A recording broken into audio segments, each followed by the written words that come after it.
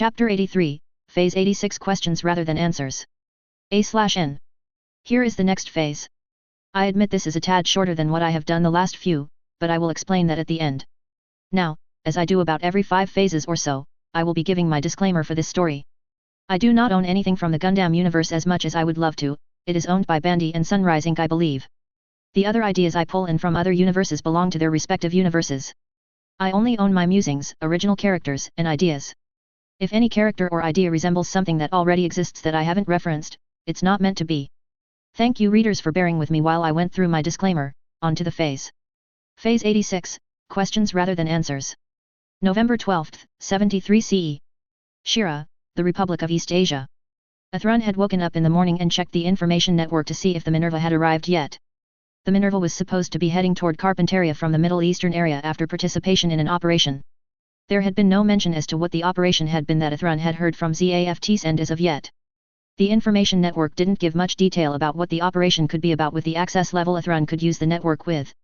All that Athrun could read was there being an incident around an Omni base in the Middle Eastern area. But whatever the operation's nature, the ship would need resupply and likely repair to some degree. That would have the ship docked at Shira for a day or more.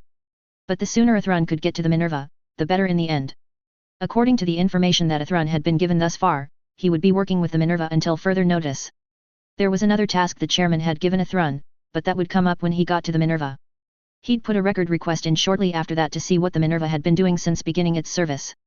It wasn't exactly surprising that the Minerva had been forced into service early with what occurred at Armory 1. The stress which the Minerva had been under was hauntingly familiar to what the Archangel had gone through during the Alliance plant war.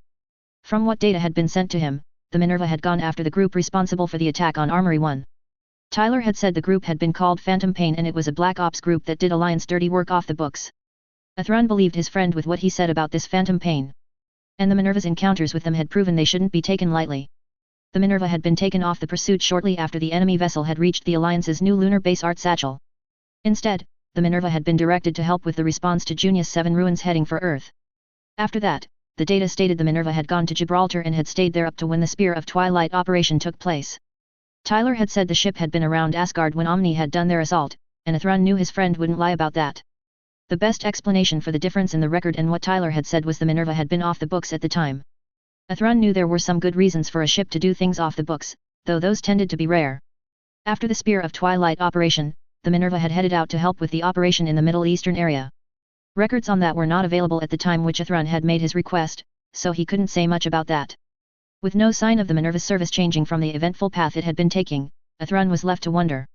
Why would Chairman Durandal assign him to the Minerva didn't make complete sense to Athrun. Sure, he was an above-average pilot and ships on the front lines really could use such.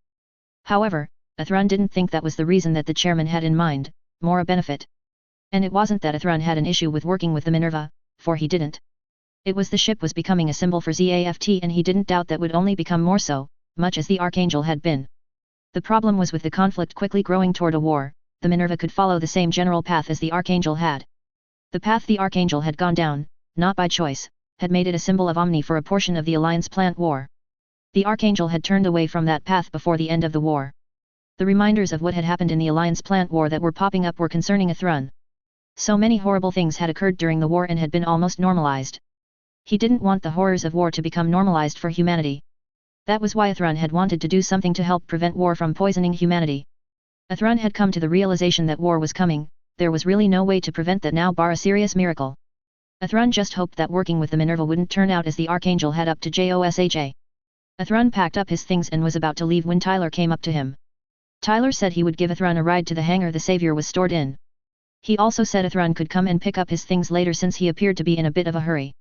Tyler wasn't wrong about Athrun being in a hurry. Athrun felt that the sooner he got the Minerva the better things would be.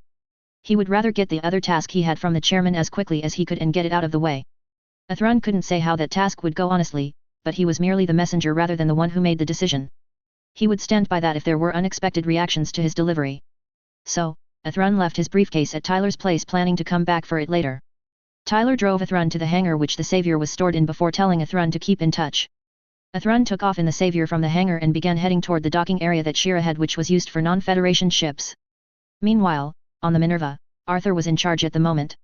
Talia had gone into Shira to talk to some by what she said. There was something mentioned about a telling on the recent operation that ZAFT had done which had taken down Omni's Lohengrin gate. He didn't envy Talia doing that to others. Arthur wasn't the best with explaining or recounting events to higher-ups or the equivalent of them. The chance of going into Shira was tempting, Arthur wouldn't deny that, but a commanding officer needed to be present on the ship at all times. And being in charge of the Minerva while in port wasn't a difficult task really. The Minerva's needed repairs were already underway by the dock workers. Resupply was being done intermittently while the repairs were being worked on. The overall work was estimated to be completed by tomorrow around midday. There was one wrinkle for the Minerva however, which had come during its journey to Shira. It had come in the form of a priority message which had been labeled as for the eyes of the commanding officers only. Simply put, the message had said there would be a pilot in mobile suit joining the Minerva at Shira. To Arthur, it wasn't that the National Defense Committee knew where the Minerva was stopping for repair and resupply before heading for Carpinteria. No, it was the suddenness of adding a pilot and machine to the Minerva's roster which had Arthur scratching his head.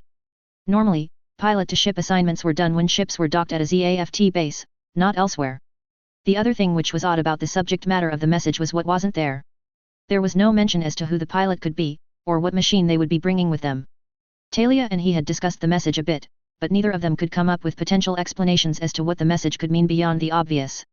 There had been nothing about the pilot or their machine since the Minerva had arrived at Shira's non-commercial docking area. Not even a communication from whoever was supposed to be joining up with the Minerva that Arthur knew of yet.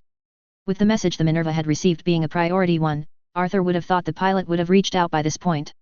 Not that Arthur was against getting a potentially skilled pilot for the ship to depend on during times of trouble. The Minerva had faced more than its fair share of trouble since it had been forced into early service at Armory 1. The ship had lost 2 pilots along the way going against Bogey 1. And of the pilots the ship was supposed to have for the Gundams, they had 2 of the planned 5. Shinosuke had been doing a great job with the Impulse, but that would likely end with Ayla taking the Impulse to use. So, if the Minerva could get another skilled pilot, it would be all the better for the ship. And if that pilot happened to be a Gundam pilot, it would be certainly a lucky break for the Minerva, one of the few it had seen thus far on its journey. But the likelihood of the Minerva getting another Gundam was low, Arthur didn't kid himself about that. It was due to the limits on Gundam types set by the Treaty of Junius 7 for each faction that was the case. Arthur was brought out of his thoughts when the one at the communication station said they had a message coming in. When Arthur told them to say the message, he was surprised slightly when he was told a ZAFT pilot was approaching the Minerva. It could well be the one the message received had been referring to. Arthur told the one at the communication station to reply to the pilot with the Minerva's location. It was a minute later before those on the bridge spotted an incoming aircraft clearly heading for the Minerva. Arthur ordered the left catapult open to receive the machine heading for them. The one at the communication station also radioed down to Chief Avies to alert those in the hangar about the pending arrival. Arthur blinked as the craft shifted into a mobile suit, and a Gundam type at that. He had been half joking about the Minerva getting another Gundam to work with, but it appeared it was the honest truth for the ship. Down in the Minerva's hangar, the mechanics were rushing around doing tasks. Avies was shouting and barking orders to the mechanics who were still on the ship for the moment. The bridge had stated there would be an incoming machine shortly.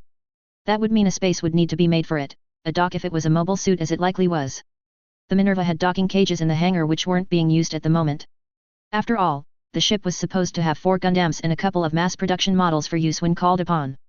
So, there were at least 3 docks unused with the stolen Gundams from Armory 1 not taking them up. Thus, whatever the machine coming in, there would be a dock for it to work with. Avies was surprised that the Minerva was going to be getting another machine, which would likely be a mobile suit. There had been no word or warning that there would be one coming when they docked at Shira. Mobile weapon complements were normally only changed at a ZAFT base, not elsewhere.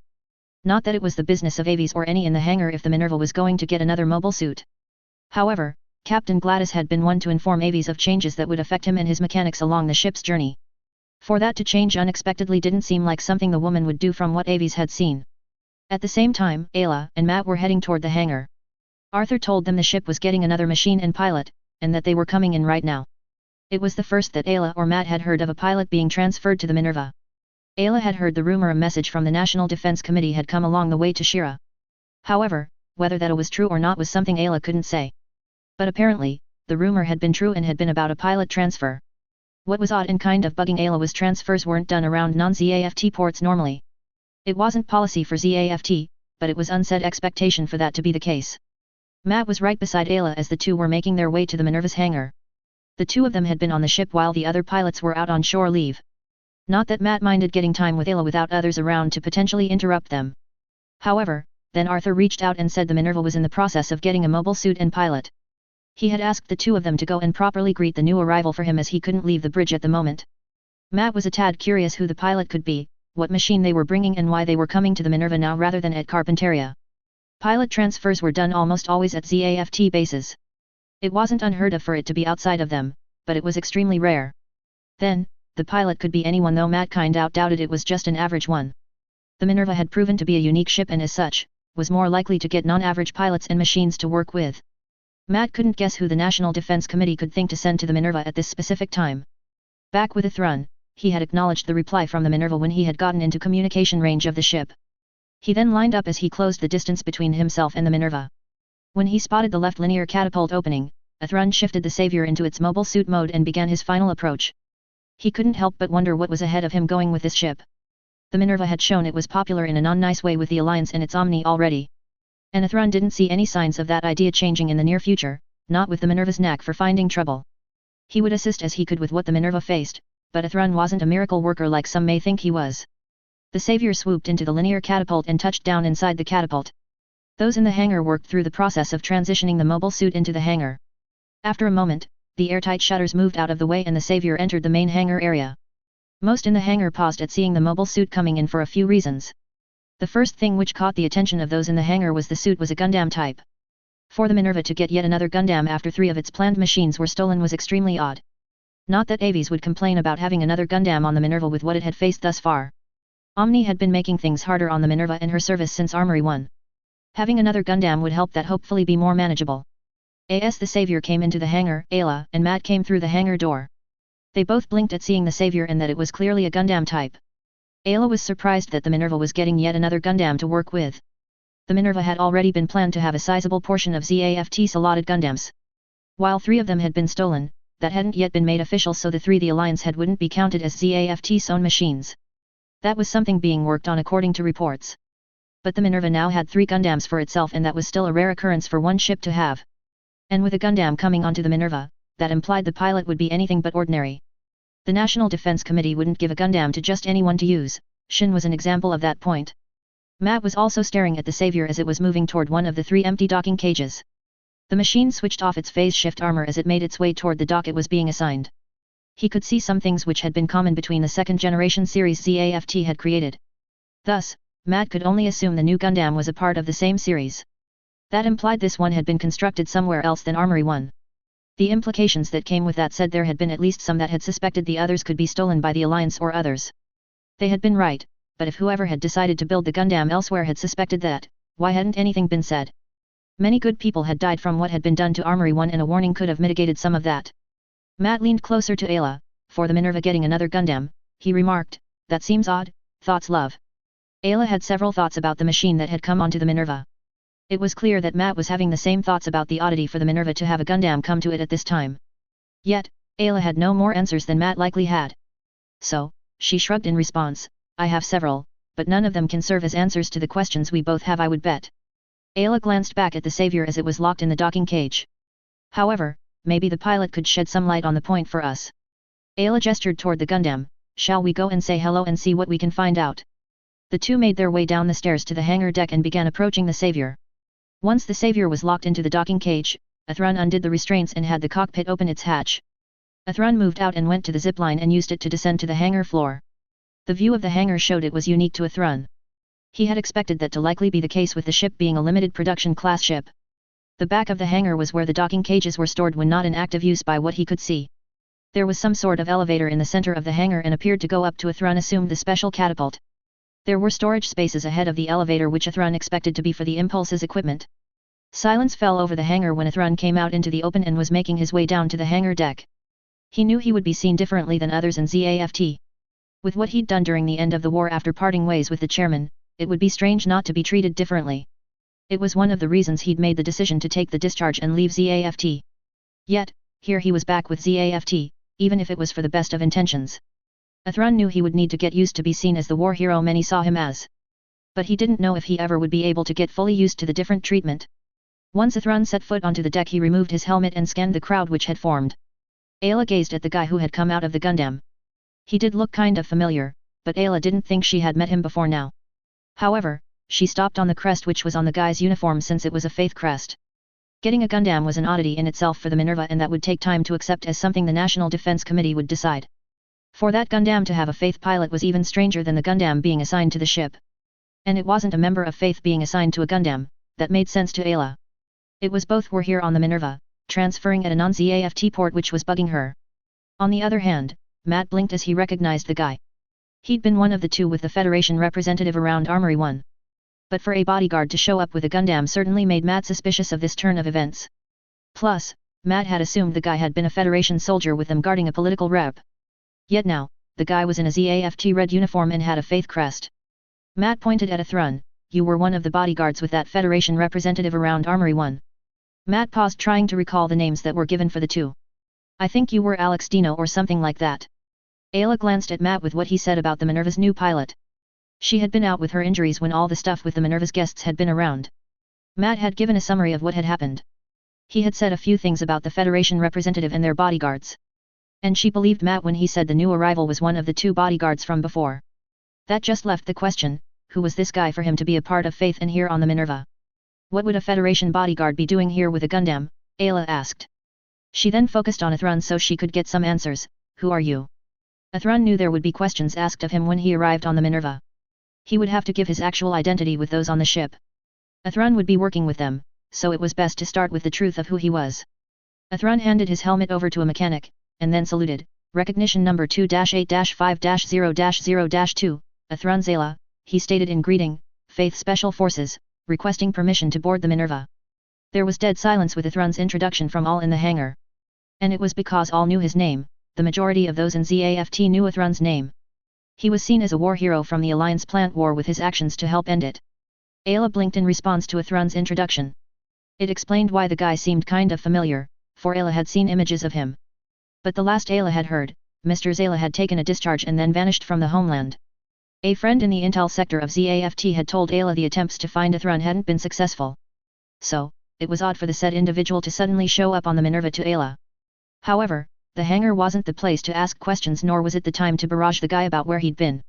Thus, Ayla waved to Aves and told him to get his mechanics back to what they had been doing. She and Matt would guide Athrun where he needed to go.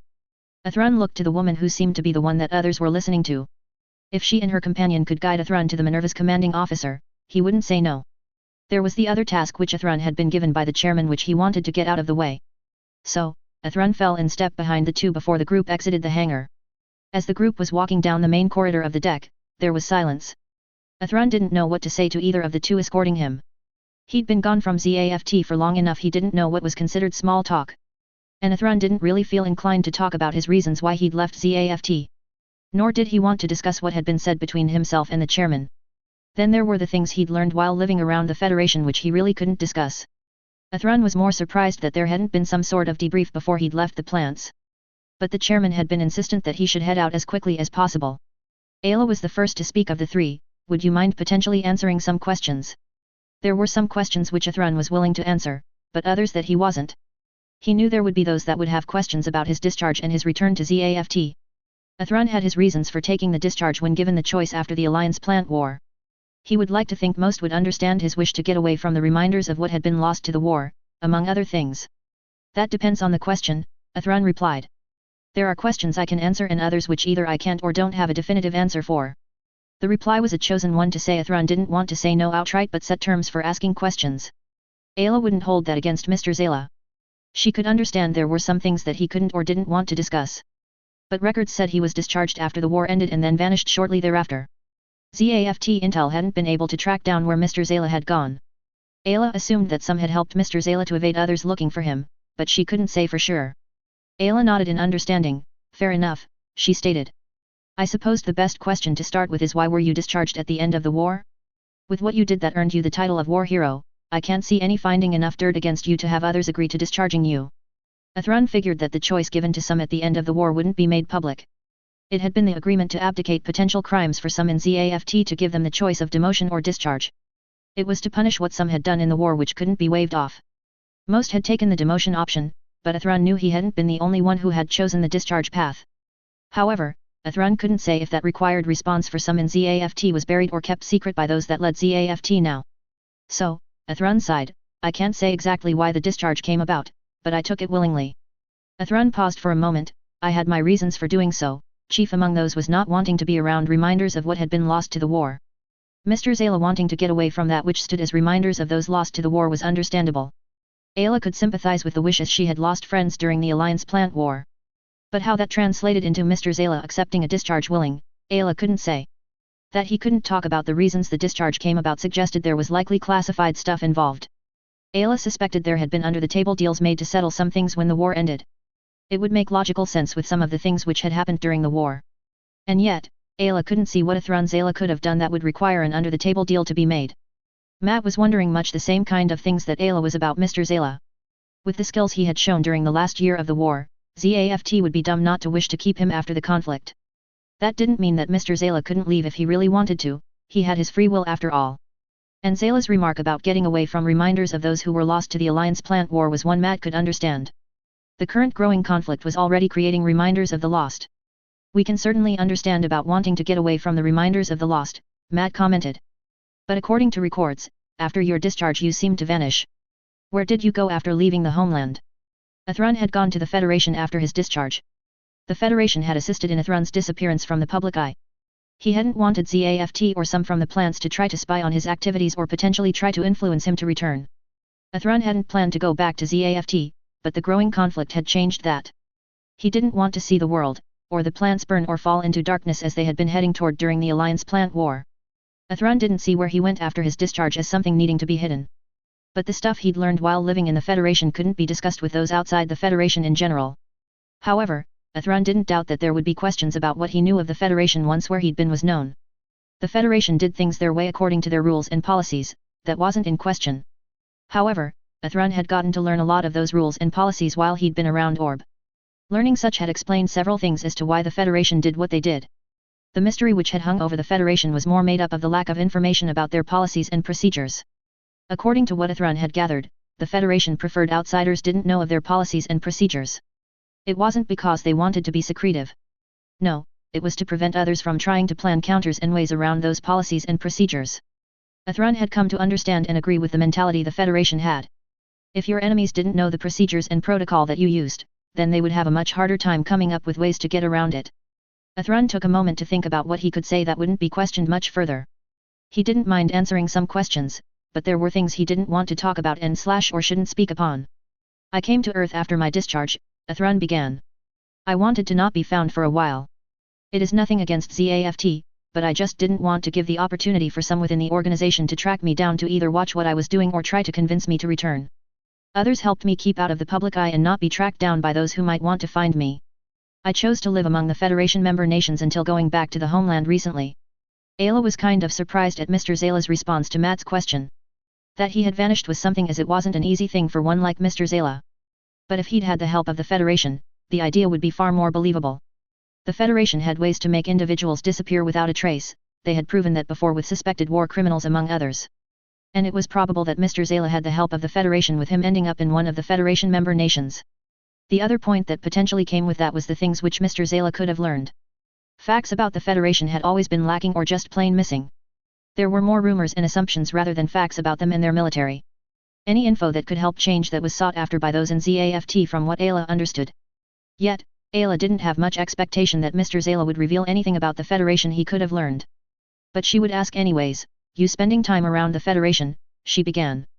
Could you shed light on why they do what they do? Athrun would have been shocked if the question about the Federation wasn't asked. He would have asked it if he didn't already know there were reasons why the Federation acted the way it did. Tyler had given hints about the idea and even examples, but he had done so with the understanding Athrun wouldn't go telling others who would use the information to do non-nice things. Athrun comprehended why the Federation had the mentality that they didn't tell others about things which don't directly concern them. That mentality had served the Federation wonderfully since its formation. It had made them stronger and gave them a solid position to work from the vast majority of the time. The best I can say is their way of doing things makes sense, even if they don't explain why, Athrun replied. I know that isn't the type of answer you would like, yet that is the best I can say. There is a reason the Federation doesn't explain things to others, I can assure you of that. Matt blinked at the reply from Zayla as it didn't address the question Ayla asked. The answer from Zayla wasn't an answer, more a placation than anything else. It was similar to what Matt understood had been received by those from the plants and ZAFT when they asked the Federation the same general question. That Zayla said the Federation had reasons for not explaining things didn't make it any easier to understand why. That ain't an answer, Matt stated. It's the same stuff the Federation says when they are asked. Athrun figured the answer he could give wouldn't be well received by several in ZAFT. But as he knew things which the Federation didn't want others to be aware of, he was held to the same general standard as others who knew the same information. Athrun still had some privileges with the Federation. He didn't want to lose those by running his mouth saying things he was expected not to. I am sorry, but that is the best reply that I can give to the question, Athrun returned. The Federation is consistent, the most consistent of all the factions. They may not explain their reasons they do things, but that doesn't mean they don't have good reason to do things the way they do. Their motivation is always for the best interests of their citizens even if it doesn't seem that way by outsiders. Ayla doubted Matt or she would get more about her question than they already had. It was merely a curiosity that Ayla didn't see a problem in asking even if she was unlikely to get anything. So, Mr. Zayla's answer or lack of one was fine and expected, Ayla wouldn't hold it against him. She glanced at Matt and shook her head. It's fine, Matt, Ayla assured. Admittedly, I didn't expect much of an answer. I apologize if that seemed rude, Mr. Zayla. Athrun waved a hand in dismissal. It's okay, and call me Athrun, not Mr. Zayla. Athrun's mind shifted to where the two could be leading him to. He still needed to talk with the captain of the ship. There was the task Chairman Durandal asked him to do for him which involved the captain and one other. Granted, Athrun was just a messenger in the task, but he wanted that out of the way as it would be awkward. He would rather not have awkward feelings between himself and the captain he would be working with until further notice. There would be more than enough awkwardness between Athrun and others on the Minerva without adding more to it.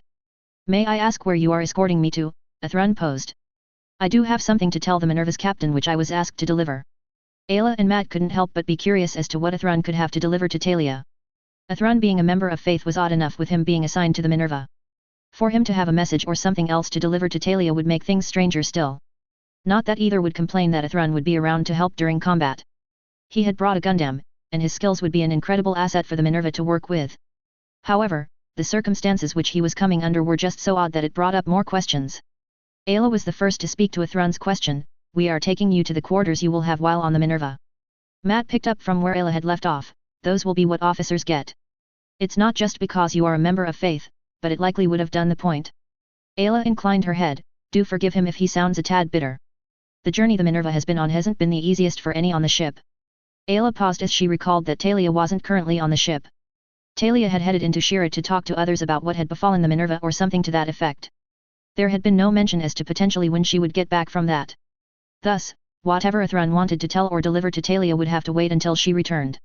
As for talking with Captain Gladys, that will have to wait as she isn't on the ship right now. She went into Shira to talk to some about what has brought the Minerva here from what I understand. While Athrun wanted to get the task from the chairman done as soon as possible, he could wait to do it. The task wasn't exactly urgent per se, but the sooner it was done the better. Athrun wasn't going to question why the chairman and / or others wanted to make the captain and one of the pilots on the Minerva members of Faith. It wasn't Athrun's business, and he didn't intend to involve himself in such things. If the recipients had questions, they could ask the chairman rather than Athrun as Durandal would know more than him. That's fine, Athrun replied, I'm just delivering something, that's all. Athrun was shown to his quarters by the two before they moved on to whatever they were working on. He glanced around the room, and found it was the standard officers' quarters ZAFT vessels tended to have. There was a bed and a desk in the room along with a private bathroom for him to use. It was better than the quarters Athrun had back on the Vesalius which he had shared with Nicole. While members of Faith were expected to get better treatment than the normal forces, Athrun wasn't sure if he would get used to it. He would need to go back to Tyler's place to grab his briefcase and pilot suit and bring them back here. But beside that, there was little more to do for him to settle into the ship beyond the task the chairman had given him. It was a couple of hours later when Athrun heard the ship's captain had returned to the Minerva from whatever she had been doing. Athrun had taken the time he'd been waiting to study the layout of the Minerva. He wanted to have the general layout in mind so he wouldn't get lost or anything. So, he knew where the Minerva's captain's cabin was located. Thus, when it came to his attention the captain was back, Athrun began making his way to Talia Gladys. He had no idea how the conversation would go. However, that wasn't the point in the task. Athrun was just delivering the message, nothing more. Athrun just hoped that it wouldn't make things more awkward than him coming to the Minerva would do. Talia had returned to the Minerva after talking with some Federation military personnel. They had just asked for a general summary of what had happened around the Gulnahan ravine. The questions asked had been simple ones and she hadn't been forced to answer them but did per ZAFT policy. She hadn't expected anything the Federation would ask to be problematic. In the end, Talia had been assured the repairs and resupply the Minerva needed would be seen to while the ship was in dock. Estimations put it at 2 days for the needed work which was fine. Talia saw the time as something which could be used for shore leave for the Minerva's crew. Arthur was doing fine managing things while Talia had been away. Ayla and Matt were still on the ship and could jump in to help Arthur should he need. Talia had conferred with him when she had returned and was told little had changed. The one change that Arthur did mention was the mystery pilot had shown up while Talia had been gone. Talia was a tad surprised when Arthur said the pilot had been in a Gundam which was now in the Minerva's hangar. For the Minerva to get another Gundam type was odd to her, especially with 3 of the planned machines now in enemy hands. And Arthur had said that Ayla and Matt had greeted the pilot, but there hadn't been much beyond that. Talia hadn't had the chance to speak with Ayla or Matt about the pilot yet. So, Talia knew nothing of the Minerva's new pilot which the ship would be depending on. She intended to at least greet and meet them before the Minerva headed out from Shira. Nevertheless, Talia was brought out of her thoughts when a knock came at her door. She wasn't expecting anyone to come by right now. Arthur had brought her up to date on things so it wouldn't be him. Ayla and Matt wouldn't be coming by for essentially the same reasons as Arthur, they had nothing to report at the moment. So, Talia told whoever it was knocking to enter so she could see who it was calling upon her. To Talia's surprise, the young man which entered her quarters was one she'd encountered before. The blue hair and green eyes had stood out somewhat the last time. It had been right after what had gone down at Armory 1, during the meeting with Captain McGregor as Talia recalled. The young man had been with the Federation representative which Gilbert had told her after the meeting had been at Armory 1 to talk to him. Now, Talia didn't expect to see this young man again, and certainly not in a ZAFT red uniform. She'd not even heard a name for him from Gilbert now that she thought about it, such hadn't mattered at the time. And yet, here the young man was in a ZAFT uniform facing her. She could only assume that he was the Minerva's new pilot they were supposed to get around Shira. A glance over his uniform had only provided more questions, especially with the faith crest on the collar. There hadn't been a word between them and already Talia had many questions about this young man. What could have brought him to her ship? Who would potentially assign him to the Minerva and why? If he was a member of faith as the crest implied, what reason could there be for them to be sent to the ship? Talia decided to start the conversation off with the facts she did know and go on from there. Hopefully, the young man could provide answers to some of the questions which were coming to her mind. Answers seemed to be in short supply these days and it had been frustrating Talia. I must say, Talia began, I didn't imagine seeing you again. You were with the Federation representative around Armory 1, one of her bodyguards I believe, is that correct? Athrun nodded in answer, to which Talia continued, I never heard what your name was. Perhaps you could start with that before moving on to what has you on the Minerva. Athrun could understand the desire for answers, he knew the feeling all too well. And a ship captain had every right to know why someone came onto their ship, the vessel was their responsibility. So, Athrun saluted before giving his greeting, my name is Athrun Zayla, ma'am. Recognition number 2-8-5-0-0-2, member of Faith Special Forces. I am currently assigned to work with the Minerva until further notice. Talia blinked at the greeting she had gotten from this young man. The name alone was unexpected, mostly as it was a well-known one among ZAFT. Athrun Zayla was a war hero and had earned that title for his actions during the last year of the Alliance plant war. Talia put in the number the young man had given and found it did match Athrun Zayla's ZAFT ID. That meant the young man was likely telling the truth about his identity. But as far as Talia knew, Mr. Zayla hadn't been a member of Faith before. Granted, with his service record, it wouldn't be surprising if he became one at some point. Yet, from what Talia understood, the rumor was Mr. Zayla had been discharged from ZAFT after the war for some reason. Whether that rumor was true or he had been merely not active in ZAFT, Talia couldn't say. He'd been with a Federation representative the last time. Talia couldn't see what reason a ZAFT soldier would have to be doing that even if they weren't on active duty. For the one she was conversing with to be Mr. Zayla was odd enough in Talia's mind. But that was in addition to him coming in a Gundam from what Arthur had told her. And it wasn't the skills of Mr. Zayla which Talia would question, he was supposed to be more than good. Such could and likely would be assigned to pilot a Gundam, it made logical and common sense. Yet, none of that answered the questions to why a Gundam with a war hero like Mr. Zayla would be assigned to the Minerva. Talia said nothing for a moment, just staring at Athrun thinking about what could have brought things to what they were. Perhaps you can answer a few questions for me, Mr. Zayla, Talia remarked. For your presence here is making me wonder several things which I can't explain properly. Athrun had a feeling he would get questions for a time with him coming back to ZAFT. His discharge was not exactly fact since it was questioned by what Nicole said. There were more rumors as to what possible reason there could have been for Athrun to be discharged at all. He couldn't blame any for wondering where he'd been and why he had reappeared now. Athrun couldn't explain why Chairman Durandal had assigned him to the Minerva. Heck, Athrun couldn't say why the chairman had pushed him to be a member of Faith. He agreed with Tyler, something just seemed off about the push, even if neither could say exactly why. So, Athrun inclined his head, I don't blame you for wanting answers, and I will do the best I can to answer your questions as I am able.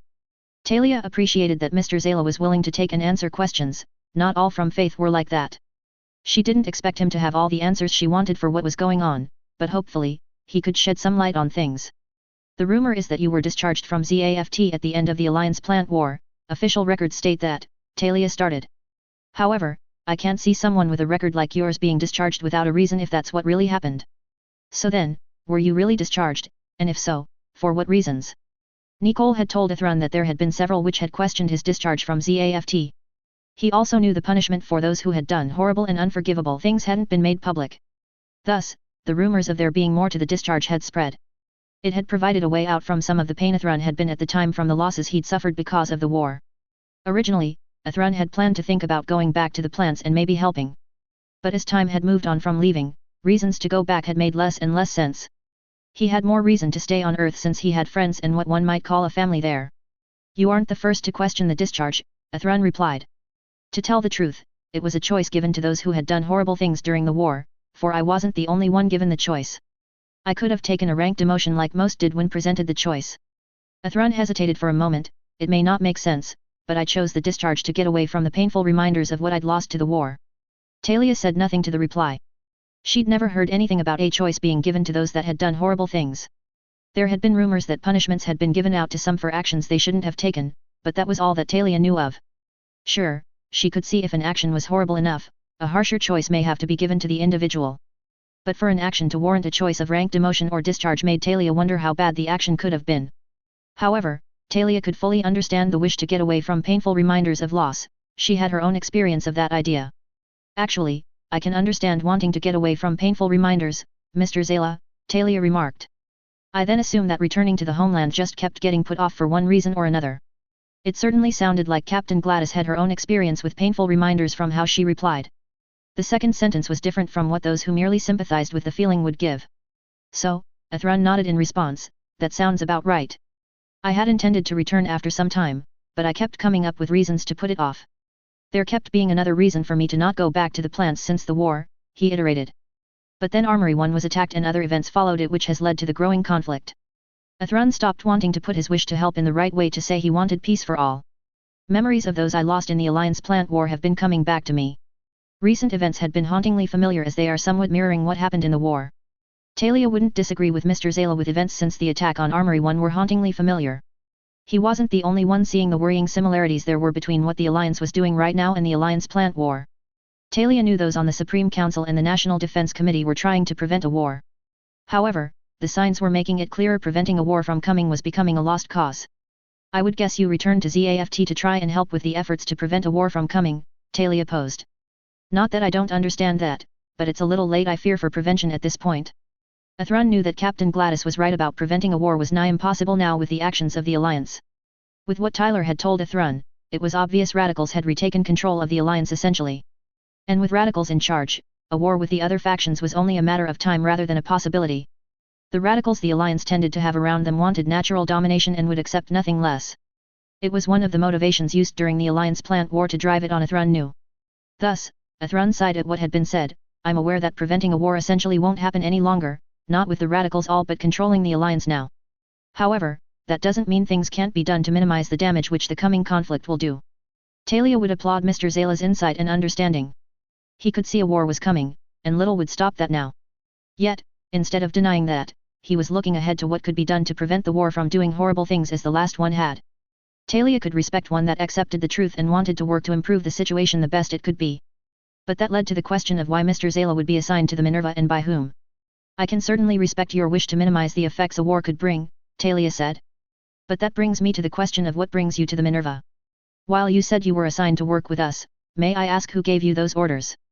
Ithran could understand questioning him coming to the Minerva without much of a word.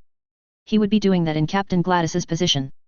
Ithran didn't know exactly what Chairman Durandal had in mind with having Ithran work with the Minerva. The man seemed to think highly of the ship and its crew, but Ithran felt there was more to the point than that. The one who told me to come and work with the Minerva was Chairman Durandal, Ithran stated. I can't say I know why he implied that would be the best thing for me to do for the time being. He mentioned he had other things to see to, so there wasn't the time to ask him further questions at the time. You may have a better idea of what the man is thinking than I do. I can't say why he would have me working with the Minerva. Once again, Talia couldn't help but wonder what Gilbert could be thinking. He had shown that he had great expectations of the Minerva before now. However, Talia couldn't say how far those expectations could extended. That was what worried her, that those said expectations could put the Minerva in a seriously problematic position in the future. She wouldn't say no to having a pilot of Mr. Zala's caliber on the Minerva. What was likely ahead of the ship would need skilled pilots, Talia had no doubt. You aren't the only one who wonders what the chairman is thinking with some of the decisions coming out, Talia admitted. Still, Mr. Zala, the Minerva will be counting on you during combat. Athrun had no issue fighting to defend the ship, it was part of a pilot's duties. However, he wasn't fond of being called Mr. Zala. It had Athrun understanding Tyler's feeling about formalities. They could make things awkward and could make a room much less comfortable. So, Athrun waved a hand in a dismissive gesture, please, I would rather you nor others address me as Mr. Zala. I prefer Athrun when possible, Athrun returned. Formalities don't sit right with me when conversing with others out of combat situations. Talia could sympathize with not wanting formalities and seeing them as unnecessary. Yet, Athrun would likely be put into the Minerva's field team lead position when the Minerva came into combat. So, there would be some need for formality, at least during combat situations. But Talia was glad it seemed that Athrun wasn't arrogant or one that demanded respect or note of his rank. Talia had been around such types before and hadn't cared for them. I don't foresee your wish of not being formal being much of an issue, Athrun, Talia replied. There will likely be a few that still will insist, mind you, but there are always some of those. Is there anything else you would like to bring up with me? Athrun knew it would be best for him to bring up the package which the chairman had asked him to deliver. He knew what was in the small box he had, 2 faith crests for some on the Minerva. There was a letter Athrun had with the box which he assumed explained the faith crests more. He hadn't read the letter, the faith crests were odd enough that Athrun didn't want to be more involved right now. There is one other thing, Athrun said and took out the letter handing it to Talia. This is from Chairman Durandal. He said to hand it to you. Talia took the letter which Athrun offered to her, looking at it curiously. She was wondering what was going on with what had come the Minerva's way. First, they got a new pilot and machine, which was unusual enough to raise questions. That the machine was a Gundam was odder still, which had Talia suspicious. For Mr. Zala to be with it and a member of Faith, had Talia scratching her head. And now Athrun had a letter from Gilbert for her specifically, which just topped off the strangeness of the whole situation. Talia would like to think the letter was Gilbert giving an explanation, but she couldn't help but feel that wouldn't be the case. She opened the letter and read it over, hoping for something to explain what this was all about. It didn't take much reading to tell Talia the letter wasn't an explanation she had wanted. No, instead the information it contained made the situation more confusing. The letter essentially said that Talia and Ayla were being made members of Faith. Talia couldn't think of any reason for her or Ayla to be considered to be a part of Faith, let alone made members without anything said before that. And yet, that's what the letter from Gilbert was essentially saying to her. Talia glanced up at Athrun. Have you read this letter? She asked. Athrun shook his head. No, I saw what was in this box, he replied, bringing out the box and setting it on her desk. However, I did not open the letter. I'm just the messenger, I have no idea what the chairman and others are thinking making 2 on this ship members of Faith. Talia believed Athrun with him saying he didn't know anything about the contents of the letter. His reply of just saying 2 individuals on the Minerva would be made members of Faith implied that. It just pointed back to Gilbert arranging things without asking others what that could do. Wrapping up others in his arrangements was something that Gilbert did, Talia had seen that before. My apologies for implying you could have something to do with this change, Talia remarked. The chairman does have a knack with looping in others to things he wants done without them knowing fully what they are being used to do. Talia shook her head. And what is your opinion on working with the Minerva, Athrun? Athrun didn't have any specific issues with working alongside the Minerva. From what he'd seen from glancing over records on the ship, the Minerva was quite the vessel. Tyler's assessment had agreed with that point, and he'd seen the ship in action. Yet, Tyler had implied that the Minerva was becoming a symbol of sorts with the conflict. Athrun wouldn't disagree with that view as he'd seen similar signs glancing over the records of the Minerva. At the moment, none that I can think of, Athrun replied. I just ask you not to assume I'm some sort of one-person army as some think Gundam pilots are, skilled as I am. I assure you, I am not such an individual even if some call me a war hero. A/N. I will leave off for this phase and pick it up in the next one. I admit this is shorter than some of the last few phases. This was the best point where I could split the phase I was writing originally as it was looking to be ending out longer than I like to have them. Thus, this phase is shorter and ends where it is. With that out of the way, let me get to the highlights and points I want to talk about with this phase. Let me begin with the first scene with the Minerva rather than Athrun. And I'm not trying to ignore Athrun, but with him it is more recapping than advancement in the story in this phase. Now, remember, the Minerva is coming from the assault on Omni around the Gulnahan ravine. So, it coming to Shira is for resupply and repair before heading to the Carpentaria base. Realistically, that takes time, where in the series, we don't get that impression as much as we would otherwise. I state that so that you readers understand the next few phases. We'll cover much of November in the story even if I don't go through each day. But I digress in this, so let me get back to the highlighting. I know in canon, Arthur Trine doesn't get as much stage time as other characters, and it is a crying shame if you ask me. So, I will be giving him some more time in the spotlight than he gets in canon. He does more work for the Minerva than most would think, even if it is background work. Anyway, the Minerva's officers receive a message about a pilot, a Thrun, will be joining up with the ship. Yes, canon would have a Thrun join the ship around Carpentaria, but I have my reasons for him coming on earlier.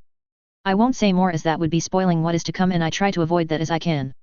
Now I want to move on to the interaction between a Thrun, Ayla, and Matt, for there are a few things to point out. First, I would remind those who may have forgotten Ayla didn't meet a Thrun around Armory 1 as she fainted before she could. On the other hand, Matt did, but a Thrun was Kagali's bodyguard Alex Dino rather than using his own name. As stated in the phase, a Thrun has a reputation from what he did in the Alliance Plant War, though more after he was given the justice. I would also point out those in ZAFT who were punished and chose the discharge option did so quietly. The rest in ZAFT weren't told why those discharged were let go after the war. Thus, the meeting of the three goes the way it does. The conversation that followed as they are going along the corridor does highlight an underlying theme which I have brought up a few times. That subject is how the Federation does things and how the Alliance and ZAFT see the Federation's actions. A Thrun's time around the Federation has helped him understand what the general mentality the Federation uses. That is policy may be said, but process and procedure is not stated to outsiders. The mentality is if outsiders don't know the mechanics of how things are done with the Federation, then they won't be able to effectively disrupt the Federation running its business. Lastly, the scene between Thrun and Talia does have a thing or two to note. First, I once again want to point out how ZAFT sees their faith and its members. They are the equivalent of the Federation's Salas, their best of the best. Because of that, it is a rare thing to have members as young as a Thrun, like Tyler is to Salas. Members of faith also have a knack of being in the know about things others are not, thus Talia wanting answer from a Thrun. A Thrun does give a summary of what brought him to the Minerva. He knows that preventing a war is impossible as humanity was heading that way with the attempted nuclear strike on the plants and the Alliance's attack on Asgard. I know that in canon, Talia is made a member of faith when a Thrun joins the Minerva, so this is earlier than that. However, I think there are valid reasons for Talia to be made a member of faith by the decision of Gilbert Durndal. Those reasons will be explained at a later time in future phases rather than now. In conclusion, I know this phase was shorter than those before have tended to be. As I said, the phase was originally combined with the next one which is being written. Yet the length was looking to be approaching a level I tend to keep below, so I split the phases. As always, please some of you take the time to write a review and tell me what you thought of this phase and / or the story up to this point. I do read reviews and appreciate each one that comes regardless of whether I respond or reply to them. The next phase is in the works, not guaranteed time frame of when it will come out, sorry to say. Peace out until the next phase. Chapter 84, Phase 87, A Night to Remember? A/N. Okay, here is the next phase, and the longer part of this events that the last phase was a part of originally. I give fair warning, or rather reiterate general events may stay the same, but details will be changing. This phase is sort of an example of that somewhat. Do enjoy the phase. Phase 87, A Night to Remember? November 12, 73 CE. Shira, the Republic of East Asia. A Thrun left the meeting with Captain Gladys. He returned to the quarters which Miss Lakeen and Mr. Dems had shown him to. He would need to stop by Tyler's place to pick up the other bag that he'd brought with him and transfer it to the Minerva. From what he'd heard along his way to the quarters a Thrun had been assigned, the Minerva would head out from Shira sometime tomorrow. So, a Thrun could go get his things sometime during the current day. Yet, there were a few things that a Thrun still wanted to talk to Tyler about. The issue was some of that was stuff that ZAFT would love to hear which they shouldn't. Thus, it would be best for such a conversation is not in a place that others could effectively listen in. So, with that in mind, a Thrun made the call to Tyler so they could plan a meeting before the Minerva headed out. Tyler had just returned from talking with his mom. She had made some time to spend with Tyler while he was around Shira. He tried to get some time with her when he did get time around home. Tyler did respect and enjoy time around his mother. But with her busy with running the Republic, getting time on short notice wasn't always easy. However, Tyler didn't want any to say he didn't make the effort to get time with family when the opportunity did come up. He'd also learned that the Alliance was being more aggressive with the Federation member nations from what his mother said. That wasn't that much of a surprise to Tyler. Signs had been showing that radicals had taken control of the Earth Alliance again, and it was as bad if not worse as it had been during the latter part of the Alliance Plant War. Of course, none of the member nations were heeding or giving the Alliance anything they were asking/demanding. With the Alliance essentially starting another war for the whole human race, Tyler felt that many would be busy including himself. So, Tyler figured that the Normandy would be given work to do soon enough. The quiet time had been nice to Tyler and he'd made sure his crew did get leave while they were docked in Shira. Tyler felt that there would be little quiet for a while after the period the Normandy had been docked in Shira. Knowing a war was coming thanks to the Alliance didn't sit well with Tyler. He felt that the Alliance was more a vehicle for the war than its endorsers. There still hadn't been much progress on finding out who it was funding and likely advising the Alliance's leadership to do what they were. Tyler doubted that he was the only one frustrated that the puppeteers were still in the shadows. Tyler was brought out of his thoughts when his comm unit began going off. He took out the unit and glanced at the display to see who was calling him. Tyler was a tad surprised to see that it was a Thrun that was reaching out. As far as Tyler knew, a Thrun had headed out to go to the Minerva to check in with those there. Sure, there was one bag which his friend had left at Tyler's place which he would need to pick up or have sent to him. But Tyler felt that whatever a Thrun was calling about didn't have anything to do with the bag at his place. Yet, the best way to find out what it was about was to talk to his friend, so Tyler connected the call. "Hey Athrun," Tyler greeted, "to what do I owe the call?" "As I said, you are free to come by my place at any time day or night to pick up your bag, man." Hearing Tyler's voice improved Athrun's mood as it did pretty much any other time. And Athrun felt that he wouldn't be able to reach out to Tyler or Kira as much as he'd been able to before while with ZAFT. It was a price he'd known would come with him going back to ZAFT, and if it helped minimize the effects of the coming war, it was one Athrun would pay. He knew if there was a good reason, Athrun could contact Tyler for anything. Yet, Athrun had a feeling that ZAFT may get suspicious if he was talking to a Federation soldier without their permission too often while he was on a ZAFT vessel on duty. So, while the Minerva was around Shira, it would be the last free chance that Athrun would have to talk to Tyler. "I'll come by for my bag later, Ty," Athrun replied. "I was hoping we could have one last talk before the Minerva heads out day after tomorrow if you are free." Tyler was never against a conversation with a friend when the request came. Then with Athrun with ZAFT now officially, talking to him at any time wouldn't be as simple or easy. Not that Tyler would condemn Athrun's choice to go to ZAFT, that was his friend's decision and Tyler would support that. And with ZAFT having appeared to change for the better from what it had been at the end of Alliance Plant War, Tyler was less concerned with his friend's position. That didn't mean Tyler wouldn't be worrying about Athrun with what kind of things the Minerva had gotten involved in so far during its service. The Minerva was following the unfortunate expectation of any ship that was the first of a limited production class. It drew praise for getting through the crap it was drawn into but still was targeted far more by enemy forces than other ships received. The Archangel was a textbook example of the idea, and the Minerva was following the same general point. That didn't mean Tyler didn't believe Athrun couldn't look after himself and manage with the crap that came the Minerva's way. Athrun was a heck of a pilot by any standards, and the Minerva was lucky to have him working with them. And with ZAFT giving Athrun a Gundam-type mobile suit, Athrun would be as capable as possible to assist the Minerva. Tyler feared his friend would need the Gundam with some of the rumors he'd been hearing. Supposedly, there was an Omni fleet in the South Pacific Ocean, placed between Federation member nations and Carpentaria.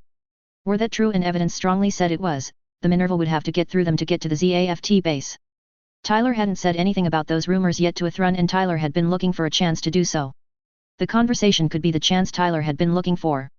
But Tyler had a report to turn in soon, so he needed to work on it and finish it by the end of the current day. "I don't see why we can't get together and have a chat," Tyler remarked. "However, I can't tonight, sorry to say, got a report to get done and turned in." Then Tyler had an idea of where their chat could take place and few if any would overhear what could be said. "Yet, tomorrow evening is open for me and as it happens, I know of an amazing restaurant in Shira that we could go have great food and have our chat in peace." A restaurant would work out well enough for a conversation in Athrun's mind and tomorrow night was also okay. The environment would be noisy enough that the chance of any that could be listening in to not hear what could be said. Athrun felt that some things he wanted to talk to Tyler about could be taken as suspicious by some. It wasn't that Athrun doubted ZAFT or the direction it was going in, he felt that had improved greatly from what it had been. There were just things that Athrun had learned to question that others wouldn't which came to mind. Athrun could speak freely around Tyler and knew his friend wouldn't judge him. "That sounds good to me," Athrun returned. "When did you want to do this tomorrow?" Tyler didn't answer Athrun right away, thinking on what the best way to go about setting up the meeting would be. If Athrun was on shore leave, then it would be easier as he was freer while on that. Should Athrun not be on shore leave, then there were things that Tyler would have to take into account. "Do you have shore leave tomorrow during the evening, my friend?" Tyler inquired. "That would be nice to know as that could determine how this will need to be planned." Technically, Athrun did have shore leave until the morning after tomorrow just before the Minerva was to head out. So, the lack of shore leave point wouldn't be an issue they would have to take into account. Athrun understood why Tyler was asking about the point specifically. There was more freedom and less chance of one's activities to be looked into potentially when one was on shore leave. It wasn't likely that the things which could come up in conversation would be problematic, but there still was a chance. Yes, Athrun replied evenly, I'm on shore leave until the morning after tomorrow just before the Minerva heads out. Where do you want to meet so we can have our conversation? Tyler felt that Athrun understood why he'd asked the shore leave question. Tyler didn't want to put his friend in a potentially questionable position if he didn't have to. And with the point settled, Tyler could get to the details of picking up Athrun and taking him to dinner. The restaurant that Tyler had in mind was a rather popular one in the evening. Not that Tyler didn't understand the reasons why, the place had amazing food. The place was owned and run by an acquaintance Tyler had from his military service.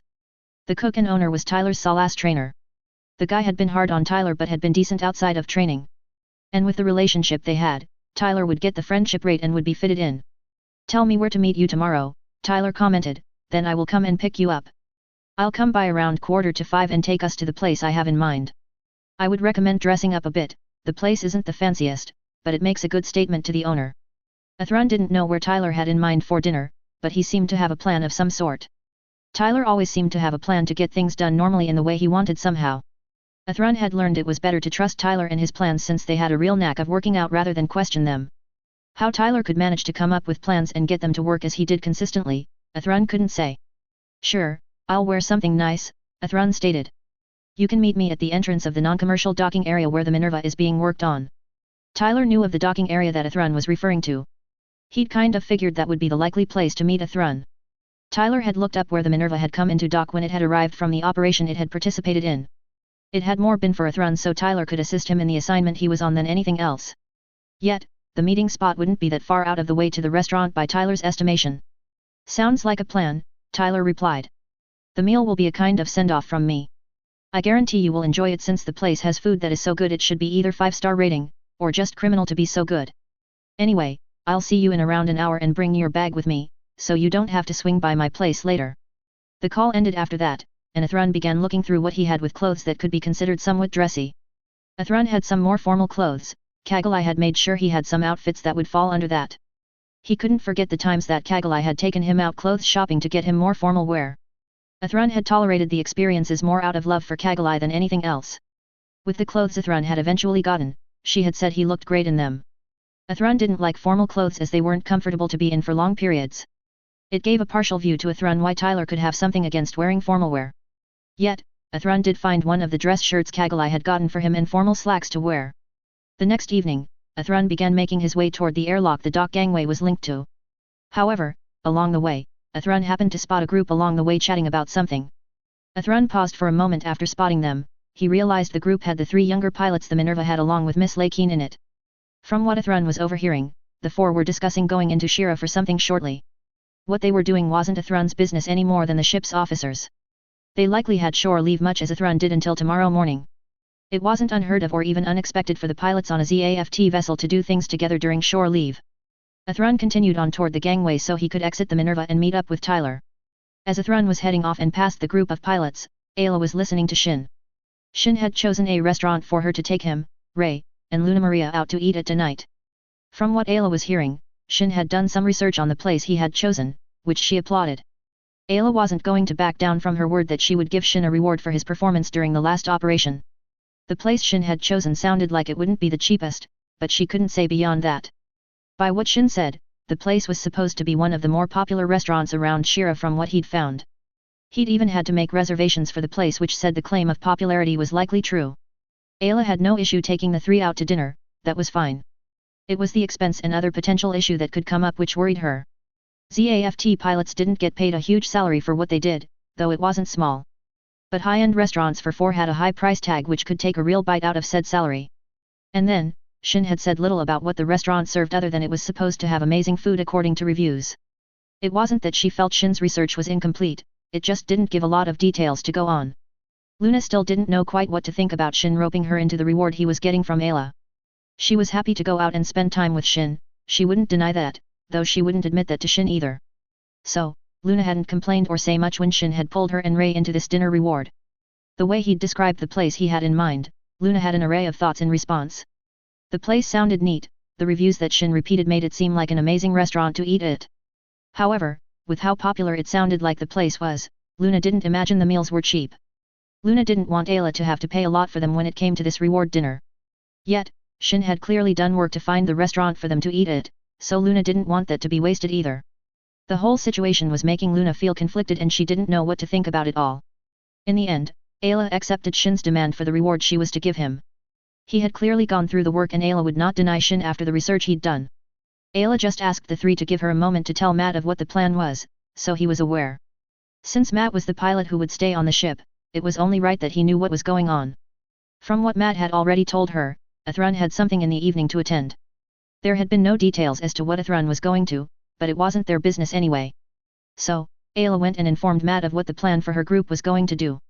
Ayla returned to the three teens, and they then headed out from the Minerva to the place Shin had found. Back with Athrun, he descended the gangway and made his way to the docking area's entrance so he could meet with Tyler. He assumed that Tyler would be driving his unique car which stood out from other general vehicles. Tyler did so love to drive the car, especially if he got the opportunity to drift. Athrun didn't have to wait long for his ride. Shortly after he got in view of the dockyard gates, he saw them opening and letting Tyler's car in. The car came to be close to Athrun with the passenger side facing him. Athrun moved forward and opened the car door before stepping back to allow the door to come out and swing up. Athrun slid into the car pulling the door back down, so it was closed. He glanced over to Tyler to see he was wearing a nice, collared shirt that was almost a dress shirt. His friend was also in pants similar to what Athrun was in, non-dress pants but nice-looking ones, nonetheless. "Hey Tyler, good to see you," Athrun greeted his friend. "You're in some of the nicer clothes I've seen you in." Tyler glanced over Athrun seeing his friend was in more than semi-casual but not entirely formal attire. He could only assume that Kagalai had taken Athrun out shopping for more formal-looking clothing at some point. It wouldn't be surprising to Tyler if the girl that his friend had an interest in had been convincing Athrun to dress more as she liked. Tyler would only question if Kagalai had done that intentionally, or if she had just done so for Athrun's bodyguard duties in certain settings. So, Tyler smiled and nodded, "Like I said, dressing nice is more a compliment to the restaurant's owner." Tyler paused for a moment. "I can only assume that Kagalai was the one who had you shop for the nicer clothes you have." Athrun laughed at the comment, "Something like that." At the same time, Ayla and the three teens had exited the Minerva. Ray had gone off to find a vehicle for them to use to get to the restaurant. Ayla had turned back to Shin and Luna Maria to tell them it shouldn't be long before Ray returned. However, her attention was drawn to Luna Maria who was gaping and pointing at something. Ayla glanced in the direction Luna was pointing and found an odd sight indeed. There was a very unique-looking car close to the entrance of the docking area. The car model wasn't one that Ayla had ever seen but its design strongly suggested it was meant for speed and the like. It certainly looked like a luxury vehicle from what Ayla was seeing. Yet, Athrun was also beside the car as the three watched. Athrun was also in a more than semi-casual outfit than Ayla had ever seen the guy in. Athrun then opened the car door and got into the vehicle before closing the door behind him. For Athrun to get into a strange-looking car was odd enough to witness for the three Minerva pilots. Ayla could only assume that the driver was someone that Athrun knew in some way. Matt had said that Athrun was going to be going somewhere that evening, so would be picked up by someone. The meeting, whatever it was, could and likely did explain why Athrun was dressed as he was. It definitely got Ayla curious what kind of meeting Athrun could be going to around Shira. It may not be her business to know, but that didn't stop her from wondering. Ayla turned back to the two teens. "There's something wrong with that?" she asked Luna Maria. Luna Maria had recognized the guy after a bit of looking at him. He'd been one of the two with that Federation representative, which had come onto the Minerva during the attack on Armory 1. She hadn't thought to see either guy again or really hadn't wanted to see them again if she had a choice. But for one of them to pop up around the Minerva again felt suspicious to Luna. Sure, she'd heard rumors that the ship had gained a pilot earlier that day, but she hadn't seen them yet. Luna frowned at seeing the guy. "What is that guy doing around here?" she growled. "I don't like him being around the Minerva again." Ayla may not know what Luna Maria was talking about, but it sounded like she'd met Athrun, and that meeting hadn't gone well. Regardless of what could have happened, Luna Maria would show Athrun an amount of respect going forward. He would be the Minerva's field team leader in future battles and operations. Neither Matt nor Ayla had an issue with Athrun taking the lead of the Minerva's field operations. He had unique experience with his service at the front lines during the Alliance plant war that neither of them had. Luna was starting to come to terms with the fact that Matt had more experience than her and she should listen to him as she would Ayla. She would do the same if not better with Athrun by paying him the respect he was due. "Whether you care for him or not, Luna Maria," Ayla began with a firm tone. "You will pay Mr. Zayla a proper amount of respect and listen to what he says and follow his orders when given. Do you understand?" Luna blinked at what Ayla had said since it didn't make sense to her. Ayla had said Zayla, which could only relate to the war hero Athrun Zayla. But the guy had said he was just the representative's bodyguard the last time she'd seen him. If the guy was really the war hero Athrun Zayla, then Luna would apologize for her behavior the last time. He was a legend in ZAFT that so many wanted to meet but never got the chance to. The last sentence that Ayla had given was also a reminder of Luna snapping at Mr. Dems previously. Luna had apologized to Mr. Dems already and she was trying to do better at listening to him. However, Luna wanted to confirm what she was taking away from what Ayla said. Wait, you're saying that the guy we just saw is the Athrun's Ayla, like in the war hero? Ayla had figured that Athrun wasn't interested in using the reputation he had from his service. He'd made that clear with Matt and her when he insisted on calling him by his first name and not by rank and last name. And with him assigned to the Minerva going forward, Ayla doubted he wanted to be fawned over by those on the ship. She could respect that wish and would tell the younger pilots to not make a big deal about Athrun on the Minerva. Yes, that would be Athrun's Ayla, Ayla admitted. He had been assigned to the Minerva and will be the team lead during field operations. Thus, you are to show respect and listen to advice and take orders from him as you would me. Back with Tyler and Athrun, Tyler drove them out of the docking area and onto the main road. The drive was a short one from the docking area to the place Tyler had mentioned. But along the way, the two engaged in some small talk though nothing of importance. Yet, the conversation was suspended when Tyler parked his car behind the restaurant. The two exited the car and made their way into the restaurant. The moment that they had entered the building, Athrun could see that the place was busy. Business was clearly booming and the delicious smells in the air certainly gave a reason as to why. Athrun couldn't help but wonder how Tyler could have found this place. If his friend knew those that ran the restaurant, then he could only be curious as to how that could be. Tyler had moved forward to the welcome counter so he could talk with one of the servers the restaurant had working for it. He struck up a conversation with the server at the counter and identified himself and said he was a friend of the owner. The server was one of those Tyler had talked to before, so they didn't question him saying he knew the owner. Tyler said he had a friend with him that he wanted to have a great send-off dinner and the restaurant would do amazing at that. The server bowed and told Tyler they would get a table ready if he waited for a few minutes. Tyler agreed to the short wait and went back to Athrun and informed him of what he'd arranged. The two waited for the server to return so they could be led to the table being prepared for him. After a few minutes, the two were guided to a table and given menus to look over so they could order their meals. Athrun glanced over the menu to see what the restaurant that Tyler had insisted upon coming to served. He saw that the general food was pasta was the base for most dishes served. Many of the dishes looked quite interesting and good from the descriptions Athrun read. However, Athrun's question on how Tyler could know of this place and have some sort of connection came back to his mind. Athrun couldn't come up with a potential explanation that made sense to him so far. So, Tyler, forgive me if the question seems odd, Athrun began.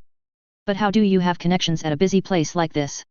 Tyler didn't blame his friend for the question, it was a valid one. He had no relation to the food industry nor knew those in it really.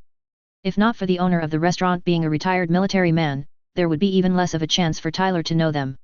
Tyler had made many of the unexpected and odd connections he had through those he met and worked with during his military service. He'd never thought he would get to know those he did in the Federation's military. However, Tyler was glad to have met those he had worked with during his service. So, Tyler hummed, well, the owner and head cook here is a retiree of the Federation's military. He also happened to be a special forces trainer which had the fortune or misfortune depending on one's perspective of having me as a trainee.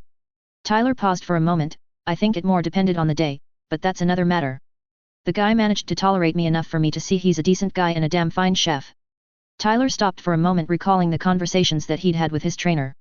It had been one of the life lessons talks that Tyler had gotten unknowingly. That lesson was on pursuing dreams and putting in the work even when it seemed like it wasn't helping that pursuit. Tyler had taken to heart the things which his trainer had said to him. It had shaped Tyler's mentality that it was as important to bring back as many people as possible during an operation as attaining an operation's goal. He told me a few times that he dreamed of owning a restaurant and cooking good food with his family, Tyler continued, and he's living his dream these days. Tyler would have said more as he was glancing over the menu, thinking what to order. He had his usual order he had when he came around the restaurant. However, Tyler then saw the special the menu had, and he stopped. The special was a dish called tonkatsu ramen which was one Tyler had previously. The dish was a taste of heaven to him, and he'd been disappointed when he'd seen it taken off the menu. But it seemed it was back, and Tyler couldn't be happier about that good fortune. Thus, Tyler gasped, the tonkatsu ramen has finally been brought back, awesome. Then Tyler lowered his menu to look at Athrun, the tonkatsu ramen here is a taste of heaven, believe me. Athrun could see the genuine excitement Tyler was showing about the dish he was referring to. He'd found Tyler wasn't one to show a great deal of emotion around most. Tyler would do more somewhat around his friends and family. Athrun knew that Tyler tended to be a more serious type of individual. Yet, his friend seemed far more approachable when he showed more emotion in Athrun's opinion. As for the dish Tyler was raving about, he was making it sound like quite a meal to try. Athrun snickered, I'll take your word for it. As the two friends were talking and looking at what to order, Ayla and the three teens had gotten through the line and to the front counter. The line had stretched for a surprising distance from the restaurant door. And when they had gotten inside the place, one glance around told Ayla the restaurant was packed. It showed that Shin's research had been correct, that the place was quite popular. That made Ayla wonder how difficult it could have been for Shin to get reservations for the current evening. Not to say the smells that Ayla was getting didn't give a good impression as to why the place could be so popular. The food smelled amazing from what Ayla could tell, so she couldn't exactly complain about Shin's choice just yet. Shin went to the front counter and said that he'd made a reservation. The server looked up the name Asuka and found there was a reservation under the name for 4. So, the group was led to a table which was open and ready. As they were being led to the table, Luna Maria was really beginning to look forward to the dinner they would have here. The scents alone floating in the air were freaking amazing to her, definitely better than any of the food the Minerva had for the crew. Luna hadn't a clue how Shin had found this place with the research he'd been doing along the way to Shira. Yet, she would thank Shin later for inviting her and Ray for this when Ayla wasn't around. She felt kind of bad that Shin was making Ayla pay for the bill for dinner. Luna recalled Shin saying something to the effect of the place he'd found was highly rated for the food it served. Places like those which Luna had heard about or knew of tended not to be cheap when it came to price. Still, Luna Maria wouldn't complain about this dinner Shin had brought her and Ray along on. The trip/outing would give them a taste of Shira's nightlife. The journey to the restaurant had already given quite a view of Shira's nightlife, and it was really different to anything Luna had seen around the plants. The 4 were shown to a table and given menus so they could look over what they would like to order. The server said they would be back in a bit to get orders for their drinks, and they could take their time to decide to order for their meal. The 3 younger teens picked up their menus and opened them. Luna and Shin quickly began chatting about what food was listed while Ray was nodding to what they were saying. Ayla opened the menu and glanced it over to see what the place served. From what Ayla could see, most of the dishes on the menu had pasta as the base and different proteins with them. The dish descriptions that she schemed over made them sound interesting and good. Most of them were dishes that Ayla had never had personally. Yet, with how packed the place was, it strongly said the food was good. However, there was one point that Ayla noticed which she wasn't as happy with, and that was the pricing. The average pricing of the dishes wasn't cheap or even moderately priced. The bill that Ayla would pay for all 4 of them would be over 150 credits, closer to 200 when the credits were exchanged for the Republic's current currency rate. But Ayla had promised Shin she would give him a reward for pulling off the tunnel run and taking down the Alliance's Lohengrin Gate. She couldn't help but wonder if Shin was somehow using this to get her back for having him do the task. Ayla wouldn't have minded if she and Matt were here having dinner, but that wasn't possible right now. Maybe in the next port the 2 of them could have a dinner date. Ayla would like that. Back with Ithran and Tyler, Tyler ordered the tonkatsu ramen. Upon Tyler's insistence that Ithran should try the dish and that he wouldn't regret it, Ithran ordered it too. When it came to drinks, Ithran was going to order one of the specialty juices on the menu. However, Tyler stopped him, saying that ordering drinks from just anywhere on the menu was a risky thing to do. When Ithran asked his friend why that would be, Tyler leaned over and signaled Ithran to do the same.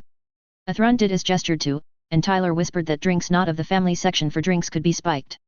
When Ithran gave Tyler a curious expression, Tyler gave details that alcohol could find its way into non-family drinks. Tyler said something to the effect that drinks at night could have a hard kick mixed into those in their late teens or older. It was an unsaid thing which happened in Shira apparently. Tyler mentioned that his mother had warned him when he'd turned 15 about the tradition which occurred. With Tyler's warning about being careful in selecting his drinks for the meal, Ithran felt it was wise to take his friend seriously.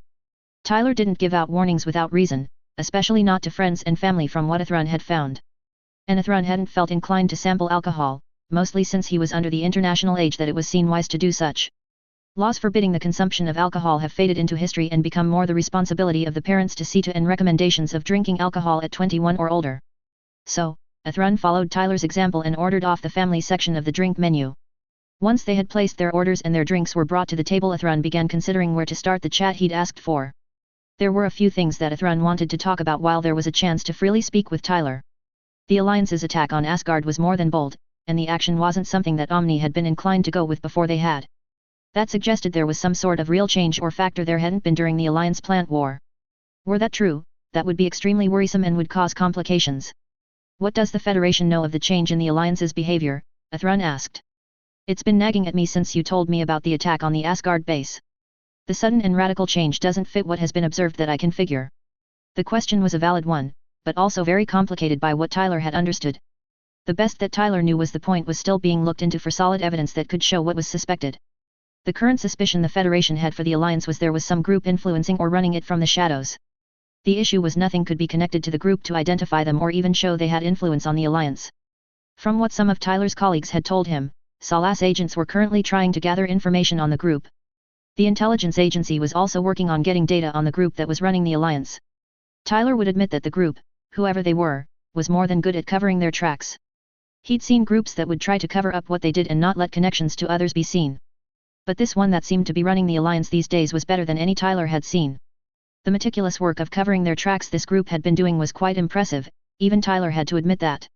He didn't like that point, but there was nothing which could be done for the moment until they were identified. Yet, all of that was difficult to put into words for his friend. So, Tyler didn't answer right away as he had to organize his thoughts so he could properly answer the question. That question is a complicated one, my friend, Tyler remarked. And frankly, at this time there isn't a definitive answer to. Athrun had been hoping for something other than what Tyler had given in response. If the Federation was looking into who could be behind the Alliance's recent actions and didn't have a great deal on whoever it was, that wasn't comforting. The Federation was known to be extremely good at acquiring information that others couldn't. For a group to be able to hide from the methods the Federation used to look into things concerning Athrun, the implications that came from the Federation having been and still looking into those influencing the Alliance were worrisome. Is there any hint as to who or what could have changed the Alliance's behavior at least? Athrun asked. Things don't change for no reason. There were plenty of hints that a group was influencing the Alliance if not pushing them to do what they were. The issue with the point was there wasn't any solid evidence to say who it was or what their goals were exactly. There was circumstantial evidence from informants the network had, but that was the best there was right now. Thus, Tyler sighed, oh, there are hints, just nothing solid as far as I've understood. Salas and the intelligence agency have been working in cooperation to try and identify who is helping the Alliance. Their funding increased more than expected in the last year or so. There is more suspected and assumed about the group helping the Alliance than confirmed fact. Tyler paused as he didn't like to admit the group influencing the Alliance was evading the Federation investigating them. It was very worrisome that this group had not just managed to escape responsibility for what they were having the Alliance do but were still doing that. And from what some of Tyler's colleagues had told him, the group was meticulous in cleaning up and not leaving evidence that could be traced back to them. The point was worse than the usual operational style that Phantom Pain used. Perhaps that's what really worries me about the group, Tyler commented. The Federation has been investigating them and yet, they have managed to evade being found out in anything besides vague references. Their goals are unknown beyond wanting something from the war that has been started. This group has shown they are scarily good at operating from the shadows. They seem to use intermediaries between them and others, so they don't dirty their hands or be involved directly. The things that Tyler was saying about the group heavily involved the Alliance's recent actions weren't comforting. And it wasn't that Athrun didn't believe Tyler, he certainly did as his friend tended to be right and know what was generally happening.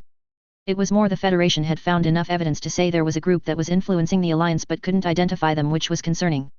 The Federation was beyond good at finding out things, they had the best intelligence agency of the three factions. So, for a group to be able to evade the Federation's intelligence network was worrisome. There was no ZAFT intel that Athrun knew of which suggested there was a group influencing the Alliance. This group sounds like bad news, Athrun remarked. But that would make more sense than the Alliance just suddenly attacking and starting another war. While Athrun's question on those that were influencing the Alliance was a valid one, there was no good answer at the moment. There was something else that Tyler wanted to bring up which had come to his attention earlier that day. It was more that Tyler wanted to warn Athrun of something ahead. Tyler couldn't call himself a good friend if he let Athrun walk into something dangerous that he knew about and not say something beforehand. That was the kind of person Tyler was when it came to friends. And with Athrun being with the Minerva, they would be affected as much as Athrun would be. As Tyler had seen, the Minerva's crew were good people, none of which deserved to potentially die. ZAFT intel unlikely had caught up with the latest movements of the Alliance as the Federation had. There was an Omni fleet of moderate size between Shira and Carpentaria on the likely path the Minerva would take. They were in what was supposed to be international waters a short distance from Federation territory. Because of that, the Federation's military forces were unable to do anything actively about the Omni force for the time being. From what Tyler had read, he felt the fleet was waiting for ZAFT forces, or rather the Minerva were he to guess. Were that the case, Omni really wanted to sink the ship if they were willing to divert forces for one enemy ship. Not that it would be unheard of, as the Archangel had gotten similar treatment by ZAFT during the Alliance plant war. And like the Archangel, this would involve a friend of Tyler's, which made it something he would pay attention to. He couldn't directly get involved due to the Federation's position, but that didn't mean Tyler couldn't do anything to help. Tyler could tell Athrun about what was ahead if he couldn't get the opportunity to get the message to Captain Gladys. He would rather tell the woman commanding the Minerva directly if he could pull it off and not have there be evidence the Alliance could potentially use to say the Federation was assisting ZAFT. Yet because the Minerva was being scrutinized and watched by the Alliance along with its crew, talking to them directly was more difficult without it being noticed.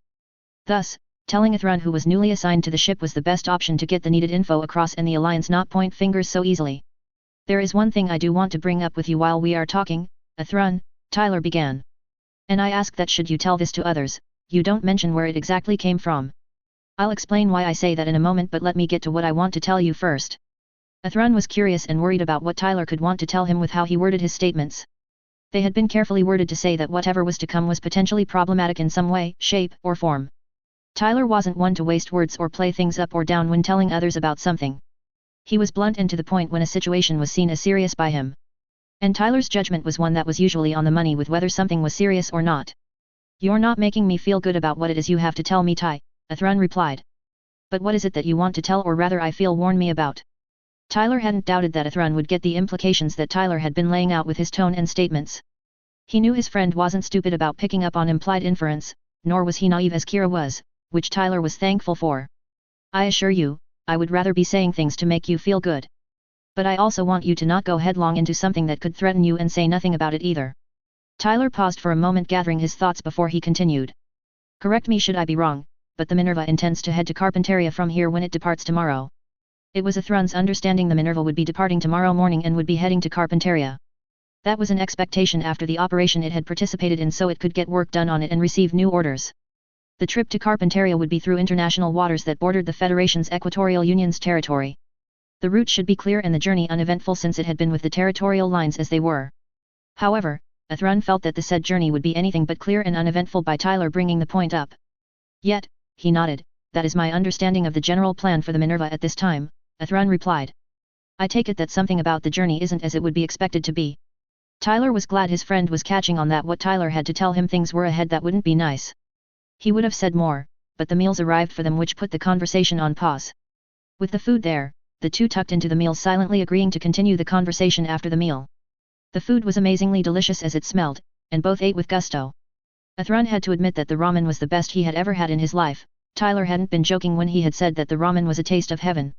After both had gotten a good taste of the food, Tyler's thoughts returned to what he'd been about to tell Athrun. It had sounded like Athrun would be more accepting of the information that he would be told about.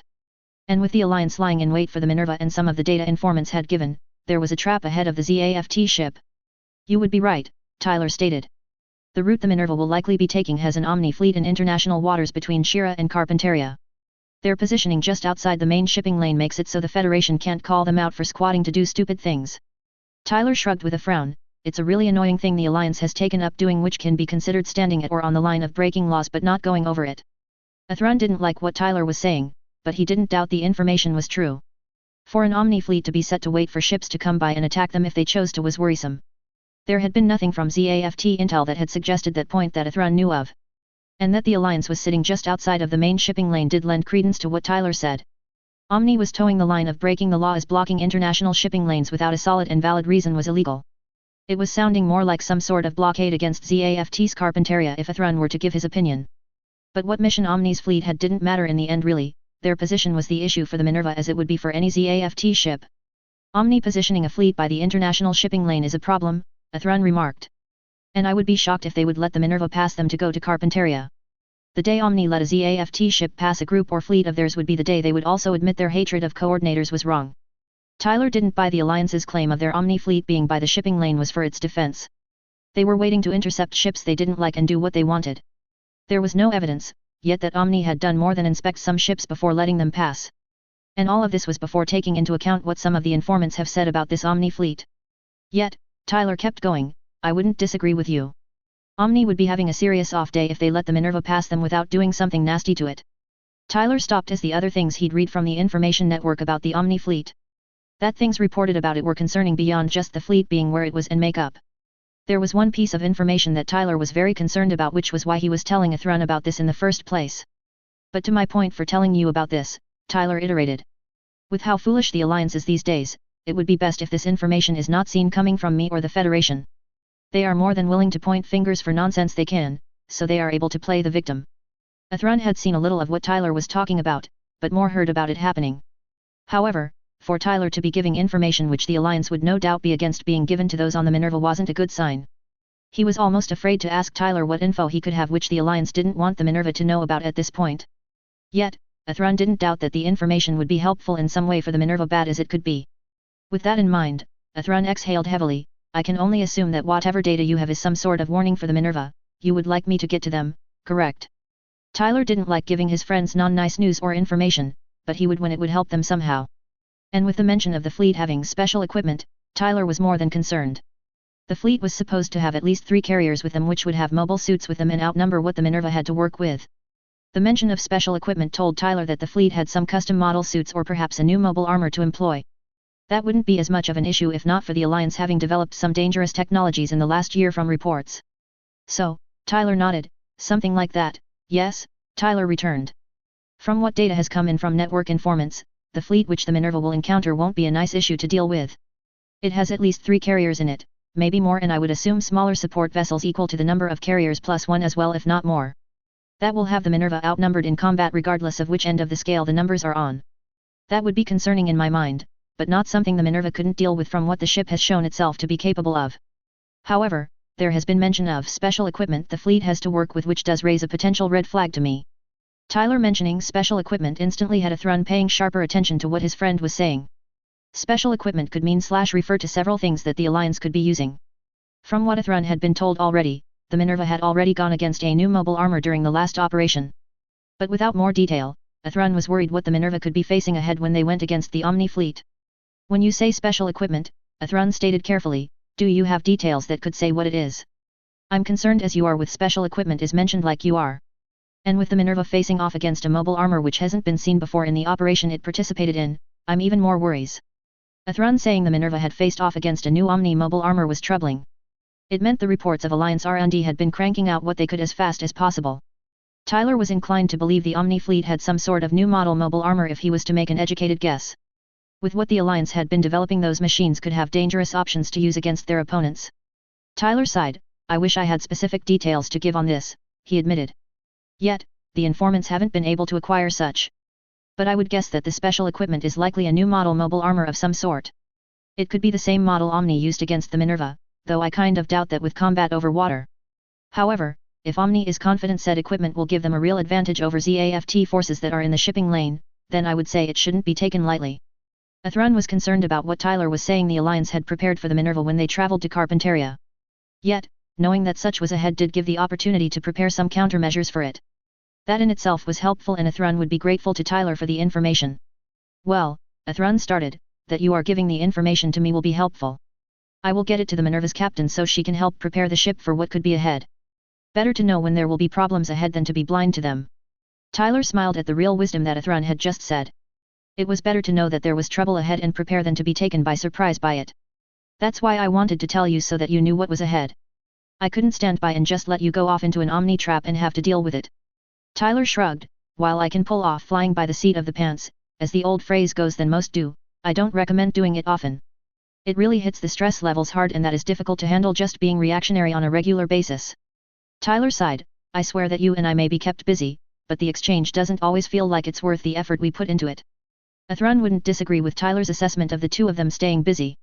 They were working with military forces to mitigate the effects of the war the Alliance started. The Federation was already working hard by what Athrun had seen to curtail the Alliance's goals. ZAFT was doing much the same with Durandal at its helm.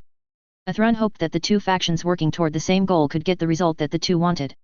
That was the motivation that Athrun had which had led him to rejoin ZAFT and work with them. Athrun cracked a smile in response to Tyler's statements, we certainly are good at keeping busy, aren't we Ty? Athrun's question brought Kira to Tyler's mind. Their other friend wasn't directly involved in the war that had started recently and likely wouldn't be until pushed. Instead, Kira was looking after kids at the orphanage which most wouldn't be seen as much of a job.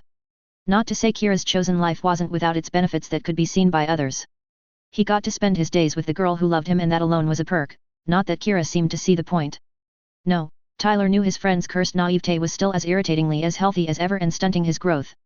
So, Tyler snickered the question, I'd say we do tend to yes. All that's missing right now is Kira telling us of his quiet life looking after kids with Lakis. Tyler shrugged, but then, our friend still lives with his ongoing naivete, so is his bane and Lakis' frustration. Athrun had to hold in the laughter at Tyler mentioning Kira. It wasn't that Athrun didn't miss Kira's company and views of the world. Kira was and always would be the eternal optimist as far as Athrun was concerned. The world would be a darker place if that changed with him, and Athrun hoped to never see that day. That was one of the few good things that seemed to come from Kira's naivete, his optimism. However, Athrun couldn't help but wonder if Lakis would have any more luck than they had to help Kira move forward from his naivete. She hadn't had success thus far from anything Athrun had heard.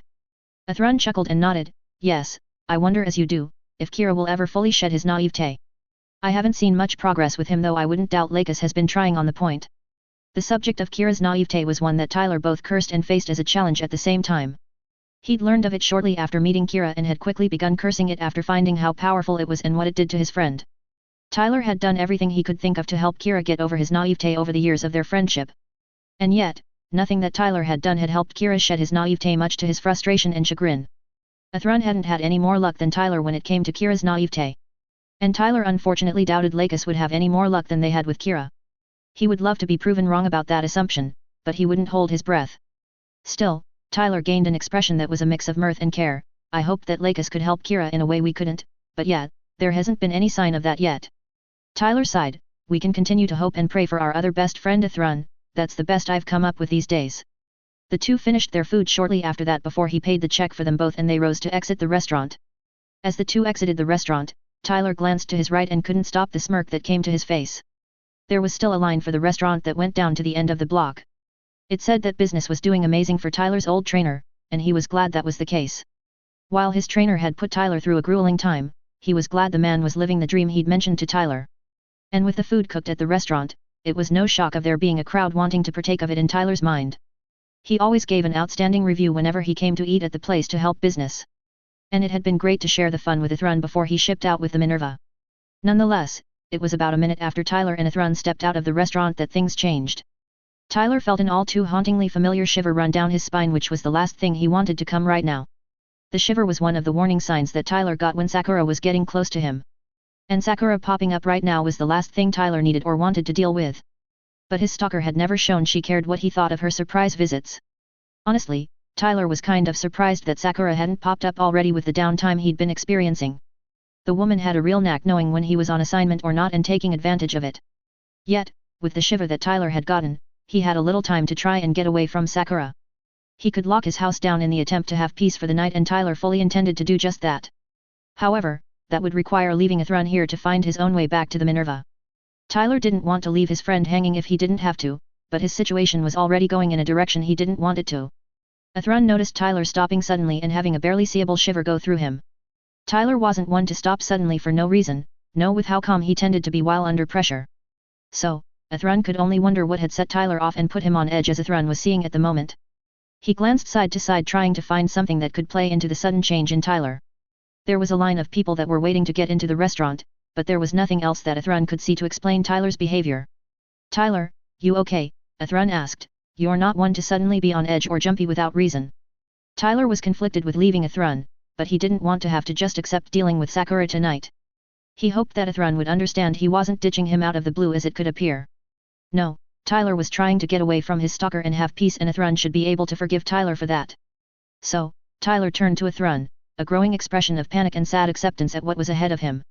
Escaping Sakura was never easy, regardless of whether he managed to slip away from her or not by the end. Athrun, I'm sorry to Tyler hesitated, cut out and run without warning my friend. But the change in circumstances require me doing so. Tyler shuddered before he continued, I hope you understand. The expression on Tyler's face had given the hint to Athrun that something Tyler was aware of was coming up. But it was the shudder that tipped off Athrun what it was that set off Tyler to be acting as he was. The shudder was one Athrun had seen a few times over the years since the Alliance plant war had ended. It was one of the few warning signs that Tyler got before Commander Klein would appear around him. From what Tyler had said and Athrun had seen, Commander Klein's different behavior which came up around Tyler hadn't changed other than becoming more pronounced. His friend seemed to suffer when Commander Klein came around, and Athrun could only feel sorry for Tyler. So, Athrun didn't hold it against Tyler that he felt the need to leave him and run. In fact, Athrun would do what he could to delay Commander Klein so Tyler would have as much time as possible to do what he could. That would come with consequences, but Athrun would bear those for Tyler. I understand, Athrun replied. It's probably better you go before she gets here. I wish you the best of luck at preparing as you can to keep the commander out. I'll cover and delay her for you the best I can. Tyler would not say that his friends wouldn't do what they could to help him in his times of need, even if they didn't do what they did. Rather, Tyler was grateful to have friends such as Athrun who wouldn't hesitate to step in and up to help him out of things. And in this, Athrun was putting his own neck out for Tyler, saying he would delay Sakura. The woman was still as cold as could be to those who weren't her family or Tyler. Athrun would be aware of that, and yet, he was still willing to do what he could to delay the woman and face the consequences for doing that. Tyler smiled and nodded. Athrun, I know I don't say it enough, but I'm grateful for your friendship. You are a true friend to be willing to do that, thanks a million. Tyler turned and sprinted off to the back parking lot to get to his car. The sooner he got to his house, the quicker he could start locking it down before Sakura caught up to him. He knew the chances of escaping Sakura were low, but there was still a chance, and he would take it and hold on with what he had. He wouldn't accept defeat and let Sakura win without a fight and dragging. Every win she got encouraged her, and if he gave it to her, it was worse for him. So, when Tyler reached his car, he wrenched the door open and just about jumped inside. He quickly buckled up and slammed the door shut before starting his car. Tyler threw the car into reverse and put his foot down on the gas. His car jerked back out of the parking spot before Tyler shifted his car into drive. He knew he couldn't floor his car until he was out of sight of the restaurant, or he would be reported for reckless driving. Athrun heard a brief screech of tires from behind the restaurant. Then a moment later, Athrun saw Tyler's car coming out to the street and turning to the left. Athrun could only imagine that Tyler didn't want to draw attention to himself by just flooring his car and racing off. He didn't doubt his friend would be racing when there was no one watching him on the way to his house. The car turned the corner at the intersection a few blocks down, and shortly after that, Athrun heard a revving of a car engine. Athrun once again wished Tyler luck, as he would need it to manage shaking off Commander Klein. Sakura Klein wasn't known for giving up on something she set her sights on before. Her ZAFT service record was a shining example of the opposite, and it had been appearing to be getting stronger over time. Athrun didn't see how that would change with Sakura working with the Federation, according to Tyler. Athrun took a deep breath, thinking about how he could do as he told Tyler he would. Commander Klein's attitude hadn't changed a great deal from what Athrun had been told. She was still ready and willing to hand out punishment when she saw fit. ZAFT soldiers would still shake at the mention of Commander Klein and her dealing out consequences. Athrun knew that whatever he would face from Commander Klein wouldn't be pleasant. And that was before he would need to explain to Captain Gladys why he would look tired at the very least tomorrow morning. The commander may have retired, but just saying her name could work, but then he would have to explain why he'd gotten on the woman's bad side. Athrun was brought out of his thoughts when the sound of a motorcycle came to his ears. He turned and saw a motorcycle coming up to where he was. The motorcycle came to a stop right in front of Athrun. The rider glanced at Athrun, but the woman's face was hidden by the visor being down. However, Athrun knew exactly who the rider was. Sakura had been tracking down Tyler for about half a day now. From what she'd seen, Tyler didn't have any standing orders, nor were there any that were going to be handed to him in the immediate future. That was an opportunity for her to get time with her beloved. Sakura wanted to snuggle and cuddle with Tyler. She had been missing the time she'd gotten with him and wanted more. And since Tyler had free time to work with, it was the perfect time for Sakura to spend with him. Thus, Sakura had traveled to Shira to search for her beloved so they could have time together. Sakura had gone by and checked Tyler's house, but had found him and his car gone when she had gotten there. She had really wanted to show Tyler how she looked in riding leather and see if he liked it. In short, Sakura hadn't had luck yet, but she had gotten a tip that Athrun Zayla happened to be around the city right now as well. Zayla would know where Sakura's beloved was, even if he would need some convincing to tell her. Sakura had been cruising the streets when she had come upon the restaurant with the line to it. The line wasn't what caught Sakura's attention, but the one who was standing near its entrance. Athrun Zayla was there, meaning he could point Sakura in the direction of Tyler. So, Sakura pulled up to be in front of Zayla and looked his way before she flipped her helmet visor up. Athrun Zayla, Sakura stated in a flat tone, "So, you are around here." Athrun gulped as he felt the woman's gaze settle on himself. The wary fear of Sakura Klein still was around for all ZAFT soldiers, Athrun included. The woman still put off an air that was hard not to be wary of and want to steer clear of. Even seeing her outside the military setting, Athrun still felt Commander Klein didn't like him and so had something against him. That had lessened slightly since Athrun had been around Kagalai. He could only guess that since Athrun had shown he had no interest in Lakis, Sakura would leave him alone somewhat. Athrun could only wonder how Kira dealt with Sakura, as the woman wouldn't let another get too close to her sister without her permission. Athrun shook his head and did the best thing he could think of, which was to salute. "You're looking well tonight, Commander Klein." Sakura was accustomed to others reacting to her with forms of fear. She had to deal with fools that thought they knew better than she did, so she had become irritated with that. Such had lessened considerably since Sakura started working with the Federation. Those in the Federation's military seemed much better trained and understood when and how to question orders where enough, and ZAFT didn't. Zayla was showing some respect by saluting her, which Sakura would applaud. And he had given up on Lakis being in a close relationship, which had raised Sakura's standing of the man. However, there were more pressing matters for Sakura to see to, like spending time with her beloved. So, Sakura glared at Zayla. "I'll applaud your show of respect, Zayla. Seems your behavior has improved with your time around the Federation." Sakura paused for a moment, but to business. "Which way did he go?" "Tell me that, Zayla, and I'll be on my way and leave you alone this time." Zayla didn't say anything for a long moment as Sakura waited for an answer. But it seemed that Zayla needed more motivation to do what Sakura wanted, which she would give him.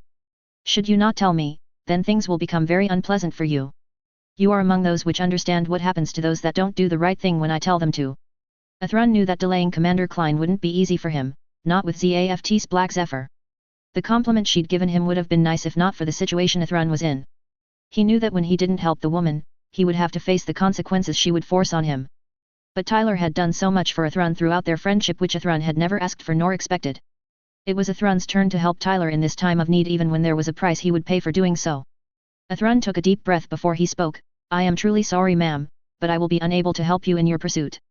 I was just about to head back to the ship I'm assigned to so I can turn in for the night. Sakura was taken aback for a moment by Zayla's reply. She had figured there was a chance the young man would refuse to help her find her beloved Tyler. However, Sakura had thought if she laid out what could happen to Zayla, he would perhaps help her. Yet, with the improvements that Zayla had made, Sakura would give him one chance to change his answer. That would be the reward for the improvement she would extend. Really, Zayla, Sakura remarked, are you sure that's your answer? I'm feeling a tad generous right now, so I'll give you a chance to change that answer and do what is in your best interest. Athrun was forced to pause at Commander Klein's statement. It was rare for the woman to give a chance for any to change their answer to a question from her. Command Klein wasn't one to be generous often that Athrun knew of. In fact, he'd never seen it himself nor heard of the idea happening from someone that had seen it. That wouldn't change Athrun's answer to the question from Commander Klein of Tyler's whereabouts. Tyler was his friend and Athrun would do anything for his friend as Tyler would do for him. As generous an offer that is from you, Commander, I respectfully decline, Athrun stated firmly. I say again, I will be unable to assist you in the pursuit that you are on. That is my final answer, and it won't be changing. So, if you could get to whatever you see as consequences so I can head back to the ship I'm assigned to, ma'am. Sakura was silent for a long moment at Zayla's reply. She would commend the young man for standing up for his friend, it was admirable. It wasn't every day that a soldier from Zaft could stand up to her and maintain their standing. In fact, it had been a while since there had been any from Zaft had done so. That wouldn't change what Sakura would do to Zayla as consequences for not doing the right thing. Sakura would just make Zayla's punishment quicker than she would normally as a show of her appreciation he had stood up to her and held his position. Still, a frown formed on Sakura's face with the denial of help to find her beloved. I'll commend you for standing up for your friend and holding your ground, Zayla, Sakura remarked coldly. It has been some time since any from Zaft have done so with me. The sight of the frown made the blood in Athrun's face begin to quickly drain. An unhappy Commander Klein was never a good thing for any around her. You know what kind of fate awaits you by doing so. For the courage you are showing, I'll make the consequences quick, but no less horrible. So then, I assume you've prepared yourself for the punishment. You'll be able to show up for your duties, I assure you, but tomorrow will be a grueling day, I promise you that and see to it personally. The reply Commander Klein had given had not helped Athrun's stress levels at all. And the tone had made Athrun's blood run colder than it had been before. He'd known that delaying Commander Klein would come with horrible consequences even if they would be short as the commander stated they would, but that didn't make the point any nice for Athrun. Athrun watched with growing apprehension as Commander Klein flipped the motorcycle's kickstand down and got off the bike herself. Athrun would need a serious miracle to get out of this without looking so haggard tomorrow morning that there would be questions asked of what happened to him. That was before the explanation Athrun would give to Captain Gladys of what happened. As Commander Klein had said in her last sentence, tomorrow would be a seriously grueling day for Athrun. But this would be for Tyler, and that was what made the consequences Athrun was about to receive bearable. At the same time, Ayla was left to wonder how a dinner she had taken her juniors on had devolved into what she was seeing. The food at the restaurant had been amazing, Ayla would admit. She would remember this place so she and Matt could come back at a later date to enjoy together. However, the three with Ayla had gone from enjoying the meal to acting strangely. Ayla would have said it was just them having a good time at first, but it had gone beyond that and into worrisome territory. The three were acting far looser than they ever had around Ayla before that she could recall. If Ayla wasn't relatively sure of the point, she would say the three had been drinking alcohol. They were showing signs of being drunk, but they had been drinking the regular drinks from the menu, so that was nigh impossible. Nevertheless, as the meal wrapped up, Ayla was left to wonder how she would get the three somewhere they could calm down. Taking them to the Minerva as they were wouldn't go well as they were acting suspiciously enough to be noticeable. Ayla wanted to give the three teens a chance to collect themselves before returning to the Minerva. Ayla paid the bill and told the others in her group to get up so they could go. Ray and Shin did as Ayla told them, but they were looking a tad wobbly on their legs. Luna Maria on the other hand, tried to get up but started falling before she was fully standing. Ayla managed to catch the girl and prevent her from collapsing to the floor. She glanced around hoping this scene wasn't being watched with it being embarrassing for them. Ayla was thankful those around were concentrating on their meals and not viewing this. Ayla began helping Luna Maria, heading for the door with Ray and Shin behind her. She still didn't know what was happening or how she would explain this to others. However, once outside the restaurant's entrance, Ayla's attention was shifted by a stranger sight. A short distance in front of her was none other than a Thrun. He was facing someone who appeared to be a woman by the figure visible through the leather outfit they were wearing. The woman's figure was something Ayla would admit, fuller than the average one she'd seen by a notable margin. But the stance Thrun was in, and his visible shaking said the woman wasn't there to be nice to him. That made Ayla wonder what the heck was going on for her to see what she was. Thrun, asked Ayla, what are you doing around here? Thrun turned and saw his fellow pilots from the Minerva other than Matthew Dem standing there. Thrun had to blink as he took in the group since it was strange at the moment. Ayla was the only one that appeared to be fine in the group. The other three seemed very different than Thrun would have expected of ZAFT pilots since he'd not met them personally yet. The red-headed girl was being held up by Ayla and seemed to be more than wobbly on her legs. The two boys were at the wall of the restaurant, the blonde leaning up on the wall and the black-haired one sliding down to the sidewalk. Thrun could only wonder what was going on before he recalled what he was facing with Commander Klein. This could be the miracle Thrun may get to duck out of the consequences, but he was doubtful. Sakura had spotted the group that Zayla was facing. The lot looked rather poor and would need quite a bit of help from what she could see. It may not be the exact punishment that Sakura had in mind to give to Zayla. Yet, it would do for the time being since this was a waste of time she could be using to find her beloved Tyler. So, Zayla got really lucky in this instance. The young man would be wise to not think this would be a regular result with her, for it wouldn't be. Sakura turned and mounted her motorcycle and flipped down her visor. You are very lucky tonight, Zayla, Sakura stated clearly, don't mistake that.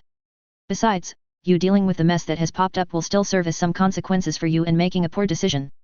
I'll find my query myself, Sakura focused forward. He might have managed to evade me a few times before, but he won't tonight.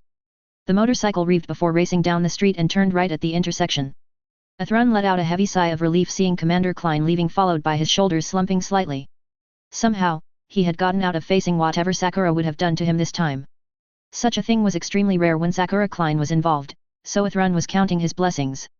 He then turned to Ayla, so, how about we go around the corner out of the view of others, and we can talk about what has us here, sound good? Ayla was glad that someone she knew was here and willing to help. She had 3 teens that were acting strangely and Ayla hadn't any idea what to do with that. Maybe Thrun would have some idea what could be done for the 3. So, she followed Thrun, who was leading the boys around the corner of the restaurant. Thrun had the 2 young men lean against the wall as they were wobbly on their legs too, but not as bad as the girl. With them coming out of the restaurant, they had probably come to eat there. Thrun could only guess the 3 had ordered drinks from the non-family section of the menu. They hadn't gotten the same warning as Thrun had from Tyler and so had consumed alcohol-spiked drinks without even knowing it. It would explain the teens showing clear signs of being drunk. Thrun turned from the teens to face Ayla. Do you want to give me the story of how these 3 ended out the way they are, or is it something I don't want to know? Ayla wanted the answer to the question that Thrun had asked herself. She didn't know how the 3 teens had ended out the way they were right not. And she doubted that Shin had been going for how he and the other 2 were currently when he was looking into dinner. She had thought of calling Matt to ask for advice, but Ayla wouldn't know what to say to explain what she was dealing with. Ayla ended up shaking her head at the whole situation. To tell the truth, I don't know how they became the way they are now, Ayla admitted. We just came here as Shin, Ayla pointed at Shin, had gotten me to give him a reward for his performance in the last operation. I didn't think much of it when we came here and sat down at the table. I certainly didn't think it would end out like this. Thrun glanced back at the teens for a moment before turning back to Ayla. He needed to know if the 3 had done what Tyler had warned him not to do during dinner. It certainly could explain why the 3 teens were showing classic signs of them being drunk. This may seem an odd question, Thrun began, but did they happen to order drinks from the menu that weren't in the family section? Ayla blinked at the question as it was so unexpected. She couldn't think of what it would matter what any of the teens ordered to drink. They hadn't ordered from the section which alcoholic drinks, Ayla was sure of that. So, what would it matter what the 3 had ordered on the menu? Thrun seemed to know something that Ayla was missing which could potentially explain what had happened to the teens. Maybe, Ayla replied, I don't really know. They ordered drinks from the menu, but I can't recall much beyond that. Why do you ask that? That answer told Thrun it was likely the 3 teens had ordered from outside the family section.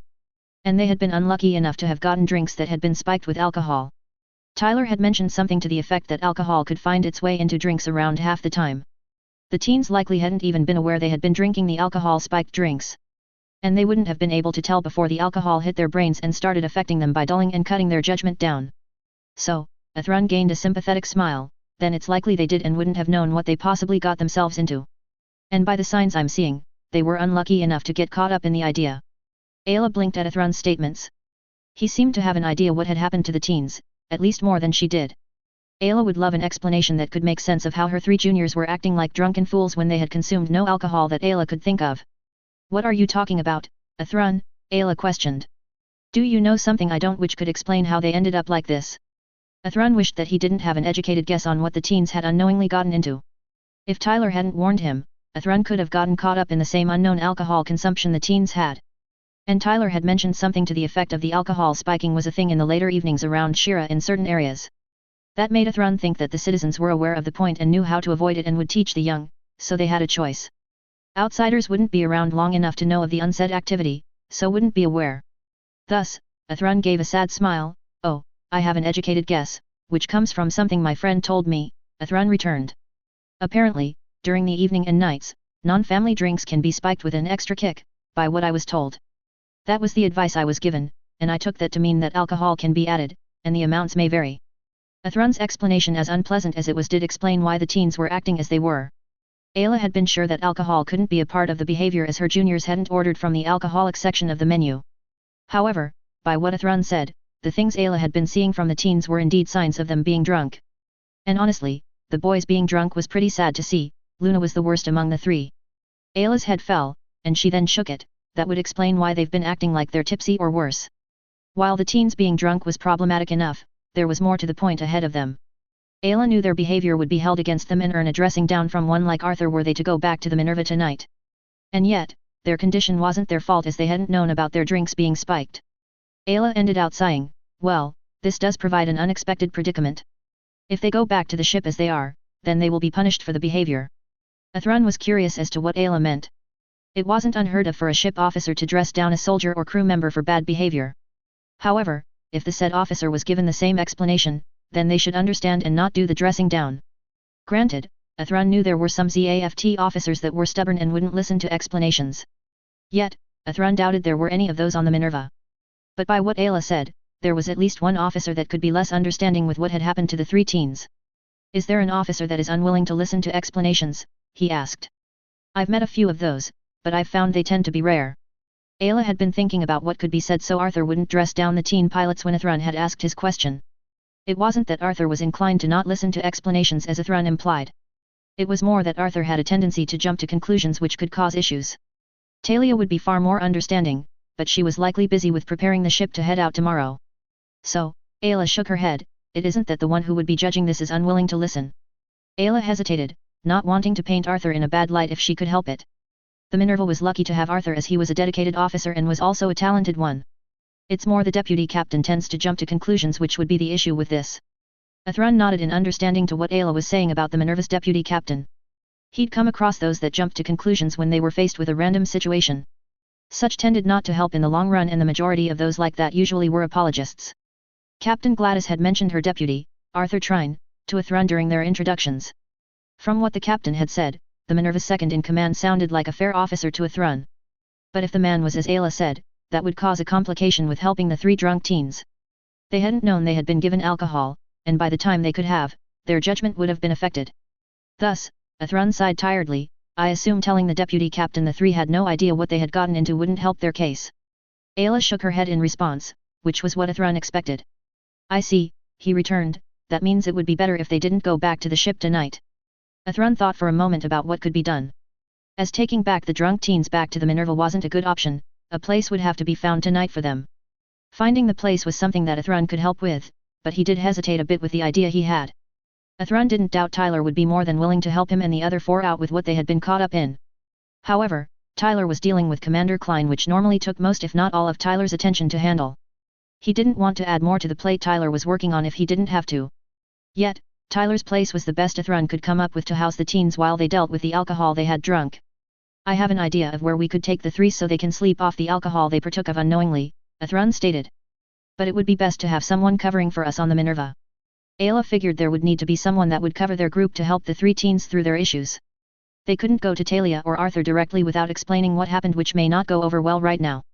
However, Ayla was sure that Matt would be able to give something to them and not have further questions asked until tomorrow. Matt would be willing to cover for them if Ayla asked and gave him a short explanation of what was going on. Ayla put a hand to her chin. I think I could get one on the Minerva to cover for us until tomorrow. I would just need to reach out and tell them a bit of what is going on and they would be willing to do the job. Ayla sounded confident in whoever she had in mind to cover for the group, so Athrun would accept that. If she could get to that, Athrun could call for transport to get their group to Tyler's place so they could sleep off the alcohol. That sounds like a fair plan, Athrun replied. Go ahead and call whoever you have in mind to cover for us. While you do that, I'll work on getting transport for us to the place I have in mind to stay for the night. Athrun took his comm unit so he could get transportation for their group. While he did that, Ayla took out her own comm unit and put in the code for Matt's personal comm unit. At the same time, Matt had been in his quarters having a quiet evening. He'd known being the pilot in charge would be boring for the last night in Shira's port.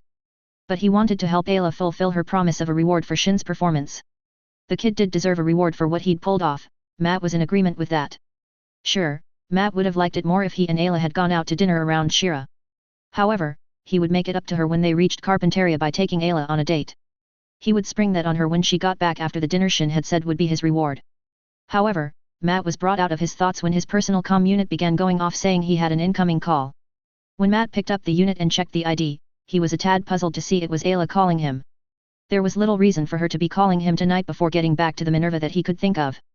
Really, the only thing that Matt could come up with was something had gone wrong and Ayla may need assistance of some sort. Even if that were the case, Ayla could call the captain to get the needed help. Still, Matt had the unit connect the call so he could find out what was going on. Hey Ayla, he greeted, what can I do for you? Not that I have anything against you calling and talking, just didn't expect that before you returned to the ship tonight. Ayla was glad that Matt had picked up relatively quickly. Things were off enough from what she'd expected tonight. She needed someone to listen to her. Athrun listening and explaining things had helped, but Ayla was still stressed right now with the teens being drunk. It had happened under her watch even if she didn't know about the tradition Athrun had mentioned. So, to hear Matt's voice was helpful to Ayla. He would understand the position she was in and would help keep it from Arthur so the teens wouldn't get into trouble they had no choice in. I wish this was just for a chat, Ayla remarked. But I'm calling to ask a favor from you, Matt. Matt's attention sharpened at the mention of a favor, for Ayla wasn't one to ask for favors regularly. For her to reach out to him also said this favor likely had something to do with her group. And that he was the one she called, said that whatever was going on wouldn't be good for the moment to get to the captain or deputy. What kind of favor did you need? Matt asked seriously. I can only guess it is something you don't want the captain or deputy to know about right now. Ayla figured that Matt would pick up on the unsaid points quickly enough to grasp the situation somewhat. That was why she had reached out to Matt for the help she needed with the situation as it was. Yes, it would be best if Talia nor Arthur know about what I will be telling you in detail until at least tomorrow, Ayla replied. She paused for a moment gathering her thoughts before continuing. Dinner itself was fine, but something came up from it which has changed things for the group. Put simply, our juniors unknowingly consumed alcohol due to things we weren't aware of. I very much doubt it would be wise for them to return to the Minerva in their current states. Matt couldn't help but wonder how things could have ended as Ayla had stated. The teen pilots the Minerva had weren't ones to blatantly wave off laws and rules. And alcohol consumption was something that Matt didn't believe the three would do knowingly. That left the question of how they got pushed into consuming alcohol as Ayla was implying. He agreed with her that the teens coming back drunk to some degree would be a bad idea. Arthur could dress the teens down and likely would given the chance if they appeared drunk. Matt hummed in response, yeah, it wouldn't be a good idea if they came back drunk to some degree. So, what's the plan then? Ayla was on board with Athrun's idea of having the group stay elsewhere for the night and then return to the Minerva in the morning. And it sounded like Athrun had a specific place in mind already for them to stay. That would just leave transportation to the place which Athrun was working on and covering them for not returning to the Minerva that evening. I bumped into Athrun around the restaurant that Shin chose, and he is willing to help in this. The favor I need from you is to cover for my group not coming back to the Minerva this evening. We will return early tomorrow morning before the ship heads out, I'll make sure of that. But if you could come up with an excuse as to why my group won't be coming back until then, I would really appreciate that. Coming up with a cover story for the group away shouldn't be that difficult for Matt to do. Arthur would accept most of what Matt said without too many questions. The captain may need some more convincing to buy a story that Matt came up with. Matt could still cover for the other pilots being away for the night and he would. The teens didn't deserve a dressing down for something they hadn't chosen to do. You can leave it to me, Matt assured. I'll come up with a believable story and send you details so you'll be ready if questioned when you get back. Ayla was glad Matt had gotten on board with this to help their juniors wouldn't be punished for something they hadn't done by choice. Then I'll leave that part to you and see you tomorrow morning. Ayla disconnected the call and turned back to Athrun who looked to be checking over the teens. Athrun was glancing over the three teens to make sure none of them had consumed too much alcohol to be a problem. He didn't think they would have, as Tyler explained the tradition was for sampling and not heavy drinking. And none of them looked horribly drunk from what Athrun could see after glancing them over. Granted, the boys were showing lighter signs of drunkenness than the girl was, but that was likely the individual response to alcohol. Athrun kind of hoped that Tyler had something which would help the three. The Federation had come up with medication which helped with alcohol-related symptoms by what Athrun understood. And with how prepared Tyler had a knack of being, it wouldn't surprise Athrun if his friend had medication for what he was seeing with the teens. Then the three would only have to sleep off the effects that were brought on by the alcohol consumption. Athrun had already called for a vehicle to pick up his group and take them where they would go. He hoped that Ayla would make the arrangement to cover them not going back to the Minerva this evening. If she had, then them being absent wouldn't be a big deal and arriving tomorrow morning would be fine. Should Ayla not manage that, then there would be awkward questions asked of them. The explanation which would follow wouldn't likely go well for the teens with what had befallen them. Athrun would help them as he could, but he would be limited since he was still new to the Minerva. The kids didn't deserve what they could face for unknowingly drinking alcohol, for it wasn't their fault. Athrun's gaze shifted to Ayla as she was approaching him. I hope an arrangement has been made so the return tomorrow morning isn't questioned much, he posed. It will give these three time to recovery as well. Ayla nodded in reply, noting that Athrun had been looking over the teens. She was worried about her juniors even if they should be okay with what happened to them. However, the expression on Athrun's face said he wasn't extremely concerned. Ayla took that to mean the three teens were doing okay and weren't in any immediate danger. Ayla looked to Athrun. Are they okay? She asked. I would rather not have those under me hurt while under my watch if that can be helped. Ayla sighed. They are far too young to be hurt for something foolish. Athrun nodded. They appear to be as good as they can be other than being inebriated from the alcohol consumption. They will need to sleep the effects off before they are ready for duty, I would say. Athrun thought about Tyler hopefully having medication that could help this along. There was the chance Tyler would have something to help, but Athrun couldn't be sure at this point. And the vehicle that would transport them would be arriving soon enough would take them to Tyler's place. He was sure that Tyler would be willing to help him and those with him in their plight. I have a vehicle on its way to pick us up, Athrun continued. It will take us to a place where the three can sleep off the effects of the alcohol. And potentially getting medication that could help speed up the process. Ayla wasn't aware of medication that could help recovery from the effects of alcohol. But it wouldn't be a surprise if the Federation had come up with something to do that, and yet it would be to a degree. Ayla wouldn't disagree that their three juniors really could use the time to sleep off the effects of the alcohol without being dressed down. And the place that Athrun seemed to have in mind sounded like it could be helpful to them in their plight. So, Ayla would trust Athrun's judgment in this and hope that they could get the assistance for the three they needed. Well, I'll trust you in this plan of yours, Ayla stated. You seem to know Shira better than I do. Athrun would have said more, but the sound of a car drew his attention to the street. He glanced that way and saw the car was the one he'd called to pick his group up. Athrun went and talked with the driver for a moment. He told them about the three teens having sampled the alcohol a bit too much and so they were quite tipsy. Then Athrun had Ayla help him get the three teens into the back of the car as they were having trouble doing that themselves. Once inside the car, Athrun gave the address of Tyler's place to the driver to take them to. Meanwhile, Tyler had gotten home from the restaurant after he'd made a run for it. He knew time was against him with his stalker after him once again. Sakura hadn't let up on her pursuit of him at all since the Alliance plant war. If anything, the woman had become more determined and persistent on chasing him. Tyler had been forced to realize that the woman was harder to be rid of than he'd imagined. He'd tried many different methods to avoid being around Sakura but hadn't ever managed to get much time away from her that wasn't him during his service. And with her now a part of Salas, even his service didn't help get time away from her as it did before. That didn't stop Tyler from trying to get Sakura to leave him be for his own peace of mind. Leika's older sister had forced him to redefine what he considered stalking and those who did the idea. Tyler had been required to get creative in the methods that he utilized in his attempts to avoid and escape Sakura. The other issue that had been coming up with Sakura and Tyler was the newer feelings that seemed to come to him with her around. Tyler wouldn't admit the point to others and especially not to Sakura, but some of the things Sakura did feel nice. It had been surprising to him when he'd begun to realize the newer feelings. Tyler had never thought there would be a part of him that would like and even kind of enjoy what Sakura did to him. Tyler had made sure that the woman wouldn't go past lines he defined since she had took advantage of him around the ruins of Junius 7. He didn't want any of those type of shenanigans happening in the near future if there was anything he could do about it. With all of that in mind, Tyler fully intended to lock down his house to try and keep Sakura out.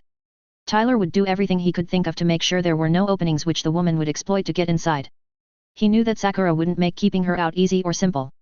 But Tyler would employ all his military training he would need to do the best to keep the woman out of his house. In the end, Tyler knew his chances of placating Sakura was unlikely to finish with him being able to keep her away. Yet, he would still give his best effort for the slim chance of being about to keep Sakura out for the night.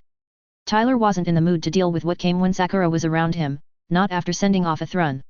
That send-off had been cut short with Sakura coming around even if Tyler was somewhat ahead of her. When he arrived at his house, Tyler hadn't seen any sign that Sakura had beaten him to the place.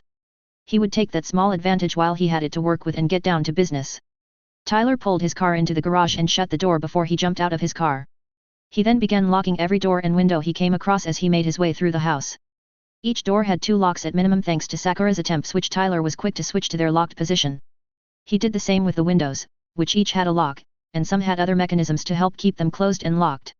Tyler didn't want to give Sakura any chance to get in that he could prevent her from using. That would leave Sakura smashing a door in, which was unlikely, or her breaking a window to get in. And either of those would be a warning for Tyler so he could defend himself from his stalker. Tyler had gotten through the entire house one time and was starting to double-check the locks. After that he would move some furniture to block some of the windows to further block his stalker from getting inside. Yet, a shiver ran down Tyler's spine telling him he was out of time for the preparations he'd been making. His stalker had caught up with him a bit sooner than he'd predicted. Granted, Tyler hadn't thought that Sakura would be put off by him locking down the house, but it should slow her down a bit. The sound of a motorcycle getting closer came to his ears, which he assumed was Sakura. That got Tyler to stop his checking, as he now would be on the defensive against the woman. And Tyler would do what he could to fend off Sakura as she came at him. When it came down to the issues with Sakura, Tyler would fight for his freedom and safety as he felt necessary. Sure, he knew that Sakura had hand-to-hand combat skills and they were more than good. But Tyler would use his skills and fight dirty if he had to in his defense against his stalker. That was something Tyler had learned. With Sakura, he would have to fight dirty at times to get her off and leave him alone. He wished that such wasn't necessary, more for Lakis's sake than Sakura's, but the older woman was making it necessary. So, he moved to the living room as it was the best defendable position in his house. Tyler then settled into a defensive stance and waited for whatever came his way. Sakura arrived at Tyler's house as it was the most likely place he would go. She wouldn't give up on spending time with her beloved tonight. Sakura had worked hard to track him down and she would have what she wanted for the efforts she put in. She would snuggle and cuddle with her beloved Tyler tonight, she would make sure of that. And yet, Sakura figured that Tyler was going to play hard to get as he normally did. Not that Sakura had an issue with her beloved playing hard to get, it did provide some fun that she enjoyed. The chase she'd been on tonight would make when she caught Tyler all the better. That was her motivation to get time with her beloved, to get the time she wanted so much.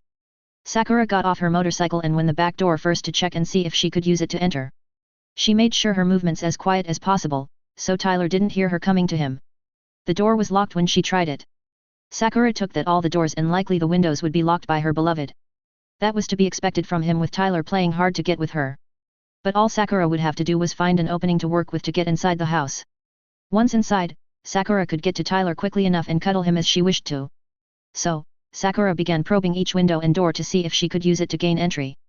She was sure that one would allow her to enter the house. Tyler may be good at preparing, but he wasn't perfect, and Sakura knew that for a fact. She didn't hold that against him, but she would use the lapses he had if she had to for time with her beloved Tyler. As Sakura was inspecting the outside of the house, she found what she had been searching for. To her good fortune, she found one of Tyler's bedroom windows not locked fully. It took a bit of work to slide the window open and not break it, but she managed it. If most of the other doors and windows were locked, it would make him potentially escaping her less likely. So, Sakura slipped in through the window and glanced around to see what her surroundings looked like. Any sound would alert Tyler and he would be more prepared for her. Sakura wanted to surprise her beloved and hug him. So, she began making her way through the room to the rest of the house so she could find her beloved Tyler. Tyler remained where he was, listening hard and trying to get anything to say his stalker was coming at him. The feeling of tension and apprehension was getting stronger within him with each passing moment. Tyler was practicing some of the exercises he'd learned during his Salas training to remain calm and ready. He was breathing in and out in a calculated manner to both keep calm and not give any assistance to Sakura. Tyler knew that the woman wouldn't give up on getting to him easily, even with his house locked down. She would likely find a way inside given enough time, he was expecting and counting on the point. And Tyler was on his own to deal with Sakura, which was both as he intended and wish it wasn't. He preferred that the crap Sakura pulled him into wasn't shoved upon others, for it was bad enough for just him. And yet, dealing with the crap alone still royally sucked, and Tyler wouldn't deny that. But Tyler was ready to fight, however the waiting for his opponent to come was stressing him. As the minutes ticked by, Tyler heard nothing as he kept completely still. There was not a creak from a single floorboard to signal any approaching. Nor was there a whisper of any movement to help Tyler know the woman was coming either. Tyler didn't flinch or move an inch as he waited for his stalker to make the next move. A counter was his best chance to keep Sakura a distance for a bit. If the woman managed to latch onto him, Tyler would be hard-pressed to get her to let go. He knew her strength was more than his, enough of a margin that Tyler was at a slight disadvantage. But he wouldn't make this easy for Sakura to win and get her way tonight. He would fight back and defend his freedom and personal space to the best of his abilities. Sakura would not beat him just so she could cling to him and enjoy herself while he suffered in response. Back with Sakura, she had shed her leather riding outfit before entering the house, leaving her in shorts and a t-shirt. The leather suit made too much noise and would give her position away. Sakura didn't doubt Tyler was somewhere in the house, listening for her coming toward him. She wanted to get the jump on him if possible so she could surprise her beloved with an embrace. Thus, Sakura carefully opened the bedroom door so it didn't make a sound as it swung open slowly. She silently made her way into the hallway searching for her Tyler. She had been to the house enough to know most of the spots that would creak if stepped upon, so she could avoid them. And as Sakura came to the corner that had the kitchen and the living room beyond, she caught sounds of breathing. By what Sakura could tell, Tyler was in the living room likely waiting for her. Sakura slipped around the corner keeping in the shadows so that Tyler wouldn't see her coming. However, as she was closing the distance, one step set off a creak from the floor. Sakura shot forward at Tyler as the sound would tell him where she was coming from. He managed to weave out of her lunge, so Sakura passed Tyler. Sakura slid to a stop before she lunged again at Tyler, but he leapt and did a flip to avoid the second attempt. She would admit that Tyler was doing better than most against her attempts to get to him. However, she spotted an opportunity for her to turn the tables in her favor. Just before Tyler landed, Sakura spun around and swept Tyler's legs out from under him. As he was falling, Sakura rushed forward and embraced her beloved. Tyler had been doing okay at avoiding Sakura trying to grab him. The creak from the floor had given him just enough warning to weave out of the first lunge. The second attempt was harder to avoid. Yet, then his stalker had managed to sweep his legs out from under him before he landed from the front flip he'd done. Tyler had fallen and struck his head on the floor, which had hurt an amount but more dazed him for a moment. Giggling snapped him out of the daze and made him more aware of his situation. Arms had gone around him and had him in a hold which wouldn't be easy to break. Tyler knew. "You're so cute when you play hard to get, honey," Sakura sang, "but my love for you will always win out, for it is stronger." A shiver shot through Tyler at hearing the woman's voice, and it was worse with her singing the lines. Not that Sakura's voice singing was bad or anything, quite beautiful really, though he wouldn't tell her that. No, it was the woman's reputation of being cold which so clashed with her singing that put off Tyler. And then, the pet name of Honey which she had used brought mixed feelings for him. On the one hand, Tyler wasn't pleased with the pet name as it disgusted him to an extent to be called such things. On the other, there was a part of Tyler that actually liked Sakura using a pet name with him, which was more than worrisome. Once again, Sakura was enjoying herself at the expense of him being unhappy and suffering. Tyler wouldn't let that stand without him fighting against it to free himself and protect his personal space. With that in mind, as any other would in his position, Tyler fought back and struggled against the hold he was in. And yet, Tyler found the hold he was confined in was firm and wasn't letting up as he struggled. He'd expected Sakura's embrace to be strong and difficult to escape if he could manage it. It was what made escaping from Sakura such a hard thing and have such slim chances for him to do successfully. That didn't diminish Tyler's efforts to try and free himself, nonetheless. He wouldn't listen to the part of him which was liking the hug from Sakura. He would get her to let him go and leave him be for the night if Tyler got any say in the matter. Sakura felt Tyler struggling in her embrace. He was continuing to play hard to get, and it was just so cute to her. Tyler resisting them being together was just so adorable. It motivated Sakura to convince him that she was the only girl for him. They would have a life together. Sakura would accept none other than her beloved Tyler. He was the only one outside her family that had treated her as a woman and not the feared Black Zephyr of Zaft. That was one of the many qualities that he had which attracted her to him. All of Tyler's resistance would just make the ending result all the more worth it for both of them in the end. So, Sakura maintained her hug and began snuggling her beloved. "You're so cute when you struggle, Tyler," she said.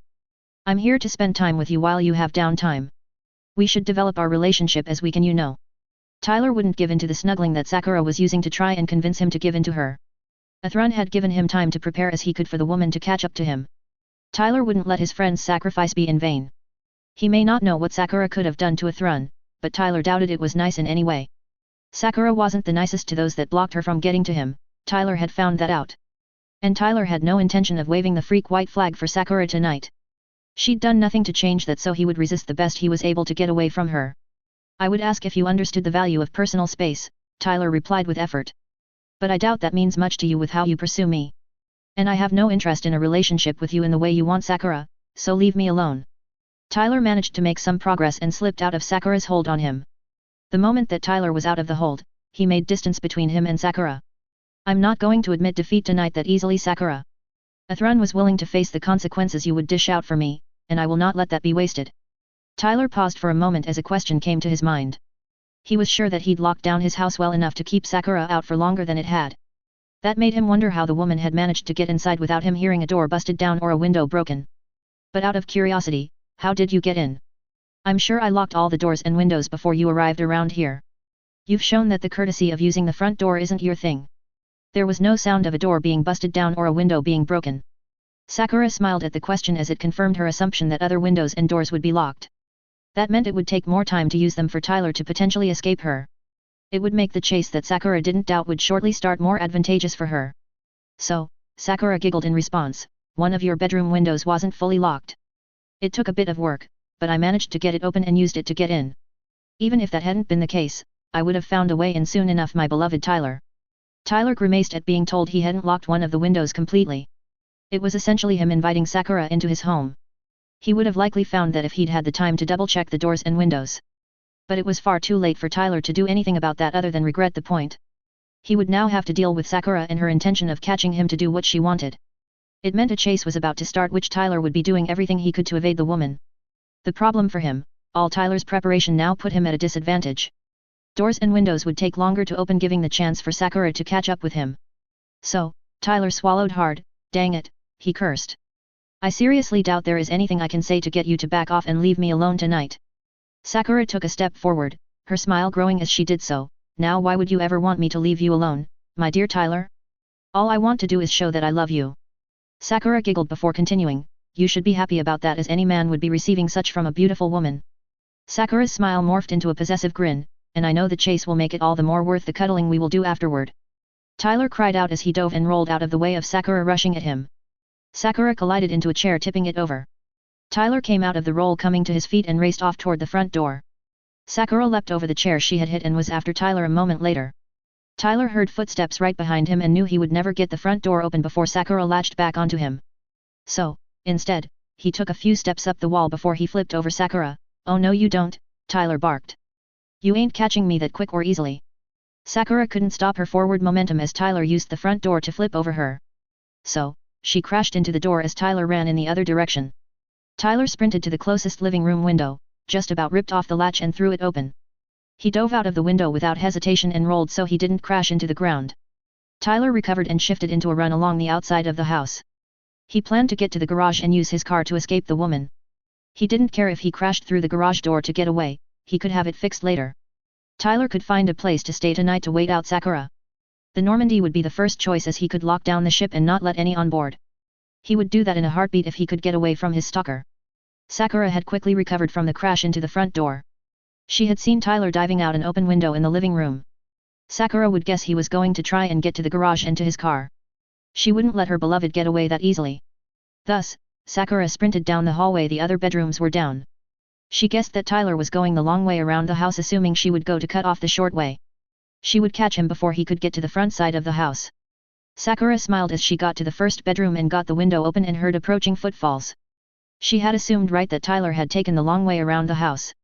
She would catch him as he passed, Sakura would make sure of that.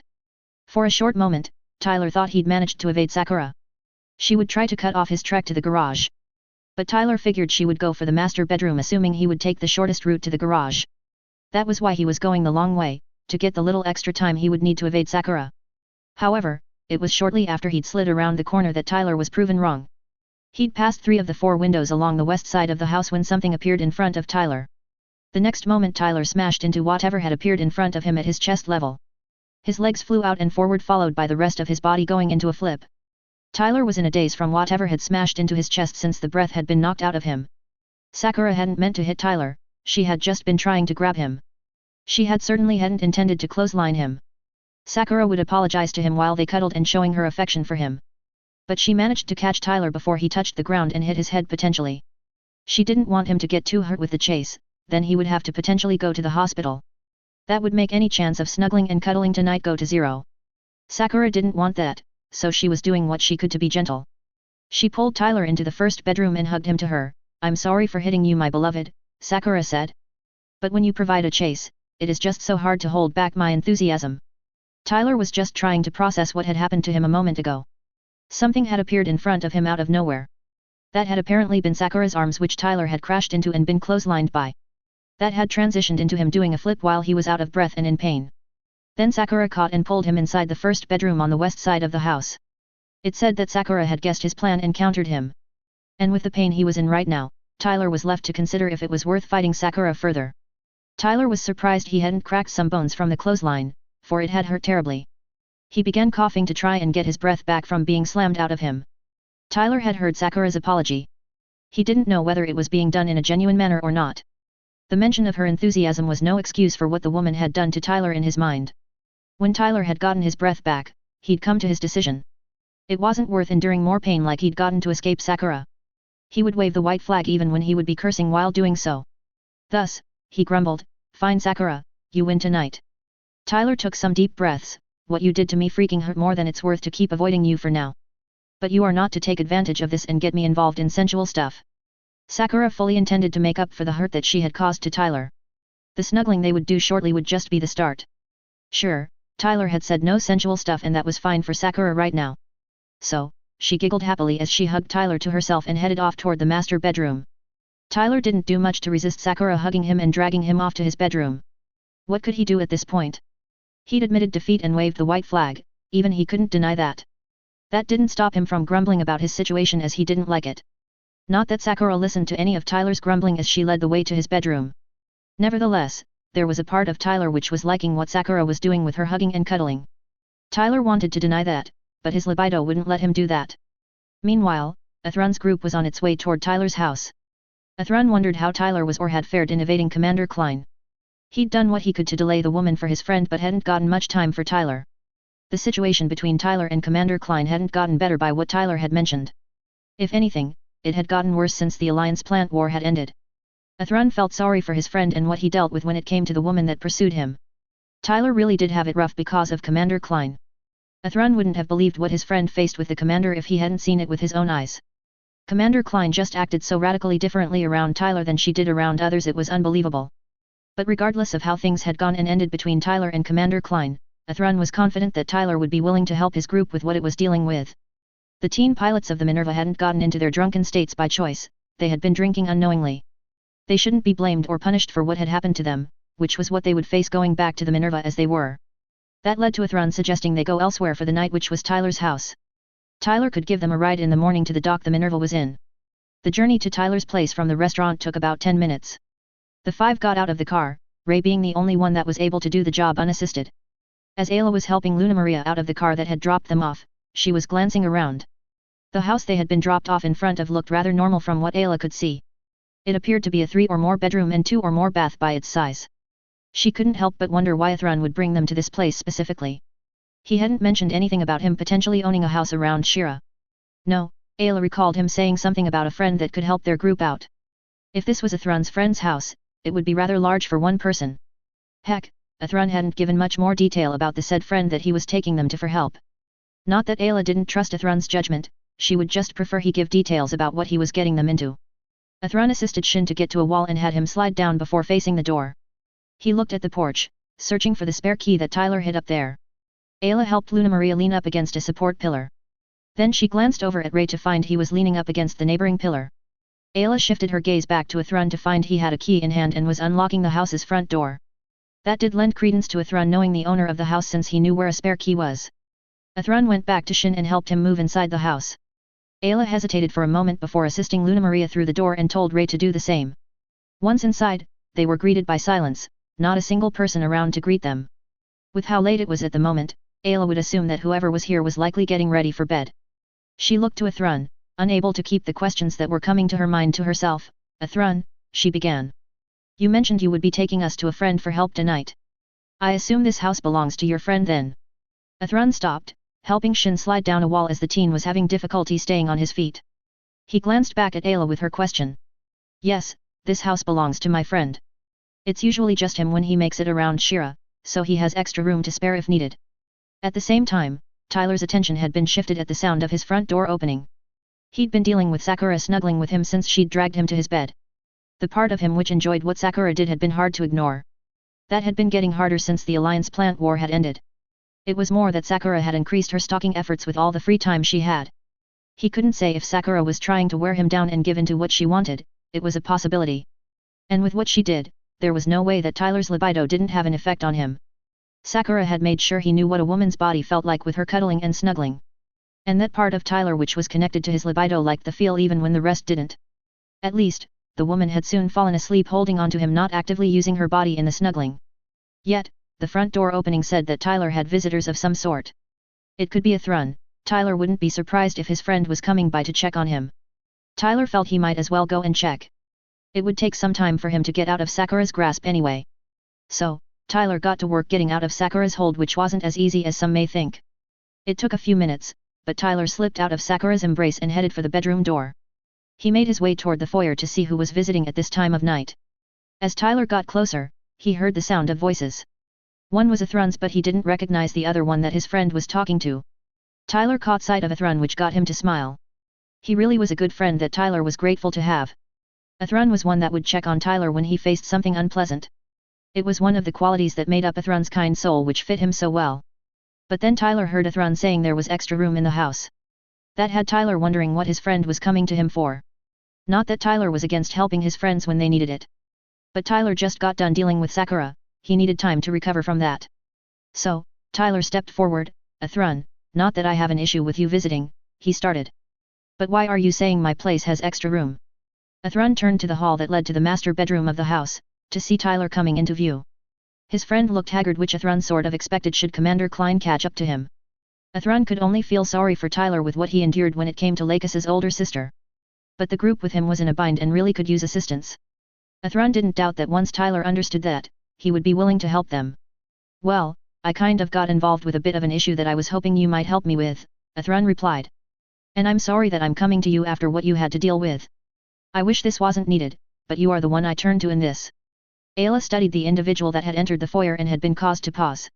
The individual was a handsome young man who appeared to be the same age as herself. He had tan hair of medium length, which complemented his green eyes and other facial features. The voice had sounded kind of familiar to Ayla, but she couldn't place it at the moment.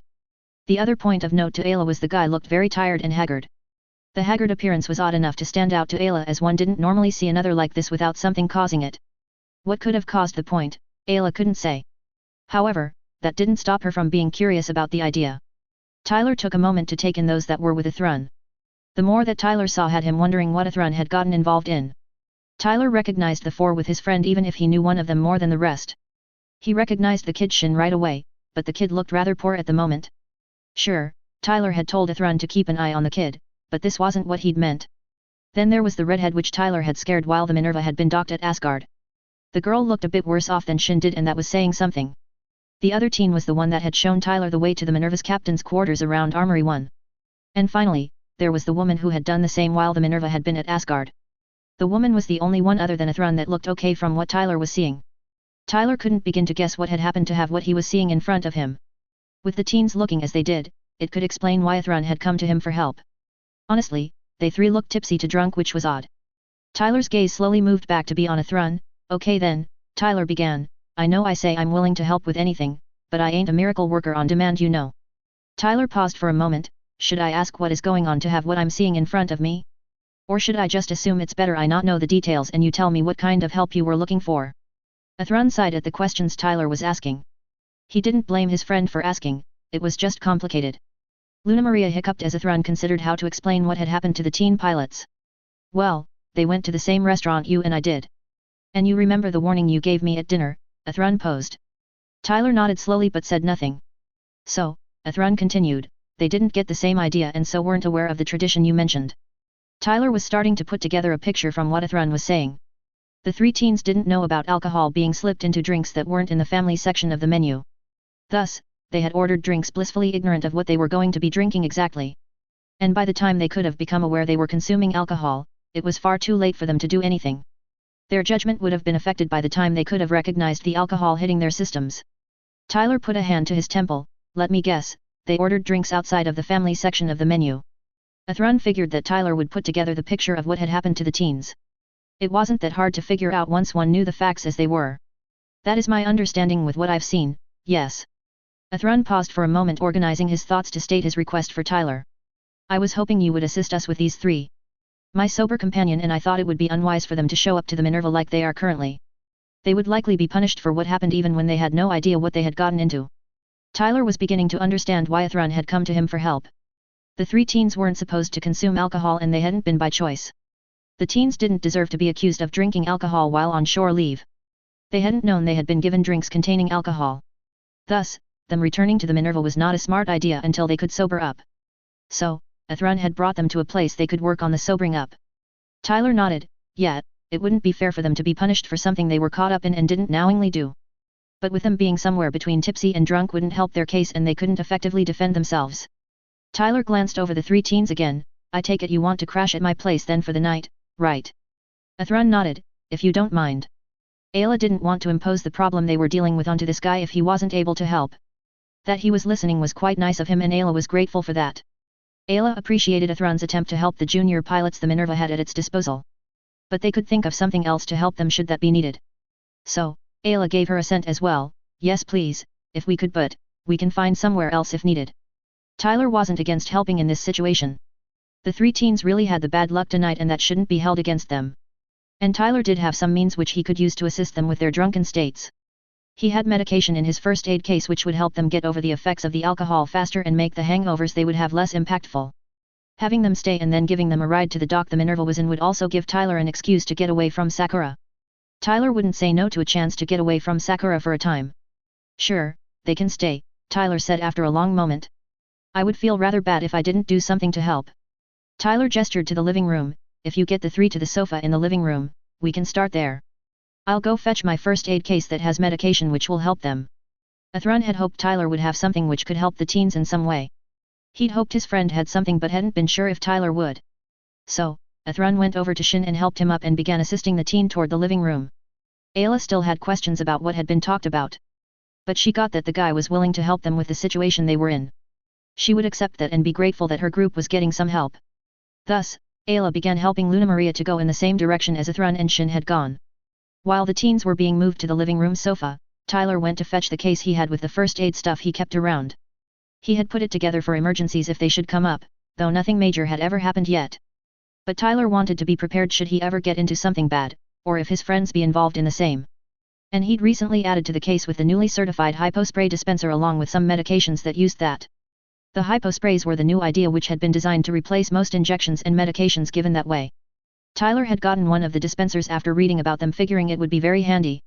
Tyler grabbed the case and headed back to the living room so he could get the teens on their way to recovery. Tyler entered the living room and saw the three teens had been sat down on the sofa. It would make giving them the medication simpler.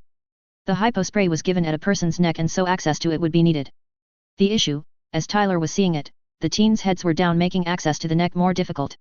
It was understandable, with the teens drunk enough they were having serious trouble holding their heads up. Because of that, Tyler felt they would need assistance doing the point. Once they got the medication and got sleep, they would be doing much better. He put the case down and opened it up.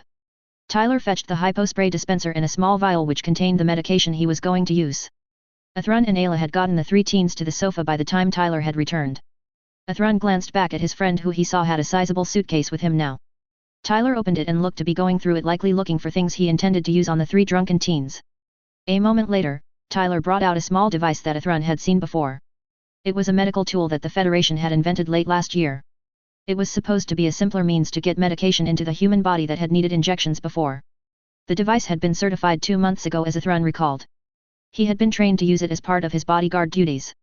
It wasn't exactly a surprise that Tyler had the device, he always seemed to have the newest tool. Tyler slotted the vial into the dispenser and made his way over to the sofa. Okay, as the three are having difficulty holding up their heads at the moment, I will need one of you to hold their heads up for me. I need to get at their necks to give them the medication I have which will help. Ayla had blinked when she had seen the device that the guy had taken out of the suitcase that he'd brought back. She'd never seen the device before, and she was hesitant on letting it be used on her juniors. What is that device you have? Ayla asked. What does it do? I would rather not let something random be done to these three. Tyler sighed at the response. He respected the woman for trying to be responsible for the three teens. However, Tyler was trying to help them, not do random things to them. He wouldn't hurt Shin if he could help it, the kid had a good heart. So, Tyler held up the hypospray. This is a medical device which was invented recently. It is meant to replace the need for injections for medication and does that well so far. The vial I inserted in it contains medication which will help the alcohol be processed more efficiently and fast. Plus, it will lessen the effects of the hangovers they will have tomorrow morning. Tyler paused for a moment. If you would rather, they can experience the full consequences of what getting drunk is like, that's up to you. I'm just trying to help lessen those the best possible, so they don't have to deal with the full experience. Athrun felt that Ayla was just trying to help the three, but Tyler wouldn't do harm to them. So, he nodded, I would agree with him on that. I've seen the device myself before returning to ZAFT and have been trained to use it in case of emergencies. It is a medical device that is meant to help replace injections. Ayla would trust Athrun's judgment, so stepped back to allow Tyler to get behind the teens. Athrun got in front of the Luna Maria and gently held her head up straight so Tyler would have clear access to her neck. Tyler positioned the dispenser at the center of the left side of Luna's neck and pressed the cone structure at the end against the girl's skin. He pressed the dispenser's button and there was a soft hiss in response as the medication was dispensed. The process was repeated for the two boys in turn. Ayla watched as the process went on, curious as to the device being used.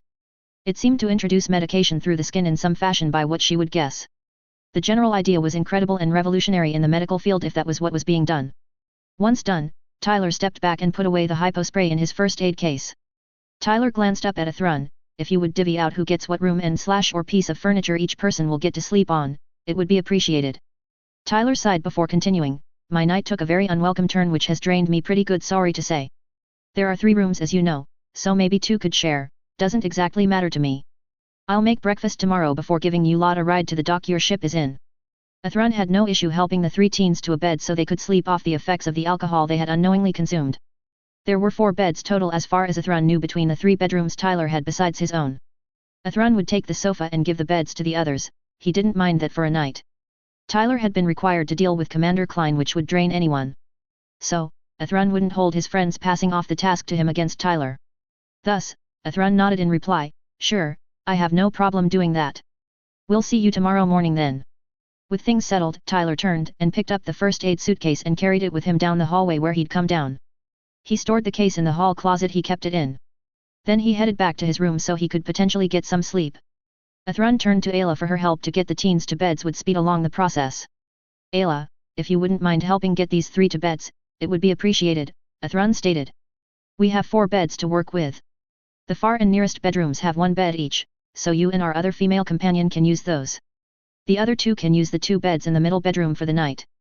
Ayla didn't have an issue helping get the teens to beds for them to sleep off the alcohol. And the arrangement that Athrun was suggesting would work out just fine. However, 4 beds meant that one of their group would be finding something else to sleep on for the night. She didn't want Athrun to just be expected to find something other than a bed for the night. And what about you? Ayla questioned. That would leave one of yous without a bed, and it sounds like you plan for that to be you. Athrun had no issue taking the sofa for the night. Tyler's sofa was comfortable enough to sleep on, Athrun had done it before. The 3 younger pilots needed the bed more than Ayla or Athrun did. And as a gentleman, Athrun would give the last bed to Ayla rather than take it for himself. So, he waved a hand in dismissal, it's fine, you can have the last bed, Athrun returned. I will take the sofa for the night. It will be comfortable enough, I've slept on it before, so I know. That was the end of the conversation. The 2 got down to work getting the 3 teens to bed so they could sleep off the alcohol. Ayla got Luna Maria to the far bedroom and her onto the bed. Ayla didn't even get to the door before she heard Luna mumbling before she began snoring softly. Athrun was getting Shin to the middle bedroom and to one of the beds in the room. The kid already looked to be pretty much out of it before he hit the bed. Athrun then went back to the living room and worked on getting Ray to the same bedroom Shin was in. Ray was mumbled something before he was asleep on the bed by the time Athrun left the room. Ayla once more tried to say Athrun should take the last bedroom. However, Athrun said she would take it and he would use the sofa in the living room. Athrun made his way to the living room and sat down on the sofa. He knew it was better that he was on the sofa than anyone else. The wake-up call that they would all get tomorrow morning would be Sakura chasing Tyler. Athrun felt it was better he be the first to see the point as he knew what was going on while the others didn't know a thing. He could answer or placate questions while Tyler dealt with Sakura. Athrun could cover for his friend better than others trying to figure out what was going on. Plus, the last thing their group needed were for any of them panicking with facing Commander Klein. Sakura still had a feared reputation within ZAFT even after her retirement. He doubted that would change if any found out that Commander Klein was working with the Federation's military now. So, with that in mind, Athrun settled down on the sofa to get some sleep. Tomorrow morning promised to be non-dull, and if it was anything else, Athrun would be shocked. Tyler had made his way back to his room while Athrun was getting his guests to beds. When he arrived, Tyler found Sakura was still asleep in his bed, which was why there were 4 beds for the guests.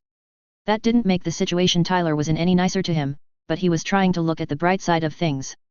He slipped back into his bed hoping to get some sleep before the morning came.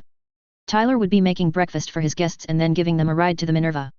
Less than a minute after Tyler slipped back into his bed, he felt arms circling around him. Then he was turned around to face Sakura, who had cracked open her eyes slightly. Sakura followed that up by hugging him close and kissing him before she cuddled with him. Tyler was left to settle the best he could so he could get some sleep while Sakura was cuddling him. A/N. And that is where I will leave off for this phase and pick up there in the next one. Okay, there is an amount to talk about from this phase. First, I know in the original version this is but a part of a phase, and I have expanded on this, which had ended out splitting the last phase and this one. The reason I split it was the length. As personal policy I try to keep under 30k words per phase as I can. And with some of the detail and changes I did, this part became longer than I thought it would when I started writing this phase. But enough about that stuff, let's move on to the highlights and explanation from this phase. So, overall, this phase is the dinner scene and the night at Tyler's, as you readers have seen. And in general, there wasn't a great deal which changed for the events other than me adding details.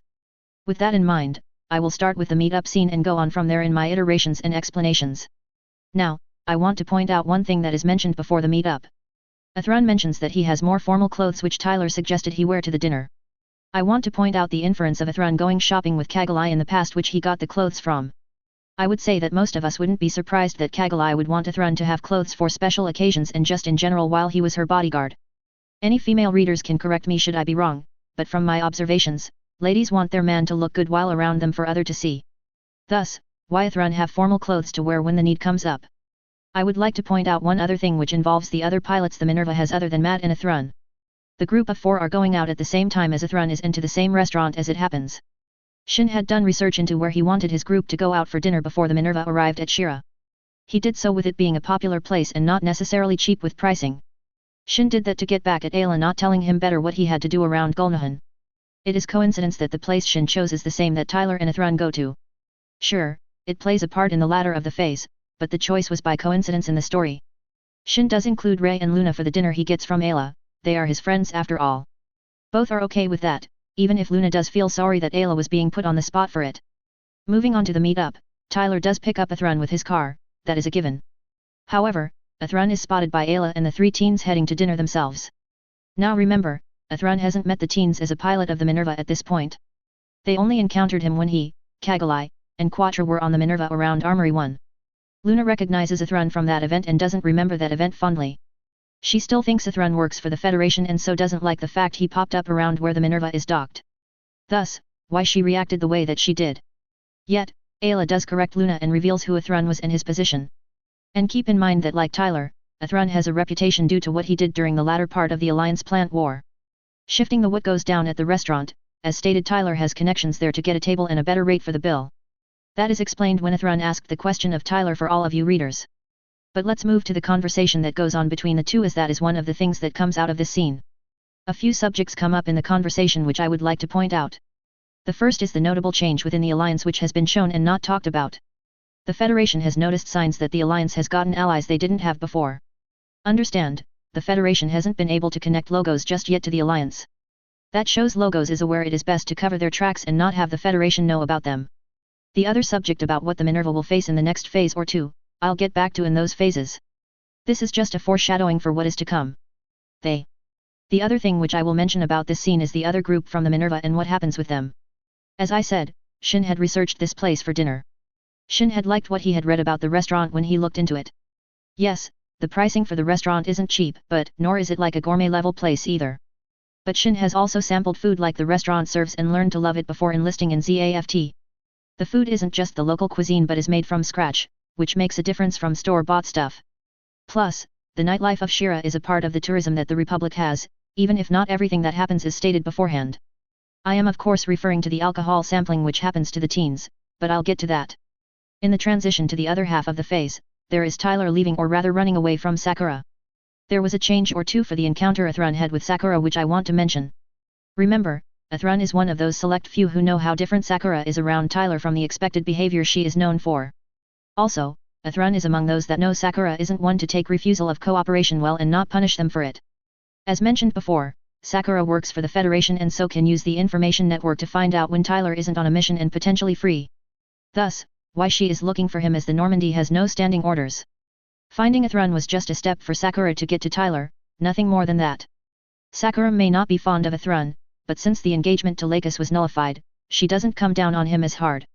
Now, Sakura is focused on getting to Tyler, keep that in mind for the short exchange between Sakura and a Thrun.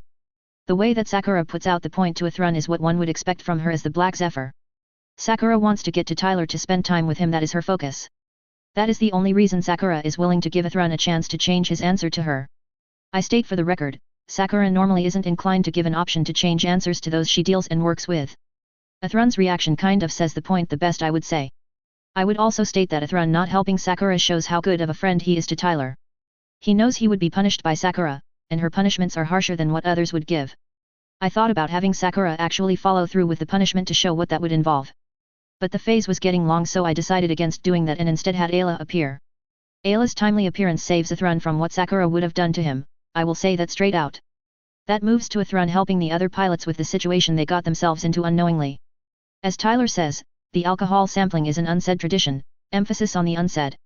A Thrun figures out what happened to the teens, of course, and proposes the solution. I figured Ayla could have Matt come up with a story others would be told so they wouldn't get into trouble. But once everything is set up, the group heads to Tyler's house where the rest of the phase takes place. Now, to the part I figure many of you readers enjoyed going over, which is Tyler and Sakura's scene. The scene may end in the same way as the original, but it takes a slightly different path to get there. Tyler does his best to secure his house, but Sakura of course finds a way to get in. I would point out that Sakura has learned that she needs to be stealthy to get to Tyler when she pursues him. Also, she has been around Tyler's place enough to know it well and not be heard easily when moving around it. But as you readers knew, Sakura wasn't going to take no from Tyler anytime soon. The chase is a little more involved than it was in the original. We also get a view of Sakura and how she feels about Tyler even with her pursuing him. Moving to a Thrun's group arriving after what happened between Tyler and Sakura. I added the part where Tyler helps with medication for the teens. And yes, hypospray was taken from Star Trek and is being used in my story as a medical device. Also, the Federation are ahead in medical science for those who would ask, so hypospray and a medication which can help with hangovers and alcohol processing are possible. In conclusion, this phase came faster than I thought it would, but I'm fine with how it turned out in the end. Sorry it is as long as it is, but as a writer, I go from point A to point B in a story rather than doing one scene type thing. Anyway, some of you please take the time to write a review and tell me what you think of the phase and the story in general. You can also send me questions and constructive criticism to help improve what I put out. I still do not hold that I will keep posting 2 weeks between as much as I would love to. Peace out until the next phase. Chapter 85, Phase 88, The View Ahead. A/N.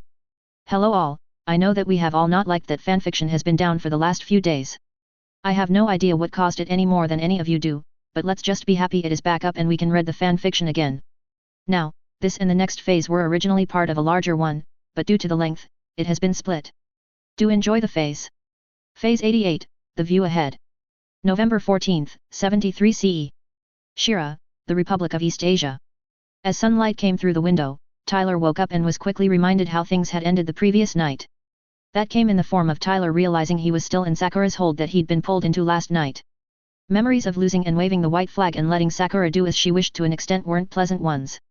Tyler's chest was still sore from being clotheslined by Sakura. Sure, Tyler hadn't forgotten that a Thrun and 4 others were also in his house. They had arrived last night, the 3 teens drunk from unknowingly consuming alcohol. Tyler had helped as he could before returning to his bed to end up in the position he was currently in. The issue Tyler had with being in Sakura's hold was he didn't like encouraging his stalker's behavior. The wins she achieved showed her behavior could get what she wanted, and Tyler didn't want the woman to get that message. With that in mind, Tyler began working to get out of the woman's hold. He had breakfast to make for his other guests today before giving them a ride to the docks. Sakura would unlikely be of any help with those 2 tasks, so Tyler wasn't going to let her be involved. That was more an issue with how Sakura tended to be in the mornings, which was clingy. Thus, Tyler's plan was to leave Sakura in the bed and slip out of the room and get to work on the needed tasks of the day. It was a good plan, a great plan in Tyler's mind, but it didn't work out in practice as he had been hoping. Things had been going as planned with Tyler managing to slip out of Sakura's hold. Yet, it was as he was going for the door that he glanced back and found Sakura had woken up. The expression that came to the woman's face told Tyler he had 2 choices. He could either get back into bed and let Sakura cuddle him or make a break for it and see if he could get away from the woman. Tyler already had his decision in mind, so he twisted around and bolted for the door. Tyler ripped the door open, not caring about the noise it was making, and shot out of his bedroom. He sprinted down the hallway so he could get as much of a lead as possible on Sakura. Tyler could already hear footfalls behind him, meaning Sakura had taken up the chase as he'd expected. But Tyler had a plan to shake off Sakura for a bit in mind. He would just need to get to the foyer. He was motivated to get Sakura to leave him alone for a bit, for he could then slip away from her for a longer period of time. Tyler had enough of the woman for the time being and wanted her to go away. At the same time, Athrun woke up to the sound of a door banging open in the direction of Tyler's bedroom. He propped himself up on the sofa and glanced in the direction the sound had come from. It was a moment later that Athrun heard sliding and then got the view of Tyler racing past the kitchen going toward the foyer. Tyler was in a t-shirt and shorts by what Athrun saw as Tyler was going toward the foyer. Less than a minute later, another ran past where Tyler had been. And Athrun had to blink at seeing Commander Klein also in a t-shirt and shorts as she pursued Tyler. Granted, Athrun knew of what Tyler dealt with when it came to the woman, but it was still something to see with his own eyes. He once again felt sorry for Tyler for having to deal with Sakura and her radically different behavior. Tyler spun around to face Sakura, who was a short distance away. He crouched down preparing to spring when the woman lunged at him. Tyler could reach the main support joist and pull himself up to it. It was wide enough for him to stand on and be out of reach for the woman. He didn't have to wait long as Sakura made her move and lunged at him. Tyler ran at the wall and used it to gain height before he leapt and grabbed the joist with his arms and pulled the rest of his body up to not allow Sakura to get a hold on him. He wouldn't be letting his stalker get the better of him today as she had last night. Tyler would be putting forth the effort to deny Sakura the stuff she wanted from him right now. Sakura had not been happy when Tyler had slipped out of her embrace, which had woken her up. She had glared at him with an expression to say it would be wise for him to get back into bed and snuggle up with her. However, Tyler hadn't taken the hint and had made a break for the door and the hallway beyond. Sakura had been quick to take up the chase after her beloved Tyler. She would bring him back to bed and they would cuddle before breakfast. Sakura had pursued him as he had been racing down the hallway toward the foyer. She expected that Tyler was aiming for the front door for his escape. Sakura wouldn't let her beloved escape her so easily. She would catch him before pulling him back to bed. She lunged for Tyler, but he jumped up out of the way. Thus, Sakura slid past Tyler and stopped right in front of the door. She shifted to a sitting position and glanced around to find Tyler so she could get a hold on him. Tyler swung up his legs and wrapped them around the joist to not let himself fall to the floor. Sakura was down there and he doubted she was ready just yet to give up her pursuit for the morning. Tyler then began working to get his body onto the top of the joist so he didn't have to keep holding onto it. It took him a bit, but Tyler managed to hoist himself up onto the joist before he shifted into a sitting position. Tyler took a moment to catch his breath from the work he'd been required to do to get up to where he was. He may be out of reach of Sakura for the moment, but he didn't count on that stopping the woman entirely. But now he was in a position where he could tell Sakura to go and cool off. So, he looked down at the woman and cleared his throat to get her attention. "You know, Sakura," Tyler began, "you kind of brought this upon yourself. Your shenanigans have forced me to prepare for when you come around this house. With that in mind, go take a cold shower and cool off while I'm out, would you?" Sakura glanced up and saw that Tyler was on the support joist the foyer had. The joist was a bit high for Sakura to reach without work. In short, her beloved Tyler had escaped her for the moment as much as she didn't want to admit it. She would give him the win for the moment and wait for the next opportunity came up. There were things that Sakura did need to see to as much as she would prefer to spend more time with her beloved. The denial wasn't pleasant, but she would take it and move forward. There was always next time and there would definitely be a next time, Sakura would make sure of that. So, Sakura rose and headed toward the bathroom so she could get a shower before she got to the day. Athrun had moved off the sofa as the scene had played out so he could observe it. Commander Klein chasing Tyler had become an expected thing, as odd as it would seem to most for Athrun. He still had trouble quite believing the difference in Commander Klein's behavior around Tyler and everyone else. No matter how many times Athrun saw the point, it was still odd to witness it with his own eyes. And that Tyler had prepared from when Sakura came around was both impressive and more than interesting. If there was one thing Athrun had learned in his service with ZAFT, it was preparing for Commander Klein was extremely difficult if it could be done at all. And what's more, Tyler made it look very doable, which made his response even more intriguing. Athrun moved into the foyer and stared up at his friend who was still sitting on the joist. "No matter how many times I see you do it, I still find it odd yet incredible that you can escape her," Athrun stated. "I've never heard of nor seen any do the same around the woman."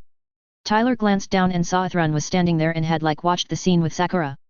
He didn't think he was doing any better than any other would against Sakura. Sure, the woman wasn't the easiest to get along with, especially with her reputation. But that said reputation had never appeared when she was around Tyler. Honestly, avoiding Sakura had been a matter of planning ahead. Yet within the last year that had changed and become more difficult for Tyler. So, Tyler shrugged in response to Athrun's statement, "I have no way to explain why she is like that around me. I've tried to figure out why Sakura is like she is around me and none other but got nothing." Tyler threw up his hands, "If you can come up with an answer, I'm all ears, my friend. While that was going on, Ayla had woken up when there had been some noise. She looked at her comm unit and saw a message from Matt. When she opened the message, she found it contained the story which Matt had given Talia and Arthur for why her group hadn't returned the night before. The general story was a believable one to Ayla and she would be thanking Matt for covering for them. If any questions were asked, Ayla would be able to answer them and not make the story suspect with the Minerva's commanding officers. Ayla didn't like not telling Talia the truth, but for the moment it was necessary. When there was the time, Ayla would go and give Talia the truth and tell her why the cover had been needed at the time. She was sure Talia would understand the situation when it was explained to her. Talia wouldn't punish the teens, they would suffer enough from the hangovers, so they didn't need more sent their way for this.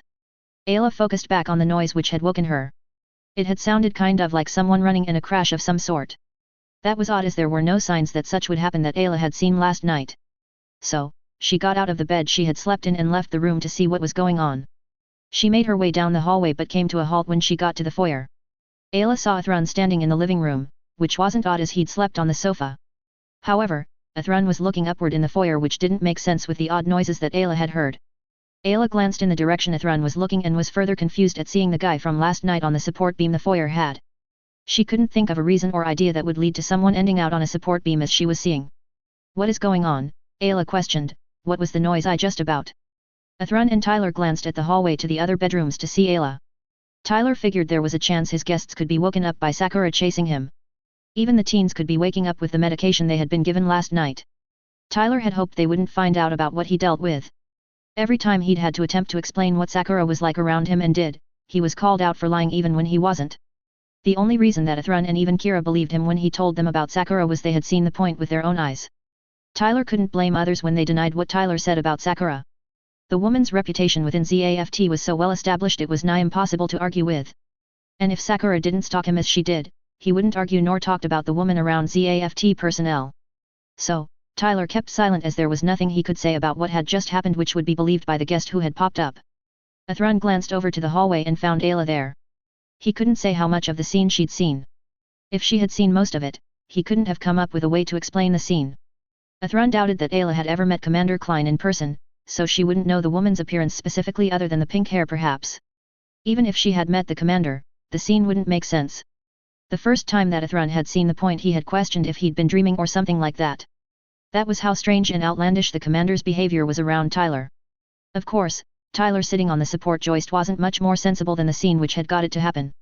With that in mind, Athrun was forced to consider what he could say to Ayla about what she was seeing. The truth of what occurred was difficult to believe for any that didn't have direct knowledge of what Tyler dealt with.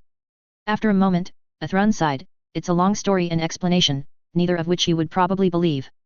Athrun hesitated for a moment glancing at Tyler for a second, I certainly didn't when I first heard about it. It wasn't until I saw displays of it that I understood what was being referred to. While Tyler appreciated his friend trying to help him with the woman that had popped up, Tyler could defend himself as needed. Yes, few believed what Tyler had to face when it came to Sakura, but that wouldn't stop Tyler from standing up for himself. Tyler ended out his folding his arms in mild frustration with his situation, that would be an understatement, Athrun, Tyler remarked. Sure, I rather others not be involved in the problems I get with this. However, I deal with the point when it comes up and do fair at it I would say. Tyler inclined his head toward Ayla, I apologize if the scuffle that occurred woke you up. I wish that it hadn't happened, but the other party involved forced the point, but that is outside my control. Tyler paused, it would be better if you just not ask for more detail of how things ended out to what you see right now. It would be a painful confusion that you can do without which would give you a horrible headache. Ayla was trying to process what was being said to explain what she'd been seeing. Athrun saying whatever had happened was a long story was believable to Ayla. The rest of what Athrun said and what his friend had added hadn't made sense to her at all. What she had gotten from the explanation was there was something going on and it was beyond odd in some way. There was more inference about the point than facts from what Ayla was hearing. It was confusing and was giving her a bit of a headache. So, she felt it was better to do as was recommended and not ask about the situation further as it would likely make the headache worse. I'll take your words for it, Ayla returned. Then she bowed to Tyler, I didn't say it last night, but thank you for letting our group stay for the night. Tyler had no issue helping others out and those with Athrun had clearly needed assistance with what he'd seen last night. The three teens had been drunk and had looked rather sad to be honest. Tyler felt that if the three had gone back to the Minerva as they had been, it wouldn't have likely gone well. So, Tyler had been more than willing to help Athrun as he could along with the rest of his group. The thanks was certainly nice to receive, but unnecessary for Tyler. Thus, Tyler waved a hand in dismissal, it's no problem. The teens really did need help with them unknowingly consuming alcohol and getting drunk. I doubt it would have gone well for them with a ship officer to see them like that. The thanks is appreciated, but don't worry about it, just glad I could help. As the three were talking, Luna Maria had woken up and was trying to figure out what was going on. She had found herself in a strange bed in a place she'd never seen before, which was confusing. Luna had tried to recall what had happened last night, which could explain why she was in a strange place. She remembered going out to dinner with Shin, Ray, and Ayla. The food had been amazing, and dinner had been fun from what Luna could remember. However, the latter part of the meal was hazy for Luna couldn't recall things clearly. That was strange as Luna hadn't had an event where she could remember half of it just fine, but the rest be murky. Luna sat up and instantly grunted as her head was softly pounding and hurt quite a bit. The headache was the worst that Luna had ever experienced. She couldn't stop herself from holding her head with her hands with the pain. It wasn't unbearable, but it certainly was hard to ignore with the pounding. Luna wanted to understand how things could have led to what she was going through. There had been the noise which had brought her out of sleep, which she still had nothing to help her know what was going on. So, Luna got out of the bed slowly and made her way to the door to try and see what was happening. Hopefully Ayla was around, and she could explain what was going on so Luna could make sense of things.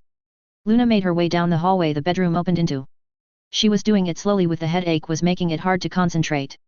Luna was managing to walk on her own and it was in a straight line, but keeping her balance was harder than normal for some reason. She used the walls to make sure that she kept on her feet when she got lightheaded, which came and went. Luna turned at the end of the hall and spotted Ayla ahead. She closed the distance before speaking. "Hey, what's going on?" Luna asked. Her speaking up did draw the attention of Ayla and another nearby. "And where are we right now?" Luna grabbed her head with the headache surged a bit. "And why do I have a bad headache?" Ayla turned to face her junior when she had spoken up. She couldn't help but wonder if Shin and Ray had been woken up by the noise as she had been. Luna did look better than she had been last night, Ayla would admit that. That lent credence to the medication the three teens had been given last night had helped as had been said it would. But by the sound of it, Luna didn't remember part of last night.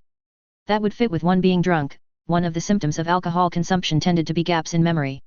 The headache was another symptom which was expected even if it wasn't nice to experience. The answers to those overall is complicated, Ayla answered. Ayla paused for a moment, considering how to go about explaining what had happened to bring things to what they were. "What do you remember from last night?" Athrun and Tyler listened for a moment as Ayla and Luna Maria began discussing what had occurred last night. But after a minute, Tyler lowered himself to the floor as he didn't have an interest in listening. Tyler headed for the kitchen so he could get started on making breakfast for his guests. While the female teen may be the first to appear, Tyler didn't think it would be long before the other two would follow. Hopefully by the time Tyler had breakfast ready, the woman could have her explanation to the teens done. Athrun had implied that they would need to be to the Minerva early in the morning. So, Tyler wanted to give his guests breakfast before giving them a ride to the docks. Athrun saw Tyler drop down and head to the kitchen, likely to start making breakfast. Athrun glanced back at Ayla and the teen as they were talking. From what he was hearing, Ayla was giving a brief explanation about how their group had ended up at Tyler's place.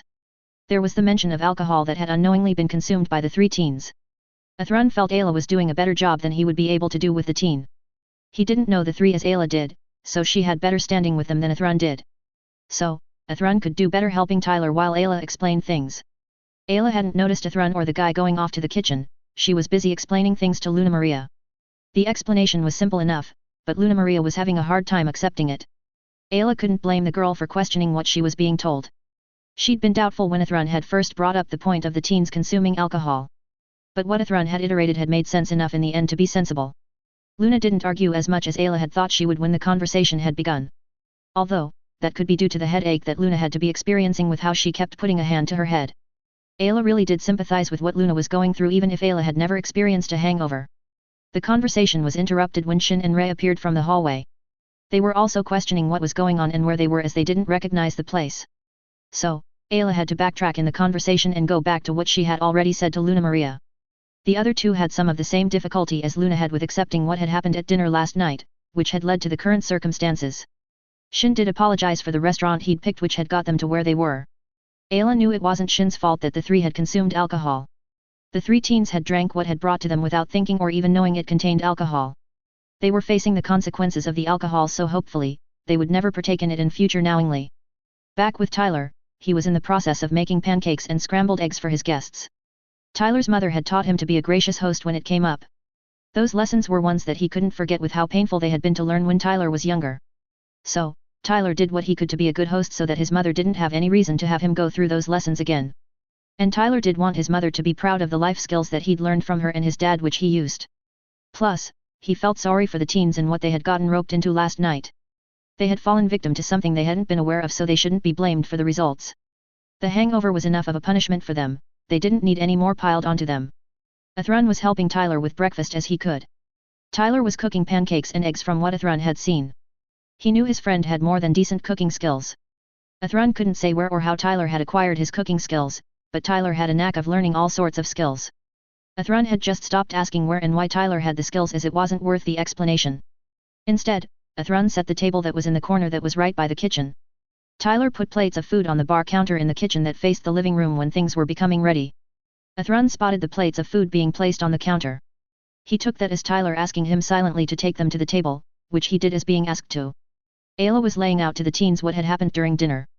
She had made sure to make it clear that consuming alcohol wasn't their fault, as they hadn't known about it. Ayla didn't want Shin, Ray, and Luna Maria to think they had done something wrong.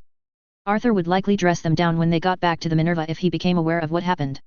With that in mind, Ayla was also telling them what they were to say if any asked them about what had occurred last night.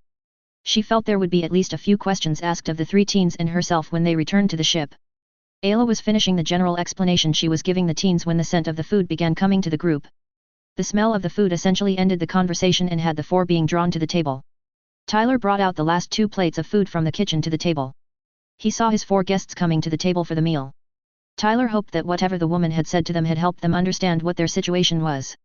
He would try to put in some kind of good word for them when around the Minerva, though Tyler couldn't say how much he could do. But at least Tyler could give the teens a good meal to start what would be a hard day. And with what was ahead of the Minerva, things wouldn't be any nicer for the next day or more, unfortunately. Tyler didn't doubt Athrun would get the info that he'd told him to Captain Gladys to use it the best she could. There was a reason that Tyler felt it would be better if Athrun delivered the information he'd given him to the Minerva's captain was a valid one. The alliance was showing itself to be petty enough that they would use essentially anything to blame others for the position they had put themselves in. That would include general data, which would put a small Omni fleet at a disadvantage going against the Minerva. If the alliance could somehow twist Tyler giving his friend information to the Federation giving data to ZAFT, then they would try to. The relations between the Federation and the alliance were already at an all-time low, no need to give ammo to the alliance to make it even worse. After Tyler set the last of the food on the table, Athrun did officially introduce Tyler to the other 4. Athrun felt it would be best for the moment not to give Tyler's last name, as it was well known much like his was. Ayla may have heard his name last night, but little other than that besides him being Athrun's friend. For the teens, they had all seen the guy before, he'd been on the Minerva twice now before this. Ray recognized the guy that had talked with Captain Gladys after the attack on Armory 1. Luna knew the guy as it had been him who had outdone her and put a knife to her neck while the Minerva had been at Asgard. She was working past what he'd done, which had scared her, but she hadn't fully moved forward from the experience. Shin already knew Commander McGregor, how could he not with the 2 weeks he'd spent on the Normandy? It was kind of a surprise to encounter the commander around Shira, but it was nice to see him again. Breakfast was a somewhat quiet affair with the teens not saying a great deal during it. They quickly concentrated on eating the food after the first taste. Ayla didn't eat as quickly as her juniors were, but she had to admit the food was good, better than average. She once again couldn't help but wonder about Athrun's friend. He seemed like a normal guy when she had first met him and at the house too. But while he'd been on the Minerva while it was at Asgard, the guy had shown he was anything but normal. He had skills that those in special forces tended to have but seemed to be able to hide them from others. And yet, this guy also had skills that one wouldn't expect soldiers to have, like cooking in this instance. There were just so many questions about the guy and yet, no answers that she could see to those said questions. Once breakfast was consumed, Ayla did thank Mr. Tyler and then had her juniors do the same. He'd provided them with a meal when he didn't have to, after providing a place for them to sleep for the night. Regardless of how Athrun and met and befriended the guy, he had been nice and helped them. It was good manners for them to show gratitude for the help they had been shown in their time of need. Tyler appreciated the thanks he was being given for helping the group. He would have done the same thing he had even if there had been no gratitude shown to him in return. That was just the kind of individual that Tyler was and worked to be. And with the group that Athrun had brought to his place, they certainly had needed some help. Tyler responded to the thanks saying it wasn't anything to worry about, he was just glad he could assist them. Tyler did rise and make the offer of giving the group a ride to the docking area the Minerva was in. He mentioned that his car could carry 4 and the motorcycle that had come last night could be ridden by the last member of the group. Athrun had known that Tyler would offer to give a ride to them to reach the Minerva, it was the way his friend was, so it wasn't a surprise. On the other hand, Ayla was a tad taken aback that the guy would offer to give them a ride to the Minerva's dock. It would certainly solve the issue of getting back to the Minerva as quickly as possible as they should. The ship was going to be leaving Shira today as far as Ayla was aware of, with the work on the ship being done by this morning. And their cover was only to last for the night and get back to the ship in the morning as they could. Ayla said her group would accept the offer of a ride from Tyler and thanked him for it. She also stated she would ride the motorcycle out of her group rather than any of the teens. Ayla would rather she take the motorcycle or even Ithran do so than any of her juniors. She didn't know if any of them knew how to ride and didn't want them to be put in the position that they may have to learn on the fly. Also, with their hangovers, she wouldn't trust they would be able to operate a vehicle competently for the time being. Ayla knew how to ride a motorcycle, she had done so before this, so it would be fine for her. Tyler honestly didn't care who used the motorcycle and those that went with him. As long as he got them to the docking area, Tyler would consider the job done. So, he turned to Ithran and asked him to organize the group. While his friend did so, Tyler would go to his room and change so he could look presentable. Ithran agreed to get the rest ready to go while Tyler went off to change. Thus, Tyler headed off down the hallway to his bedroom and changed his clothes into jeans and a t-shirt. Then Tyler glanced around for the motorcycle's keys, which he wouldn't doubt Sakura would have brought in with her. He managed to find the keys before he headed toward the garage. Tyler reached the garage to find that the rest had gotten there before him.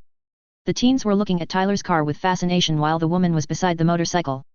Tyler went over and gave the motorcycle keys to Ayla. Then Tyler turned to the teens who were still staring at his car. Tyler knew the model of car he had was a rarer one to see. It tended to require special ordering of the model, and getting repairs done was unpleasant as the parts had to be made by special order as well. So, as Tyler approached, he gained a smile as he normally did when people stared at his car. "I take it this car is one that you three haven't seen before," Tyler posed. The teens turned to him and nodded, to which Tyler chuckled, "Yeah, it is a rarer model to see and drive, I will admit. It is one from before the Cosmic Era started, and a racing model at that, which I say is neat. It is known as a Lamborghini, which probably means nothing to you if you don't know about vehicle history." Tyler gestured for the teens and Ithran to pile into his car so they could get going. Ithran moved his seat forward so the three teens could get to the vehicle's back seat. He wondered if Tyler was considering drifting on this ride. It wouldn't be the first time that Tyler would do such a thing. Ithran's friend's hobby was an acquired taste, he didn't mind it a great deal. Kira didn't prefer the activity. But for those that weren't aware of Tyler's hobby, some took it in stride, others cursed him for doing it. With that in mind, when the teens were in the back seat, Ithran moved the passenger seat back into place and made sure his seatbelt was in place snugly. He glanced over to the driver's seat, which Tyler had just slid into, and was a tad more concerned. The seat had a racing harness which Tyler had put in for his drifting hobby. But seeing him tightening the straps said there was a reasonable chance drifting would happen on this ride. At the same time, the teens were talking about the car model they were now in. Shin had heard of Lamborghinis before now, though he'd never seen one with his own eyes that weren't pictures. His dad was a bit of a vehicle enthusiast, and so Shin had been shown images of Lamborghinis. Shin had also heard that there were some Lamborghinis that had been refitted to use modern fuel rather than fossil fuel as they had been built to. However, from what Shin's dad had said, there weren't all that many Lamborghinis that had gone through the refit to be in use.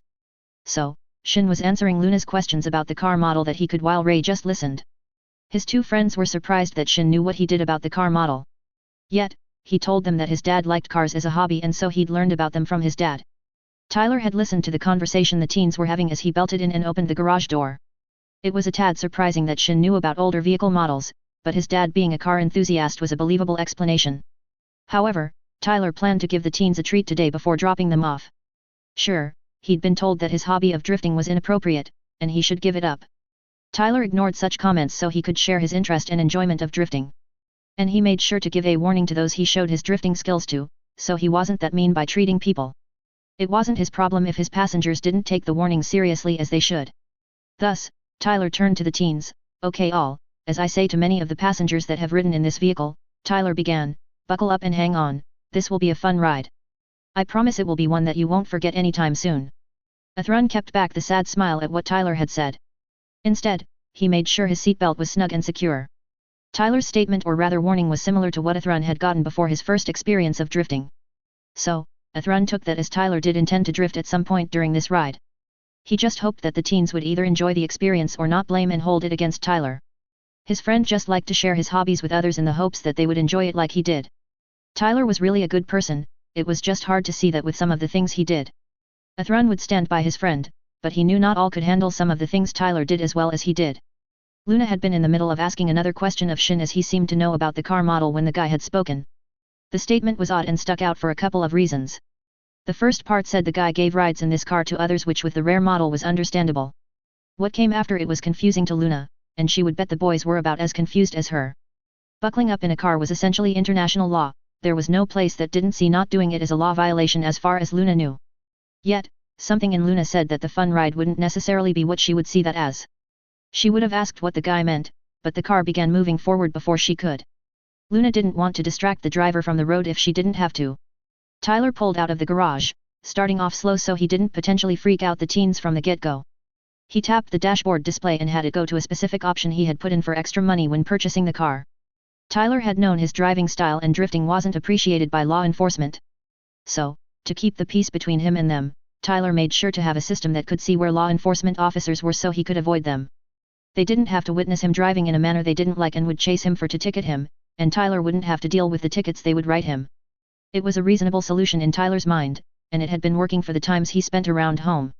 From what Tyler could see from the glance at the display, there were no law enforcement officers along the path he would take. In fact, there weren't any at this time in a reasonable distance of the path Tyler planned to use. And to Tyler's good luck, the cameras that law enforcement used to see things were about to go down for their scheduled maintenance for the area he'd be driving in. Thus, he had nothing to worry about with his driving style for this ride, which Tyler was happy about. Tyler was keeping an eye on the clock as he happened to know the exact time the camera maintenance would start. He would be putting his foot down when those cameras went down as they wouldn't be used to see him speeding. When Tyler got around the turn out of the neighborhood that Tyler's house was in, the time he'd been waiting for came. Tyler came to a stop at the intersection before gaining a grin. Athrun saw the grin and knew this ride was about to change radically. Athrun knew that Tyler's driving style was different when he wasn't being watched by law enforcement, and it was one that you either get used to or dread having to experience. Athrun himself didn't mind his friend's other driving style, though there had been times it scared Athrun a bit. All in all, the style wasn't as bad as some said it was, and Tyler did enjoy driving as he did. But for those who haven't experienced how Tyler drives when not watched, it was something else which words just couldn't describe properly. Tyler put his foot down and spun the wheel to the left, causing the car to surge forward. Tyler had his car slide through the left turn and accelerate out of it. Athrun had been ready for the car, leaping forward with how Tyler had put his foot down. However, the teens hadn't been prepared for the change in driving style that came. Luna Maria close to instantly clung to Shin out of reflex. Shin was surprised for a moment. He'd grabbed the armrest to his left as the turn had begun. He'd felt Luna latching onto him as the turn had been going on. Shin glanced over at Ray to see he was being forced into the side of the car but was holding on like the rest. The revving of the engine filled their ears as the car accelerated out of the turn. Luna was trying to process how a gentle car ride had become something that got her heart pumping in fear in what felt like the blink of an eye. The ride didn't change much as it continued, it kept being fast and throwing the teens around a bit. Athrun had glanced back at the teens to see they hadn't been entirely prepared for Tyler's current driving style. Then again, how would one prepare for the idea without knowing it was coming their way? Athrun had recognized the warning, and it appeared the teens had not seen it for what it was. And he knew that Tyler wouldn't slow down if he didn't have to, which would keep throwing the three teens around in the back. Thankfully, the three had their seatbelts on, which prevented them from being thrown around the car. Athrun could only imagine what Ayla could be thinking if she saw Tyler putting his foot down. The car shooting forward would be worrisome enough for any to see. But Ayla would likely be falling behind with Tyler accelerating as he was. The car raced down the streets and only slowed slightly when turns came up so it could handle them and not hit the curbs. The ride for the teens had gone from fine, to something between a nightmare and something from vehicle sport racing. Luna quickly became scared with the car ride. She had stopped looking out the window shortly after the change of the ride. The turns were terrifying to her as the car was swinging in those and would get too close to striking the curbs. There were other times she was sure they would be in a crash, even when they were avoided. On the other hand, Shin had quickly felt a thrill build within him with the ride. The speed and handling of the car was impressive, like seeing a master at work. Granted, Shin expected and had seen Commander McGregor was beyond an elite pilot in a mobile suit. But it seemed that he was also a heck of a skilled driver in a car too, which was amazing to him. With Tyler's driving style, those with him had made much better time than they would if they had been following the guidelines the law set.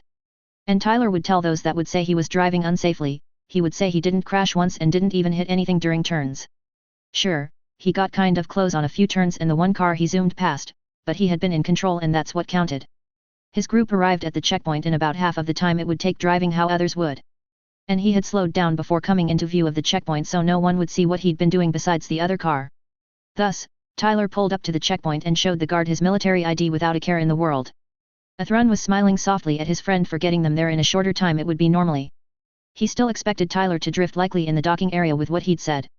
The speeding and hard turns would have had the warning worded differently. However, Athrun didn't miss the heavy breathing from the back seat. The teens were taking Tyler's driving style fairly so far, at least the boys were, the girl Athrun had seen signs she wasn't having fun in any way. They didn't know what they had just experienced was only the first half of this ride. And the second part would be the part which they had been warned about rather than the first. So, Athrun faced forward as Tyler began slowly pulling forward through the checkpoint. He noted that Tyler was driving slowly while in view of the checkpoint, likely not wanting to be reported by others.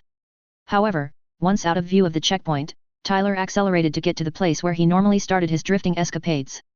Once there, Tyler put his foot down and pressed the pedal into the floor so he could get the most acceleration he could get from his car. Athrun could see the building of speed for the drifting Tyler was going to do. So, Athrun shifted his body to be able to take the centripetal force that would come with the drift. He then grabbed onto the handle above the door which he knew was reinforced for passengers during drifting to hold to. Athrun just hoped that the three in the back wouldn't hold what was about to happen against his friend. Luna had been trying to calm down from the ride to the docking area checkpoint which had it slow down. But she hadn't had the time to do much to steady the heartbeat that was pounding rapidly in her chest. She may be apprehensive of the guy driving with what he'd done before, but she wouldn't let this happen and say nothing at its end. Luna would be asking what the hell was wrong with the guy and his driving. Only racers and crazy people drove like this guy did, and Luna was heavily leaning toward the guy being crazy rather than a racer. Isn't this a bit fast to be driving around the docks? Luna barked. The ride was fast enough to worry me for a while. If the teens had thought the trip to the docking area was something, they still had the real treat that Tyler had for them. His hobby was misunderstood, Tyler would stand by that and take any that thought that way so they could see the fun. The acceleration was where he needed it to be for a prime drift. So, Tyler grinned broadly. Nope, this speed is fine, he returned as a hand went to the e-brake, ready to be yanked and start the drift. I assure you, the more speed you can get makes this more fun and last longer. So, enjoy the treat that you are about to experience. Tyler gripped the wheel now fully ready to initiate the drift. Here we go. Tyler yanked the e-brake and spun the steering wheel in the motion he knew by heart and got his blood pumping the endorphins. The car lost its traction somewhat and began skidding a bit, but Tyler did the fine-tuning movements to get the car into the drift within seconds. The car entered and held the sideways drift with Tyler's grip on the wheel and him working the pedals. Tyler knew how to maintain a drift for the longest period possible with how he'd practiced with it since the day after he obtained his driver's license. It was why Tyler aimed for distance of the drift rather than the time he kept it going for. Moments after the drift started, Luna Maria began screaming with the sideways motion pushing her into Ray. The ride to the docking area had been frightening to her, and she hadn't thought there would be a way for the ride to get worse. Oh, how wrong she was about that point, for she was being proven the ride could be terrifying and beyond that. The skidding noise from the tires was only getting Luna's heart to pound faster with the fear coursing through her. Shin was refocusing on what was going on with the car after the initial jerking motion occurred. Seeing the scenery flying away from what Shin could see out the window got his eyes to widen. He'd heard of some race car drivers doing what they called drifting as a sport.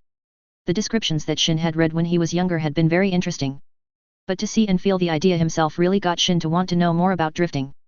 Athrun had been prepared for the drift that Tyler put the car into, so hadn't been caught off guard by the initial jerking motion. He glanced over to Tyler and saw the grin his friend had, which was the same one the other times Athrun had ridden in the car when it drifted. It was a grin of pure enjoyment, which was kind of a rare thing to see with Tyler, as he didn't show emotions openly to just anyone. Athrun could only shake his head at seeing his friend enjoy himself as he was, while others were clearly having a completely different experience than him.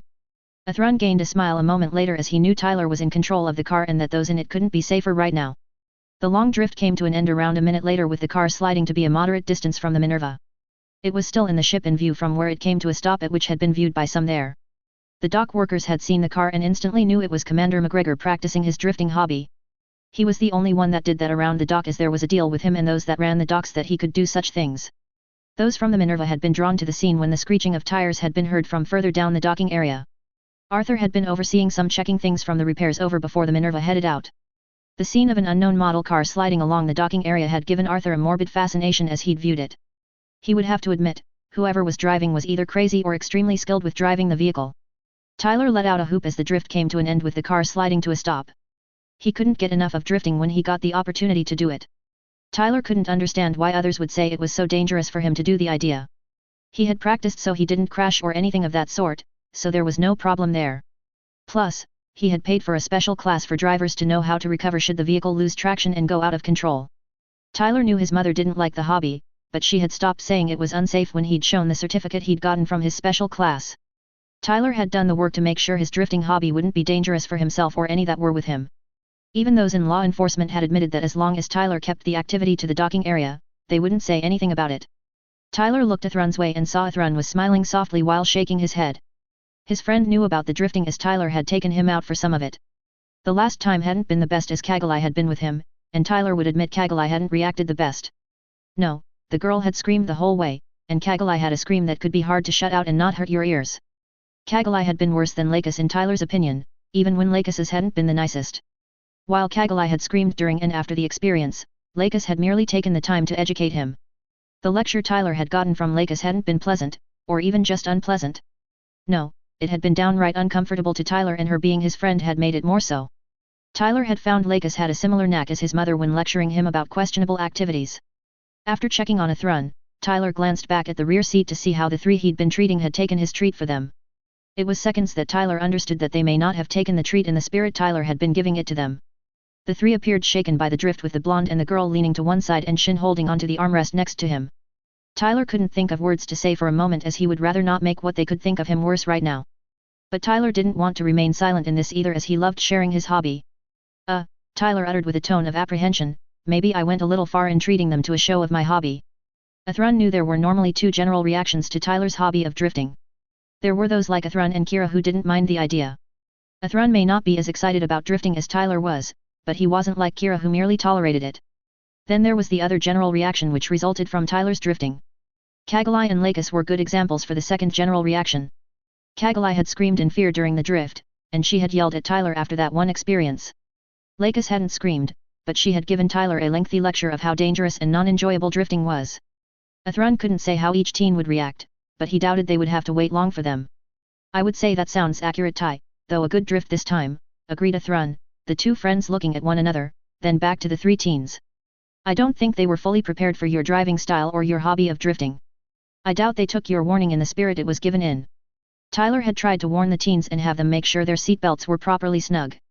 Athrun had clearly taken that unsaid point for the warning, so Tyler had assumed the teens would follow his example. Apparently, the teens hadn't taken the warning as he'd hoped they would. In the end, Tyler chuckled a bit before he gained a repentant look on his face. Well, I supposed I can boast my driving style is certainly one you don't forget once you've experienced it, he replied. Although, to those that would say it is dangerous, I drive seriously when others are in the car with me. Shin came out of the stupor that he'd been in by the time the car had slid to a stop. The ride to the docking area was really neat. He'd never been in the car model he'd ridden in before, and it had been awesome. And the speed this vehicle was capable of was above what modern mass-production common vehicles could do, even when pushed and without special equipment attached. Then the drifting had been amazing to experience. The feel of the force of the car sliding sideways over the concrete had been neat and similar to high-G mobile suit piloting was. That was one of the areas of ZAFT's practical pilot exam which Shin had excelled at. So, this experience had been amazing and made Shin's day. That was freaking awesome, he exclaimed. I want to do that again. Tyler gained a smile at Shin's reaction to the treat he had given them. Perhaps, he had just been a tad too worried that his treat wouldn't be received as he'd hoped. So, Tyler clapped his hands together and laughed. That's one vote in favor of my driving, Tyler proclaimed proudly. I had a feeling my treat for them would go well. And here I was starting to get a tad worried I would have a repeat of what happened the last time. Athrun felt his friend was coming to conclusions a tad quick when it came to reactions. The last time, as Tyler referred to the point, Kagalai had screamed and yelled at Tyler, which had been easy to see. However, Lakis hadn't shown much of a reaction until later, which was what Athrun felt may happen given a bit of time. So, Athrun was about to say Tyler should be patient and remind him what happened with Lakis. He needed to remember not all that experienced his love of drifting shared his enjoyment. Athrun felt at least Luna Maria, as Ayla had said her name, wouldn't be reacting well at all. Her screaming that Athrun had heard said she hadn't liked the ride or the drifting at all. Luna regained her bearings a long minute after the car had come to a full stop. She hadn't appreciated the ride or what had happened around the docking area. She had feared for her life multiple times while in the car and the guy driving it. Luna had promised herself that she would give a fitting reply to the guy for what he'd put them through. And she would do just that and make him understand how much he'd made her fear for her life. She'd heard the guy's voice talking a moment ago, and it had been in front of her. So, Luna brought her head up and glared at the blonde-haired guy. The ride here was scary enough, she snapped. My heart was pounding with how close to crashing we got. Luna released a growl, and what you did here was terrifying. I thought the car would roll and we would die before the end. Athrun had figured that the girl would react in a way like Kagalai had done after her experience. The girl may not have yelled as Kagalai had, but she had screamed through the experience. The tone of her voice had made it clear the girl was both terrified and angry. From what he'd heard from Ayla yesterday when he'd asked her about the other pilots, Luna Maria wore her emotions on her sleeves. And what Athrun had seen said that what Ayla had mentioned was quite true. Athrun felt it would be best to step in and stop Luna Maria before she had a chance to say more and do something potentially stupid. So, Athrun snickered in response, and that would be a strike against your driving style, my friend, he remarked. And I doubt you need to be reminded what happened the last time. Tyler didn't need a reminder of how Kagalai and Lakis had reacted to him taking them drifting. Kagalai's screaming and Lakis's lecture had left enough of an impression that Tyler wouldn't quickly forget it. He'd had a harsh headache for half a day from Kagalai's screaming which had hurt his ears.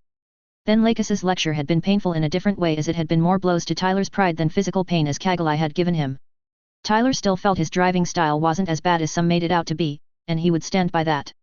But Athrun had a point that not all agreed or liked some of his chosen habits and hobbies. Thus, Tyler was quiet for a minute, even as Luna Maria continued to glare at him angrily. Okay, you have a valid point, Athrun, Tyler admitted. The way I drive isn't for everyone and I should keep that in mind. Meanwhile, Ayla had come into the docking area. She had tried to follow the car after it had left but hadn't been able to.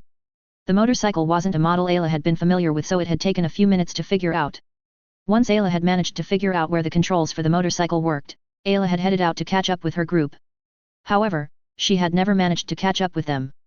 Heck, she hadn't even seen a hint of the car ahead of her as she rode. She hadn't encountered any along her way to the docks, which Ayla just put to it being early in the morning. But something in the back of her mind wouldn't accept that being the only potential explanation. Ayla arrived at the docking area's checkpoint, which the guard asked to see her ID. She flashed her ZAFT ID to the guard before she was let through into the docking area. Ayla rode over to the dock the Minerva was in and found the car there. The teens were in the process of exiting the car along with Athrun and the blonde guy. Ayla glanced in the Minerva's direction and blinked at seeing some watching the scene instead of doing other things. A car pulling up shouldn't draw attention off of needed tasks normally. The whisper in the back of her mind came back that there was more going on than she was seeing. She rode the motorcycle to be right behind the car and was further confused. Ray and Shin appeared to be supporting Luna Maria, who looked to be a tad shaky on her legs. And it wasn't the same as she had been last night with her being drunk. Ayla took a long moment to stare at her three juniors before she found her voice. What's wrong with you three? She asked. You look to have been put through something harsh. But you were just driven here, so that can't have happened. Luna looked at Ayla before she sent an angry glare at Tyler. Athrun saw the glare and felt it would be best for him to speak up first and give an explanation rather than the girl. Tyler hadn't been trying to shake or scare them, he just had a knack of doing that with some. So Athrun took a step forward to draw attention to him. Well, my friend has a different driving style than the average person practices, Athrun answered. And he wanted to show that off along with showing one of his hobbies. It doesn't always get received the best, unfortunately. Tyler sent a weak glower at his friend with the last statement which had been delivered. His behavior did get some to call him out for bad behavior that he displayed. He stood up and defended his chosen behavior as he saw necessary. But Tyler didn't think that his behavior and hobbies were as bad as Athrun implied they could be. Most didn't seem to mind the behavior that Tyler chose to go with that he'd seen. Hey now Athrun, Tyler started with a bit of an indignant tone. You make it sound like my driving among other behaviors I choose are horrible or wrong saying it that way. Tyler put his hands on his hips. When it comes to my driving, I'll have you know that I'm a very safe driver. I've never crashed this car since the day I purchased it, not even once. Athrun didn't blame his friend for standing up for his behavior, that was how Tyler tended to be. But his record wasn't as clean as Athrun's friend may imply with his defense. Tyler may not have what some would call black marks on that record, but it had plenty of near misses and close calls. Oh, Athrun wouldn't deny that Tyler had skills to survive and do a job he set his mind to. But Tyler had a streak of luck that may not be seen by most but got him through many situations. Thus, Athrun turned to Tyler and gave him a knowing smile. And how many near misses have you had? He posed. You may not have horrible marks from the things you do, but you don't always get through without difficulty. Tyler didn't give a retort to what Athrun said as he couldn't exactly deny the point. Near misses and close calls were Tyler's bread and butter as the old phrase went. Tyler wouldn't deny that he tended to be lucky and do well when under pressure and thinking on the fly when he had to. However, he knew that there were people that did horribly in those types of situations that Tyler thrived in. The answer to Athrun's question was Tyler didn't know. He stopped counting near misses and close calls with his driving quite some time ago. So, Tyler instantly gained a sheepish grin, then rubbed the back of his head with a hand. Well, I kind of lost count a while ago, so I haven't the faintest idea honestly. Plus, I stopped counting about 6 months after obtaining my driver license. I imagine that Shira's law enforcement would have a better guess than me as they tend to keep a record and remind me of it every now and then. But I'm human, so do cut me some slack would you? Ayla had been looking between Athrun, the blonde guy, and her juniors. What she had been hearing didn't make sense with what she knew. Sure, she hadn't seen the car as it had made its way here, but what could have happened? The conversation had implied that something had happened which hadn't been mentioned directly. She shook her head and moved over to where the teens were. Hopefully, they could give details about what had gone on so Ayla could understand. Luna and Shin were arguing about the ride from what Ayla could heard and take away. Ayla focused on Ray, who looked at her. Ray, should I ask what happened? She questioned. There have been implications thrown out, but nothing stated to say what actually went on. Ray had not said much about the experience he and his fellow pilots had gone through. Luna and Shin had been the ones arguing whether it had been good and bad. Ray had seen no reason to add to the conversation the two had been having off and on. But he had also seen the marks the car's tires had made to end out where it was. That said more in Ray's mind about what they had gone through than just using words to explain the point. So, Ray said nothing, merely pointing at the ground where the skid marks were. Ayla gazed the way that Ray had pointed and froze at what she saw. There were black skid marks which the car had to have made getting to where it was now. However, her shock grew as she flowed the marks back and took in their length. The only way a car could make what Ayla was seeing was for it to slide sideways for an extended period. That alone took skill to pull off and not lose control, which there was no sign that the car had spun or anything. After taking in what Ray had been pointing to, Ayla ended up nodding. Point taken, Ray, Ayla remarked. You and the others had what appears to have been a hell of a ride. Ray simply nodded in reply and said nothing in reply. The group began making their way toward the Minerva after that. Shin and Luna were still arguing as they were heading toward the ship. Ayla was going over the general points that Matt had sent her about the cover story he'd given Talia and Arthur. She had the story essentially down should Arthur or Talia asked questioned about what had happened. Ayla didn't like the idea of misleading the Minerva's officers, but until a proper explanation could be given, it would have to be done. Ayla would explain what happened to Talia in more detail once the Minerva got underway. Once the group got closer, Shin and Luna stopped their arguing at the sight of both Captain Gladys and Deputy Captain Arthur Trine waiting for them. Ayla told her juniors to let her do the talking and answering questions posed to them. The three teens were to stay silent and let Ayla explain things to the Minerva's commanding officers. Arthur was the first to reach the group, and he was intent on getting answers for what had happened. Mr. Dems had come to Talia and him saying that something had come up unexpectedly and the four pilots wouldn't be able to make it back to the Minerva until the morning. Matt hadn't given a great amount of detail of what the event had come up which had ended out keeping the four away from the ship. Matt had assured the Minerva's officers that the event wasn't dangerous or criminal in any way. But that still left a lot of unanswered questions about what had occurred and why the four hadn't said anything themselves. Arthur wouldn't expect Ayla to do anything to embarrass the Minerva, the woman had great manners to work with. He wanted to think the teen pilots could be held to the same standard as Ayla, but they were young and not as disciplined as Ayla and Matt. So, Arthur folded his arms. What do you have to say for yourselves? Arthur posed. You were away from the ship last night and little was said as to why that was. Ayla stepped forward to be in front of the three teens. She would defend the three as they weren't at fault for what really happened last night. Matt had come up with the story that a fight had broken out in the place they had gone to dinner. The story went with them. Ayla looked between Athrun and the teens, but before she could ask what he meant, trying to help calm things down but hadn't been able to do much. With what Matt had sent Ayla, the three teens had been in scuffles but nothing major. However, they weren't able to return to the ship after the altercation, which was believable. Arthur, Ayla started shifting attention to her. Matt was covering for us as I asked him to do. We went out to dinner and an altercation broke out. We couldn't have planned for that, but they tried their best to help keep things from getting worse. Unfortunately, in doing so, they didn't come off unscathed from the altercation, so I felt it better they slept off the takeaways before returning to the ship. I didn't want you or Talia to be up all night concerned and looking into an altercation that isn't our business to deal with. Arthur was forced to pause at Ayla's explanation. It was believable and Ayla had no reason to lie in telling him what had happened.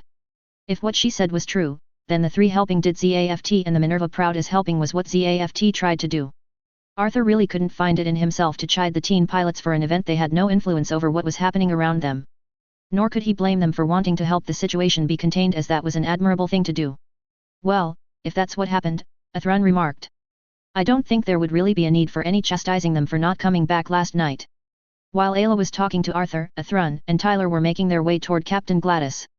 Talia saw Athrun coming toward her, but he wasn't alone. The young man with Mr. Zayla was one that Talia had encountered twice before now, talked to him more than that. The Federation's Captain McGregor was unlike any other individual that Talia had met in her life. The young man certainly got around as he seemed to pop up in all sorts of places. Case in point, the chances for McGregor to appear around Shira while the Minerva was in dock would be so unlikely in Talia's mind that it should be a non-event, yet here he was. If that wasn't as odd a coincidence as could be, McGregor then crossed paths with the Minerva's pilots. Talia had trouble before trying to figure out the Federation captain before this and hadn't had much luck. The young man was supposed to be some sort of war hero with his actions during the Alliance plant war. From what Ayla said, he had shown he had skills that were expected from special forces or better. Yet, the Federation had assigned him to a ship as a captain when his skill sets were geared toward field work. McGregor had popped up 3 times now, and none of the occurrences had made a great deal of logical sense at the time. The first time Talia could wave off as an odd coincidence for him to be around Armory 1. The second time Talia could pass it off as a ridiculous chain of events that led to it. But for him to appear here when the Minerva was in dock, Talia couldn't pass it off as a chance. It more felt like the young man was following the Minerva somehow for some reason.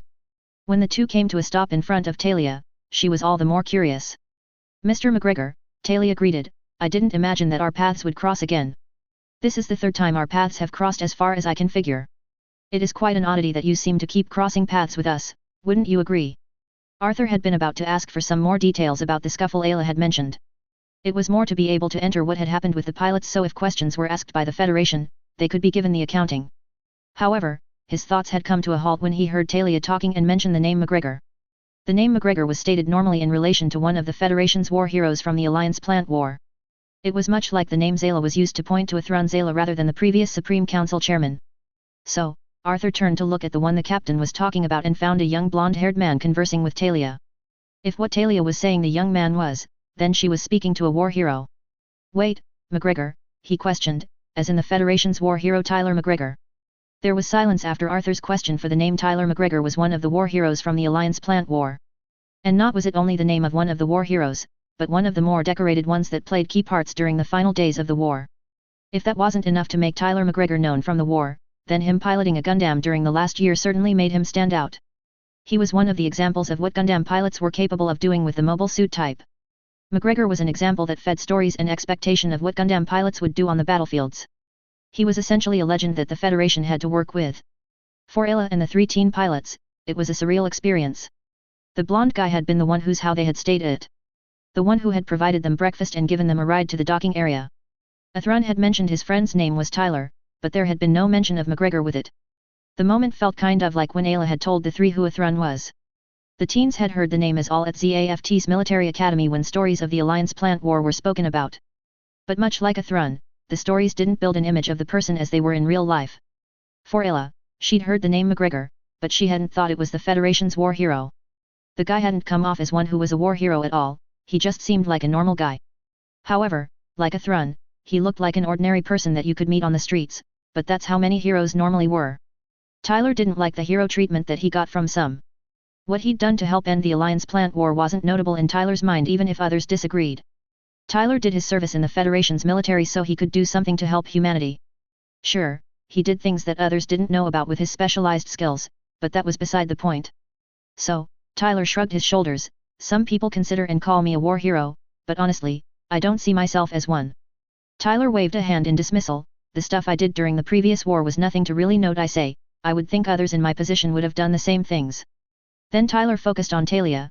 "I brought back those that are assigned to your ship, and I would ask you go easy on the teens. Last night was not a fun one for them and they have already suffered the consequences for it. As for popping up where the Minerva seems to turn up, that is just a coincidence if you ask me."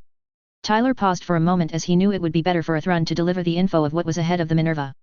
It would be best for him to say good luck and leave so the Minerva could head out. There was little more that Tyler could do for his friend for the time being. "Well, as I have brought back your pilots," Tyler continued, "I suppose the only other thing I can think to say is good luck to you and your ship, Captain Gladys. I have a feeling that you will need such sooner than any would like to think, but that is just my opinion." Tyler gave a smile to Athran before turning and heading back to his car. Athran watched his friend get into his car and drive away down the docking area toward the entry checkpoint. He understood why Tyler had gone without saying a great deal to the Minerva's captain. The Alliance was looking for anything to use as an excuse to play the victim card for themselves. That would include giving simple facts to another, which was a warning of something the Alliance was doing even if it should be obvious.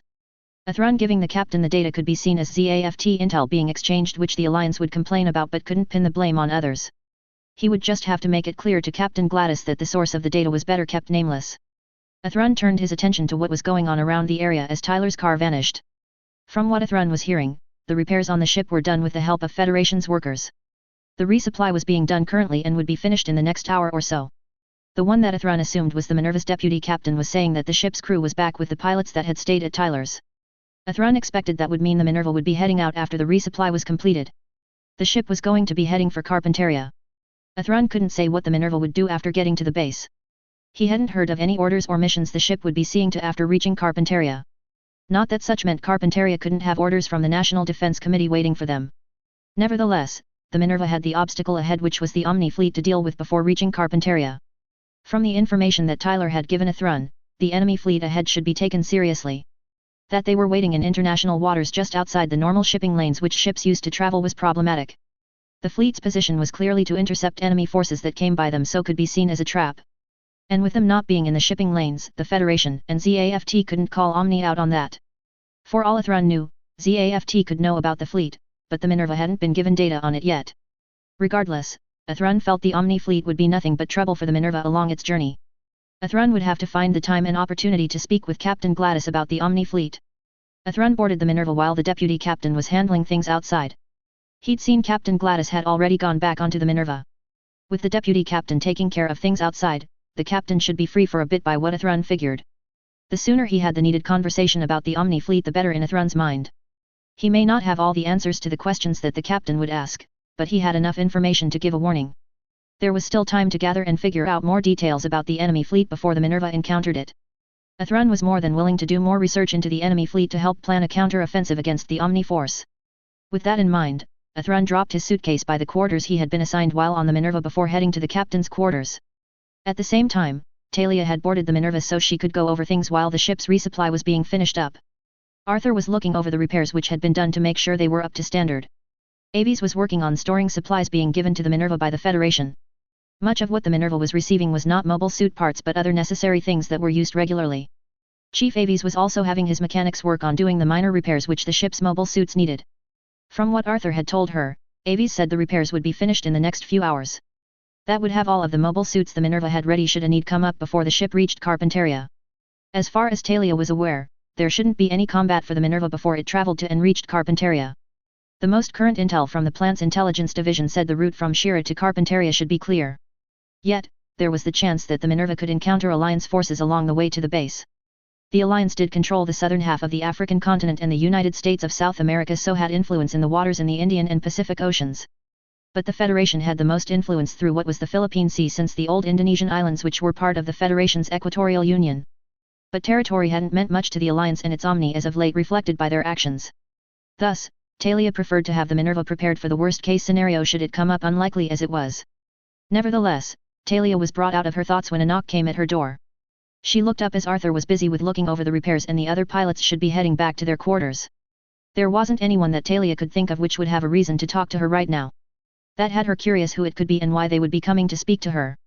"Enter," Talia called. The door opened, and to Talia's slight surprise, Athrun came in. Talia couldn't say what Athrun was doing coming to her. After the conversation when he'd introduced himself and gave her the letter from Gilbert, she hadn't expected to see the young man for a time. "Athrun," Talia began, "what brings you here?" Athrun entered the captain's quarters, still organizing his thoughts with the subject he had come to talk about. He was here to give the warning about the Omni fleet ahead, which ZAFT intel may not know about yet.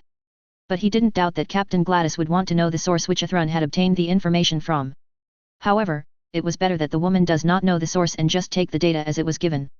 It would complicate things less for ZAFT and the Minerva in the near future for the source to remain nameless. "I hope I'm not interrupting anything, Captain," Athrun started. "But I have something I wanted to talk to you about as soon as possible. I don't doubt you will understand the reason a little way into the conversation we will have." Talia was both curious and a tad concerned about what the conversation Athrun wanted could involve. It was nice that he didn't want to interrupt or mess with things Talia was working on. Not all Faith agents were courteous enough to try and not cause issue with those they worked with, from what Talia had heard. However, there were two things which stuck out to Talia with what Athrun said which weren't encouraging to her. That the young man had something he wanted to talk to her about as soon as possible was rarely a good thing.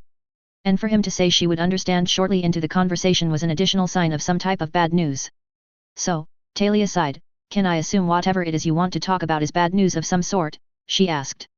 The Minerva seems to get more than its fair share of such things since it came into service. Athrun could understand not wanting bad news, he could certainly sympathize with the response. But it wasn't as bad of news the ship had been getting from what Athrun had read about the Minerva's exploits. Sure, that there was an enemy fleet ahead of them who would block their progress wasn't helpful or nice. However, there was still time for plans to be made to make the most of the situation the ship would face, which the Minerva hadn't been getting much. Still, Athrun nodded sadly, "It can be seen as bad news of a sort, but not as horrible as you may imagine." Talia gestured for Athrun to take the chair in front of her desk, which he did before continuing. What I have come to talk about is more a warning which comes from something I was told about recently. Talia wasn't getting nice feelings with what Athrun said. A warning may not be bad news directly, but it usually wasn't nice to receive. And honestly, Talia was getting a nagging feeling the warning would mean the Minerva wouldn't get an easy journey to Carpentaria in some way. Then the way Athrun had worded that he had been told about whatever he was bringing to her had Talia kind of suspicious of the potential source. What is the warning you have to give? Talia questioned. It is apparently of enough interest you saw fit to bring it to me as quickly as you could, which make me think waving it off right away would be unwise. Athrun could see the indirect doubt of the data he had, or rather its source. He didn't blame Captain Gladys for doubting a warning from an unnamed source. But Athrun had the utmost confidence in Tyler's information being as accurate as possible, so he wouldn't doubt it. Yet, Athrun knew Tyler and was aware that his friend tended to check data he gave out before handing it to others. That came from past experience which Captain Gladys didn't have, nor would she be aware of the source. The source is reliable, of that I am sure, Athrun stated. However, it is best that you do not ask or insist for more information as to who the source is, and I will explain that as I can. Talia gestured for Athrun to go on, now all the more curious as to what the warning could be about. Athrun took a moment to figure out how to deliver the warning about the Omni fleet in a way to get across what the Minerva would face. He didn't have as much data as he would like about the fleet, at least not yet. Athrun planned to look into the fleet more as he could, given a bit more time to do so. And Athrun had ways of getting data from not just the plant's intelligence division but some from the Federation too. It was the Federation source that he couldn't necessarily say he had outright, as others would likely rely upon such if they knew. It is my understanding that the Minerva will be heading for Carpentaria via the Eastern Aqua shipping lane using the Serum Eastern Passage, Athrun stated. Is that correct? Talia nodded, still not seeing what Athrun could be implying with the warning he had mentioned. The International Eastern Aqua shipping lane was used by ZAFT ships that were coming from the northwest. Those from the west used the Sunda lane, which passed islands that were a part of the Equatorial Union, so the Federation made sure the shipping lane was maintained. Athrun continued after she nodded. Then my warning is a valid one. The information I was given says there will be an Omni fleet ahead which will block the Minerva's path. I doubt it is just the Minerva they would stop, but our path just has us likely crossing paths with them. The mention of an enemy fleet waiting for the Minerva ahead wasn't pleasant to Talia. There had been a chance of such happening, but Talia had hoped the Minerva would luck out this time. Yet, the Minerva hadn't had much good luck when it came to encounters with Omni. So, of course, the Minerva wouldn't have that changing in the near future as much as Talia wished it would. But with the warning, it brought the question as to the source Athrun could have for this information. Talia believed what Athrun said was true, for it sounded right, unfortunately. However, Athrun had asked for the source to remain anonymous for one reason or another, and Talia would honor that for the time being. I see, Talia remarked. That isn't what I wanted to hear, but that wouldn't be the most surprising either with the record the Minerva has been making. With an Omni fleet ahead, that meant there was work that needed to be done. The warning was helpful as it gave time for the Minerva to plan for the fleet and how to counter it. However, any plan would need more data to make it more effective at dealing with the enemy force. Athrun hadn't mentioned details about the fleet yet. Talia hoped he had some, as the Minerva could use whatever advantage it could get. The fleet would likely outnumber and have more power to work with than the Minerva had to utilize. Things like the general location of the fleet and its makeup would certainly be a good place for any plan to start. But the question was if Athrun's source had given that kind of detail, if they had it, which Talia couldn't be sure of. Did this anonymous source of yours give you details about the fleet when they told you about it? Talia inquired. That would certainly be helpful on planning ways to counter the said fleet. Athrun wished he had details about the fleet he could give to Captain Gladys. However, Tyler hadn't given many with the warning he'd delivered to Athrun. And the details that Tyler did give were concerning which he would be working with to help plan the counter-offensive. Athrun was more than willing to do research to find out more and have better estimations to work with for planning the counter for the enemy fleet. My source did give me a few, but not as much as I would like to help plan a counter-offensive, sorry to say, Athrun replied. I am willing to do some research and see what else I can find out. Or at the very least, get enough data to make educated guesses to work with to have a plan for the Minerva to work with. However, I wanted to bring this up with you, so the Minerva at least knew what was ahead of it. While Talia didn't like the point that an Omni fleet was ahead of the Minerva and would have to be dealt with before the ship reached Carpentaria, that wasn't point. Dealing with the Omni fleet would be a task, and being forewarned was better than to come upon it without knowing it. One with Athrun's battlefield experience would be very helpful for the planning of the counter-offensive the Minerva would need to make. He would also be the field team leader, so he needed to be in on the planning anyways. Talia gritted her teeth. Well, I do appreciate that you are bringing up the point, even if I wish it wasn't relevant, she returned. I feel the need to question the source you got this data from. Athrun figured that Captain Gladys would be doubtful of the source that gave the information about the Omni fleet to Athrun. If it wasn't from Tyler, then Athrun would be a tad doubtful even if it was from the Federation. Not that Athrun didn't doubt findings of the Federation as some did, for he had come to have a general understanding of how incredible their information network. It just seemed too convenient and coincidental that an Omni fleet was in the intended path the Minerva was planning to take. The point was a haunting reminder of what had been happening in the shadows during the Alliance plant war. Those like Cruzat had made the war far worse than it should have been. And there were some signs that there could be some like that at work currently. There was no proof of the suspicion, but the signs seemed too similar to not have something potential be the same. However, the issue with revealing the source that Athrun had was how that could be seen by others. If Captain Gladys were not to say anything nor reveal the source, then it wouldn't be such an issue. Yet, from what Athrun had read, the woman tended to be fairly thorough with her reports. That meant Captain Gladys would more than likely record Athrun's source were he to tell who it was. And it wasn't that Athrun felt ZAFT would be careless with the information, but all it would take was one mistake or careless action. Were the Alliance to find out that the Minerva was warned about the Omni fleet they had set in its path, they would not be silent. They would raise a stink which could have been avoided by just not revealing the source. Without an official source, the Alliance would assume that ZAFT Intel had found out about the trap somehow. So, Athrun sighed, I understand your wish to know the source, Athrun started. However, it is best that is not revealed at this time if at all. Athrun paused for a moment, correct me should I be wrong, but you would record the source were I to tell you its identity. Talia was curious why Athrun was specifically not giving information which could help in knowing about the source he had. She saw no concern with recording down a source of information, especially one that helped ZAFT avoid problematic situations or make them less messy. However, there was something about the source which Athrun felt was better to be anonymous. That is ZAFT policy, Talia responded. What do you see as an issue with that in this instance? That is the point that I can't figure out in this. Athrun didn't answer right away as it was partly his opinion, but also the logic he shared with Tyler. The Alliance's behavior hadn't been the best since the Alliance plant war, but since the current year had started, it had been getting worse. The smallest thing would seemingly set them off and have them blaming others for what they were dealing with. It didn't matter that they used lies to get such to happen, their media spread their narratives. Athrun didn't want to help them in any way to do such things and use their lies to justify the horrors they committed. Athrun exhaled heavily, while I get the policy and why it exists, the Alliance's behavior as of this year suggests there needs to be changes with how that is done. Athrun stopped for a moment ordering his thoughts before continuing, the Alliance is set off much easier than they used to be if that hasn't been made clear. They will use essentially anything they can to play the victim card and justify their actions. That is why it is best my source isn't identified and recorded. Talia thought for a moment at what Athrun was saying and implying about this source of his. From what she could figure, the source wasn't from ZAFT, which left either the Alliance or the Federation. Talia doubted the source was from the Alliance, for as Athrun said, the faction's behavior was getting worse these days. That left the likely source being from the Federation, which should be fine. But by what Athrun said, there was the possibility that the Alliance may use such to blame the Federation for helping ZAFT. ZAFT policy should make sure that source identities weren't spread around, but accidents did happen. Talia didn't want to believe the Alliance had come to the point that they would sink so low that they would use the smallest things to make accusations. Talia frowned and her gaze fell. Has the Alliance truly sunk so low that they look for the smallest things to justify their actions? From the things Athrun had seen both from the Federation and ZAFT, things had become as Captain Gladys stated. The Alliance had lost what credibility it had gotten back from putting aside differences and helping against the nuclear threat there had been at the end of the Alliance plant war. The Federation had more data on what was really expected from the Alliance in the current year. But ZAFT was also seeing some of the signs that the Alliance had pushed for the war that was going on.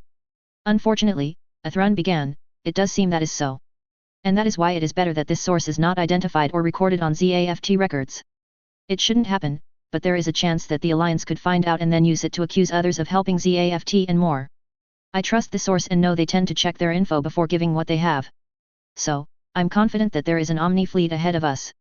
I will do research to find out more so a plan can be made to counter them before they come into range, I assure you.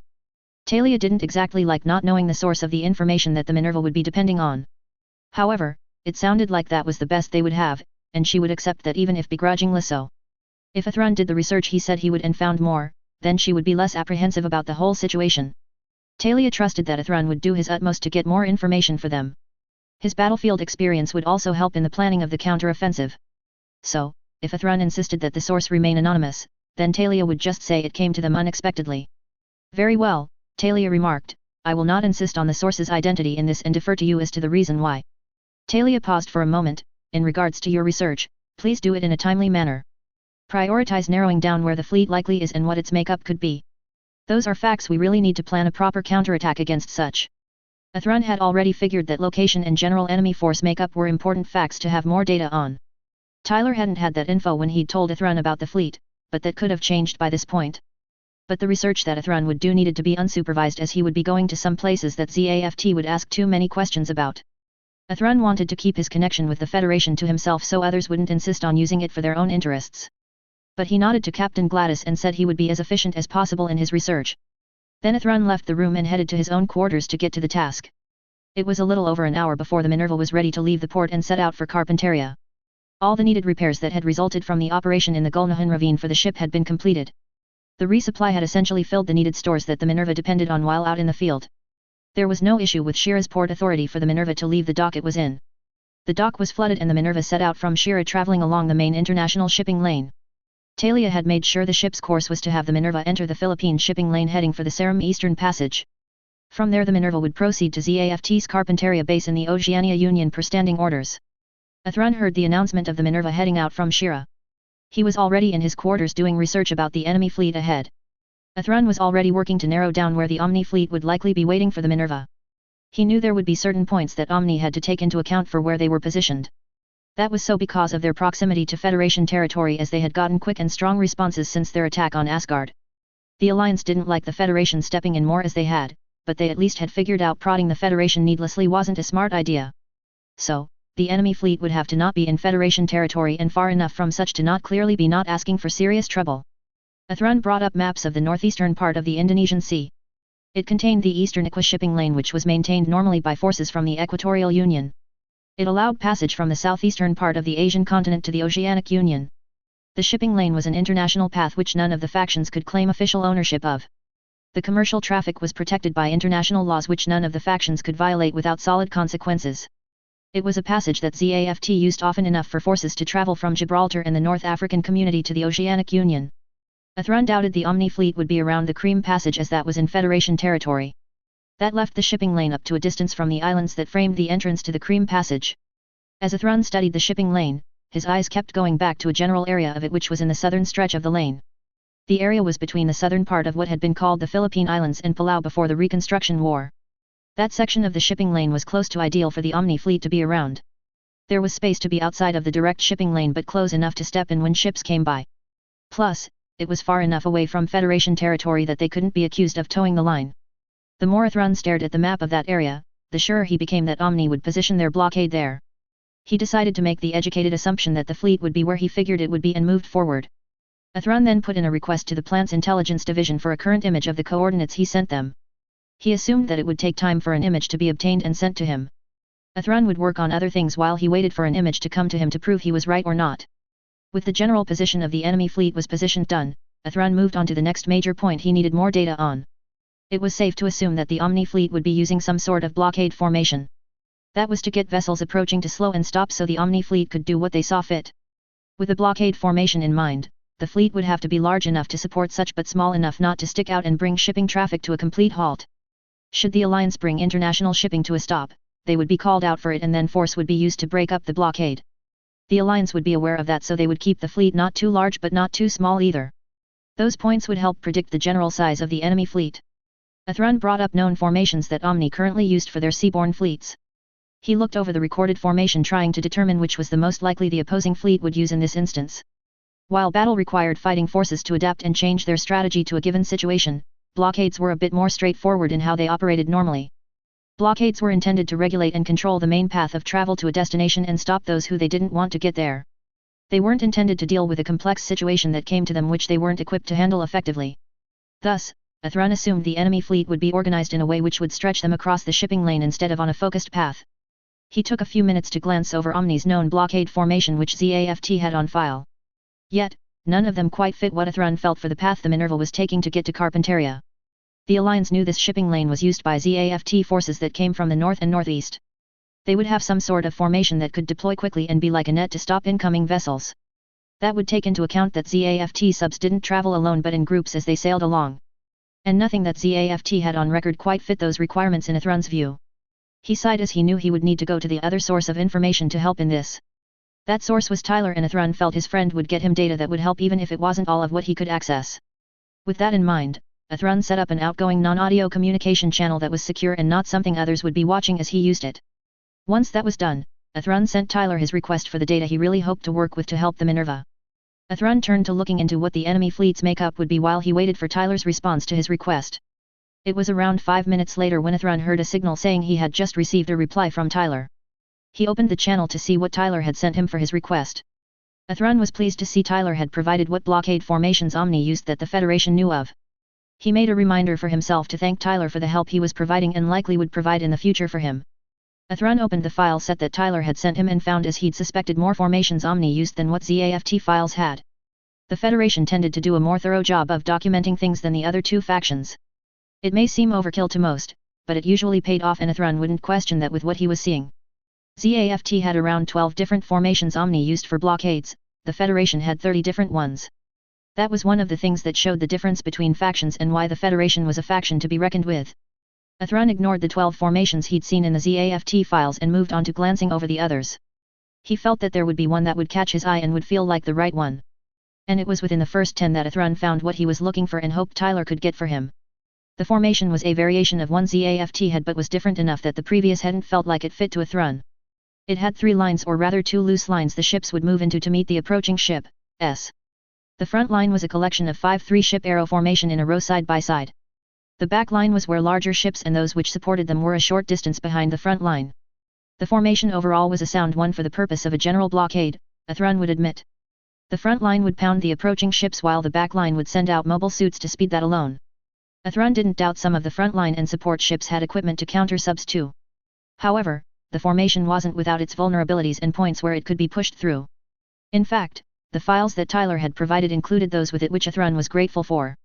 Half of the vulnerabilities were what Athrun would expect of the formation. The space between the arrow formations was harder for the enemy fleet to cover without putting allies in the line of fire. Then there was just a smaller ship which was more likely a support ship or a small combat ship which the Minerva could easily take on. That was logical to Athrun, and he figured that would likely be the case. Yet, the file even iterated Omni tended to put ships with less experienced crews on the edges of the front-line formations than in the center. That was data which would be taken into account for the counter-offensive planning meeting which Athrun would be in soon enough. While the information the file listed on the ships and their formations, it wasn't as set in stone that such would work with enemy mobile suits involved. Athrun had assumed that would be the case and was going to figure out something different but happened to scroll down further in the file. The Federation had apparently already had experience with this type of circumstance with their encounters with Omni this year. The notes said that the space between the arrow formations on the front line were still vulnerable due to the possibility of friendly fire. Apparently, Omni told their pilots to watch it and not take risks when that was coming into place as Athrun wouldn't have expected. That was great info to be aware of as that would really play into the place of countering the fleet. The issue with using what he got from the file for Athrun was it happened to be a Federation file. If that point came up in the meeting, then he would be questioned how he got his hands on the file. Athrun would have to pass the data off as him taking a ZAFT file and just making educated guesses. That wasn't impossible for him, he could manage to do that. It was convincing the Minerva's commanding officers his guesses were solid enough to use in the planning which would be kind of difficult. It was more the deputy captain that Athrun saw the issue with as Captain Gladys seemed to accept Athrun had knowledge which he couldn't say where he got it from. But as a member of faith, Athrun could use the privileges that came with to have them not ask too many questions about the data and how it was acquired. There was still one point that Athrun had nagging at him about this fleet. It was the special equipment that Tyler had mentioned when he brought up his warning. The fleet having more mobile suits than the Minerva was expected and could be dealt with using tactics. However, having a wrench thrown in with a mystery mobile suit or armor complicated things. With the report that Athrun had read about the operation the Minerva had been in before coming to Shira, Athrun was inclined to say the equipment was a mobile armor. It seemed that the Alliance's development of deflection technology was progressing as rumors had suggested. However, it was being used with mobile armors only by what Athrun was gathering. That could mean that the equipment wasn't usable by mobile suits just yet, which was a reasonable assumption. The power such systems would use wouldn't be small Athrun imagined. The Federation's developments according to Tyler were still a good amount ahead of what the Alliance was using. Yet, the Federation had its issues with power consumption during the development of deflection technology. Athrun brought up video records for the enemy mobile armor which the Minerva had encountered in the Eurasian Federation. What he viewed wasn't encouraging to Athrun, but about what he expected with what he'd heard thus far. It was a view into the Alliance's development of deflection technology. That they could intercept a positron beam from the Minerva's blaster cannon was concerning. He wondered if there was a limit to the deflection system the mobile armor used.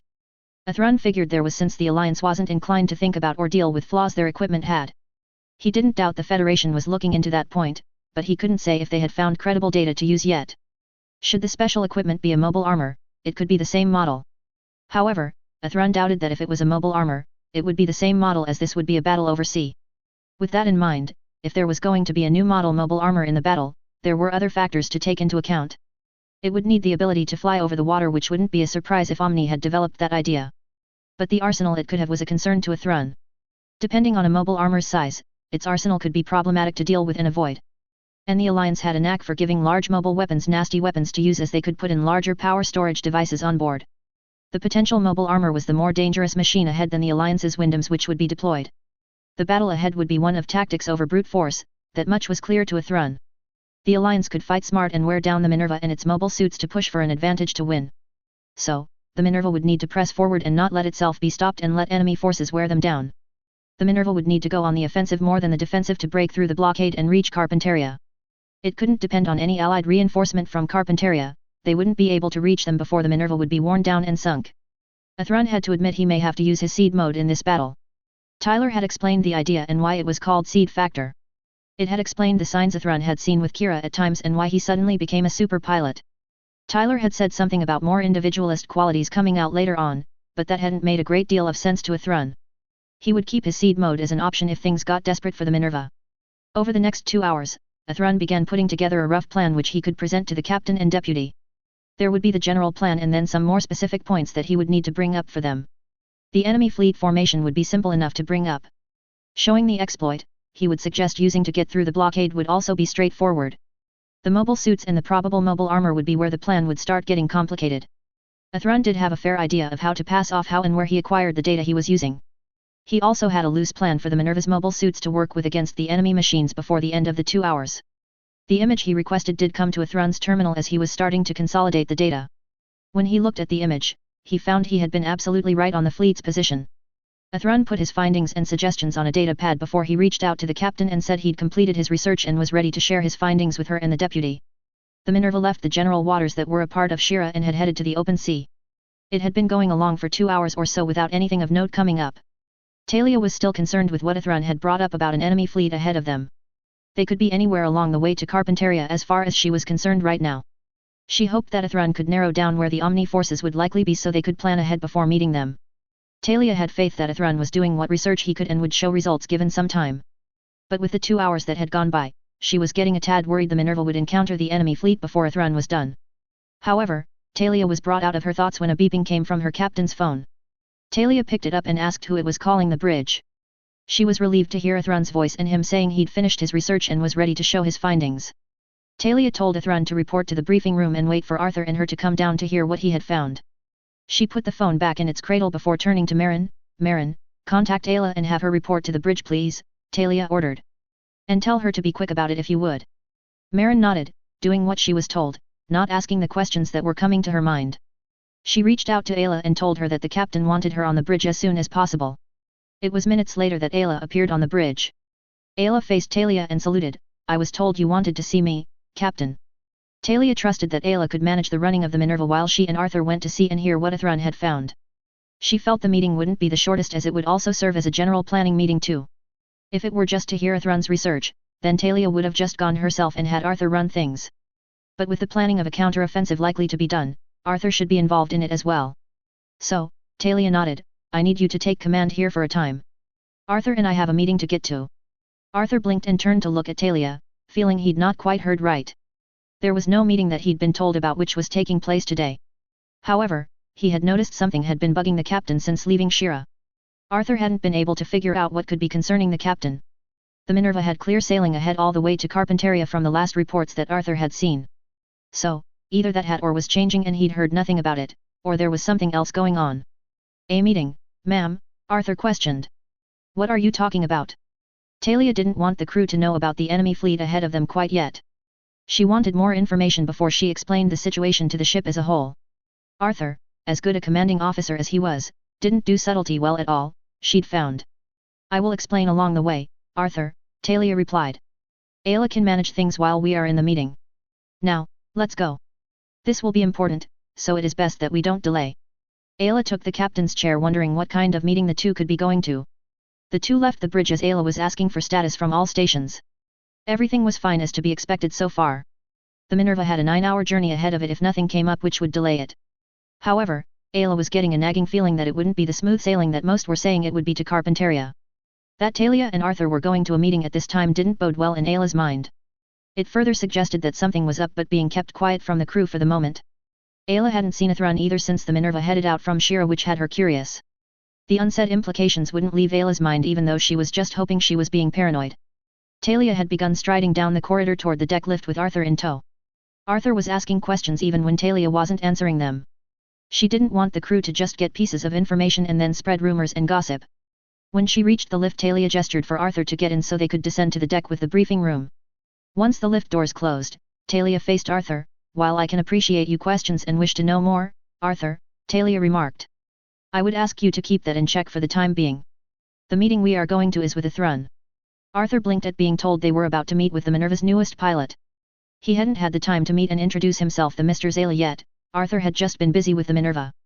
Arthur had been meaning to find the young man and do introductions. The Minerva was lucky to get another Gundam, Arthur wouldn't dispute that. However, the pilot it had come with was more valuable in Arthur's mind than the machine. Athran Zayla was a war hero from the Alliance Plant War. He had fought on the front lines. He had battlefield experience that most didn't, and it was with Gundams and the Archangel. But that didn't explain what this meeting was going to be about. "I have been meaning to introduce myself to our newest pilot," Arthur admitted. "But what is this meeting about?" Talia really wanted Arthur to be involved in the planning of a counterattack against the Omni fleet ahead. He really should be included in the process so he would be aware of the plans for dealing with what was going to come against them. But Arthur wasn't the best listener all the time, Talia had found, and that could be frustrating. She needed him to listen rather than ask for more information right now. Athran could hopefully give more data on what the Minerva would be facing soon enough. "Arthur, I know you want to know what is going on, I can sympathize with that," Talia remarked.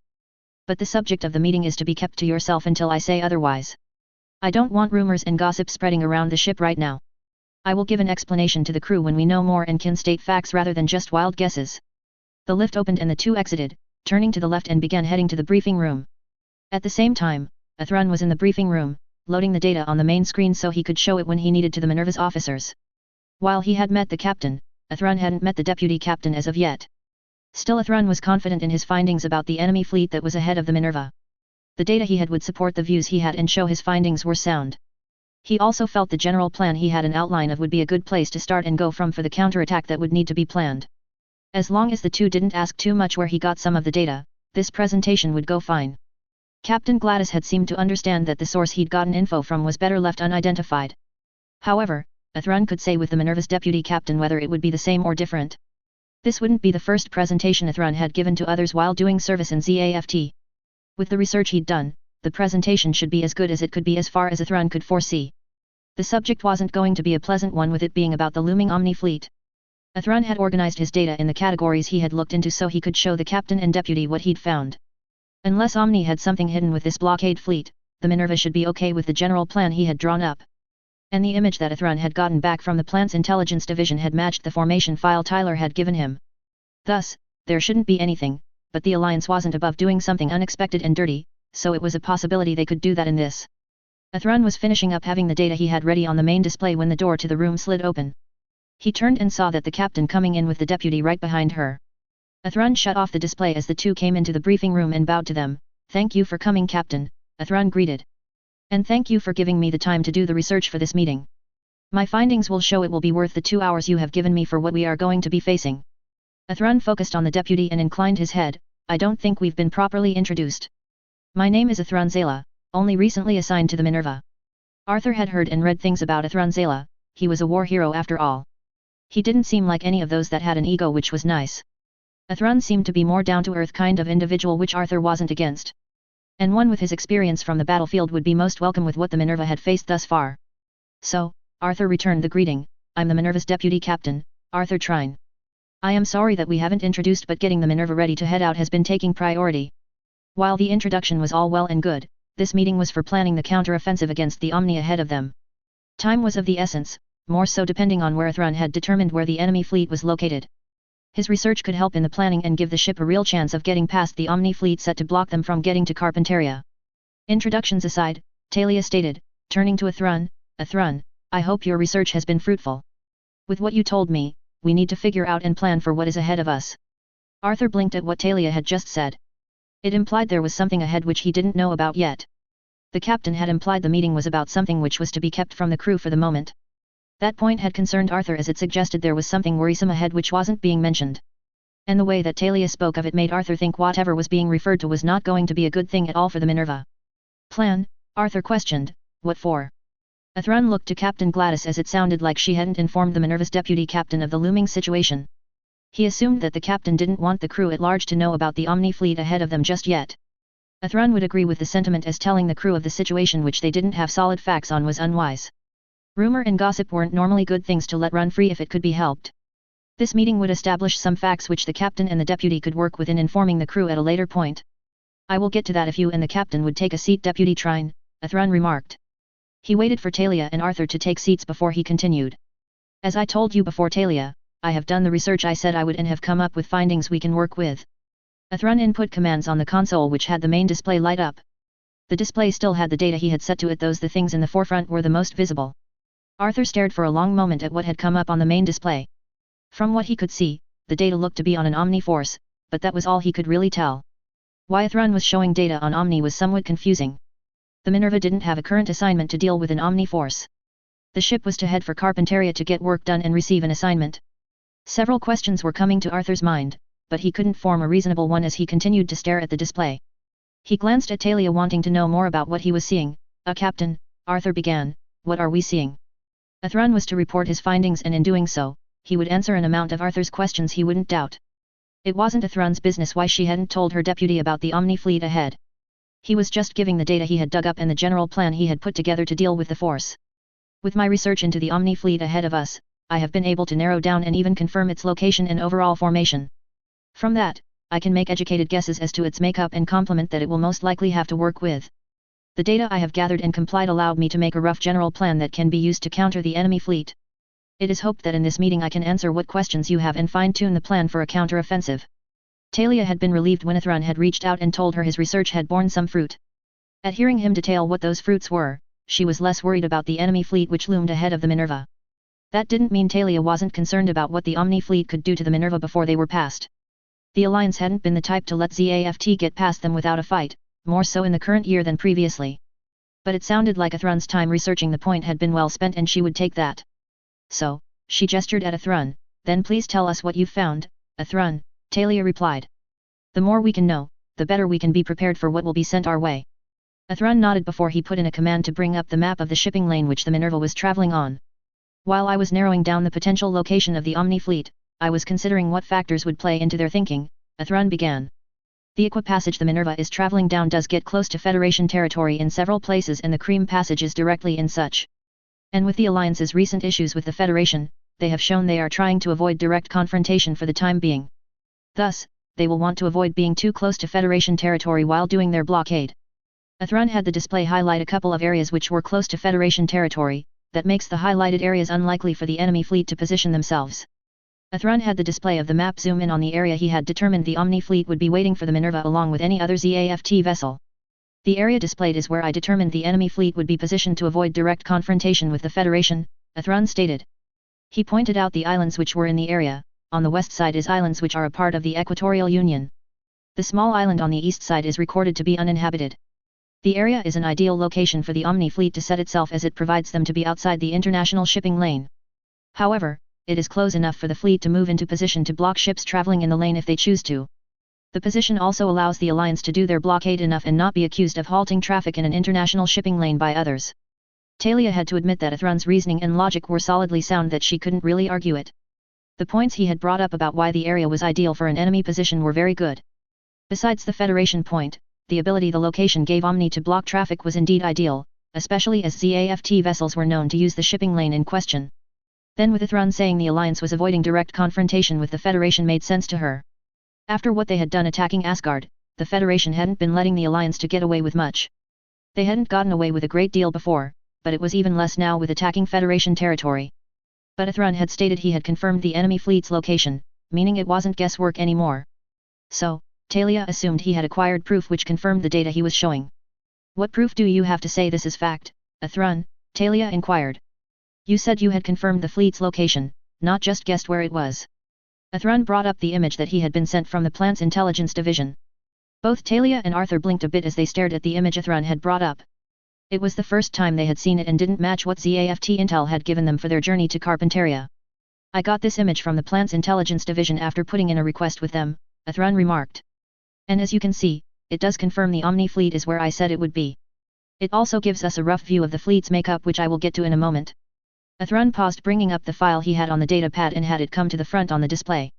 Let's discuss the formation the fleet will likely be using when we get close enough for them to know we're coming. As you can see with the file I have brought up, this is the formation I suspect Omni will be using. The information thus far had been confusing Arthur even if he didn't let that show. That there was an Omni fleet ahead of the Minerva in its path was worrisome. And the image certainly did show that was fact, so there was no reason to question the point anymore. Sure, Arthur had heard from Talia that Mr. Zala was a member of Faith, so he had privileges that others didn't. He wouldn't be surprised if that included asking other departments for things like the image they were looking at. But the formation of an enemy fleet shouldn't make a great deal of difference when it came to combat. They tended to change quickly during battle, so a fleet's formation wasn't normally a factor in plans. Okay, so there is an enemy fleet ahead of us, Athrun iterated, trying to wrap his head around what information he was getting. But what would fleet formation matter in this?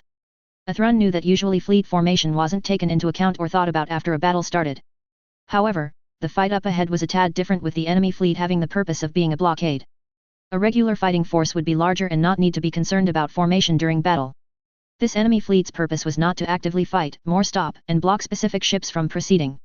If this was a regular fighting force, I would be asking the same thing, Athrun returned. However, this Omni fleet's purpose is not fighting directly, but to put up a blockade. When it comes to blockades, they do rely on formations to halt those coming at them and not let them move forward. That is why a blockade fleet can and tends to be smaller than a normal fighting force. Athrun pointed at the file on fleet formation he had on the display. This file fits what is seen in the image the best as I can figure, he continued. The formation is made up of two basic lines, which has one in front and the other behind the first. I've studied the image and have come to the conclusion for the fleet's makeup. I'll start with the rear line first, as that is where the enemy fleet will have its mobile suit carriers. From the image, it appears to have 4 Spengler-class carriers and 5 smaller support ships with them. I would guess those support ships are likely Omni's Fraser classes or something similar. Athrun pointed at the front line of the formation which was on the file. The front line has 5 arrow formation which make the line up. Those will have the fleet's battleships which are to pound approaching ships as needed. I would say that line will have Omni's Des Moines and Arkansas classes.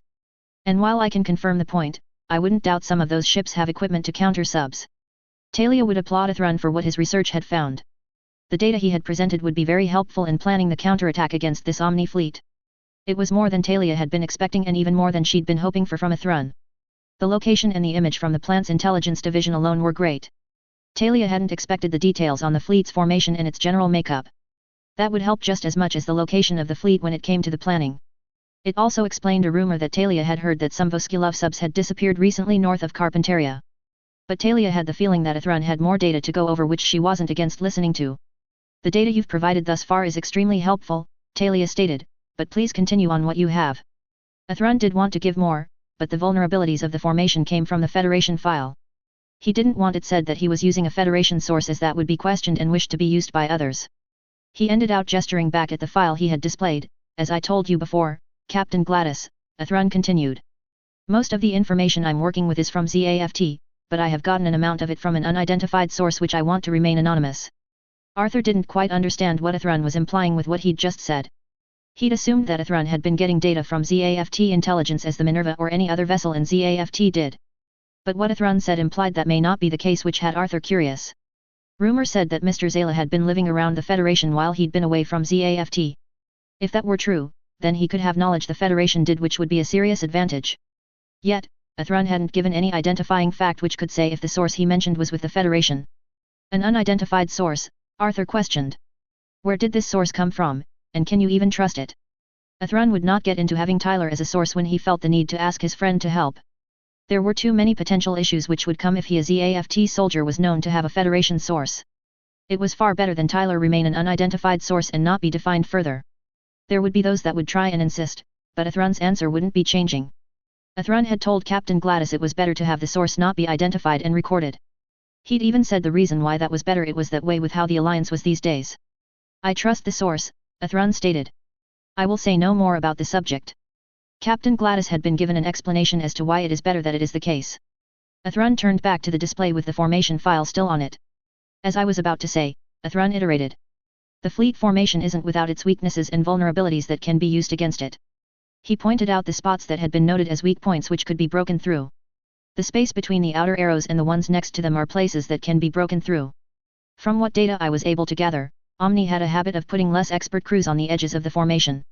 The other point which I found of interest is the fact that Omni instructs its ships and mobile weapons to avoid friendly fire. So, once between the arrow formations, the enemy ships will be more careful with attacks. It should be the same with enemy mobile suits that will be out on the field. Talia had said she wouldn't ask further questions about Athrun's unnamed source, and she would stick to that. However, she couldn't help but wonder if the said source was in the Federation. Some of the data was stuff that she would expect the Federation to know rather than ZAFT. Talia wouldn't refuse to use that kind of data and just not ask where it was coming from. Athrun had stated he was sure of the source's credibility and Talia would trust him at his word. The Minerva was going into a situation where it would be at a disadvantage. Talia would take what she could to level out that battlefield for the Minerva regardless of where it would come from. And she was starting to see a rough potential plan the Minerva could use to get past the Omni blockade. Athrun paused for a moment as the next part of the data he had was the one he couldn't confirm with fact. It was also the more dangerous point the Minerva would likely be facing when going against the enemy fleet. He assumed that the Omni force had a mobile armor with it, but he couldn't be 100% sure. But that fit the type of response that Athrun was coming to expect from Omni and the Alliance. They were trying to pump out machines with deflection systems so they could employ such on the battlefield. It was a fair counter to beams, even positron blaster cannons from what videos he'd seen. There was one other thing which I found that had my attention and concerned me, Athrun said. Information stated that the fleet has some sort of special equipment with it. The pause had gotten Talia's attention and had a feeling of concern come to her. But the mention of special equipment had that concern morph into worry. Special equipment could refer to several different things, most of which weren't nice to deal with. Talia hoped that Athrun had something which could say what the special equipment could be. If that could be identified, then it could be planned for more effectively. Special equipment you say, Athrun? Talia posed. I hope you have more about that. The Alliance has been rather good at springing nasty surprises on ZAFT lately which haven't always ended well. I would rather not go in blind if that can be helped. I'll even take educated guesses if that's all you got. Athrun wished he had solid facts to give about what the enemy fleet could have ready. But even Tyler and through him the Federation hadn't been able to find out yet. So, all he had was his educated guess of it being a mobile armor of some sort. And the video the Minerva had with the mobile armor it had encountered hadn't been encouraging. Should the special equipment be a mobile armor, the potential arsenal was worrisome in Athrun's mind. It wouldn't likely be the same model that the Minerva had come across before. Athrun shrugged, I wish I had facts, but all I have are educated guesses as to what the special equipment could be. My guess is it is some kind of mobile armor.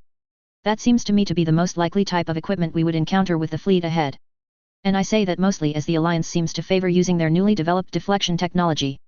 Mobile armors are the mobile weapon which can have a large enough power storage device to handle such systems. It wasn't that Talia didn't believe what Athrun was saying about a mobile armor, she felt he was likely right. It was the second point he brought up which she wasn't pleased about. The mobile armor which had been encountered in the Gulnahan ravine had been able to block the Minerva's positron cannon. Talia had reported that to the higher UPS and the response said they hadn't seen that from the Alliance before that. If the Alliance had been developing deflection technology, then they would use it which would be a problem. The Federation had already been developing such things, but the Alliance doing it was far more worrisome. And if the mobile armor ahead was the same or anything like the model the Minerva had encountered, it would be a serious issue. I'm inclined to agree with you with the special equipment likely being a mobile armor, Talia commented. Your logic would fit what the Alliance has been doing as of late. Athrun was glad that Talia seemed to be on the same page as him. It would make the planning part of this meeting much smoother. He glanced over at Arthur to find the man appeared to be thinking at the moment. Athrun didn't want to only have the captain on board with the data he'd given them. It was best that both were on the same page before the planning portion started. Did you have any questions, sir? Athrun asked Arthur. Or did you need clarification on anything I've presented? I would like you both to be on the same page before giving you the rough plan I have put together. The discussion that will ensue would be best if we are all in agreement with what data has been put forth. The data overall which had been presented in this meeting made general sense to Arthur. There was an enemy fleet ahead of them and they knew where it was located thanks to Athrun's data. Then Athrun's explanation about the enemy fleet and its use of the stated formation made enough sense for Arthur to get the point. Arthur still wasn't entirely comfortable with some of the data coming from an unidentified source. However, if Captain Gladys was okay with it, then Arthur wouldn't bring it up and accept the point. The problem Arthur had with the presentation was the mention of a mobile armor. There had been facts to confirm the stuff before had made things easier to understand. Yet, there had been no facts that Arthur had heard when it came to the mobile armor. For the mobile armor, Arthur started, are there no solid facts we have to work with? Athrun wished there was data about the point, but he didn't have anything. His educated guess about the special equipment being a mobile armor was more assuming Alliance behavior. Yet, Athrun felt it was important to mention the special equipment and that he thought it was probably a mobile armor. Even if the equipment wasn't a mobile armor, that the Omni fleet ahead had something out of the ordinary was an issue. Thus, Athrun shook his head. I'm afraid I don't have any solid facts about this. I wish I did and could give such, Athrun returned. But I felt it would be best to mention the special equipment and what I suspect it would be for this planning meeting. Talia saw Arthur wanted more information and more facts that would make things cut and dry. She would prefer that to be the case for this, but it was clear that wouldn't happen in everything. That they had the data which Athrun had brought them was more than they would have had to work with had Athrun not done his research. They knew enough to plan a fair counterattack and path forward to get to Carpentaria. The three of them could move forward and begin to plan how the Minerva would break through this enemy fleet and proceed to Carpentaria. And the thought is appreciated, Athrun, Talia remarked. So, let's move on to planning the response the Minerva will go with to get through this fleet and to Carpentaria. Athrun laid out his general plan of how the Minerva could do as Talia had stated. His idea was to break through the weak point on either side of the fleet's formation and rush between two of the Spengler classes and race onward. The Minerva's mobile suits would have the non-Gundams defend the ship and make a path forward. The Gundams would keep enemy forces back while looking out for the mobile armor. When the mobile armor or whatever the special equipment was appeared on the field, the Gundams would dispatch it. The plan overall was simple yet solid enough it could work for the Minerva to get past the Omni blockade. Athrun was confident the plan could work and could adapt to things that could come up during the battle. Talia wasn't against the plan Athrun had laid out for the Minerva to go against the enemy force ahead. The fight ahead was one where tactics were needed more than brute force to get through the enemy fleet. She knew the Minerva would be at a disadvantage if it tried to just blast through the Omni forces in their path. The ship would be outnumbered with the Alliance having more vessels and mobile suits. There was no real chance to get help from allies that were at Carpentaria, which was the closest base. Forces from Carpentaria would not be able to reach the Minerva in time before things with the Omni fleet could go bad. Were the Minerva to go with brute force, the ship would be hard-pressed to not be sunk in the end. The Omni force would likely know the Minerva could be overwhelmed if it was brought to a halt and enough enemy forces were sent against it. Thus, the Minerva had to press forward and not stop when it came against the enemy blockade. An offensive strategy would be required rather than a defensive one in this. Arthur was also on board with the plan that Athrun put forth to use. There was some fine-tuning to do with it, but overall, it seemed like a plan which could be successful. He and Talia agreed to break through the west side of the blockade formation. The way that Athrun suggested the mobile suits be deployed and utilized was sound and reasonable. And as he would be the team lead for those on the field, it was up to him how they would operate without there. Thus, Arthur was more than willing to defer to Athrun for field operations with his experience. But getting past the formation's front line was just the first part. Depending on the space between the lines, the Minerva may have to deal with enemy mobile suits while closing on the rear line. The image provided by Athrun didn't say the space between the two lines. It was around 45 minutes before the meeting between the three came to a close. Talia was pleased that a plan had been made and agreed upon for the Minerva to use against the enemy fleet ahead of them. Athrun had assured Talia that he would give a rundown to the rest of the Minerva's mobile suit pilots. His presentation had shown Talia that Athrun could get a subject across to a group well enough if not great. So, Talia wasn't worried about Athrun's explanation to the other pilots he would do later. The Minerva had around 5 hours before it would start to come into detection range of the enemy fleet. She had told Athrun to do more detailed planning with the other pilots in a timely manner before the Minerva came into detection range of the Omni force. Talia and Arthur headed back to the bridge while Athrun remained in the briefing room. He was deciding how to present the plan discussed to the other pilots the Minerva had. Athrun would need to introduce himself to the younger pilots as he hadn't done that officially yet. Then he would need to give them the general facts as were known of the situation ahead of the Minerva. Explaining the plan wasn't the concern that Athrun had about the field planning meeting/briefing. No, it was potentially finding out the temperament of one or more of the Minerva's pilots would cause conflict. Athrun was of the mind that one should put personal issues aside when combat came around. Should that not happen, it could intended to cause problems for the individual and those around them. A good example had been Isaac in Athrun's mind. Isaac was better now, but he had been a serious pain in the butt to work with. Isaac had argued about almost everything that he didn't like or felt was going to go the way it should. Athrun seriously hoped that there were none like Isaac had been during the Alliance plant war on the Minerva. That would make things complicated and require specific handling that Athrun wasn't fond of. He would do such if that was required, but that rarely ended well or quickly for either side. A/N. And that's where I'll leave off for this phase. As it should be clear by now, this event of the Minerva heading out from Shira to Carpentaria with be more than one part, likely two by the end. I state again, that I try to keep phases 30k words or less so I don't have readers say things are too long and the like. Where I left off was the best place to split the event. I wish there was a better reason, but it's the truth. Now on to the highlights and explanations I do at the end of each phase. The first scene, in which Tyler is hosting Athrun's group after what happened the night before, there are a few things to point out. So, the chase of Tyler running from Sakura should be expected, and of course Tyler won this one. In the original, Tyler leaves for a time, but I didn't see that serving a purpose any longer. This won't be the last time that Sakura and Tyler have their moment. As you readers should know by now, this is an ongoing gag of sorts. I am aware some of you don't like this gag, but it does play a part for things down the road in the story. So, whether you enjoy reading about these events or not, they are going to keep coming up every once in a while. Athrun's comment about Sakura is to remind you readers that her reputation that she has earned back in ZAFT hasn't gone away. Remember, Sakura is seen as a cold, calculating individual that is unyielding and stubborn as can be. The way she is around Tyler is completely different than her reputation, that's why it is so unbelievable. Let's move on to the others in Athrun's group and what comes up for them in this scene. Ayla is up first, woken up by the sounds from the chase going on. She does get the story that Matt came up with, which is explained later. Ayla then goes and see what all the noise is about, which had her up like I would think most of us would do in her position. Remember, Ayla has no idea Sakura is there, and yes, Ayla knows who Sakura is to ZAFT, though not on a personal level, but that comes up later. Ayla is smart and doesn't ask for details about what she was seeing. She didn't see the chase, just the results of it after Sakura left. Now on to the teens and what they get to deal with from dinner the previous night. For those who have dealt with hangovers, you can feel free to correct me in my descriptions about what it feels like. I've never had a hangover since I don't drink alcohol, so I'm going off what I've heard from others in this. But I do feel sorry for the three teens, waking up in a place they don't know with pounding headaches. It would be disconcerting. Yet, the morning after getting drunk isn't supposed to be nice or easy.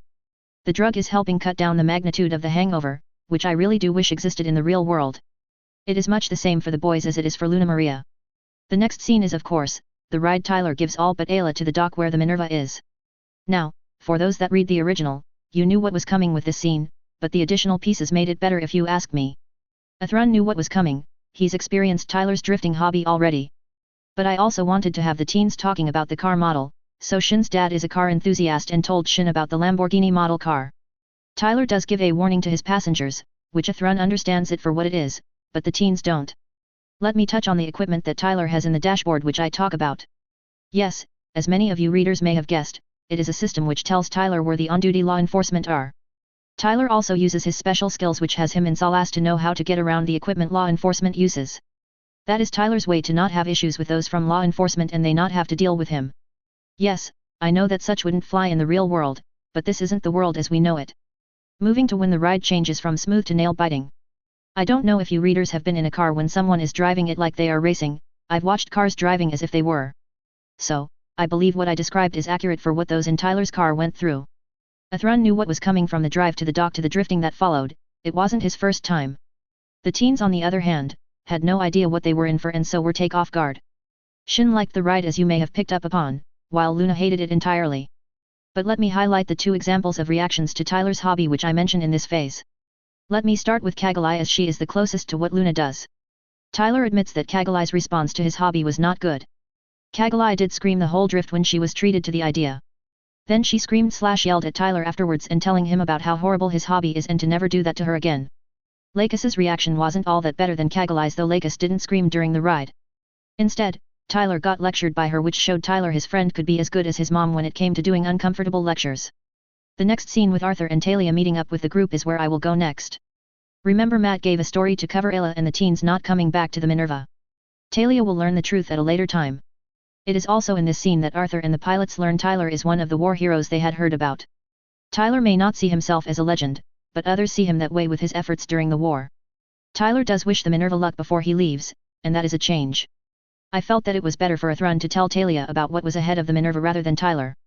It gives Athrun a chance to show he can help the Minerva as its newest pilot among other things. Let's move to the planning meeting, which is the last scene in this phase. Athrun is a fair tactician if that isn't becoming clear in this phase.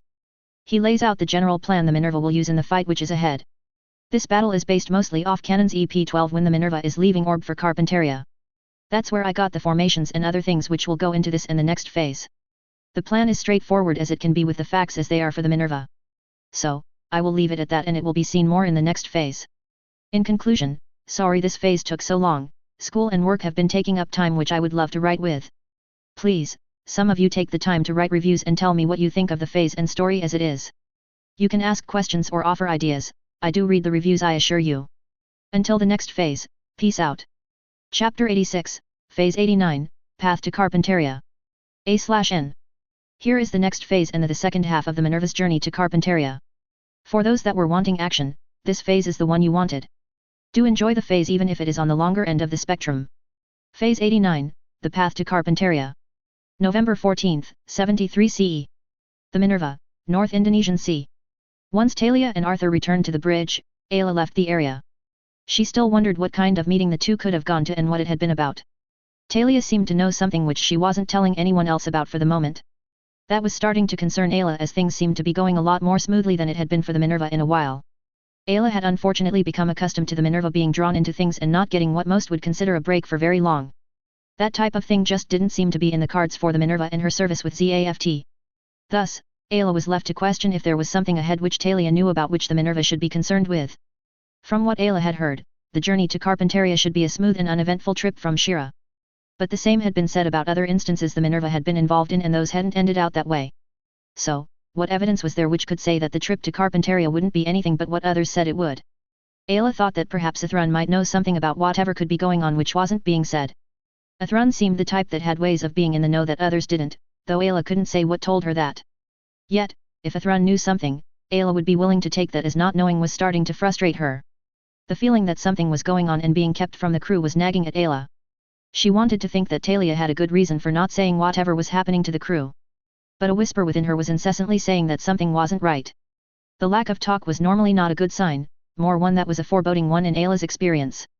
So, Ayla began searching for Athrun in the hopes that he could shed some light on the situation that was occurring. It took time for Ayla's search to find anything. She had started with Athrun's quarters, but he hadn't been there. However, it had appeared that Athrun had been doing some sort of research which Ayla couldn't determine what for. That had Ayla all the more suspicious that something was going on and those in the know weren't saying anything. Ayla had gone to the mess to see if Athrun was there but saw no sign of him. Yet, Matt had come up to her when he'd noticed her there. "Something is bugging you, lovey," he greeted. "What's eating at you?" Ayla appreciated that Matt was worried about her and was always willing to do what he could to help her. He really was a great guy, and she was glad they were in a relationship. But her current mood and the need for answers was making it hard for her to accept help from him right now. The sooner she found out what was going on that wasn't being talked about in the open, the quicker the stress would leave her. So, Ayla turned away from Matt. "It's nothing, just frustrated at the moment," she replied. "Don't worry about it." Matt could understand being frustrated, it happened to everyone off and on. And with what experience the Minerva had since it came into service, quiet times had been and would be rare. But he doubted that the frustration Ayla was feeling wasn't what was bugging her exactly. She'd been called to the bridge close to an hour ago and had been there for around that time. Matt had wondered what reason the captain had to have Ayla be in charge for a time. It had seemed so random, and Matt felt it wasn't but couldn't say what was going on. "I can tell you're frustrated, Ayla," Matt said. "But that isn't what is bugging you, it is more a side effect." Ayla figured that Matt would notice her frustration wasn't what was bugging her right now. However, Ayla didn't want to spoil the mood that the crew was in with a quiet journey to Carpinteria ahead of the Minerva. Yet, the nagging feeling that she had wouldn't leave her alone. That feeling was saying something was going on and was likely going to change the quiet journey into something different. But Talia hadn't said anything that could explain what may be going on which Ayla's intuition said was happening. Arthur hadn't mentioned anything either, but he'd glanced at Talia who had shaken her head. That to Ayla said the two had learned something yet were keeping it to themselves for some reason. However, Ayla didn't want to worry others unnecessarily just because she was frustrated. It could all be for nothing even if she didn't think that was the case. So, she exhaled heavily. "I don't know," Ayla uttered. "I just feel that there is something going on that only few know about right now. Pilots like us are responsible for protecting the ship and so should know what could be ahead so we can prepare for it." Matt couldn't disagree with what Ayla was saying. The pilots of a ship were to protect it so were usually in the know about things ahead of the vessel that would need to be dealt with. Nor could he argue against the feeling there was something going on in the shadows which the crew weren't being made aware of. He had the same kind of feeling there was something not being said to the crew. But there could be a reason for whatever wasn't being said was kept back. Captain Gladys had shown herself to care about the Minerva's crew. Thus, Matt felt the woman would do what's best for the crew of the ship. So, if there was information being held back at the moment, the captain had to have a reason for doing so. "I wouldn't disagree, lovey," Matt returned before hugging Ayla. "But Captain Gladys cares about the Minerva's crew so wouldn't put them in danger needlessly." Ayla felt that Matt was right about Talia and that her worries were her being paranoid right now. She knew Talia did her utmost to protect the Minerva and its crew, even if it wasn't always visible. If it wasn't for the quiet time that the Minerva was getting, Ayla wouldn't be as concerned with circumstances. The Minerva hadn't gotten extended periods of quiet time to work with since it had been thrust into service. The ship had gone from one issue to another with some time to repair and resupply more than half the time. So, Ayla had become accustomed to going from one clash with the Alliance to the next without much downtime in between. I know Talia wouldn't put those on the Minerva in danger if she could help it, Ayla admitted. I guess I just am restless as the Minerva really hasn't gotten a lot of quiet time during its short service so far. Ayla paused for a moment. I was looking for a Thrun and see if he knew anything about what could be going on. Matt blinked at Ayla saying she was looking for a Thrun. It was possible that a Thrun could know about whatever it was that the captain and deputy knew about which was being kept from the crew. A Thrun was to be the team lead on the field going forward, which normally meant they would get information before others. Yet, Matt hadn't seen a Thrun since the Minerva left Shira's docks and headed out. He took the time to think and realized that a Thrun had been absent, or rather none of the crew had been talking about him that Matt had heard. That was odd, as the Gundam which a Thrun had brought had been spoken of in gossip among the crew. So, Matt came to the decision to help Ayla find a Thrun and see if he could help clear things up. Then let's go find a Thrun and see if he can help clarify things for us, he stated. A Thrun has to be somewhere on the Minerva, so with both of us, we should be able to locate him. Ayla appreciated Matt being willing to help her without hesitation even when she hadn't asked him. He always seemed to know what to say when Ayla needed a pick-me-up. Ayla didn't want to imagine how things would be if Matt weren't with the Minerva right now. He could have been killed at Armory 1 as other ZAFT personnel had been.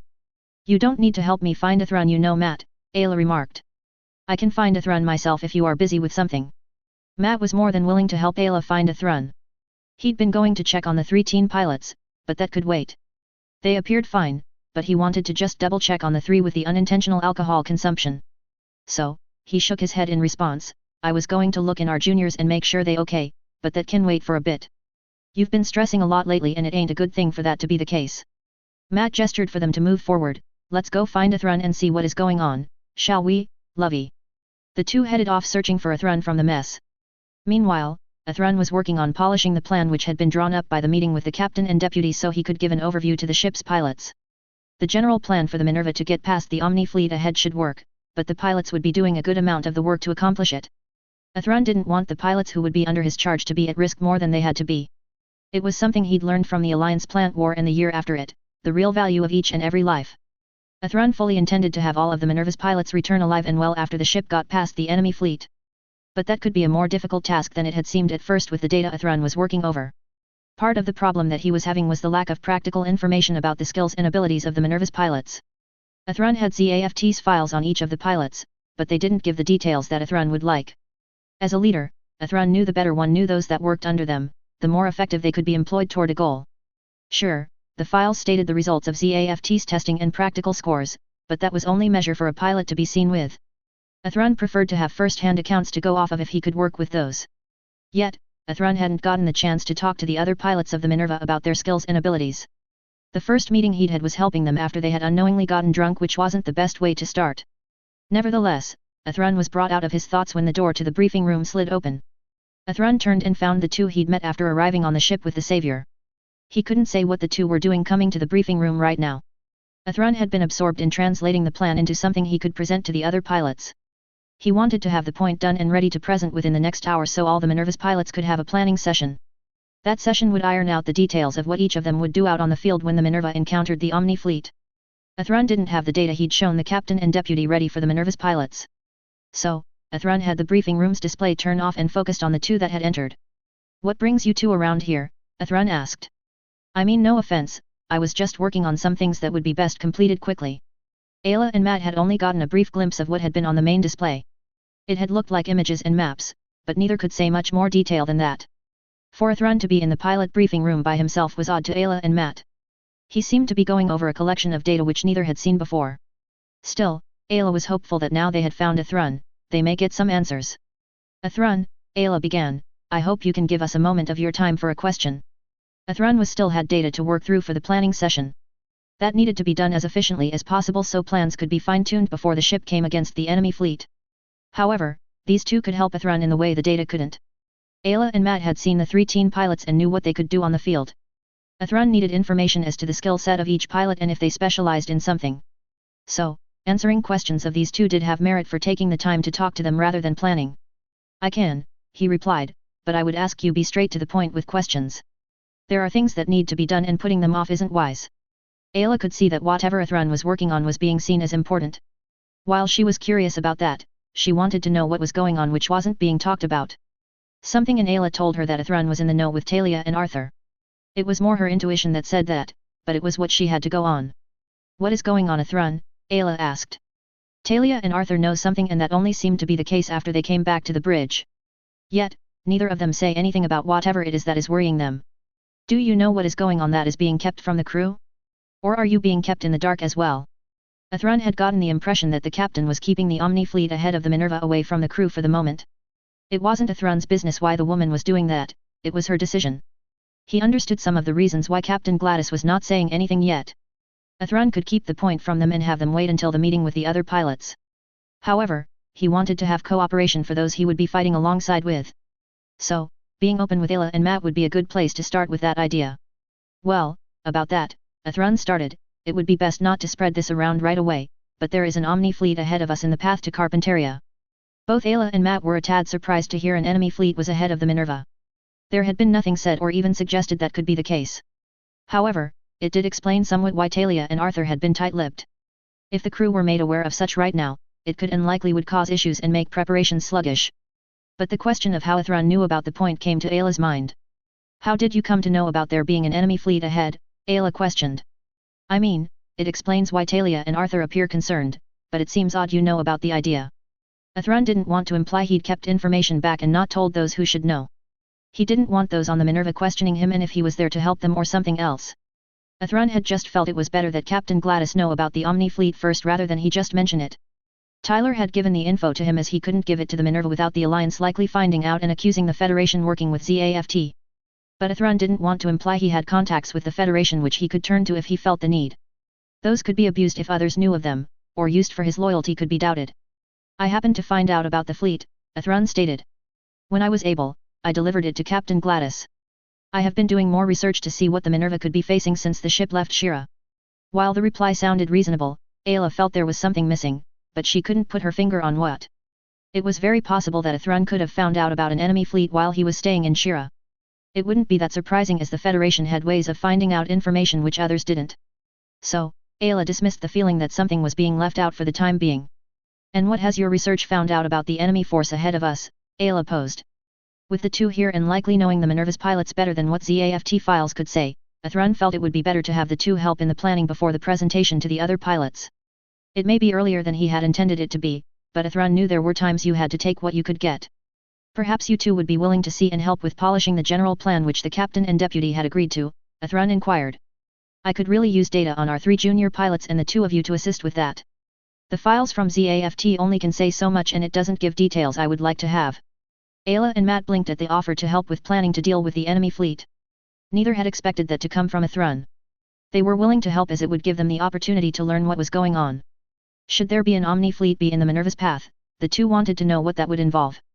Omni wouldn't let the Minerva pass them to reach Carpentaria, it just wouldn't happen with the Alliance's actions as of late. And with the mention of a plan, it suggested there was a general idea of how to deal with the enemy forces ahead of the Minerva. So, Ayla and Matt took seats and looked to Athrun for him to tell them what the plan was. Athrun turned the main display back on and brought the maps to the forefront of the data collection. This is a map of the equipassage which the Minerva is using to get to Carpentaria, Athrun stated.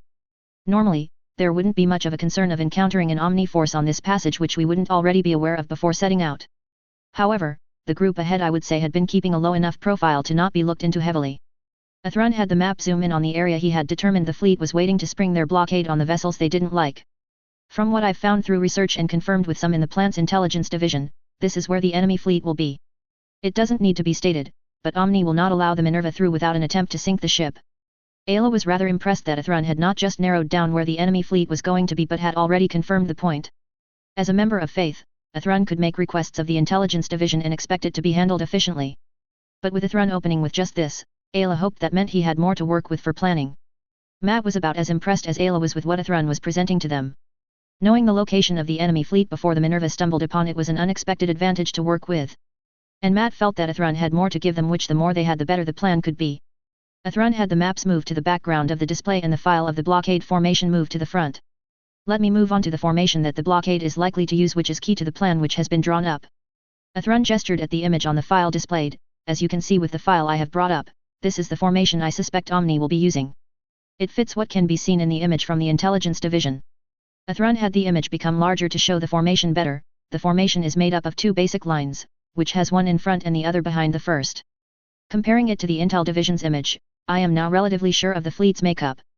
The rear line is made up of 4 Spengler-class carriers and 5 smaller support ships, likely Omni's Fraser classes or something similar. The front line seems to be made up of 15 battleships, a mixture of Omni's Des Moines and Arkansas classes. I also suspect that some of them have equipment to counter underwater attacks like from subs and mobile suits, though I can't say for sure. Ayla and Matt were in a state of shock with how much data Athrun had on the Omni force ahead. Sure, ZAFT Intel could have gotten the information, but they hadn't given anything like this that either knew of recently. Ayla would love to know where Athrun could have obtained this data, but him having it was the more important point of this. So, for the time being, Ayla was willing to not ask where Athrun had gotten the information and just use it to help the Minerva's chances. Matt also wondered where the data came from, but he was more than focused on the data Athrun was giving them. The enemy fleet had 24 ships, and no doubt more mobile suits than the Minerva had to work with even with the Savior on it now. The numbers didn't spell a good situation for the Minerva ahead. Yet, Athrun had implied there was the makings of a plan to get beyond the enemy fleet. I'm guessing the plan you mentioned will be more tactics than just blasting through, Matt posed. Cause from what you've presented, blasting them won't be enough to get through them by what I'm seeing. Athrun was glad Ayla and Matt weren't asking questions about the data or where it had come from. It seemed that they were more interested in what the data provided than where it was obtained. Athrun could respect that the two were focused more on getting through what was ahead the best possible rather than other things. So, Athrun continued, yes, there is a general plan to get through the Omni fleet. Thankfully, the fleet formation isn't without its weaknesses and vulnerabilities that can be used against it. Athrun pointed to the 2 spots which had been discussed by Captain Gladys to be used to break through the fleet's formation. The space between the outer arrows and the ones next to them were decided to be the best places to break through the fleet in the discussion between the captain, deputy, and myself. Ayla studied the 2 places that Athrun had referred to in the fleet formation. Both spots had merit to use to get past the fleet's front line, but the enemy ships could move to counter. It would be dependent on the competency of Omni's crews. But getting information on that kind of thing would be something that ZAFT Intel would have great difficulty doing. Yet, if the Minerva could get past the front line, then there would just be the Spenglers and their support ships before being home free. I get the feeling that breaking through that front line will be easier said than done, Ayla remarked. Correct me should I be wrong. Athrun knew that if not for the data on the file he got from Tyler, Ayla would be quite right. But knowing that Omni had a habit placing less experienced crews on the edges of their formations made a difference. Then there was the other point of what Omni instructed their ships and mobile weapons about friendly fire. Those 2 facts which the Federation had observed was interesting and worth noting. Thus, Athrun inclined his head, you are correct it won't be easy. Athrun paused for a moment, however, there is 2 things which have been observed that I believe will make a difference. Those are Omni placing less experienced crews at the edges of formations and them being told to avoid friendly fire. Matt blinked at what Athrun said as it was so out of the blue it had him having a double take. He'd never heard of the observations that Athrun had just mentioned. Matt would be inclined to agree with them as they would make sense with how Omni did things. Yet, Matt had never heard of any studying such things that close to come to that conclusion. Not that I would disagree with the observation you mention, Matt replied. But I can't think of any that would study such things so close that they could make a conclusion like that. I know Ayla and I haven't questioned where you got this data, but it ain't sounding like something regular ZAFT Intel would provide. Athrun wondered how long it would take for that question to come up. He had answers he could give to deflect from the source he had to work with if needed to. Talia had understood there were reasons to not know the source Athrun had got to for help. Athrun hoped that Ayla and Matt would understand the same. It is better not to ask where I got this, some of the sources are to remain anonymous, Athrun stated. I know ZAFT policy would say otherwise, but there are exceptions to that policy. Ayla had the impression before this that the data Athrun had was from places it was better not to know about. She had come to understand that there were times it was better to not know where some information came from.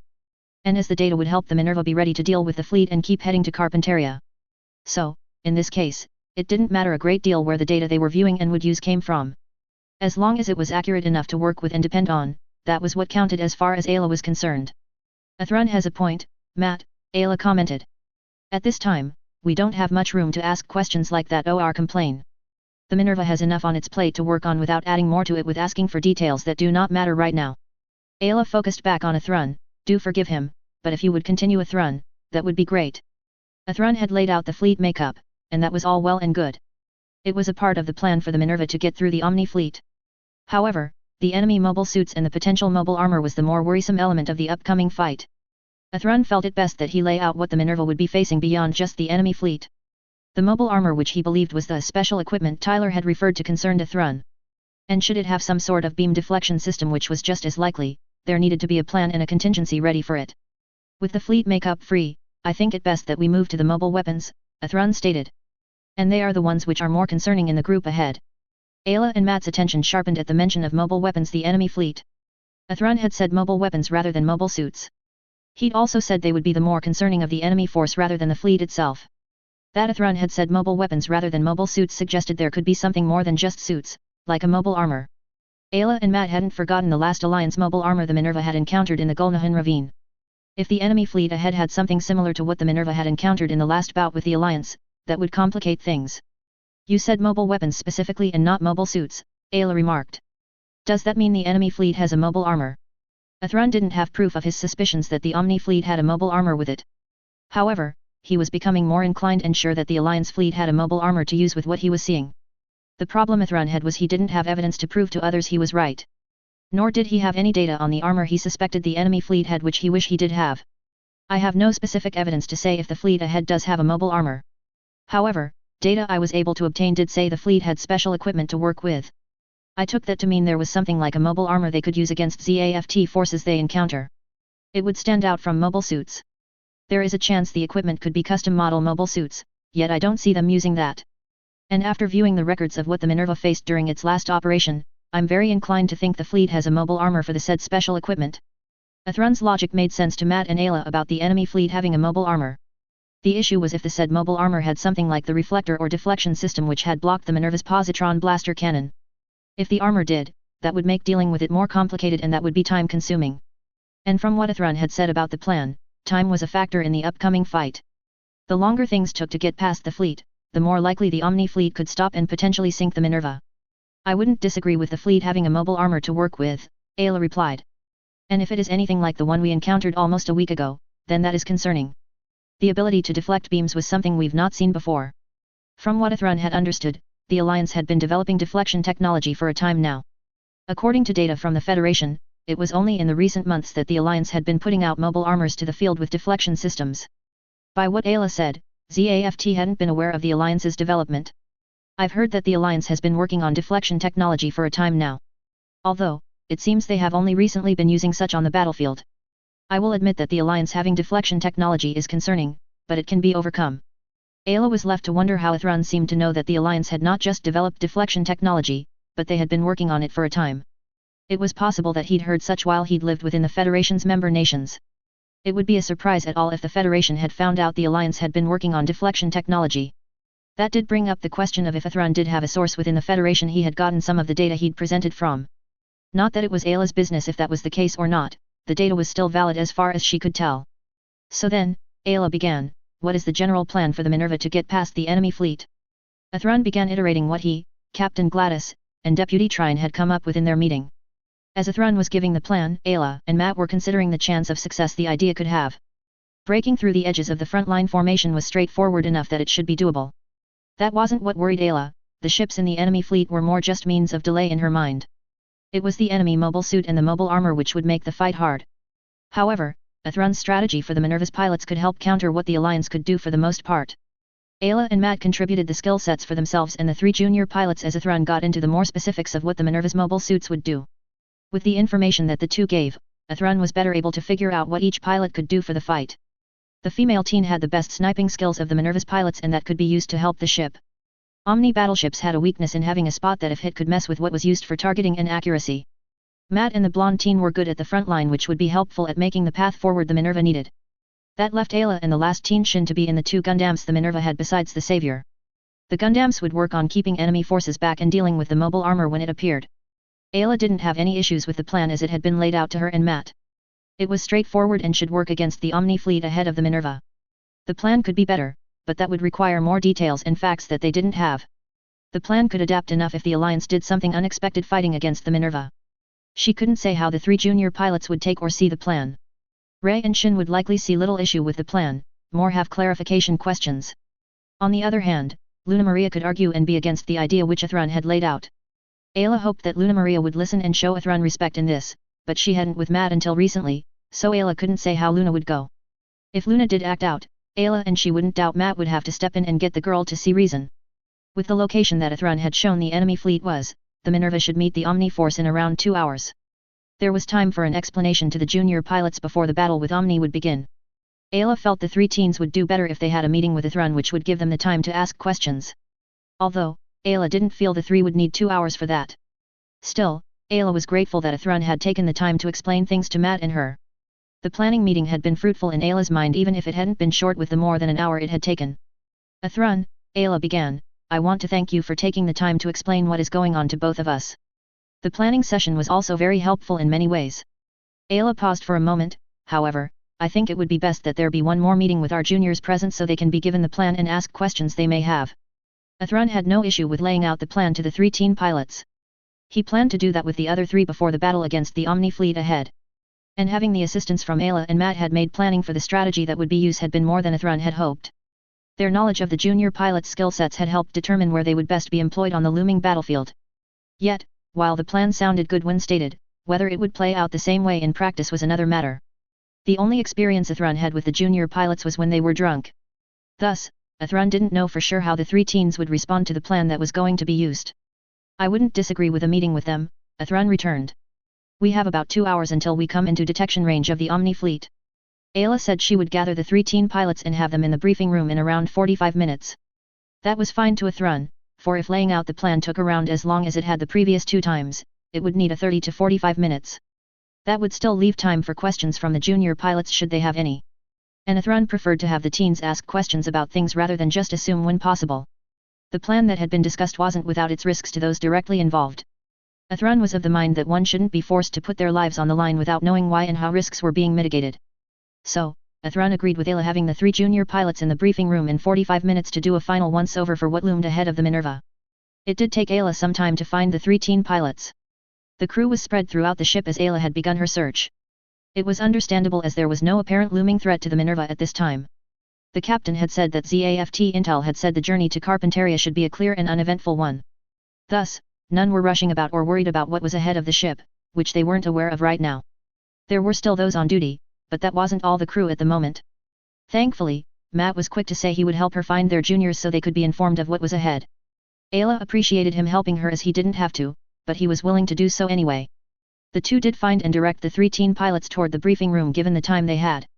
The 3 teens were curious why Ayla had told them they should go to the pilot briefing room.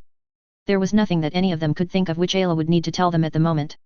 The Minerva was on its way to ZAFT's Carpentaria base and from what had been said, there was nothing in the ship's path. Ayla did mention they would be getting the opportunity to meet Athrun's Ayla by going to the briefing room. That had been enough for at least Luna to stop asking more questions of Ayla. Neither Ray nor Shin were against meeting Athrun's Ayla, he would be the field lead for the Minerva going forward after all. So, the 3 headed for the Minerva's pilot briefing room as Ayla instructed them to do. Athrun made his way back to the pilot briefing room after going to his quarters to try and fine-tune the presentation of the plan. He wanted to have the presentation of the plan to deal with the Omni fleet as straightforward and simple as possible. Athrun felt there would be questions from the younger pilots about the Omni fleet, which was understandable. However, Athrun only had so much data on the enemy fleet, and an amount of that was not as solid as he would like it to be. Athrun more hoped the teens would go with the plan which would have them positioned specifically. From what Ayla and Matt had said, Luna Maria Hawk had some issues with taking orders from some. Athrun hoped that wouldn't come up, but he had an idea which could get the girl to cooperate. When Athrun entered the briefing room, he found the 3 younger pilots were sitting in seats chatting with one another. By what Athrun heard, 2 of them were questioning what the meeting was going to be about. Ayla and Matt were also there, but seated behind the teens who were in the front row. Athrun cleared his throat to have attention drawn to him so he could begin the presentation. Thank you for coming, Athrun started. We have things to discuss for an event ahead in the near future. Athrun came to in front of those in the room, but I suppose that introductions are in order first. My name is Athrun Zayla, I'm a member of Faith and currently assigned to the Minerva. By what Captain Gladys has said to me, I will be the team lead when operations take place on the field. I do hope that we can work together for the benefit of the Minerva as a whole. The introduction Athrun gave had gotten the teens to go silent. Ayla could appreciate Athrun's introduction as it was to the point and established that he would be the leader for the Minerva's pilots would be working with. Athrun hadn't been required to give the introduction as he had, Faith could do what they saw fit and not have to explain anything. Out of the teens, it was Shin who spoke up first. Okay, the introduction is nice, but what are we in the pilot briefing room for? Ayla said it was to talk about something, yet she didn't give any more detail about what the subject was going to be. Athrun figured that Ayla and Matt wouldn't say much about what was ahead of the Minerva. He'd seen that the point of the Omni fleet was being kept quiet from the crew.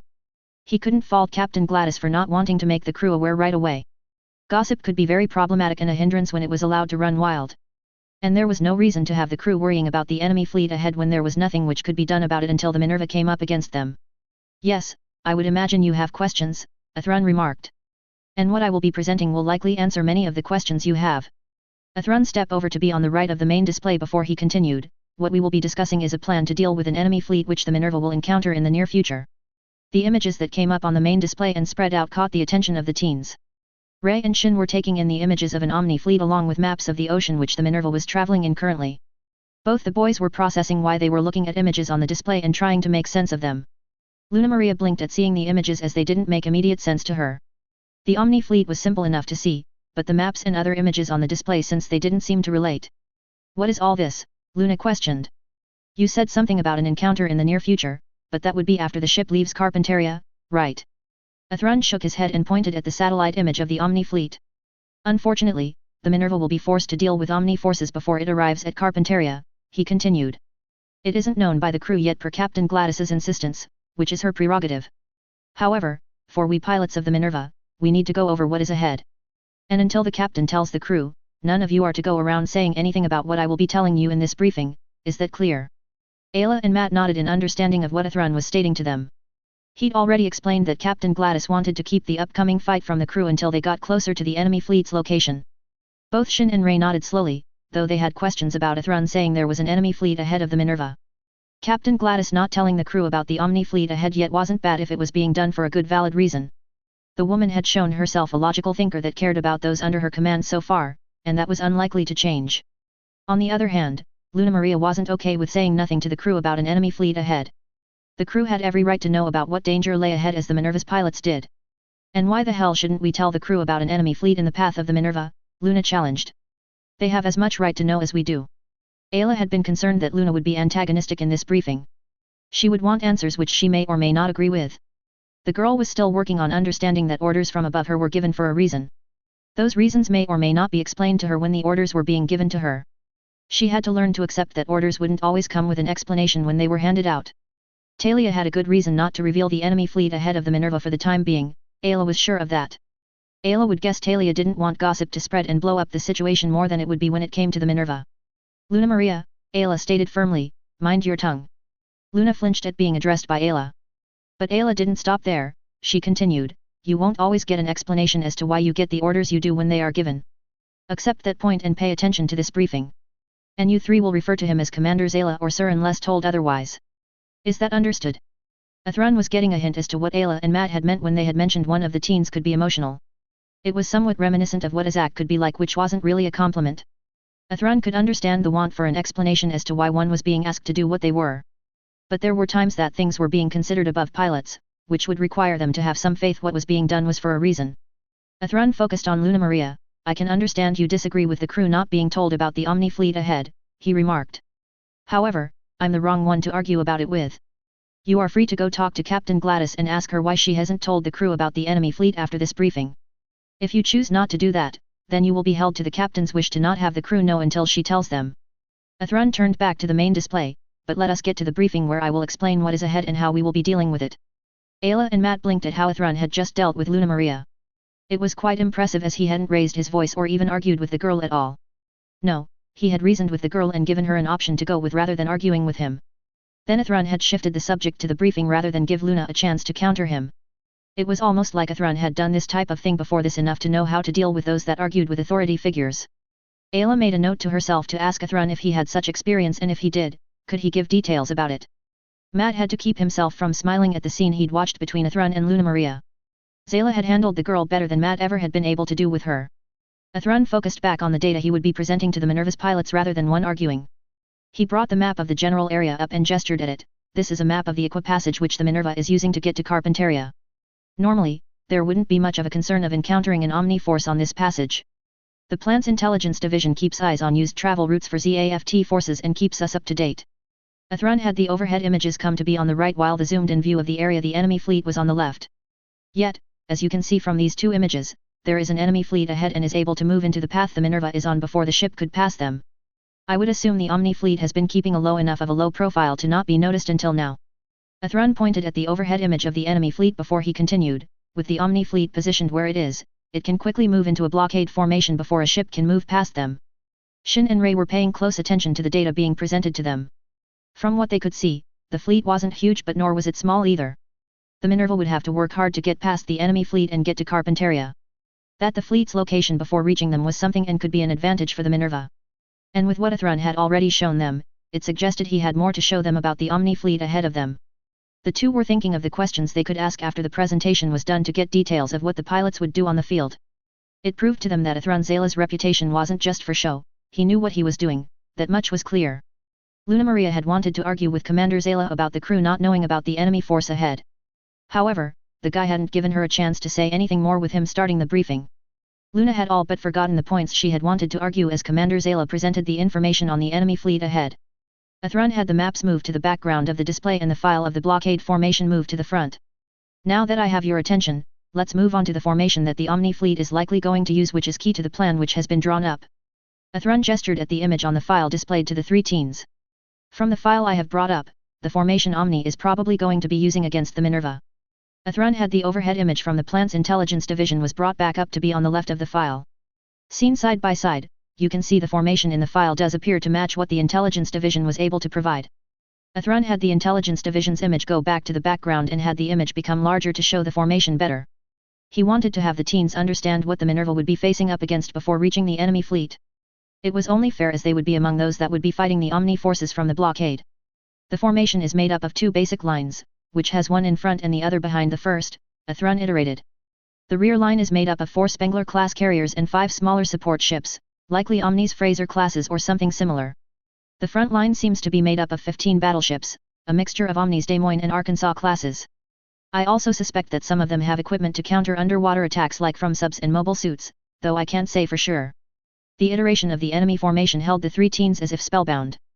This was the most detailed briefing about an enemy force they'd had before actually faced the said enemy force. But if there was this much and more data on the Omni fleet ahead of the Minerva in his path, why hadn't this been announced before this? Commander Zala implied that the plant's intelligence division had provided the information he was providing them. That division tended to provide ZAFT forces data on what could be in their path, it was one of their responsibilities.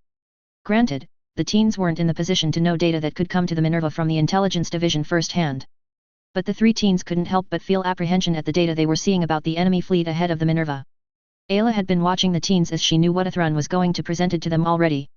She hadn't missed their silence and was sure it wasn't just from them listening to the presentation. The situation that the Minerva was facing was different from what it had experienced previously. They knew where the enemy force was and their general strength before they encountered them. That hadn't happened much since the Minerva had been forced into service earlier than originally planned. And the plan which Athrun had presented was quite a viable one from what Ayla could figure. Once it was explained, Ayla felt that their junior pilots would agree the plan would give the Minerva the best chance to get past the enemy fleet and reach Carpentaria. Athrun continued with his presentation, moving on to the general plan which had been made. The general plan to get through the Omni fleet is fairly straightforward overall. Athrun pointed to the formation file. Thankfully, the fleet formation isn't without its weaknesses and vulnerabilities that can be used against it. Athrun gestured at the 2 spots which had been discussed with Captain Gladys to be used to break through the fleet's formation. The space between the outer arrows and the ones next to them were decided to be the best places to break through the fleet in the discussion between the captain, deputy, and myself. Luna blinked at what was being said and implied by Commander Zala. It sounded like the plan was to not face the enemy force directly. That didn't make sense to Luna as the enemy force was in the path of the Minerva to reach Carpentaria. With an Omni fleet blocking them, the Minerva and its mobile suits would have to remove the enemy force for the ship to get to its destination. Break through, Luna questioned, don't you mean attack the enemy fleet, sir? While dispatching an enemy force was a way to deal with those that were blocking a path, it wasn't the only way. In this case, attacking the enemy force would actually put the Minerva at a disadvantage against the Omni fleet. Use of brute force tended to come with a cost, and with the fleet the Minerva was going to face ahead, the price which would be paid would be high. To avoid that high cost, the implication of tactics instead of brute force was the focus. Defeating the enemy wasn't the goal of the fight the Minerva would go into soon enough, it was to pass the enemy fleet and head for Carpentaria. I understand your question, Athrun acknowledged. From what I've read, the Minerva has been forced to fight against enemy forces for survival since being forced into service. Athrun pointed at the image of the fleet before he kept going. However, in this instance, the enemy force has the Minerva beaten on overall power. Attacking head-on or using brute force would be unwise since it would come with a high price before the end. Shin had been studying the file being displayed while listening to the exchange between Commander Zayla and Luna. He squinted to see what the notes which were on the file which were in smaller text than the rest. From what Shin could discern, the notes referred to not just weaknesses of the formation, but habits of Omni with that. As far as Shin knew, ZAFT didn't tend to have that type of detail in files like this, only the Federation would possibly do that.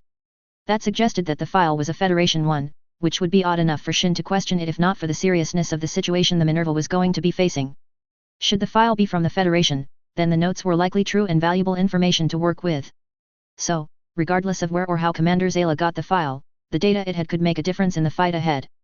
The Omni fleet had the advantage in numbers and power overall as Commander Zayla had said to Luna. The Minerva would be hard-pressed to counter that and come out on top from what Shin could see. Thus, brute force wouldn't be the way for the Minerva to get through the enemy fleet and keep going to Carpentaria.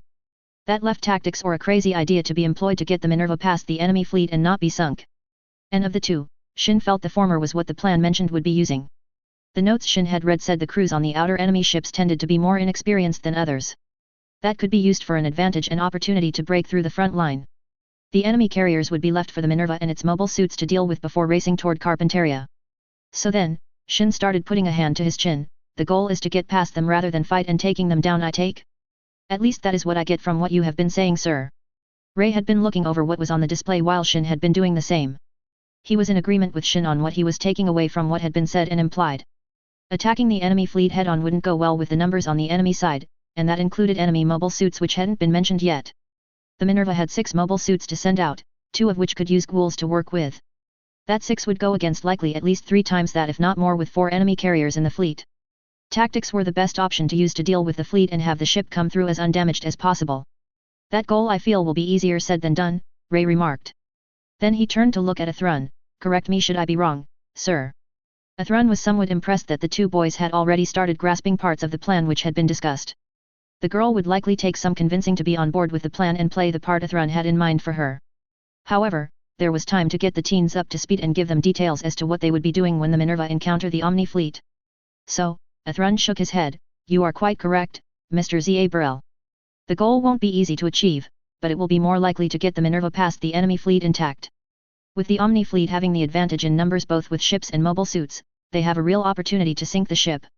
Their goal will be to stop the Minerva from moving forward while attacking the ship until it's sunk. Athrun gestured at the formation file before continuing, which is why this briefing is going to go over the tactics which will help us get past the fleet and continue on to Carpentaria. Athrun paused for a moment to wait and see if there would be any questions posed before he actually got into the general explanation. There was silence from the pilots, which Athrun took to keep going and give the outline of the plan before getting into the details.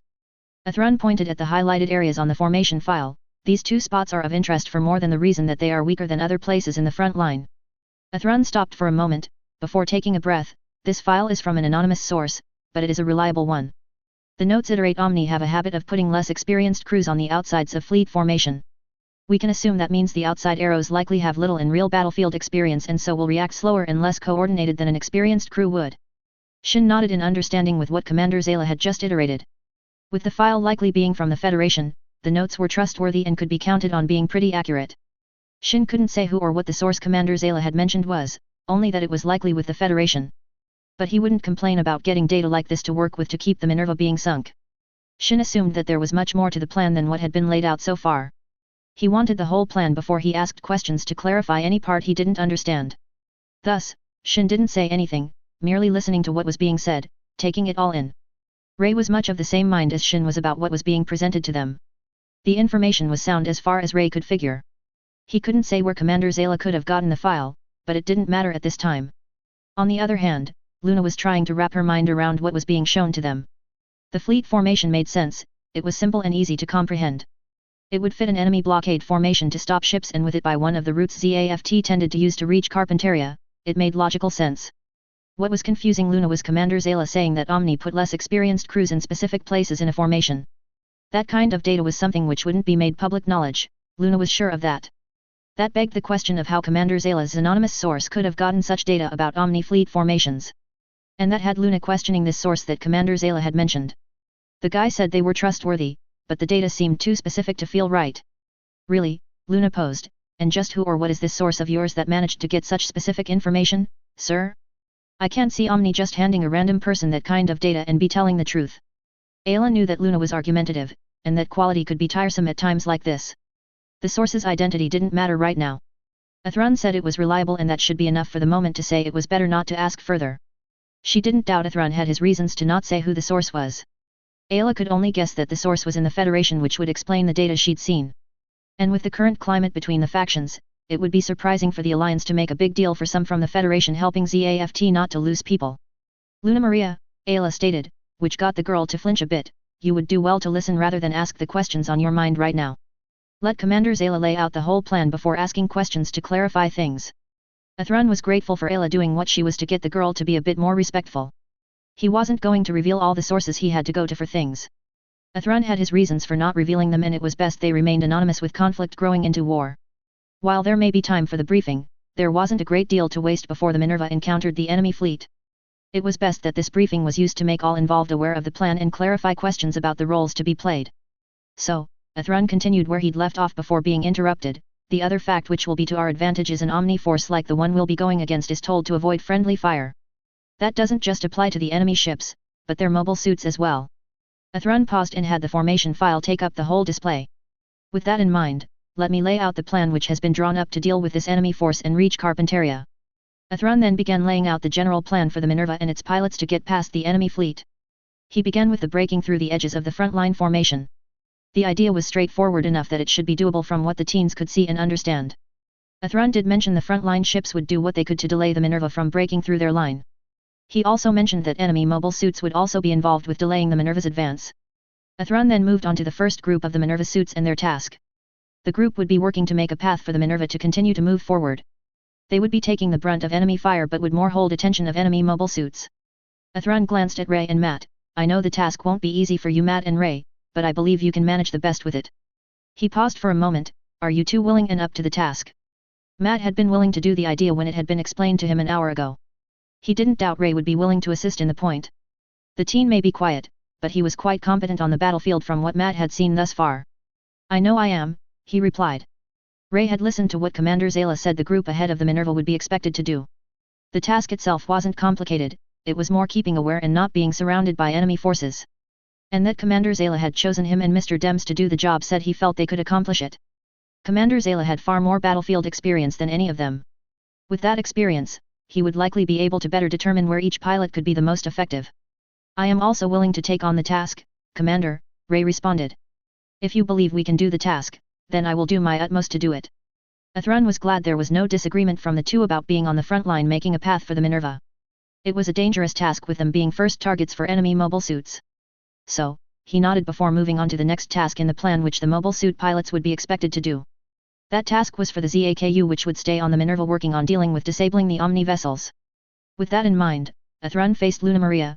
Miss Hawk, I would like you to stay with the Minerva, he began, but he was interrupted before he could say more. Luna had gained an irritated expression on her face the moment she was told she would be on defense. That had been her position for the last few battles the Minerva had gotten into. Not that Luna had a real issue with defending the ship, but doing that over and over was getting tiresome. And staying with the Minerva was akin to being told she would be on the defensive in the fight ahead. And be on the defensive, right sir, Luna stated. You know, I'm getting tired of being the one that always seems to be defending the ship while other go out and doing the fighting. Athrun hadn't said the girl would be on the defensive, but she hadn't allowed him to explain what her task would be. With her sniping skills, she was a near-perfect fit for disabling the enemy vessels by hitting their weak spots. The girl was reminding him more of Izak the more Athrun saw of her. Athrun saw that Ayla was about to step in again to get the girl to stop and listen, but he held up a hand. I can understand seemingly being relegated to a specific task or position during battle, Athrun commented. However, if you had not interrupted, you would have heard that defense isn't the task I had in mind for you. Luna blinked and stared at Athrun for a moment. Wait, what? Athrun nodded. Yes, you heard right, defense isn't the main task you will have, though if you can assist with that, please do.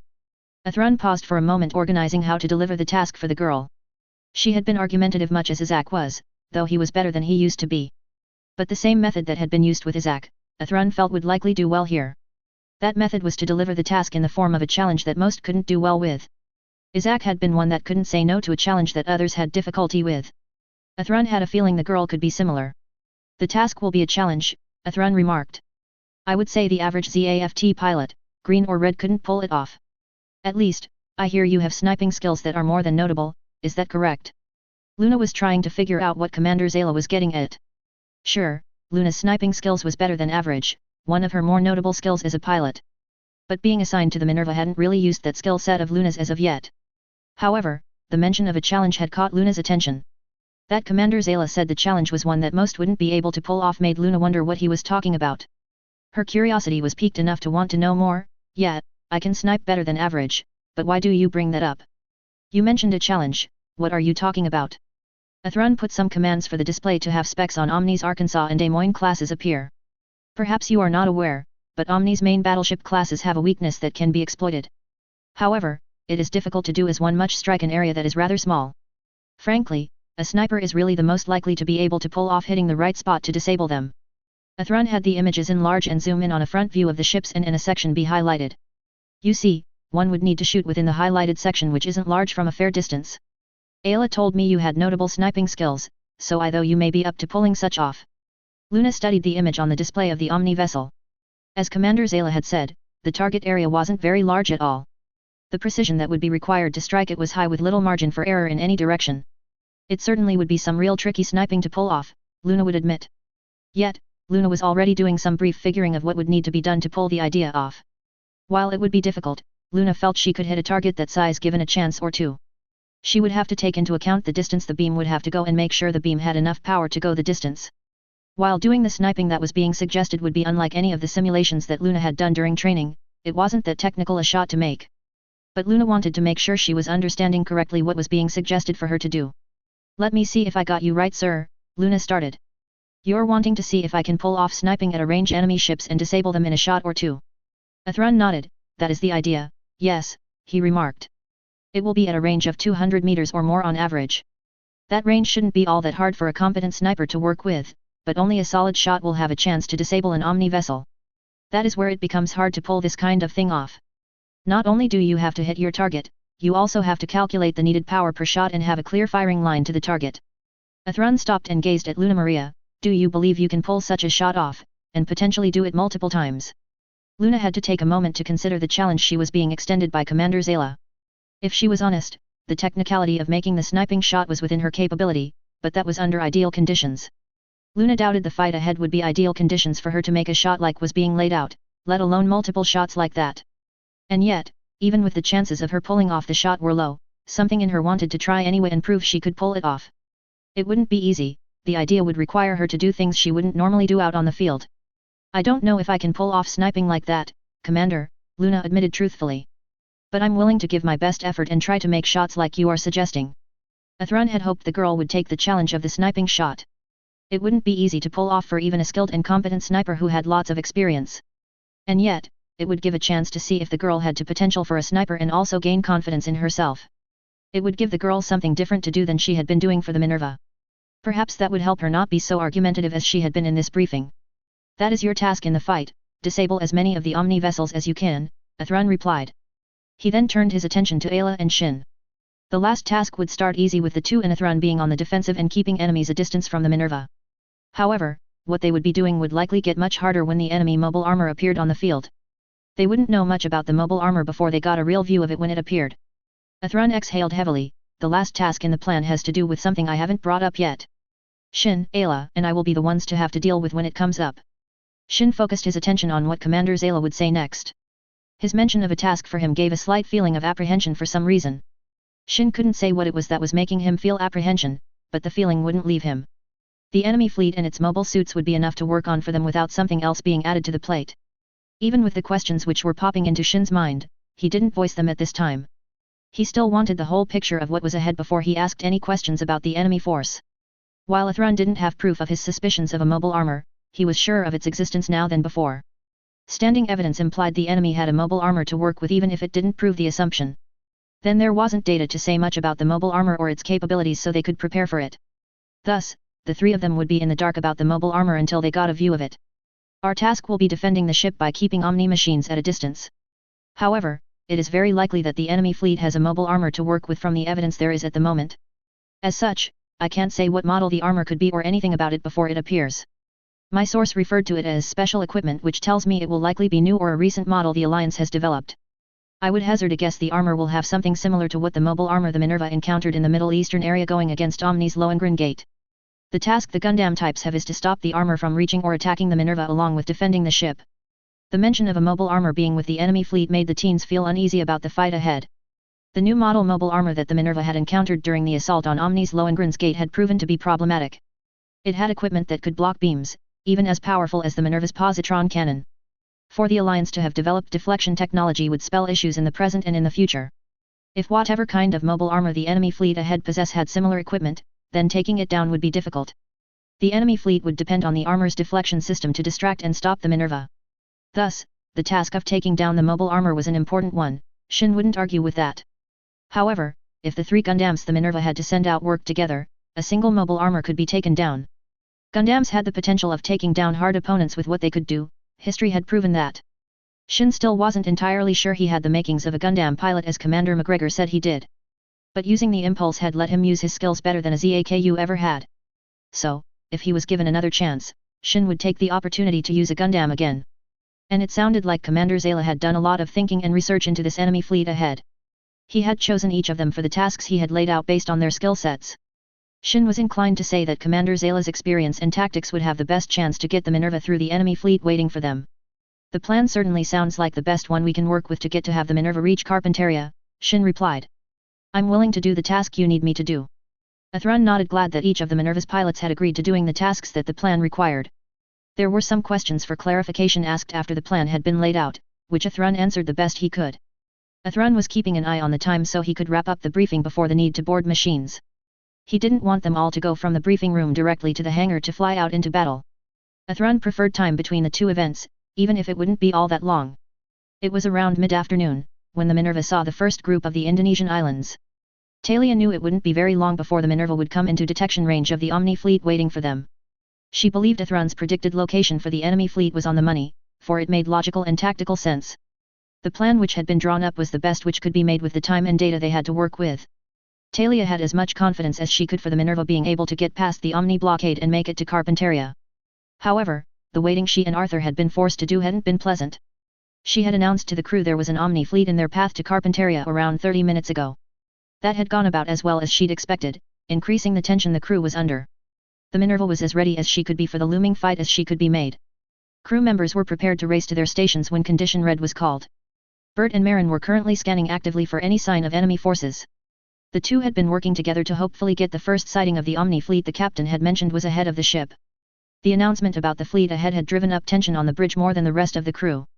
Knowing a battle was coming in the near future was always stressful until it started. So, Bert and Marin wanted to see the enemy forces ahead so they could help burst the tension that was hanging over the Minerva.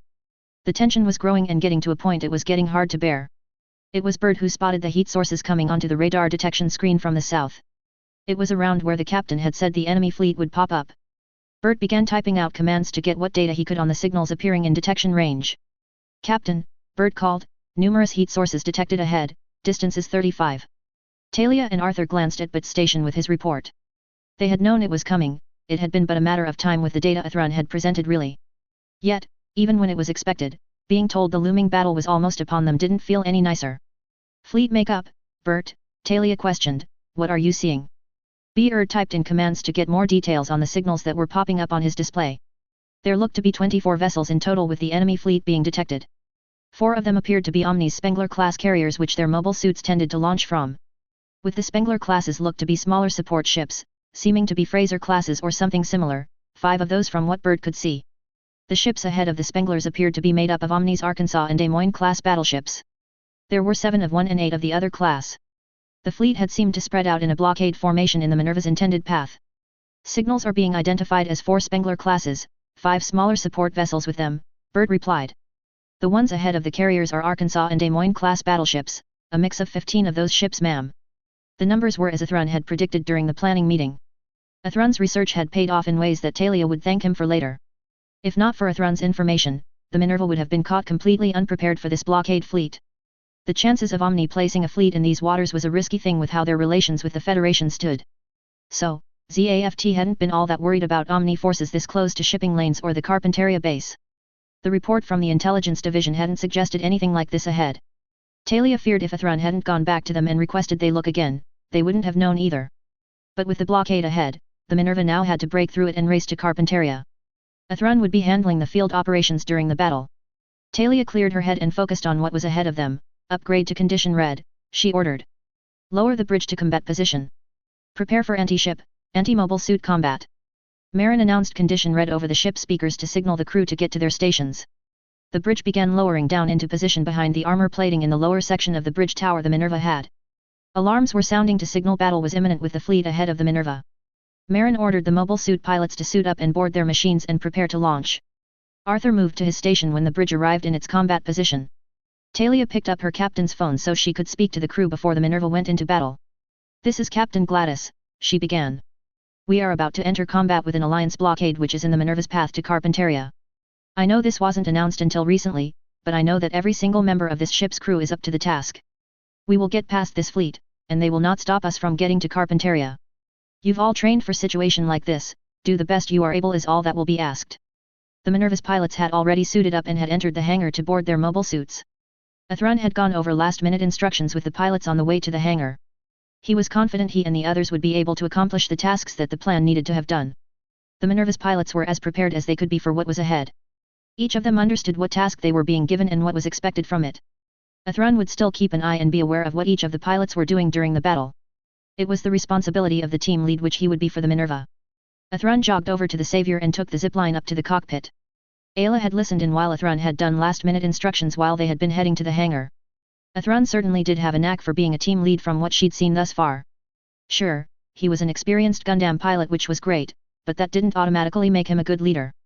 Ayla could only guess that Athrun had some sort of previous experience with leading a team to be as good as he was. She just hoped the plan which had been drawn up would work out as it was supposed to. The plan certainly sounded straightforward when it was explained. However, Ayla feared it playing out on the battlefield would be anything but straightforward. Ayla wiped her mind as she ascended to the Osiris's cockpit.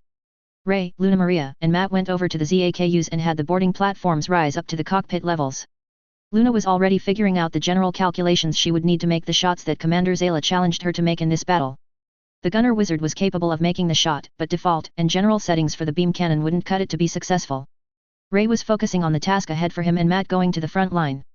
Ray would equip the slash set for the battle and would be using the ghoul so his machine could fly in the air. Matt had said he would be using the blaze set for the fight at the front. Between the two of them, they should be able to create a path for the Minerva to keep moving forward through the enemy fleet.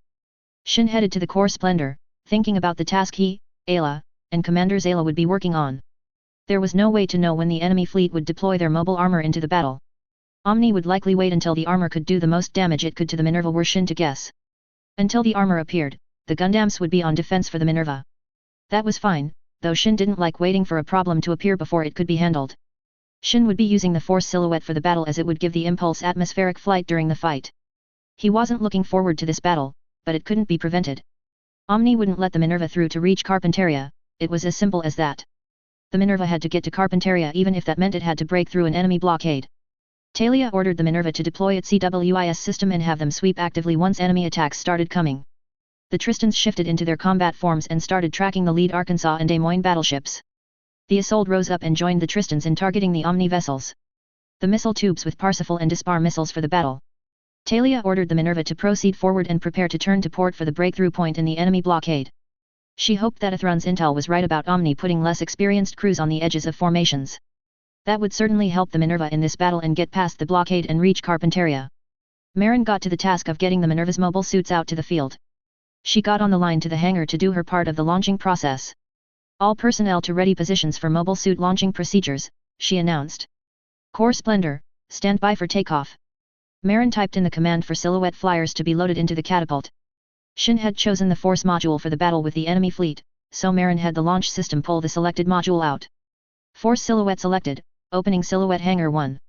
3 platforms were already in the lift shaft waiting for the launch, but they rose up, awaiting the 4th being brought out. A storage hangar with the number 1 on the front split horizontally open, and the 4th platform moved to the central elevator. Silhouette Flyer, stand by for launch. Silhouette Flyer's platform moved into the catapult lift before Marin spoke again. Platform setup complete, central catapult online, opening airtight shutters. The airtight shutters were raised up after the order came, enclosing the central elevator shaft. After the shutters locked to the ceiling of the hangar, Marin continued, emergency crews, stand by at launching positions. Raising central catapult to launch position. The platform started rising upward towards the catapult. Shin toggled the last switches to have the OS active and ready as he felt the core splendor begin to rise. Core splendor, all systems online. Prepare for takeoff sequence. All the Splendor's systems checked out as good from what Shin saw as the aircraft rose to launching position. The platform came to a stop and locked into launching position before exhaust vents rose up behind the core Splendor. Catapult power levels normal, Marin stated.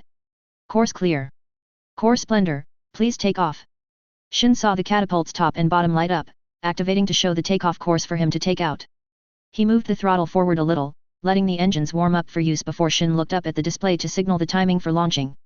The signal came up before Shin took a breath. Shin Asuka, Core Splendor, launching, he announced before throwing the throttle all the way forward. The Core Splendor shot forward and took off from the catapult and zoomed over the sea. Shin had the craft climb up higher, keeping an eye on the sensor screen. The other three flyers were quick to launch out and take up position behind the Core Splendor. The linear catapults opened and had the tracks extended out to launching position for the mobile suit. Matt and Ray's ZAKUs were moved to launching position first, the ghouls would follow after them so they could use them. Matt's ZAKU was equipped with the Blaze set per his request, while Ray's Phantom was given the Slash set. Matt had his ZAKU walk to the edge of the catapult and leap up to the upper deck to wait for the ghoul. Ray did much the same as Matt once his Phantom had its equipment attached. The ghouls were sent out shortly after the ZAKU and Phantom had moved to the upper deck. The two leapt up and landed on the ghouls and locked their suits into the lifters. Luna was the next to be sent to the left catapult while Ayla was moved to the right one. Luna merely had her ZAKU move to the edge of the catapult and leap up to the upper deck. It would be the position she would work from, not for defense this time, but to make an incredible shot if not more. Luna was relieved that she wouldn't be assigned to defense this time as she had in the last few battles. Not being able to fly and fight in the air wasn't nice, but at least she would get to do something which would make a difference should be able to pull it off. Luna was starting to think that Commander Zayla may not be a bad guy like she had thought at first. His battlefield experience was something else, she would give him that at least. The Osiris shot out of the right catapult as the Savior was being moved to the left catapult. Ayla had the Osiris shift into its flight armor mode before climbing and making an arc to take up her assigned position. She was to cover the Minerva starboard side in this battle until the enemy mobile armor appeared. Ayla had the Osiris go back to its suit form once she reached the designated position. She matched her speed to the Minerva so she could stay with the ship as it moved forward. Ayla hoped that Athrun's plan would work as intended. The Minerva really could use a break and some good luck for a change with its short service history. Athrun had the Savior zoom out from the Minerva before he climbed upward to get a better view of the battlefield. Once Athrun leveled out the Savior, he glanced around to take in the setup of the enemy fleet. It was in the blockade formation that the file had shown as Athrun had predicted. The makeup of the fleet was also as Athrun had thought it would be. That would make the plan more likely to work as it had been drawn up to do so far. Now the question would be if the Omni fleet would respond as it was expected for Omni to. If so, then the plan Athrun had come up with would be effective and successful. Should the enemy fleet not act as Omni had a habit to, then adaptation would be needed. As the Minerva sent out its mobile suits, the Omni fleet had already started deploying its own Windams. All the Windams were equipped with the jet set so they would have atmospheric flight during the battle. The number of Windams was sizably higher than the ZAFT ship was getting out. The fleet commander was watching the ZAFT ship as it approached and deployed its mobile weapons.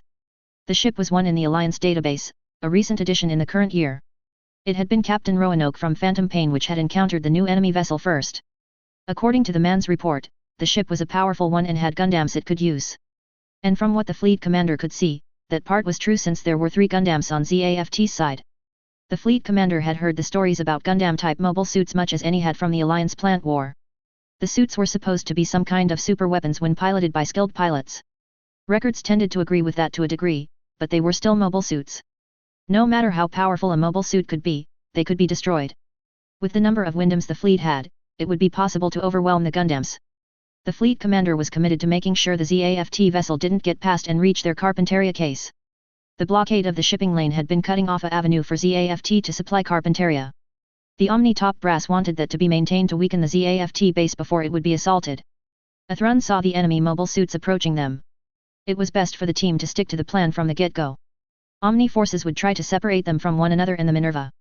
If they succeeded in that, they would work on picking off the Minerva's machines one by one. So, Athrun opened a channel to the other pilots. Do your best to stick to the plan, he stated. The enemy force will try to draw us away from the Minerva and separate us so they can take us down one by one. Don't let them push you too far from the Minerva or the rest of us. Remember, the goal is to get through the fleet, not sink it. It was shortly after Athrun's reminder that Matt and Ray began clashing with Windams. The two stuck close to each other as they began working on making a path forward for the Minerva. Other Windams passed the first two enemy suits and headed for the ZAFT vessel and the Gundams around it. Shin took up a defensive position as the Windams began coming toward him. It was much the same mentality that he'd used while defending Asgard.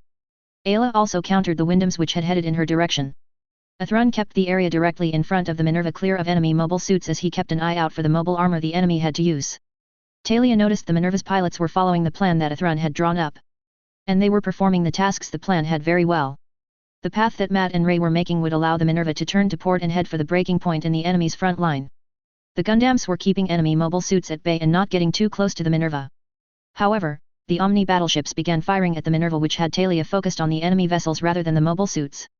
The Minerva returned fire and quickly disabled some of the smaller vessels in the Alliance fleet through the use of Parsifal ground missiles and the Minerva's Isolde triple cannon. That was followed by the launching of torpedoes and both Tristan beam cannons being used against their enemies. As the Minerva moved forward, Luna was targeting the closest enemy battleship. She was making the needed adjustments to make the shot that Commander Zayla had challenged her to do.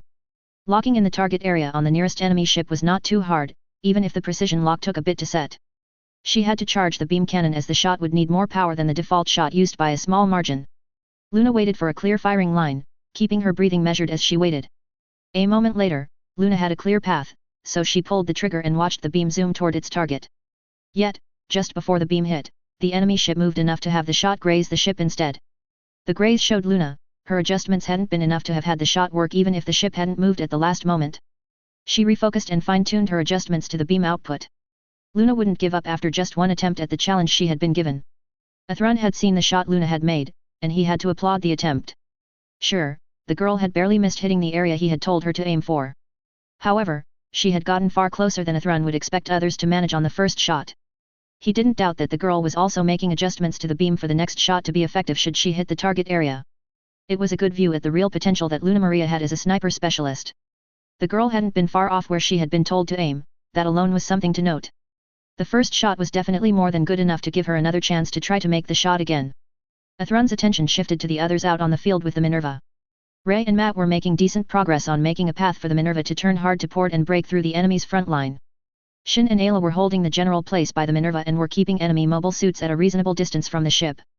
The Minerva was firing upon enemy vessels that were attacking. Some ships were getting damaged and were having a hard time continuing the attack on the Minerva. Athrun was fending off Windams himself as he kept an eye on things. There was still no sign of the enemy mobile armor yet which concerned Athrun. Omni would normally send out their strongest machine to get things moving in the direction they wanted. For them to keep a potentially powerful mobile armor as an enemy ship was advancing was off for them. Luna had made her adjustments to the rifle and took aim again. She locked in the nearest enemy battleship and zoomed in to have her rifle trained on the area that Commander Zayla had pointed out. Luna really wanted to make the shot she had been challenged to do. It would prove she wasn't just assigned to the Minerva by chance, that she had the skills to end out with the ship. Luna waited for the clear path to fire down, keeping her breathing measured and using her heartbeat to focus her attention. It seemed a long moment later that the path opened for Luna to make the shot, and Luna took it. She watched as the beam zoomed at the enemy vessel, not taking her eyes off it. The beam struck where Luna had been aiming and punctured the armor plate the ship had. For a moment, Luna thought she had missed the mark or the beam hadn't been adjusted right as the ship kept going. But then the ship's weapons froze and the vessel appeared to stop in the water. Luna blinked to make sure she wasn't seeing things that she wanted to be true.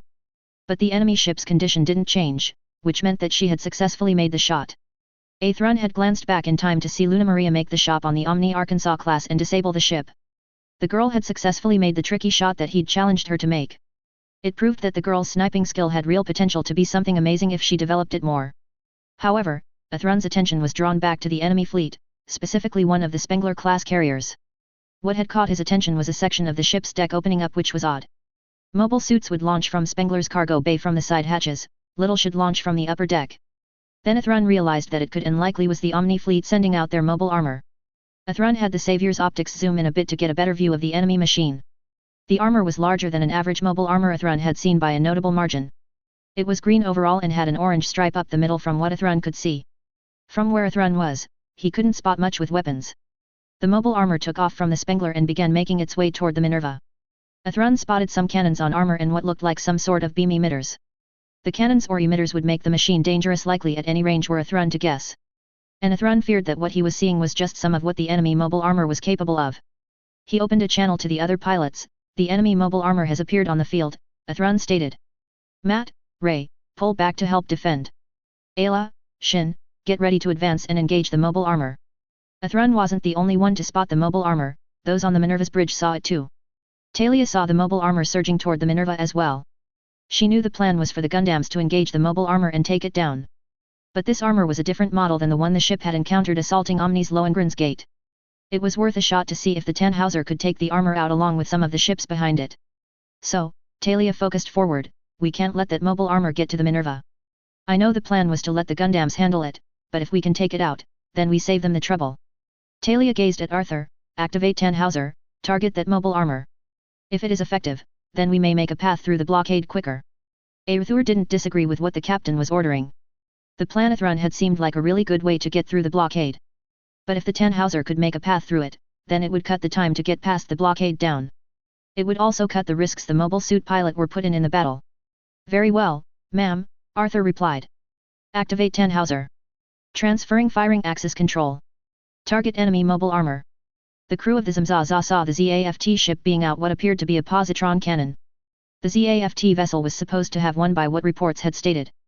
And if it fired it, the beam would do damage to the fleet if it wasn't blocked. So, the crew leader ordered the armor reposition to use its positron reflector system. The Zamzaza tilted forward to have the reflector's emitters in place to deploy the field. The emitters charged and activated, forming the reflection field. The Zamzaza held its position waiting for the enemy to use its positron cannon. The Minerva fired the Tannhauser, Talia and Arthur hoping it would work. Athrun had mentioned it was likely the enemy mobile armor would have some sort of deflection system as the one around the Gulnahan ravine had. Talia hoped that Athrun had been wrong about the armor having a reflection system. If Athrun was right, then using the Tannhauser would do nothing but encourage the Omni fleet to keep fighting. The Tannhauser's beam raced forward across the water, explosions following the beam as it surged forward. However, the beam came to a halt with it contacted the positron reflector the Zamzaza had deployed. The armor was pushed back a little from the positron beam, but the reflection field held. Energy arcs were going around the cockpit as the reflector blocked the beam. That made the armor crew nervous. The reflector may not hold. Their concern increased an amount when some of the positron energy surged past the Zamzaza. But the vast majority of the beam was blocked by the reflector and did not blast past the armor. Athrun had watched as the Minerva had fired its positron cannon at the mobile armor. It hadn't surprised Athrun the armor had managed to block the beam. With the Alliance having developed deflection technology, there was no reason to expect them not to use it to their advantage. From what Athrun had seen, the deflection done wasn't perfect, but it was still effective enough. Athrun still felt that the Federation's deflection technology would be able to outdo the Alliance's version. But that comparison was something which could be answered at a later time when a mobile armor wasn't trying to destroy the Minerva. Athrun got on the radio with Ayla and Shin. Ayla, Shin, move forward and attack the enemy mobile armor, Athrun ordered. We can take it down if we work together. Understood, Shin replied. Got it, Ayla shot back. The Zamzaza surged forward toward the ZAFT vessel after blocking its positron cannon. The crew fully intended to blast holes in the ship and sink it. The Zamzaza would succeed where others had failed in taking down the ZAFT vessel, which had become a symbol of their power. However, before it got too far, the 3 enemy Gundam types got in its way. The armor should be able to handle a Gundam, but 3 at once was a different story. The 3 Gundams split apart and moved to surround the Zamzaza. The crew decided to focus on one Gundam at a time and take them down before it attacked the enemy vessel. The Osiris had remained between the Minerva and the mobile armor. The Impulse moved to be on the left while the Savior went to the right. The Zamzaza responded by changing their beam cannons over to the Vasilisi hyper-oscillation crushers. If the Gundams thought that they had the advantage in close quarters combat, the Zamzaza's crew would prove them wrong. Phase shift armor may block the crushers for a time, but blocking would drain their power faster, which would give the Zamzaza the advantage. The crew leader directed the others to focus on the blue and white Gundam first. The Zamzaza spun and rushed toward the Impulse, extending its claws, aiming for the Impulse's legs. The claws began glow red as they opened as the Zamzaza closed the distance between it and the Impulse. Shin saw the armor spinning around and coming at him. He had the Impulse moving back to evade the enemy's attack. However, Windams began shooting at the Impulse, stopping Shin from moving back. Other Windams appeared to occupy the Savior and Osiris, making them unable to assist the Impulse. Shin tried dropping down to dodge the armor rushing at him. But the Zamzaza used its GAU-111 cannons to shoot at the Impulse to stop it from dropping to get out of the way. Shin couldn't see a way to evade the attack, so he tried to use his beam rifle against the armor. The Zamzaza activated its reflector to block the bolts from the beam rifle as it closed the rest of the distance. The armor swung its crusher forward and managed to get a hold of the Impulse's right leg. Shin had the Impulse struggle against the hold but found the armor's grip couldn't be broken. The Zamzaza zoomed downward once it had a hold on the Impulse, pulling it downward with it. Athrun had seen the impulse was in a dire position with the armor getting a hold on it. The armor just had to drain the impulse's power enough to get its phase shift to go down, and then Shin would be in life-threatening danger. The mobile armor had proven to be more troublesome than Athrun had predicted. The Osiris was occupied by enemy machines, so was unable to assist the impulse. Shin needed help quickly or he would potentially die. Athrun wasn't about to let things to end like this, with Omni flipping the tables on the Minerva.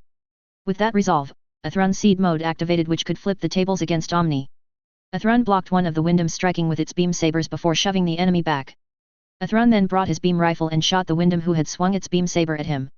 Then Athrun twisted around and fired a bolt at another Windham which had been approaching him. He then had the savior drop while it transformed into its armor mode to get free of the Windhams that had been attacking him. Athrun shifted his attention to be on the enemy mobile armor. It still had a hold on the impulse and was dragging it down toward the water below. Athrun began racing toward the armor, aiming for the antennas that had been used for the deflection system. If one, preferably more of those antennas were damaged, the deflection system wouldn't be able to save it from attacks. Shin was trying to think of something he could do to flip the situation and turn it around. The impulse's power supply was falling with the claw or whatever it was gripping its leg. The weapon the armor head was using the phase shift armor to drain the impulse of power. Keeping calm with the situation as it was currently was extremely difficult for Shin. The impulse would either slam into the ocean or the left leg would be ripped off when the phase shift went down.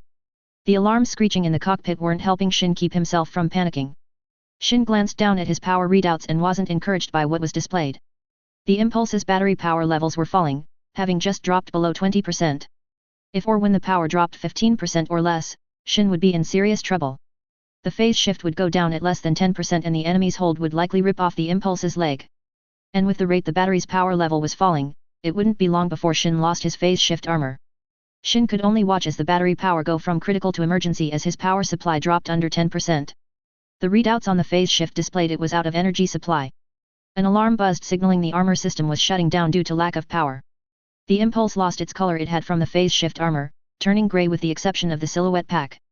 An alarm blared at Shin as the impulse shook, and he realized the impulse's left leg had just been ripped off by the mobile armor. Shin knew if he didn't pull off something right now, he was going to die. His options were limited with having little power and the impulse damaged. Athrun had been going for the mobile armor when he saw the impulse's phase shift go down. That was a very bad sign as it meant Shin was in serious trouble and could be killed. When the mobile armor had ripped off the impulse's leg, the impulse was sent flying down toward the ocean. With little power to work with, the impulse would have little way to save itself if it hit and sink into the water. But while the enemy mobile armor was in play, helping Shin would be far more difficult to manage. Athrun was sure that the mobile armor would disrupt any attempt to help the impulse, whether it was the Osiris or the Savior. He cursed the point that the enemy mobile armor had shoved the Minerva and its mobile suits into. As impulse fell, alarms were sounding inside the cockpit, but Shin wasn't hearing them. Memories were flashing through his mind as he was falling toward the water. Time with his friends, family raced through his head. One memory quickly stood out from the rest, which was the evacuation from Orb during the Alliance's attack during the war. Flashes of Shin seeing Federation forces defending citizens including his family stayed his mind. It had been one of his motivations to become a pilot, saving lives as his families had been saved. That motivation had morphed into resolve the likes Shin hadn't felt before. All the stress from the battle faded away and he had a moment of complete clarity. Shin wouldn't accept nor allow things to end like they were right now. Should the enemy mobile armor reach the Minerva, then the ship would be destroyed and all those on board with it. The impulse would need resupply to make a difference and take down the armor. The Minerva had the deuterion beam which could give Shin power to work with. Marin could have a leg flyer and any other equipment sent out for him to use. Shin was starting to see a possible path Shin could go down to turn the tables and get things back on track for the Minerva. He couldn't say why he hadn't seen the possibility before, but he would take the opportunity he could see. Shin wouldn't let the mobile armor get the better of him and attack his friends while he could do anything about it. Shin shoved the throttle forward and had the impulse stop from going into the water. The Zamzaza noticed the impulse using its thrusters to stop its fall to the ocean. Taking the enemy Gundam's leg had been a great start. It should have shown the enemy pilot they couldn't win against the Zamzaza in combat.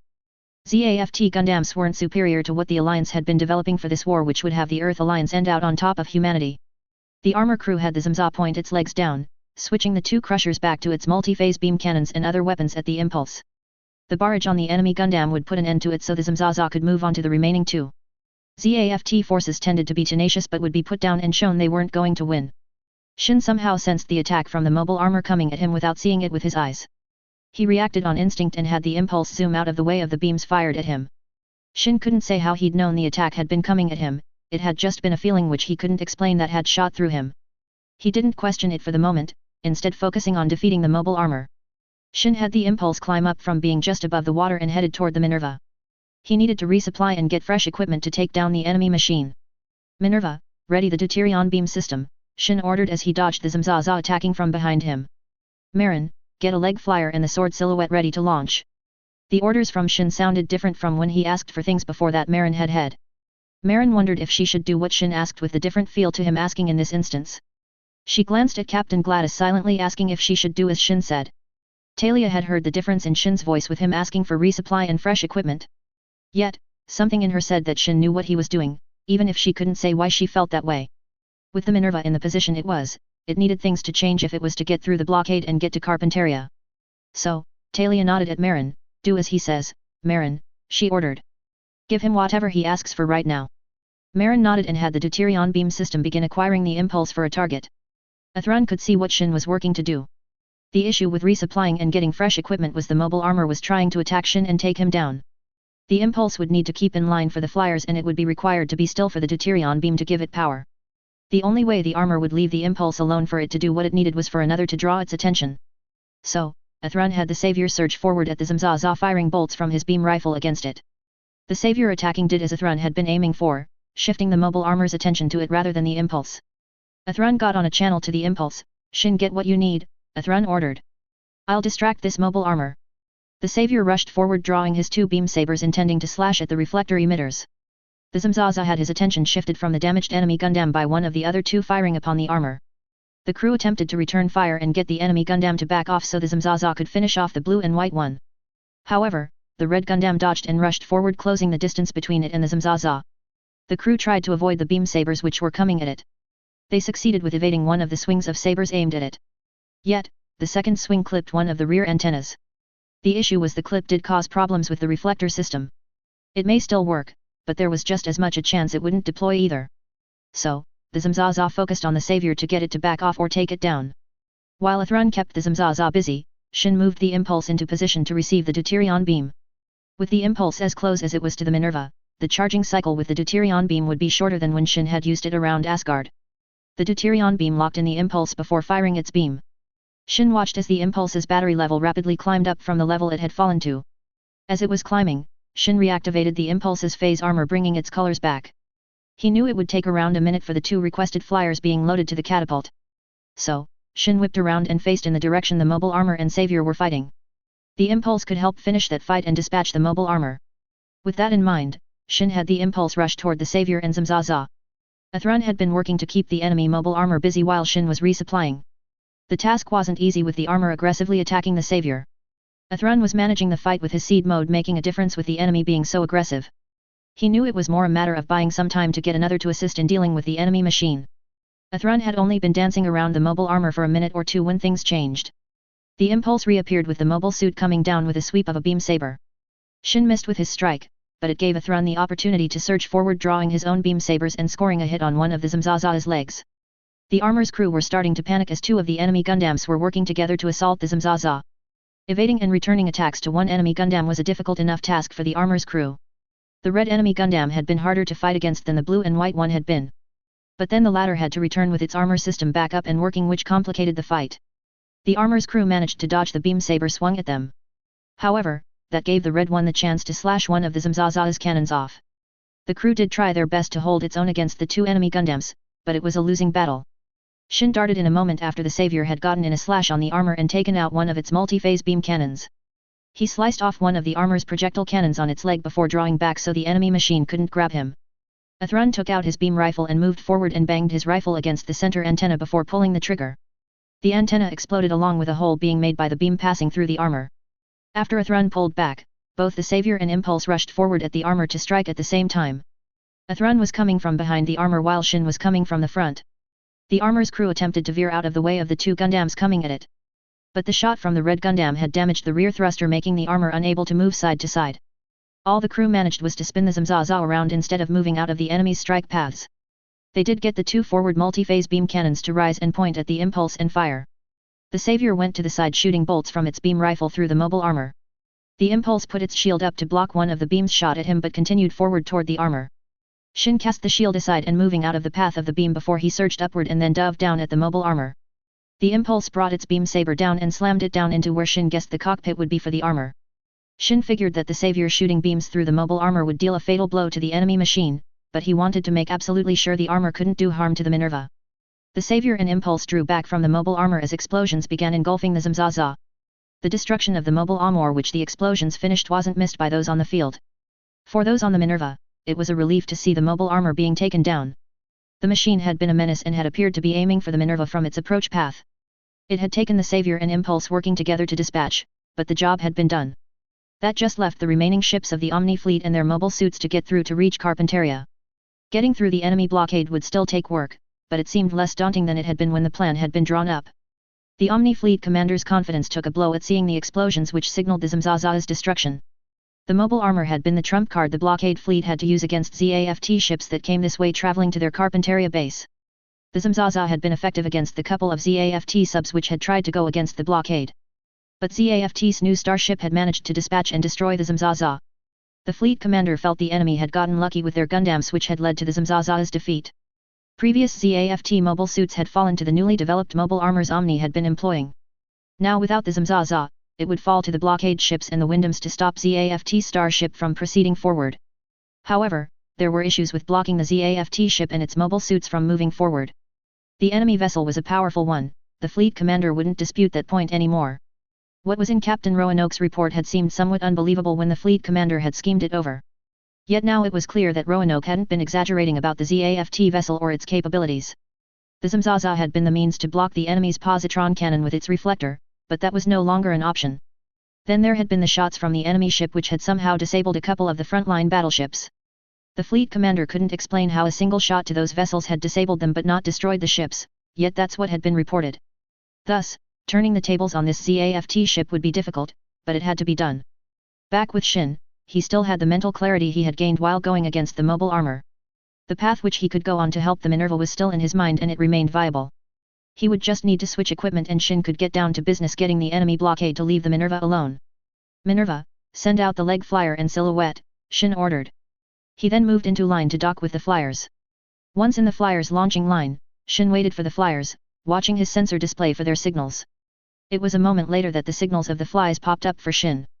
He input the command to have the impulse eject the damaged legs and the force silhouette pack.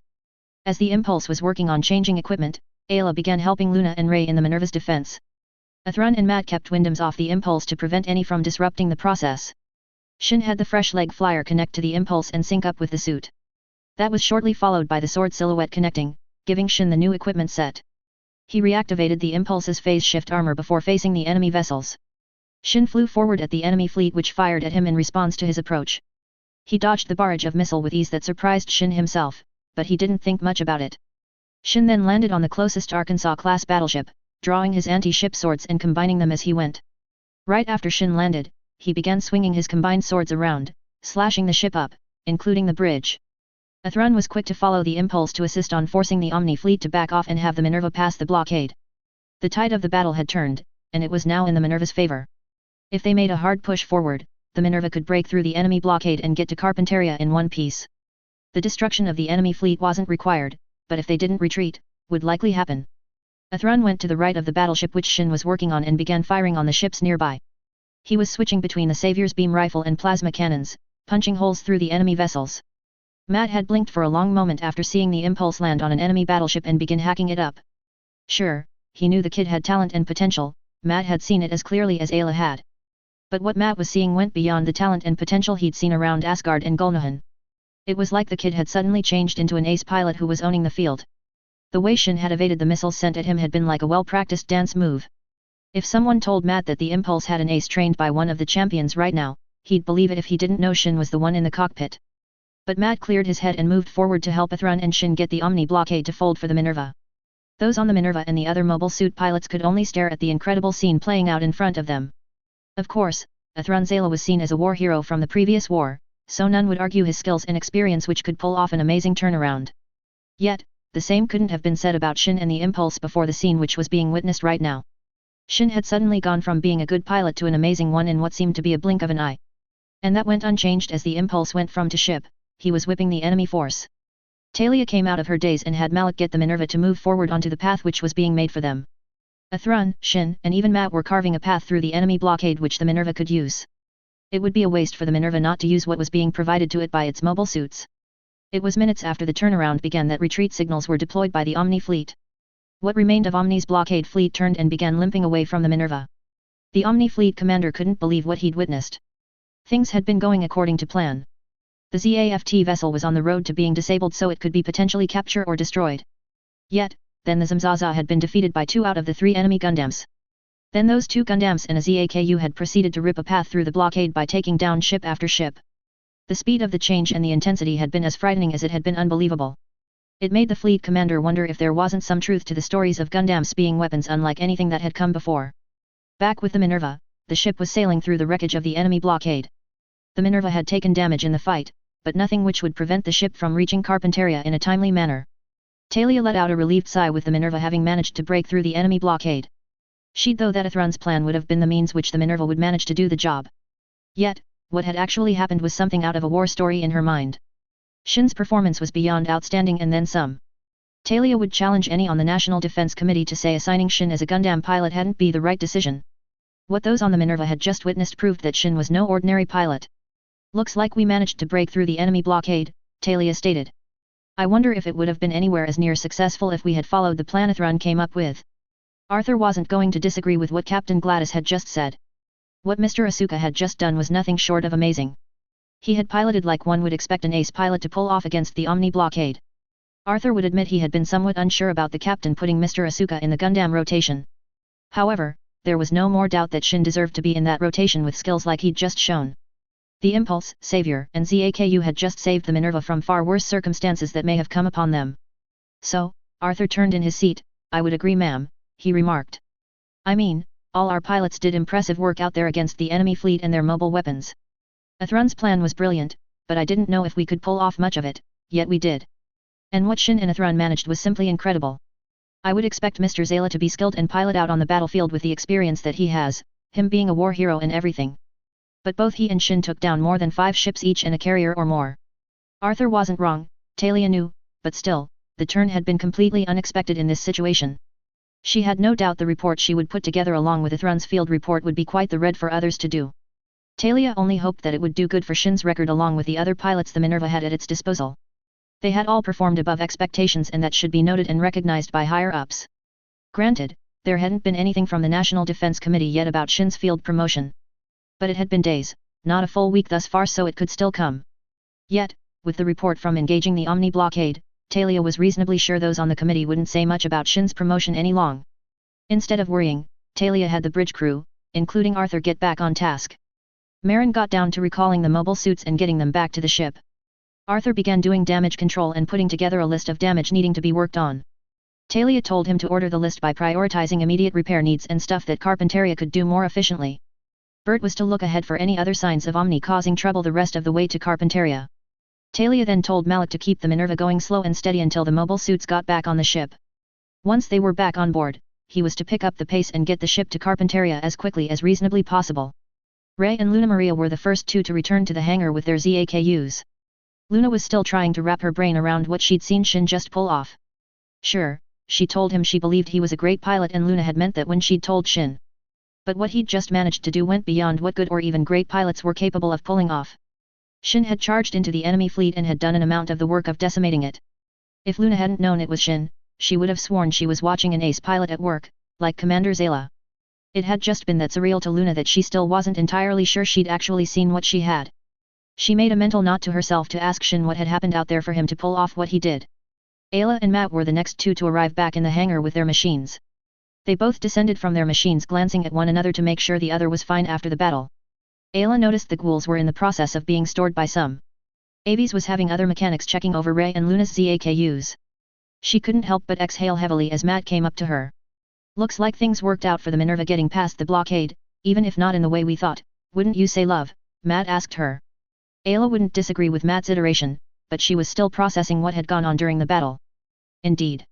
She admitted, it certainly didn't go the way we expected, but in the end, the Minerva made it through and that's what counts. I am curious how Shin pulled off what he did, but I doubt he will have more of an explanation than we do. Matt could no better explain how Shin had managed to do what he had than Ayla could. The kid had done something amazing, there was no question about that. It could very well be a mix of luck and desperation which had helped Shin pull off the stunt. History did say such a mix could produce unexpected results, and what Shin had done was certainly an unexpected result. Matt wouldn't argue that flukes could and did happen on occasion on battlefields. He'd seen stuff that was amazing one-time events to know flukes could happen.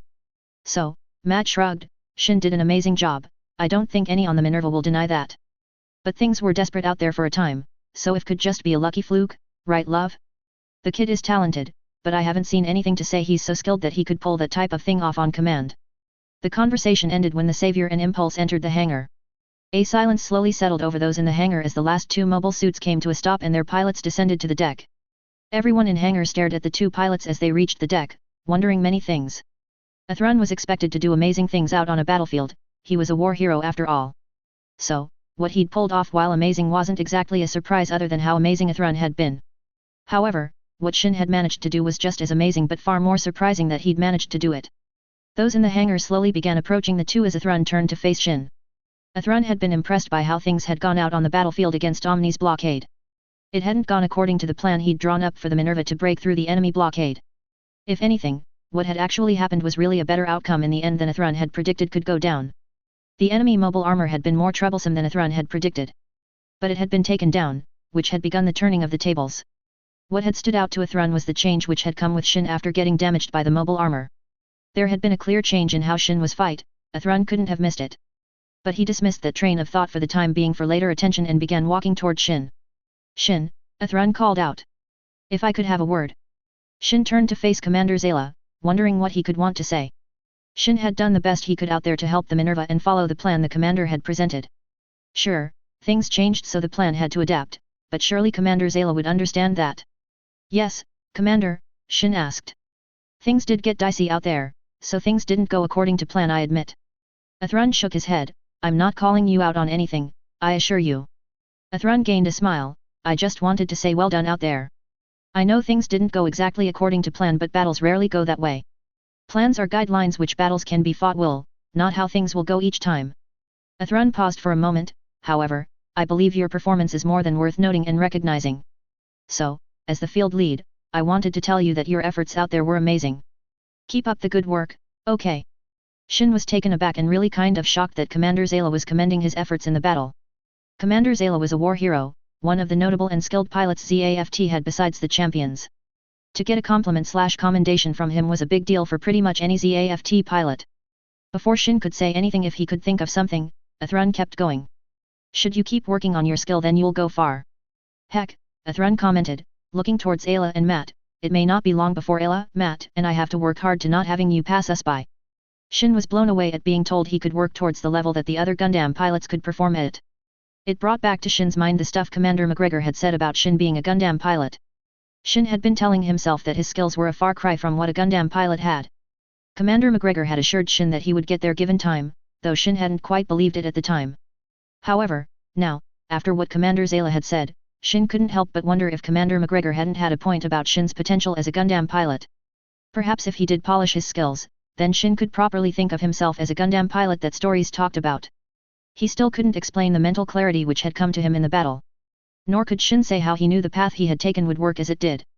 Shin couldn't think of what to say to Commander Zayla's commendation. But the silence was broken by the sound of clapping was heard. Shin turned the direction the clapping was coming from and saw it was his friend Ray doing it. A moment later, others joined in with Ray applauding Shin's performance. Within a minute, everyone in the hangar were clapping for Shin and Athrun. After a few minutes of applause, Chief Avies got all their organized and back to working on repairs, leaving the mobile suit pilots.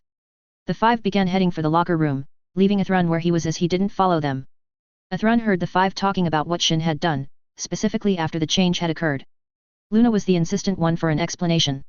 Ayla did try to get the girl to leave Shin alone and not pester him before the group exited the hangar. Athrun's thoughts returned to what he'd seen with Shin's performance that he'd moved to the back of his mind earlier. The change stood out for some specific reasons, more because Athrun had seen the idea before. The qualities that Shin had exhibited were hard to miss when one knew what to look for. Athrun knew them as he'd seen them in the previous war with a few individuals, his two best friends in particular. There had been at least one other which Athrun could think of specifically that had a similar change during the last war, and that had been Lakis. Heck, Athrun had exhibited a similar type of change during stressful battles, even in the battle that had just ended. The idea itself wasn't known to the public that Athrun was aware of, not with how rare it was to come out in the few who had the idea. The subject of seed factor was controversial among the intellectuals that did know about it, and they were inclined to argue if it was factual and real or just something used to explain instances that defied normal explanations. From what Tyler had said, seed factor was hard to actually prove without specific data by what medical and scientific professionals said.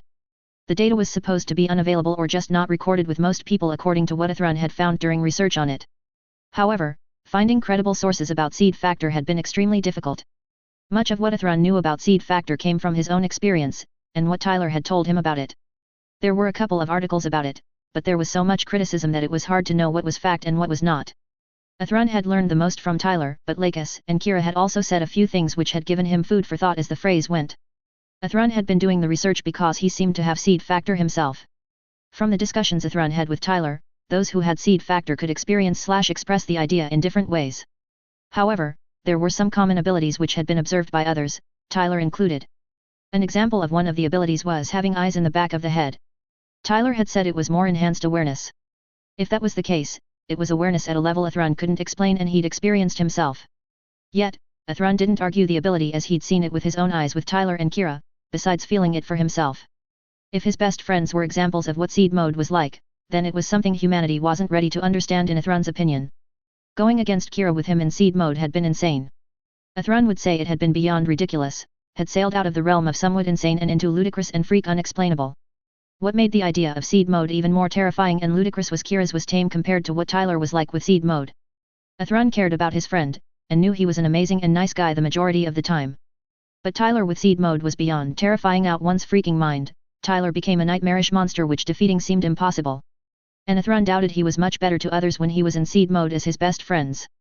With that foundation established, should Shin possess seed factor like Athrun, and his best friends did, that could both be concerning and fascinating. And from what Athrun had seen in the battle with Omni's blockade fleet, it was becoming likely. The increase that seed mode gave was helpful, Athrun wouldn't deny that. It could get the possessor out of an impossible pinch and make it seem easy to outsiders. However, seed factor was as a double-edged blade, it came with a price. For Athrun and Kira, it had been heavy exhaustion after use thus far, but that could change in the future. Tyler was a better example of what seed mode could do to someone after using it. The only reason that Athrun wasn't sure if Shin had seed factor at this point was a clear point about it. Seed factor was quite rare to manifest in people, regardless of the type of human they were. Then seed mode activating took near crisis for the first experience by what Tyler and Kira had mentioned. There was the chance the battle could have provided the crisis needed to have Shin activate seed mode if he had it. Athrun would keep an eye on Shin to see if he saw any of the other signs of seed factor. The name may not be widely known to the human race, but the incredible performance was something people to notice of.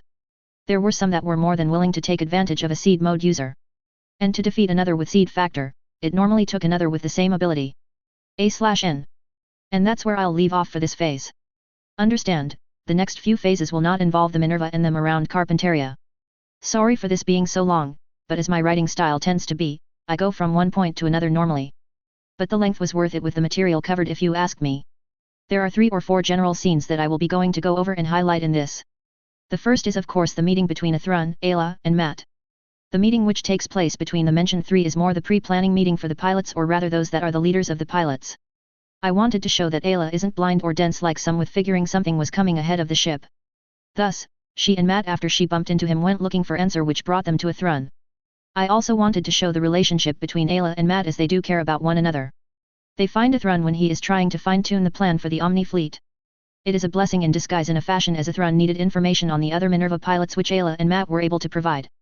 Athrun saw no reason to not tell the two about what was ahead since they could help him work on the plan. The planning meeting is similar to the one that happened in the last phase with Talia and Arthur. Athrun lays out the situation ahead of the Minerva with the Omni blockade. The basic rundown is the same as the previous meeting with how things will generally go with Omni as things stand. Remember, Athrun hasn't gotten to know the 3 teen pilots as well as Matt and Ayla do. He had met them but doesn't know their skill sets or the abilities beyond what ZAFT records say about them.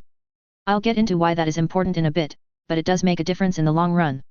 Now on to the meeting which the 3 teens are involved in. I have been told that Luna's attitude is a bit much by some.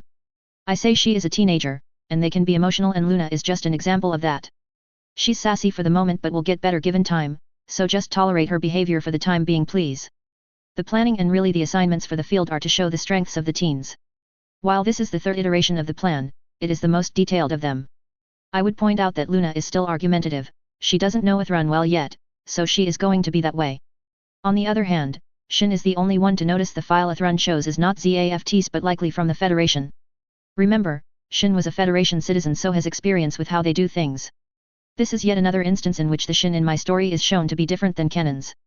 He isn't driven by rage and thirst to prove himself as he is in canon, and it is better if you ask me. Shin has potential and his issues in canon really hurt that from coming out earlier. Instead, my Shin is thinking more logically and realistically, which shows him to be a better character. Let me move to the assignments for the fight that Athrun gives out. Matt and Ray are good frontline fighters, that has been shown. Lunamaria's task was chosen with her sniping skills in mind.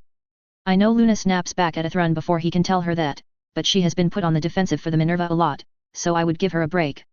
And Luna's attitude is being compared to Izak as they did snap at others quite a bit, tell me I'm wrong. So, Athrun gives the task he has for Luna in the form of a challenge. Any of you readers that have experience with sniping can correct any of my assumptions with the idea I got wrong. And finally, Ayla and Shin as the Gundam pilots will be helping Athrun against enemy forces. Now on to the fight scene in this phase. While the Minerva may have known what they would be facing thanks to Athrun, it is still a battle. This fight is based somewhat on canon's Minerva's battle right after leaving Orb, if you readers might have guessed. The battle in general is as you read, and I hope you enjoyed the extra stuff I put in.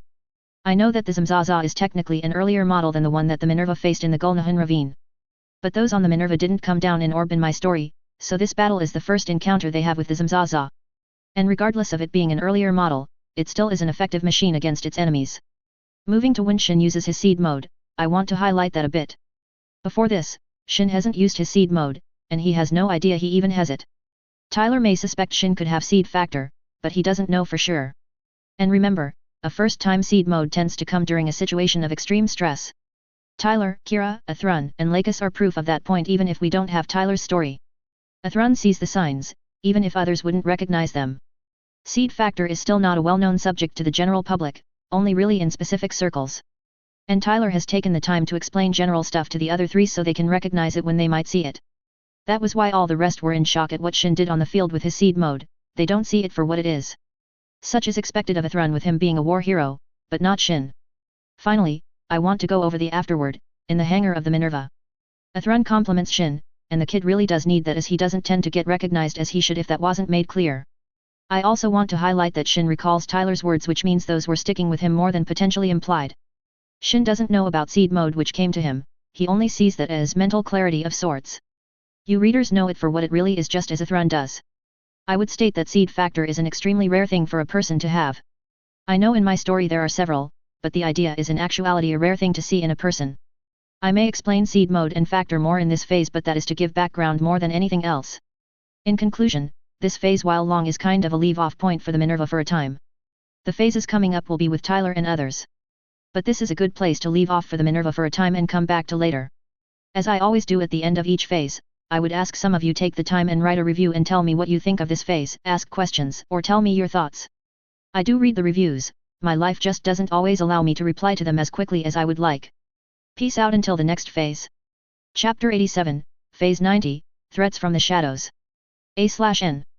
Okay, we're back to Tyler and his group's part of the story, which will be for the next few phases at least. I do hope you enjoy the phase even if it is more filler and set up for what is to come. Phase 90, Threats from the Shadows.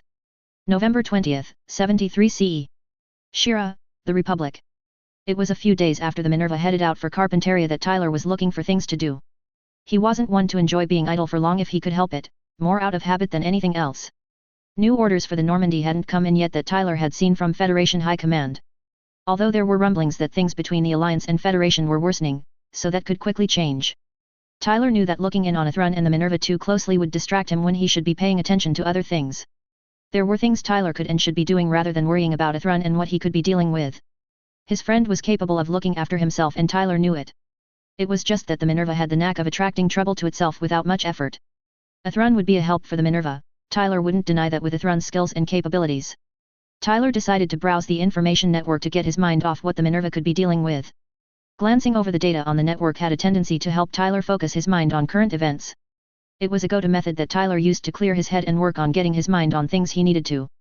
And if there was a time Tyler needed to clear his head, this was certainly one of those times with the Alliance's war gained steam. The Alliance had been towing the line with several things and it had been irritating many, Tyler included. The Alliance and whoever their benefactors were getting what they wanted to an extent. Their attack on Asgard had begun the war they seemed to want for themselves for whatever motivation they had in their minds. That war was only expanding in scope and getting worse as time was moving forward. With that in mind, to deal with the mess the Alliance was forcing on the rest of humanity the best he could, Tyler got into the information network and began going through the most recent entries. Tyler started as he normally did with the highest classified files and data he could see, as that tended to say what things were going on and give the feel of things. The first few things that Tyler glanced over weren't anything he didn't know or expected already. The Alliance hadn't been any smarter after their assault on Asgard, their actions which had followed and more their plans which had been acquired reflected that point. However, then Tyler opened some data that had come from a trusted, extremely confidential source which got him to halt. The label was not a common one that Tyler had seen all that often, and the few he'd seen had gotten data that was normally incredibly valuable or outright dangerous in nature.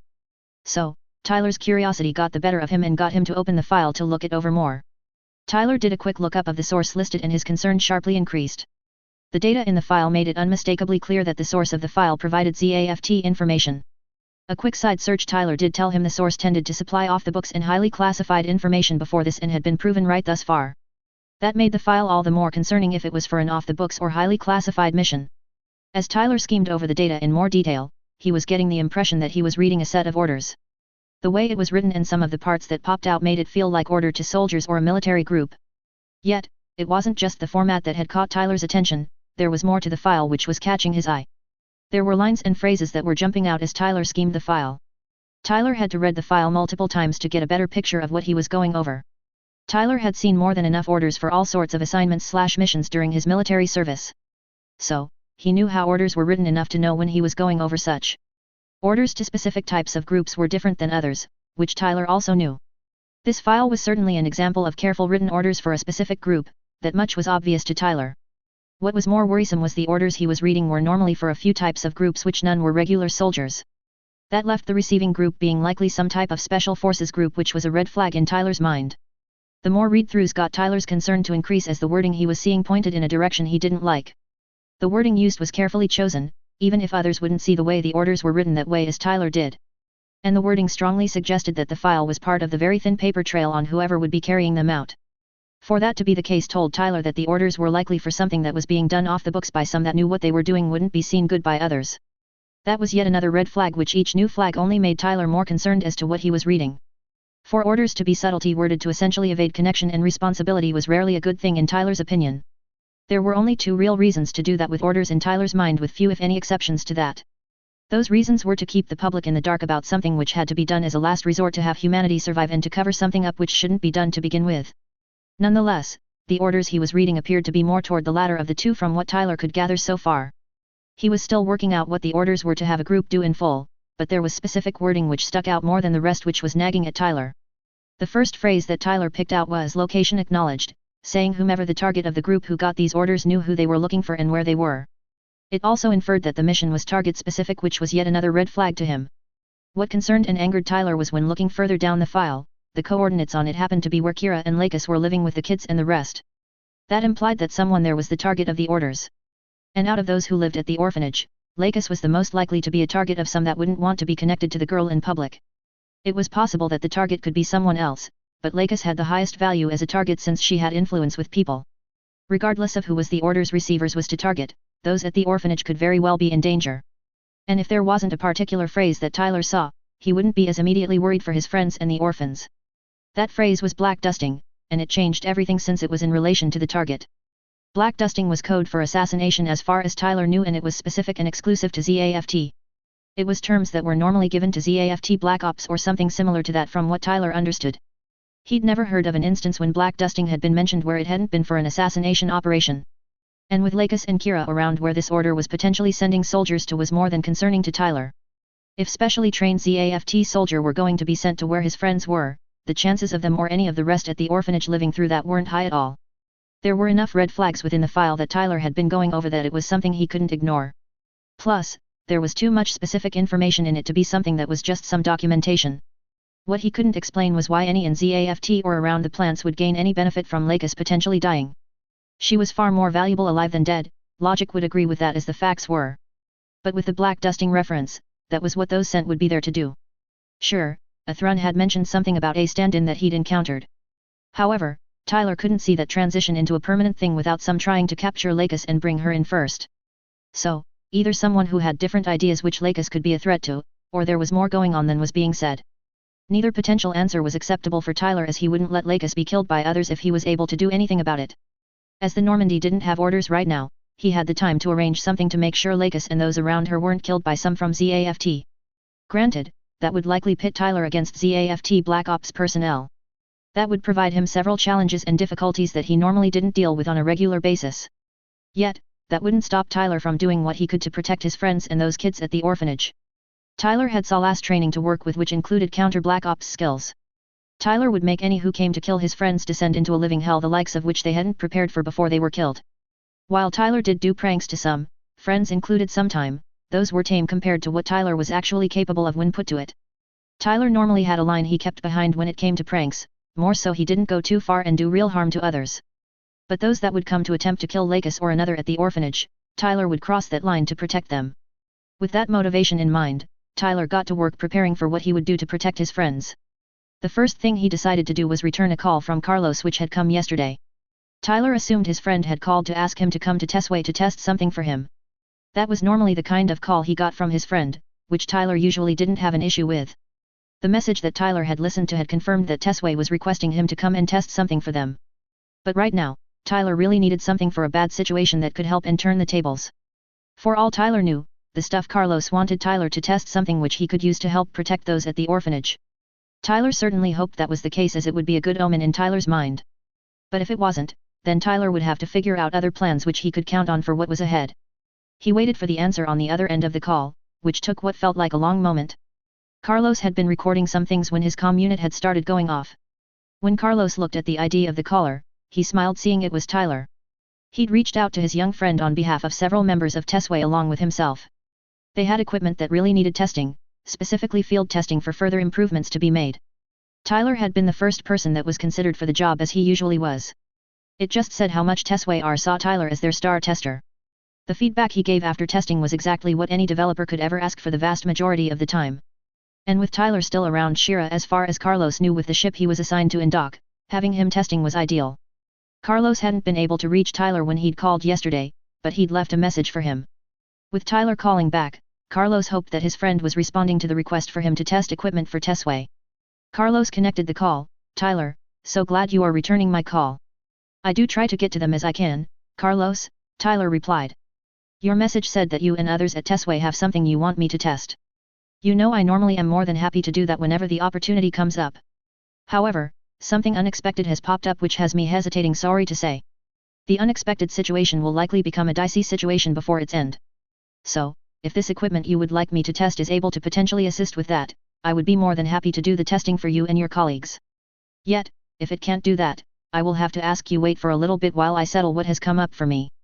Once the upcoming situation is taken care of, I will make the time for Tesway and test whatever it is you wish me to."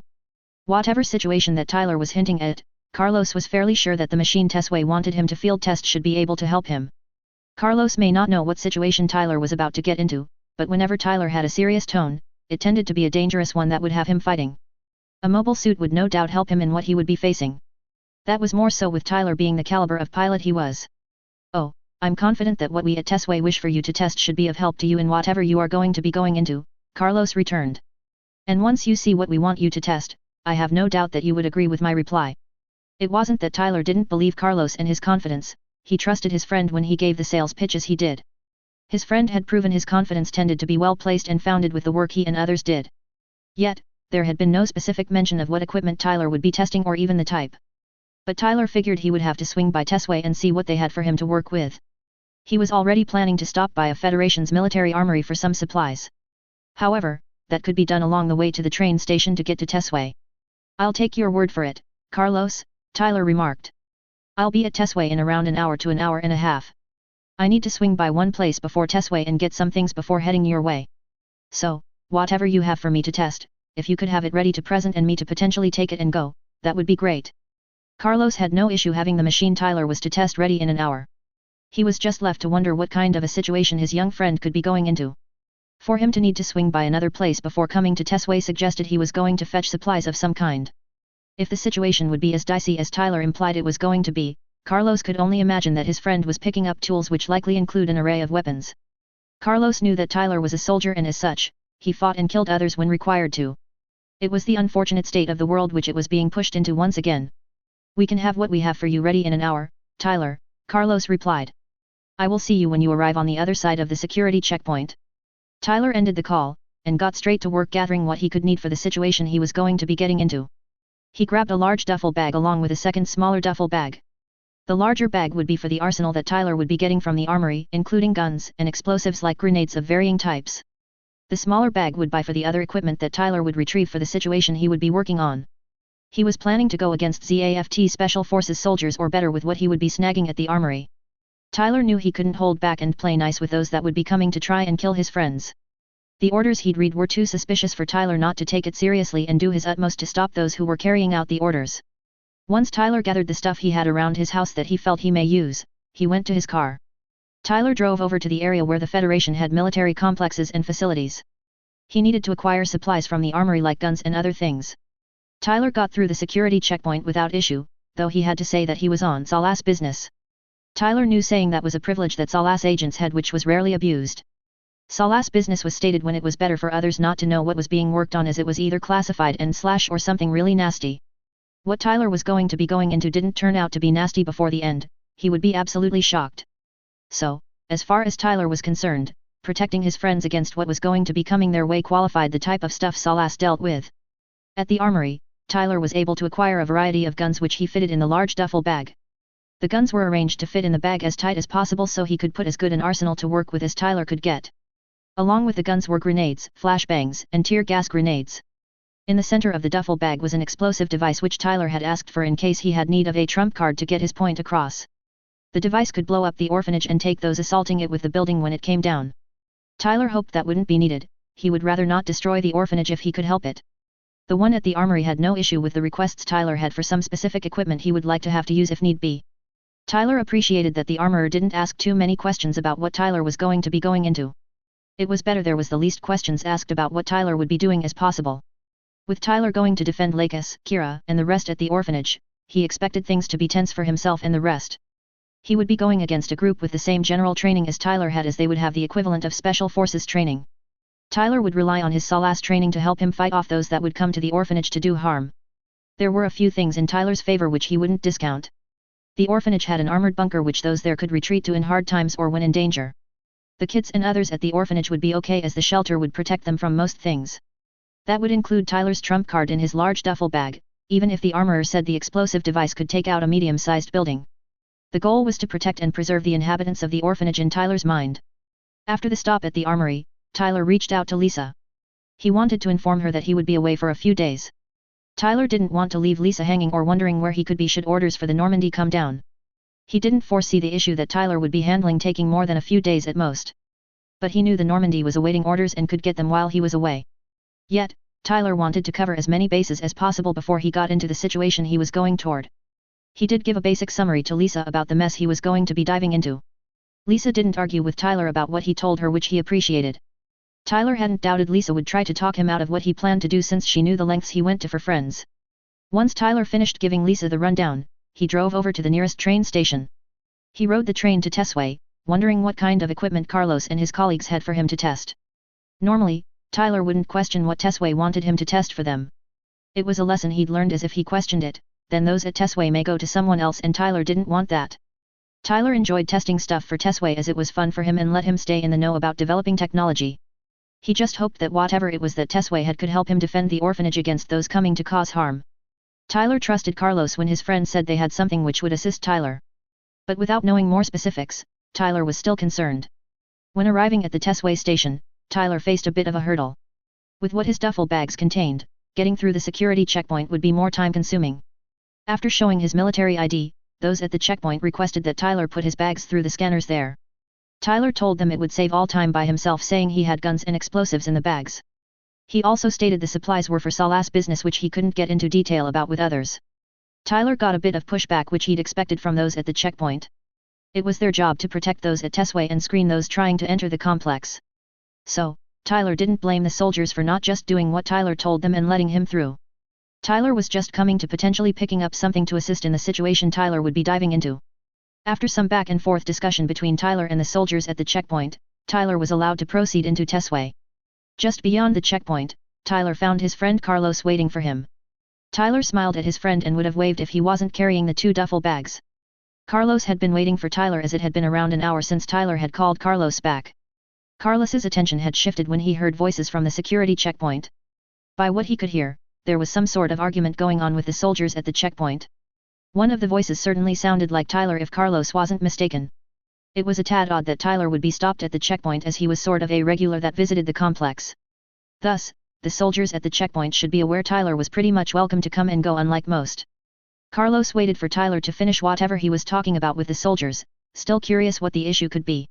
It was a few minutes, but Tyler did appear, to which Carlos rose from the chair he'd been sitting in. Carlos saw that Tyler had 2 duffel bags with him, one was large, and the other was smaller than the other. He couldn't say what was in the duffel bags or why Tyler had them with him. He could only guess it had something to do with the situation Tyler had mentioned on the call. Both bags certainly appeared to be filled essentially to their capacity from what Carlos could tell. "Tyler," Carlos greeted, "I hope that whatever was being discussed with the soldiers isn't a problem.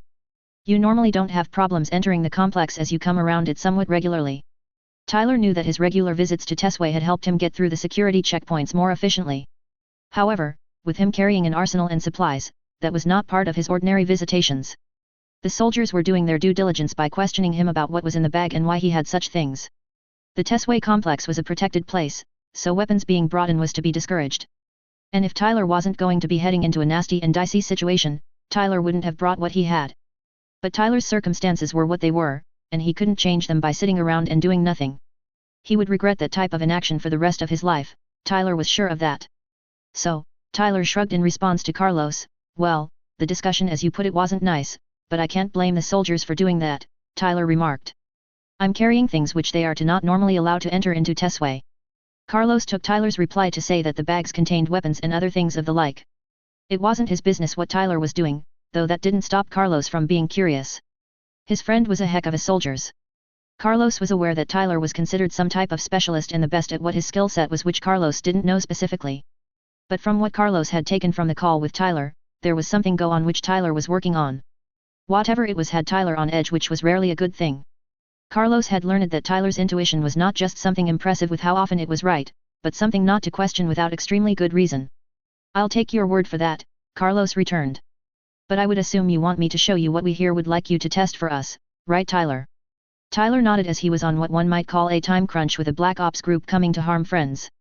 Yet, he couldn't help but wonder what Carlos had for him to test. The direction that scientific development had been going after the Treaty of June 7 had been interesting. Both the Alliance and ZAFT had been further developing nuclear technology as far as Tyler was aware, even if military development of such was supposed to be forbidden. But just because something was forbidden by treaties didn't mean all followed that point. The Alliance was expected and had been proven to have violated the Treaty of June 7 already. And where Tyler wanted to believe ZAFT was following the treaty, something in him say they were still developing things they shouldn't be and simply not using such in the open yet.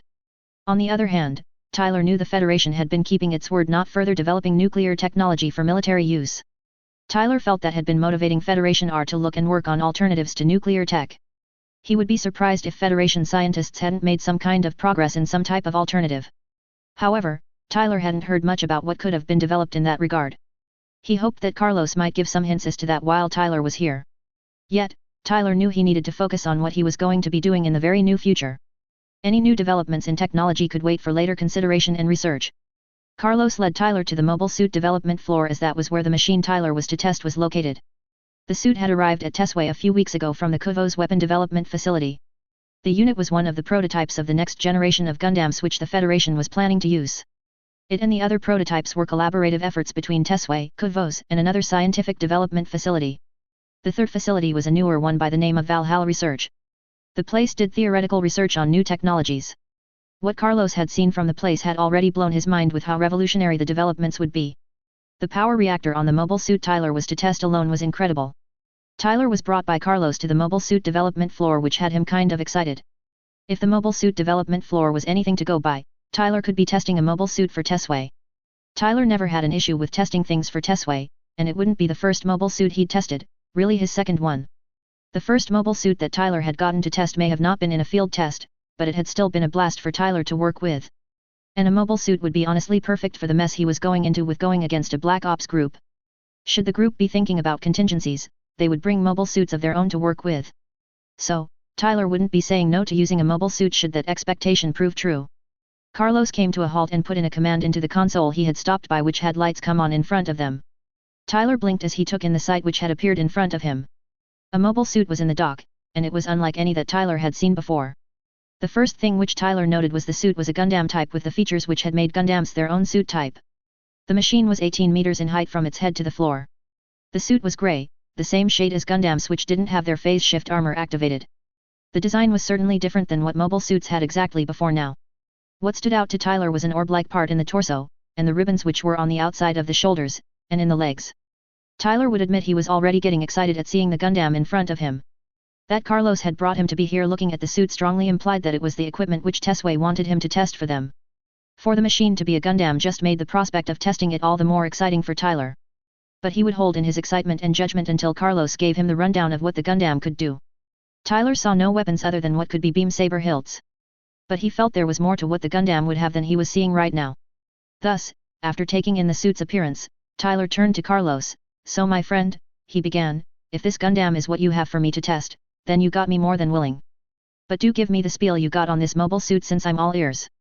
Carlos figured that Tyler would be willing and even excited to test out a mobile suit, more so with it being a Gundam type. He'd seen Tyler glancing the Gundam over, taking in what he could of the machine. There was equipment which hadn't been attached yet but would be before Tyler took the mobile suit. So, Carlos smiled before he replied, "This mobile suit is the GSR-001 Exia, a Gundam as you have already figured out. It is one of the prototypes of the next generation of mobile suits. Gundams, it seems, will be what leads that these days, which none are complaining about. It and the others of its series are a collaborative effort between many to develop and construct." While mobile suit development being a collaborative effort was understandable to Tyler, he couldn't help but be curious. Tyler could only think of a select few places which scientific development which would go into the Gundam could be done. Sure, there could be new ones which Tyler hadn't heard of yet. However, Tyler tended to keep in the know as to places which mobile suits were developed around. "When you say collaborative effort, Carlos," Tyler posed. "What do you mean by that, and with whom, if I might ask?" "You may guess that the Kuvo's weapon development labs are one of those that were involved with the Exias and the others being worked on. They are working on the defensive and offensive options it has to work with. We here at Tesway have done the work on the OS and the other internal systems, including the phase shift armor." Carlos paused for a moment after saying what Tesway had done for the Exia. Valhalla Research's existence was not public knowledge and wasn't planned to be for a time. It was mostly due to the theoretical work being done there which would change future scientific development. Carlos took a breath. "I must ask you not talk about the other facility which was a key part of this. Its existence is being kept a secret for the time being and is being done so for a reason, I assure you. The majority of the development and construction of key components were done by those at the Valhalla Research Complex." Tyler had heard the name Valhalla Research before, but very little more than the name. From what he did know, it was supposed to be some kind of new research complex, which was obvious by its name. However, the rumor was the research it did was unlike anything other Federation facilities did. It would fit with the place being kept secret from the public and probably more from the other two factions, were Tyler to guess. He had no issue keeping such to himself, he'd proven trustworthy with that kind of data. "Oh, you won't hear a peep from me about the place, Carlos. I know there is some information which it is best kept out of the public eye and not talked about with most," Tyler remarked. "But could you give me a bit of detail as to why you say they are responsible for key parts to this Gundam, please?" With the security clearance which Tyler had mentioned he had, Carlos didn't doubt Tyler could be trusted with information about Valhalla Research. And he would ask more about the reactor which both powered the Gundam and was the propulsion system. So, Carlos exhaled heavily before he continued, "Valhalla Research is in reality a space station where advanced theoretical research without interference. The location is not said often to any that aren't directly involved with it. The most I know is it is not on Earth or among the colonies or the Moon, but I can't say beyond that. However, by what I've been told by some there, its position plays an integral part to the work that it does. Specifically, it developed one of the most revolutionary and important parts in the Gundam which make it so different from the previous generation of mobile suits." Carlos's reply had Tyler all the more curious what was being referred to. There was apparently something in the Gundam he had glanced at which was completely new and revolutionary according to Carlos. But there hadn't been a direct mention as to what that part was that Tyler had heard yet. And he'd seen nothing which stood out in the way which Carlos had been describing that Tyler had seen. So, Tyler folded his arms and asked the question on his mind, "Okay, what is so different with this mobile suit over those that have come before now? You keep referring to a part at least which is completely different than before, so do tell what you are talking about a bit more please." Tyler's question served as a good place for Carlos to start with his rundown on the Exia. There was an amount to go over, and Carlos had the feeling Tyler wanted to get going as quickly as he could. And Carlos was truthfully excited about the new power reactor Valhalla had created for the new Gundams to work with. He fully believed the idea of utilizing solar energy and other types of particles would be the future of energy production. So, a smile formed on Carlos' face. The biggest thing which has changed is the power source used by this Gundam and its fellows. Frankly, it is revolutionary in many ways, and I believe will be critical in the future. The power source is called a GN solar reactor, the GN standing for Genelose nucleosis, which by what I understand is the name of the process it uses.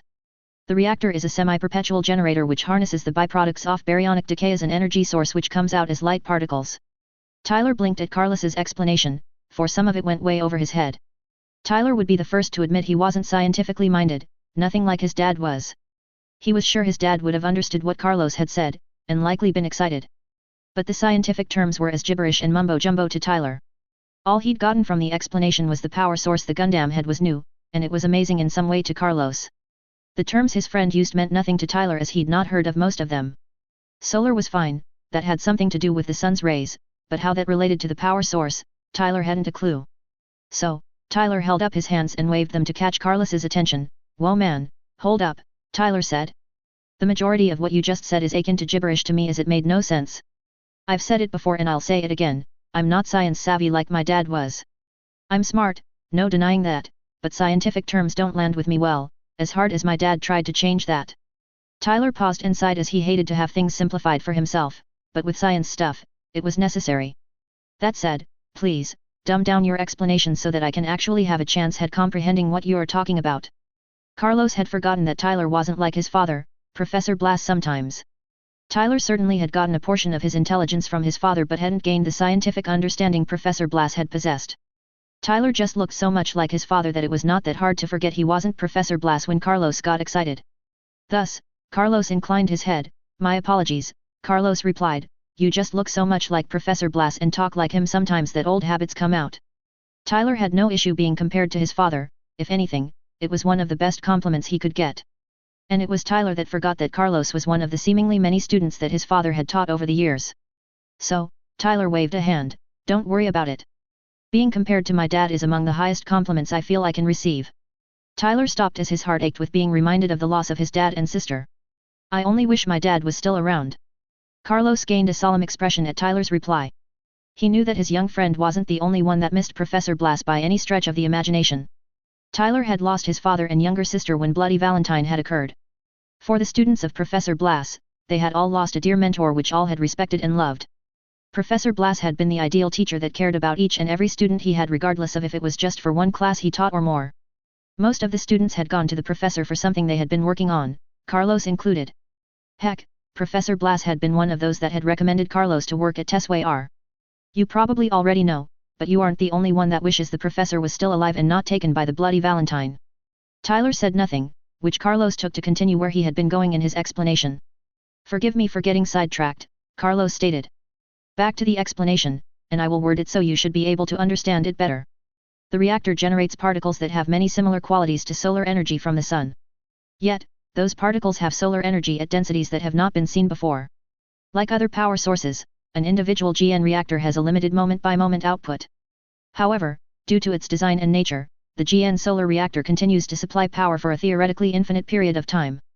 That should be true so long as the reactor's rate of production isn't outdone by the power consumption or pushed to breaking limits for an extended period." The explanation Carlos was giving was far more understandable than what it had been a moment ago. The particles which the reactor generated sounded amazing to Tyler. By the way Carlos put it, the particles seemed like the next stage of solar energy utilization. If that could be used and improved, that could very well replace nuclear energy for the human race. Should this reactor and what it did be the alternative energy the Federation was working on, Tyler was fully on board with it. The other thing which had caught Tyler's attention was it sounded like the reactor could be semi-perpetual. Were that the case, that could easily change a battle for a mobile with the reactor. It would effectively extend operational time, if not almost eliminate it for a mobile suit should the pilot be smart. Yet, Tyler wanted to make sure he wasn't making incorrect assumptions, so he spoke up. If I could ask a question, Carlos. The way you talk about the reactor, you make it sound like it is semi-perpetual or something like that. So, my question is the reactor that way or am I just misunderstanding?" Tyler's perception was as on point as it ever was with him asking the question he was. Carlos knew his young friend was smart, maybe not in scientific ways, but he picked things up really quick. What Tyler had asked was a valid question, and the answer was yes, the reactor was semi-perpetual. It was a point which all at Tesway were applauding Valhalla Research had managed to create. So, Carlos nodded, you assume correctly, the reactor is indeed semi-perpetual. As long as the suit doesn't consume power at a higher rate than particles are produced, the reactor can keep the suit going indefinitely by what developers calculate. That is one of the points that your testing will hopefully prove, or show isn't as calculations state they will be. Carlos took a breath and continued, along with being the power source of the Exia, the reactor also acts as its propulsion. Essentially, the reactor is connected to everything the Gundam uses from propulsion to weapons and defense. Tyler was already impressed with this next-generation Gundam and what was being implied about it. It sounded like the mobile suit would not just have an advantage over its opponents, but more. The reactor alone did things which had been stated as impossible with current and likely future technologies for a time. Granted, to fully utilize the capabilities of the mobile suit, the pilot would have to fight smart and not just blast away at enemies. But that would be more a matter of training and mindset which could be changed. Thus, Tyler clapped softly, "You're impressing me so far, Carlos," he remarked, "and you know I don't impress easily. Plus, as you've only explained the power source, you still got more to go. So, I feel you will be impressing me more before the end of this. That said, do continue blowing my mind, Carlos, you have a real knack for it." Carlos chuckled at Tyler's reply as his young friend was complimenting him even if others wouldn't see that. Tyler wasn't one that easily impressed, as he said, Carlos had seen proof of that. And Tyler keeping up to date seemingly with the latest technology, it was even harder to surprise and impress him. Carlos knew Tyler gave his honest opinion on things, it was the reason Tesway had him as their star tester. So, to impress him from the start was an achievement in itself. "Well, if you are already impressed with just the reactor, then allow me to, as you just put it, blow your mind more," Carlos returned. The Exia is designed to excel at close quarters combat, though it can do mid-range and long-ranged combat as well. You will no doubt agree with that when I get to the arsenal. Carlos picked up the nearby data pad so he could show Tyler data closer than just gesturing at the Gundam. He brought up the file on the new range of motion which this Gundam and the others in its series could do. The range of motion was more human-like than any previous mobile suits had been capable of, even Gundam types. Carlos held out the data pad for Tyler to see as he kept going. The next improvement to note is the range of motion the Exia and others like it are capable of. There are more joints and complexities which allow the new range of moment and motion. Carlos had the file display the images which showed the new movements which the Exia could do. As you can see by the file, the motions are more human-like than mobile suits have been capable of before now. Tyler's mind was being smacked around with the things he was seeing this Gundam was able to do. And that smacking was in a seriously good way rather than what would cause headaches for him. The new range of motion, much like the reactor, was a game-changer in Tyler's mind. And he said that being one of those that would fully use the new range of motion that others wouldn't be inclined to use. Tyler could already see some of the moves he could pull against opponents with the increased range of movement. He could do better martial arts moves that he couldn't before, which was exciting. The possibilities were sending shivers down Tyler's spine, both good and non-nice ones. "Oh Carlos," Tyler started, "you're giving me great data, and dangerous inspiration to use against opponents. I know you don't mean to, but I assure you, I will be testing this new range of motion and giving you good feedback. What do you got to blow my mind and feed my more unorthodox side of my fighting style?" Carlos laughed at Tyler's reference to his unorthodox side of his fighting style. He was well aware his young friend had a different fighting style, both with fighting with his fists and piloting a mobile suit. Most at Tesway were aware of Tyler's methods being unlike most and definitely not Federation military trained. If anything, most at Tesway preferred the way Tyler did things, as his inclination to ignore protocol and procedure gave more test data. "Tyler, if you weren't aware, your unorthodox way of doing things is one of the reasons we at Tesway have you as our star tester," Carlos commented. "But let me move on to the propulsion and see what I can do." Carlos brought up the data on the reactor itself. As I said, the reactor is the heart of the Exia's propulsion system. It has verniers built into the reactor itself and replace the function of thrusters. Carlos paused as there was one feature of the GN reactor that wasn't ready for use just yet, for it would need further testing and adjustments. There is a feature of the reactor, which is there, but not usable until further adjustments are made. That feature is called the GN burst mode, and it will in theory increase the reactor's output for a period of time by a notable margin. But as I said, it is still in the development phase, so the feature is locked. Tyler would hold his judgment until he could fully test the propulsion system the Gundam had. If what Carlos said was true, Tyler would be amazed with the developments. Yet, Tyler said nothing so that Carlos could keep going with his explanation. "With the propulsion out of the way, let me move on to the defensive systems. The armor the Exia has, which is completely new. I'm sure you've already guessed the Gundam has a phase shift armor system, and that is true. It is the newly developed version, which is called theta, which works with the particles which the reactor produces. Carlos brought up the file on the E-carbon armor plating before he continued. However, the phase shift armor isn't the only defensive option the Exia has. The alloy the armor coverings are made out of is also new and is referred to as E-carbon. E-carbon is a recently developed synthetic alloy which is an artificial allotrope of carbon. I know that won't make sense to you, but instead I will say that it is much stronger than steel by many times. This is partly so as E-carbon is made up of countless tubes or fiber strands bundled together. With that configuration the alloy is made in, it is the strongest it can be. Kvoz had already proven through testing that the E-carbon plating is impervious to current projectile weapons, at least those which Kvoz tested. Not even penetration projectiles weren't able to break, dent, or notably damage the armor plate. Beams will have an effect, but it is a reduced one from previously used material. Tyler wasn't sure how much more his mind could be blown before he began giggling with the utmost glee. The new phase shift armor system Tyler didn't doubt would be neat to see work. But the armor plating and the material it was made of held Tyler's attention. The stuff sounded amazing frankly and would beat any of the space-age alloy which was still used. It did the job which the phase shift armor did before. And that made Tyler wonder what the new system did which the armor plating didn't. Okay, you got any recordings of Kvoz's testing? Tyler questioned. Not that I don't believe they do a thorough job, for I know they do and more. But I just want to see the kind of a beating this armor plating has been put under. Carlos had a few of the recordings from Kvoz for Tyler to view. Tyler viewed the recordings and was further impressed with the punishment the armor plating had held up against. Some of the things which Tyler saw would have him hesitant to get into the cockpit of the target machine, even with phase shift armor going. There was even a recording which answered Tyler's question about the phase shift armor. It appeared to disperse beams kind of like anti-beam coating did. However, it appeared most like it was stopped like deflection technology had shown itself to be able to do. The two defensive systems in tandem would make the Gundam a beyond nasty opponent to face. Tyler was looking forward to and no doubt would enjoy piloting the Gundam even if it would only be for a short period. So my friend, Tyler posed, does that conclude the systems this Gundam has, or is there more? Not that if there are most systems will you hear me complain, but I would love to hear about the arsenal it has to use. Carlos laughed again with the excitement he was hearing in Tyler's voice. The next part of the spiel, as Tyler had put it, was the arsenal the Exia had available. No, the systems I have told you about are the main ones, he replied. The arsenal was the next on the list for the explanation I'm giving you. Carlos brought up the files on the weapons which the Exia had to work with in combat. The first thing I would state is all the weapons are particle beam based, which is different than conventional beams as current technology mass produces. So, with that in mind, the first option you have is 4 beam sabers. 2 are docked on the back of the shoulders while the others are on the back hips of the Gundam. I doubt you need an explanation of how beam sabers work without your experience, so I will forego that.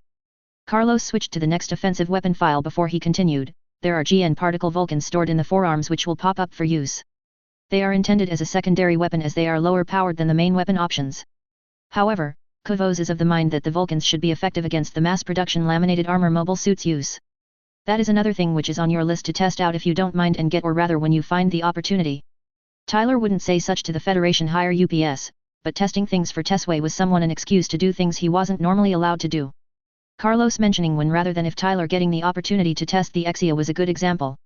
Tyler would test the machine while he was out, whether ZAFT came or not.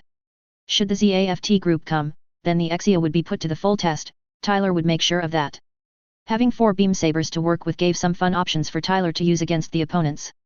The Vulcans sounded interesting and Tyler would check those out when he could. Kvoz needn't worry about getting feedback about the weapons, Tyler would give them plenty of it. Oh, trust me Carlos, Tyler stated, I will go through all this Gundam has to offer and give enough feedback for Tesway and Kvoz to be cheering. Carlos moved to the next file which was for the Exia's main offensive option. Moving on to the main offensive option the Exia has to use. The weapons system is made up of 2 weapons and a small shield. The first weapon is a particle beam rifle which works much as a conventional beam rifle does. The second weapon is an E-carbon blade which swings to be over the rifle when in use. The blade is able to have a thin layer of GN particles to increase the effective cutting ability for it. Particles aren't necessary for the blade to cut through things, it just can make it sharper. I don't doubt you will have your own way to describe the cutting ability when you try it for yourself. Tyler couldn't remember the last time he was so excited to test something from Tesway as he was right now. The main weapon was neat, though it had its drawbacks that Tyler could see. The blade would likely be devastating to an opposing mobile suit, Tyler didn't doubt that. However, the size of the blade made its use in narrower spaces much more a hindrance. But with what Tyler was going to be going into, the Exia wouldn't have that issue to face. The Gundam would be helpful if not crucial for Tyler to be successful in pushing those that would be coming back. That was still Tyler's goal, and he didn't care what he used to get to that goal as long as he reached it. Tyler bowed to Carlos. "I would be more than happy to test this machine, my friend," he stated. "You were right, it should help me in the mess I will be getting into soon, I don't doubt. I promise that I will return real data and honest feedback for you, and your colleagues can pour over as you like." Carlos chuckled, shaking his head. "Whatever the mess you are not giving details about, I wouldn't doubt you will be fine by its end. I will not ask what supplies you are taking with you, for I feel it would be better I not know. I will equip the rifle while you get to boarding the Exia so that you can leave when you settle." Tyler nodded before he turned and retrieved his duffel bags. Tyler climbed onto the lift that would take him up to the cockpit before having it rise. As Tyler was rising, he watched as the main offensive option was lowered down from a storage bay. The weapon system was attached by the time Tyler reached the level of the cockpit. Tyler climbed into the cockpit dragging his duffel bags with him. He stored the bags behind the pilot seat before Tyler spun around and settled into the seat. Tyler glanced around the cockpit, taking it in as he scanned it, and found the layout was different than other cockpits Tyler had been in. There were the two side screens that made up the panoramic view the pilot used. The main system display was in the area that it was normally, but it was connected to the forward screen that had feeds to the suit's optics. There were two smaller system displays on either side of the forward screen. For the suit's controls, there wasn't a throttle and control stick as most mobile suits used. Instead, the two ideas seemed to have been combined into two control sticks, one for each hand. Most of the non-main controls were either on the forward system display or a console just below it. The two comm screens were still in the forward top area on both sides, like was standard in most mobile suits. After taking in the layout, Tyler focused on the main display and found the control to switch on the OS. The OS booted up, and the first thing that Tyler noticed was there being a sound which differed from what normally came with a mobile suit's OS coming up. The startup message did look familiar as it was similar to other Gundam types. Mobile Suit S1 Operation System. Generation. Unilateral. Nucleus Drive. Augment. Mode Solar. G.U.N.D.A.M Defender. _ Series GND1005SR01-21126 _ Human Federation. The theme of Gundam had stuck since it had appeared with the Atlantic Federation's prototypes had come onto the scene. Gundams had become much more than the original creators had likely ever imagined. From what some that Tyler had talked to had said, the G-weapons had merely been a way for Omni to make things equal. They had never intended to create super weapons which defined and helped end the Alliance plant war. And honestly, with those that had piloted the prototypes had shown, it had proven the point. Tyler doubted any of the original pilots had intended to show the Atlantic Federation's machines could be super weapons. The other thing that Tyler noticed was the operating system's boot up was pretty quick. The system was ready to go before he expected it to be, from habit of the mobile suits Tyler had worked with. He blinked for a moment at the OS already being up and ready to go as it was so quick. Tyler ended up shaking his head before taking in what the readouts were showing him. On one of the side displays, stats on the GN reactor were showing. From what Tyler could tell, the particle production was in the range that stated was acceptable. The reactor was in a mode named GN Repose, which apparently meant particles were only being distributed to critical systems and nothing else. Tyler assumed that there would be a way to change that when he was ready to leave. Once being sure that the reactor was doing as it should, Tyler moved on to exploring the systems the Exia had.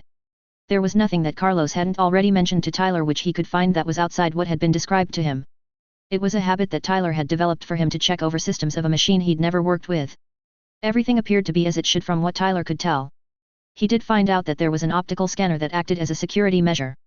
Tyler assumed that would be needed to get the reactor to work actively when that came up. It took him a few minutes to familiarize himself with the Exia's systems. Carlos contacted Tyler through the Exia's communication system, asking if he was ready to go. Tyler had the cockpit close and seal, which then had the forward display show what was outside. Then he told Carlos he was good to leave Tesway in whatever way he would prefer. Carlos told Tyler he would move the Exia out into the open area of the complex. From there, Tyler would descend down to the water and exit through the underwater channel Tesway had. He had no issue with that, it would give an opportunity to see how the Exia operated underwater. As the Exia being moved toward the canyon, Tyler had the optical scanner do its thing.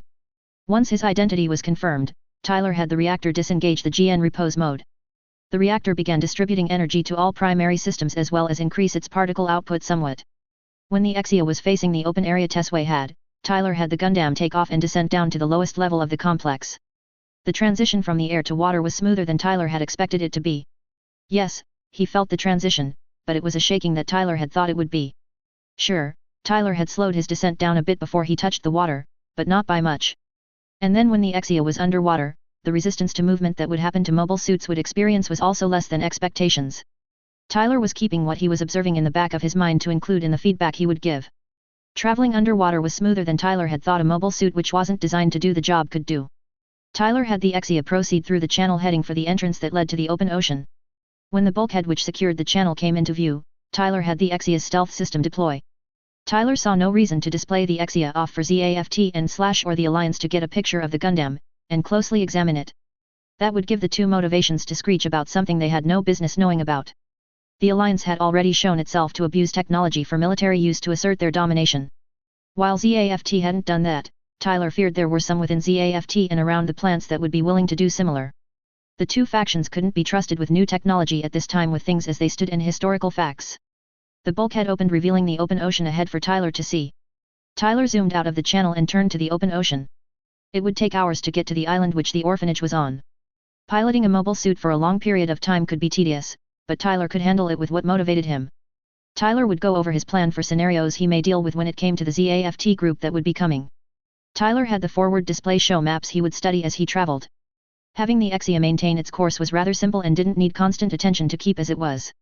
So, that freed up Tyler to fine-tune his plan to counter those who were coming to do harm. Hours went by and it was past noon when Tyler came into orb territory. He adjusted his course to have him around the target island in less than 30 minutes. There was the work for Tyler to do to prepare for those he would be stopping. Tyler had determined the most likely landing point the ZAFT group would use so they could evade notice by those on the island. He planned to make the approach the assassins would use as hard and nasty as possible. The first thing Tyler would do was place proximity sensors around the orphanage to give him warning which was the ZAFT group would come from. That would be the way Tyler would make sure he could do something to slow those coming down. He would give enough time for all those in the orphanage to the shelter for their safety. For the path that Tyler had determined the ZAFT group would use, he would use every mine he had to accomplish that idea. And if he started on the beach with mines, by nightfall, there would be no marks or any other signs of where the mines could be for the assassins to see. The approach after the beach wouldn't be any easier, it would also be a minefield for a distance.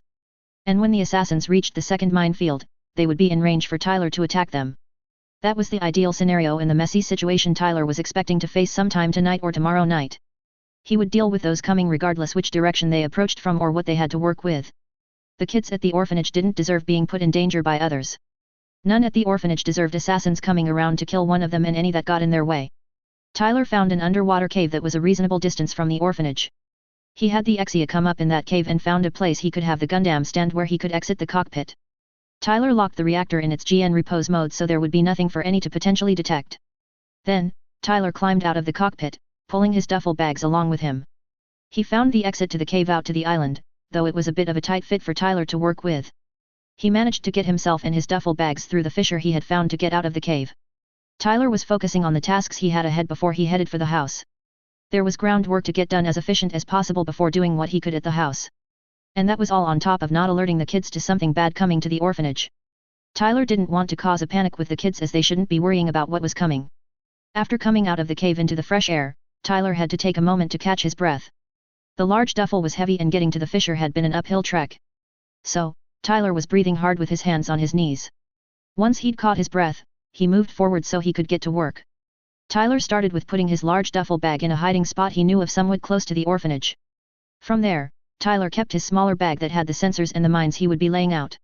He began with putting out the sensors in a pattern which would alert Tyler if anyone was approaching the orphanage. It would give a perimeter of just about 200 meters around the orphanage. That should be enough of a distance for Tyler to move, if need be, to counter the assassins. Once the sensors were hidden out of sight so they wouldn't be interfered with, Tyler moved on to the next task. Tyler jogged down to the beach he had determined would be the approach path for the assassins. He glanced over the beach, doing some figuring for where to place the first minefield he would have to slow down the punks. After a minute or two, Tyler moved forward with his bag and began laying his minefield. The mines that Tyler was placing were known as dart mines. The reason they were referred to that way was due to their design. The mine had a thick barbed spike which would shoot up when the pressure sensor was tripped. The spike was to hold the target where it was for the spike to open and shoot off the sharp darts to pierce those nearby. Tyler had seen the dart mines in action, and it was scary as you wouldn't see the mine and wouldn't know about it until the spike pierced one's foot. Then 30 sharp darts shoot out in multiple directions to hit and pierce whatever they could. Tyler couldn't get the images of trees and other things with small parts of darts sticking out of them when he'd been shown videos of the mine's performance. As nasty as the mines were, Tyler was willing to use them against assassins that were trying to kill Lakis or someone else. The group coming were more than willing to slaughter all at the orphanage and likely planned to anyway if Tyler wasn't around if they could. When Tyler had put out all the dart mines along the beach, Tyler withdrew from the beach carefully. He would make sure none of the kids came in this direction until the assassins were dealt with. Tyler then moved back a bit so he could lay the second minefield for those coming.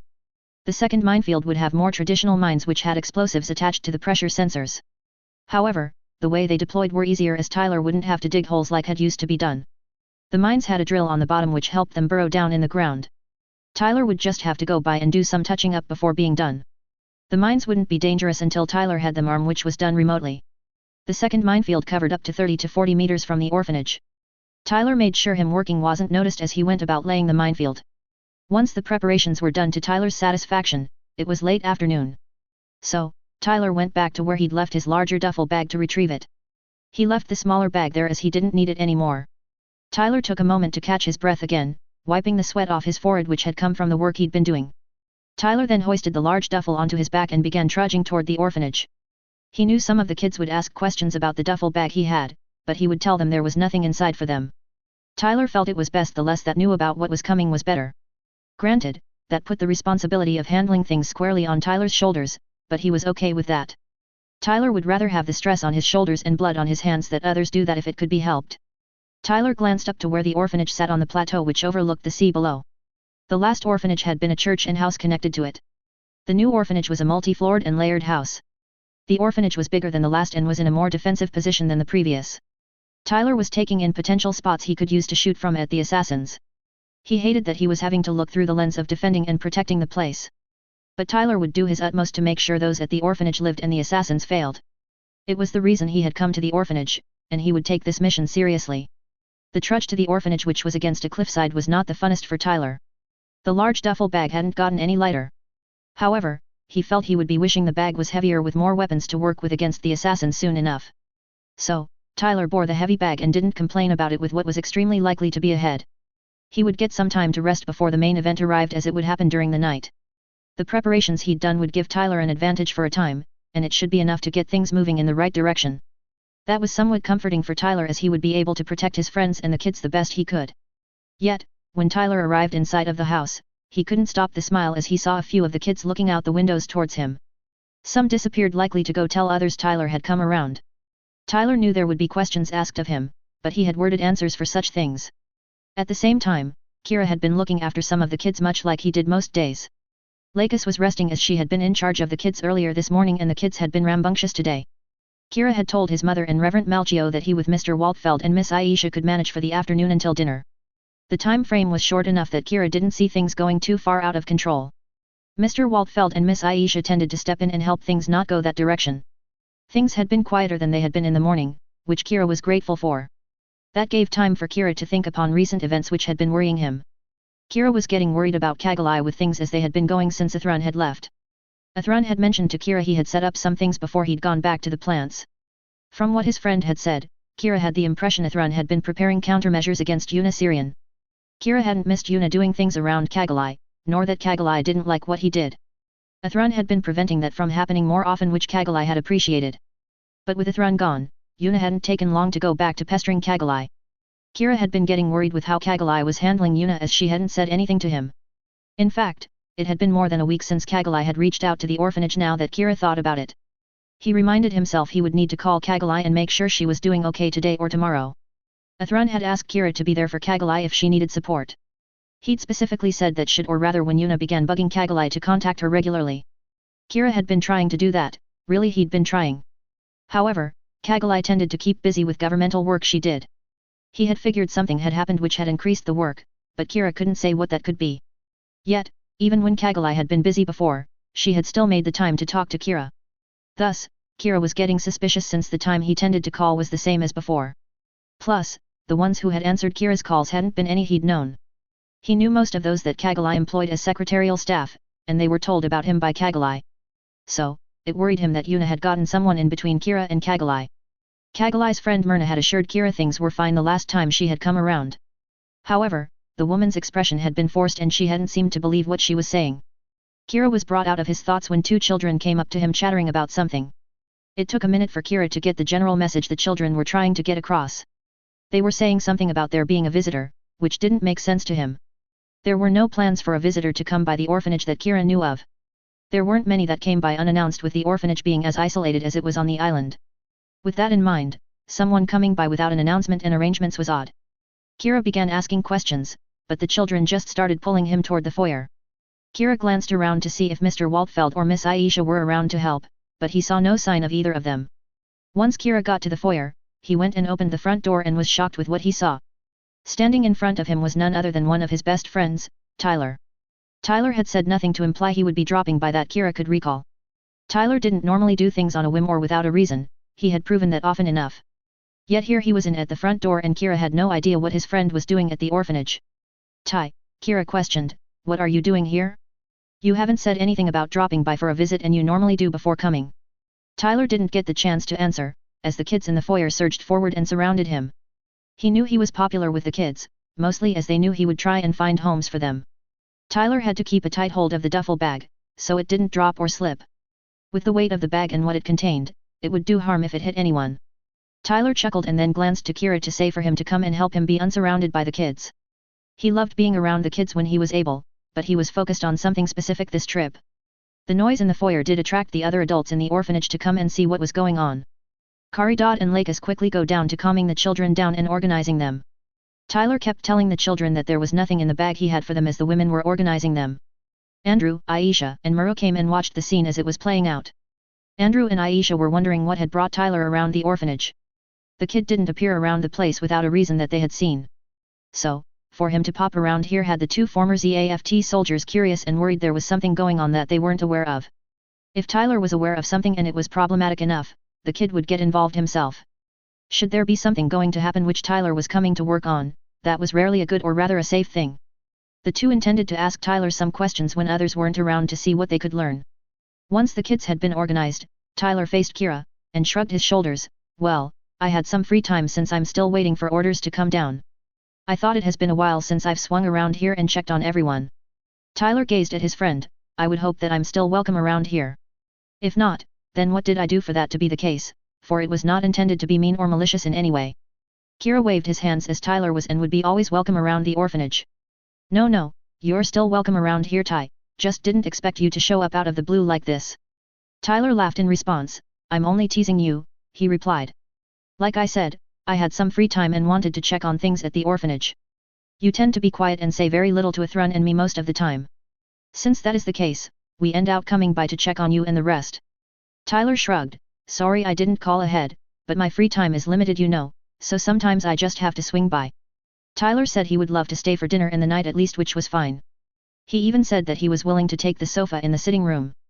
Kira tried to convince Tyler to use the guest room, but Tyler said the sofa would do just fine for him. It was after dinner while the kids were doing their evening routine that Andrew and Aisha approached Tyler. Tyler had put his duffel in the corner of the sitting room so he could have quick access to it. He took out the small control unit for the mines he had places. The sensors data were coming into the control unit and showed there were none in their range. All the mines were broadcasting their signals, they were waiting to be armed. Tyler would arm the mines once the rest went to sleep, and Tyler settled down for the night. But at the sound of footsteps, Tyler slipped the control unit back into the duffel bag. He didn't want others being involved at this point who didn't need to be. When Tyler glanced to the doorway, he found Mr. Waltfeld and his partner entering the room. There's something I can do for you too, Tyler asked. Nothing personal, just got a lot on my mind right now. Aisha gave Tyler a knowing look. The young man should have an educated guess as to why they were here. Tyler's sudden appearance was suspicious enough to warrant further investigation. And Tyler, saying he had a lot on his mind, suggested there was something he was here to handle that none at the orphanage knew about. And what might you have on your mind? Aisha inquired. Does that have anything to do with why you have swung by the orphanage? Tyler had figured that at least some of those at the orphanage would figure out he wasn't just dropping by because he could. Waltfeld and his partner were in the forefront of those that would be suspicious of Tyler popping up. Muru wouldn't be all that far behind Tyler would bet, as she wasn't as dense as Kira or Lakis could be. However, Tyler didn't want the kids and others worrying and panicking. He doubted the two former ZAFT soldiers would spread what Tyler was actually here to do to the rest. But there was the chance that others could overhear the conversation. Thus, it was better that the two didn't know what Tyler was around the orphanage to do. So, Tyler didn't answer right away, considering what he could say to not let slip what was likely going to happen. It's nothing to be concerned with right now, he said. I would turn in early were I you though. Andrew knew Tyler's answer had been carefully worded, so it would not give away too much information. Tyler may say that whatever it was he was here for wasn't a concern right now, but Andrew felt that would change soon enough. For the kid to say it would be a good idea to turn in early suggested whatever was going to happen would be later in the night.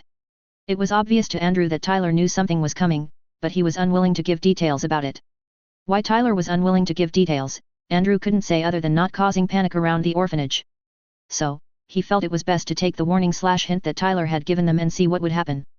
Andrew inclined his head. Thanks for the advice, he remarked, I think we will take it. Andrew snagged Aisha and pulled her out of the room, leaving Tyler there. Aisha glanced at Andrew as it was unlike him to not push for more information about a coming event. Andy, Aisha said quietly, it is unlike you to not push for more information with an event coming our way. Whatever the event is, it is unlikely a good event with Tyler popping up. Why are you so quick to accept an answer that doesn't tell us much? Andrew knew Aisha was right that he didn't normally just step back and not push for information. It was part of his preparation for dicey situations that came up, so they weren't fatal. However, knowing Tyler as Andrew had come to know, the kid did more prep than Andrew would and came out of situations that would kill others without major injury. So, Andrew trusted that Tyler had laid groundwork to help those at the orphanage and himself get through whatever was coming their way. The reason I'm not pressing for more info is Tyler has popped up, Andrew reasoned. You can say what you want about the kid, but he puts in the work to prepare for what comes his way. I'm counting on that preparation to help us make it through whatever is coming. That kid is here for whatever is coming to the orphanage's way, that much is obvious to me. And whatever is enough of a problem that Tyler came personally with supplies, that says to me the kid is taking it seriously. Aisha wasn't going to argue with Andy's reasoning. He had valid points about Tyler and the lengths the kid went for those he cared about. For him to come himself to the orphanage was not a good sign of the coming event. But as Andy said, Tyler was the type that did prep work more than others did most of the time. That prep work would no doubt pay off for Tyler and those at the orphanage. So then, how will we take the advice he gave about turning in early? Aisha questioned. It was enough of a hint that whatever the event coming is will likely happen tonight sometime. Andrew chuckled softly, you got that hint too, did you? Andrew paused, thinking it would be a good idea to turn in early. That would let them be ready when the event occurred to jump in and help protect the kids. I would say it is a good idea to do. Also have a tool close by to grab and use when things start. A/N. That's where I'll leave off to pick up in the next phase. Okay, this is the first of a couple of phases which will make up what goes on with Tyler and those with him. Thus far, I would say this will go on for at least 3 phases, likely more before it is over, I can't say yet. I know this phase has less action, which the next phase will certainly have, but this is laying the foundation for what's next. I am going through trying to expand and correct things the original version either got wrong or I wanted to change to something different. I certainly hope you readers are appreciating the time and effort that goes into this, for it isn't short. Having you lot enjoying what I write is a major motivator for me so that you know. But let me move on to the highlights of the phase and explanations. The first scene where Tyler is going over the report does have some things to go over. I know in canon, ZAFT is portrayed as the good guys during the Destiny portion of the anime. I will not deny that with Durandal leading it, things have changed for the plants and ZAFT. However, that doesn't mean it is completely great and doesn't do things they should not.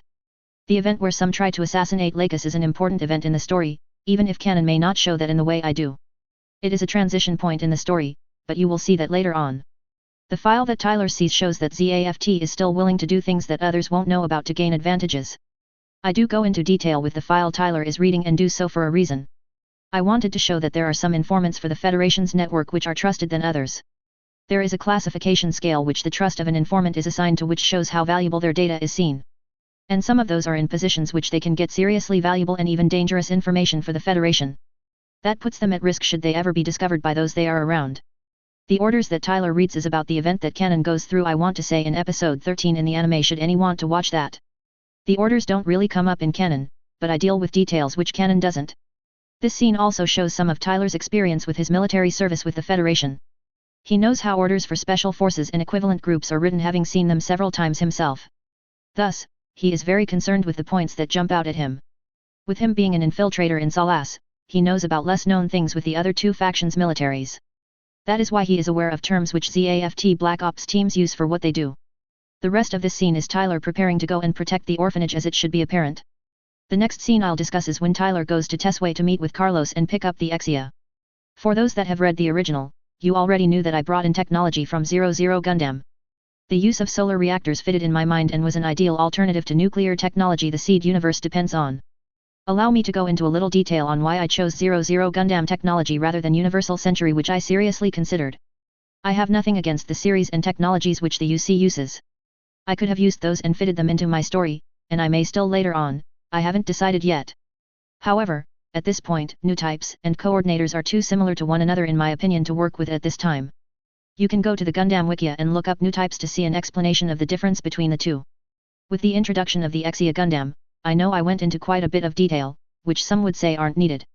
But when I work with a mobile suit, whether it is one I create myself or take from somewhere else, I like to show how it isn't a copy of another. I say that since I'm working on another machine which the Minerva gets, and I will be using this justification with that too. Back to the Exia, there are 2 points I would like to make with the differences I put into my version and what 00 Gundam uses. First, the addition of phase shift armor is significant with the type it is. The E-Carbon does essentially what phase shift armor did before, so if that was all the phase shift armor did with the Exia, then it wouldn't be needed. Thus, the new type of phase shift is to help defend against beams. This will be what leads to the Akatsuki's beam deflection system among other things. And the other thing I want to point out is the GN Vulcans, since they aren't the same as 00 Gundams is. My Exia's Vulcans are more powerful and effective against laminated armor which most non-Gundams have. Understand, this is the introduction of particle beams which is new to the Seed universe and can do more than conventional beams. Both of those will come up in the next phase, rest assured. In the final scene where Tyler gets to the orphanage, I want to go over the prep work he does. Unlike in the original, Tyler puts out 2 minefields for those that are going to be coming to kill Lakis. The mines he uses in each field is different, but they both serve the same purpose of doing harm and potentially killing those going through them. Yet, I used this to show again how serious Tyler is taking protecting the orphanage from ZAFT. I also changed the layout of the orphanage after watching the anime again as I was going off of the building that was around before the Break the World incident. That does change a few things in the fight which will be in the next phase, I promise. In conclusion, I hope you lot are enjoying this story and this phase.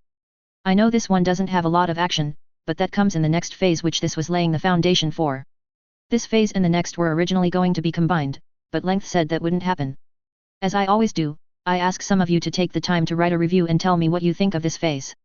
You can also ask questions or give criticism, though I ask it be constructive and not just why you hate this story or what you wish I wouldn't do.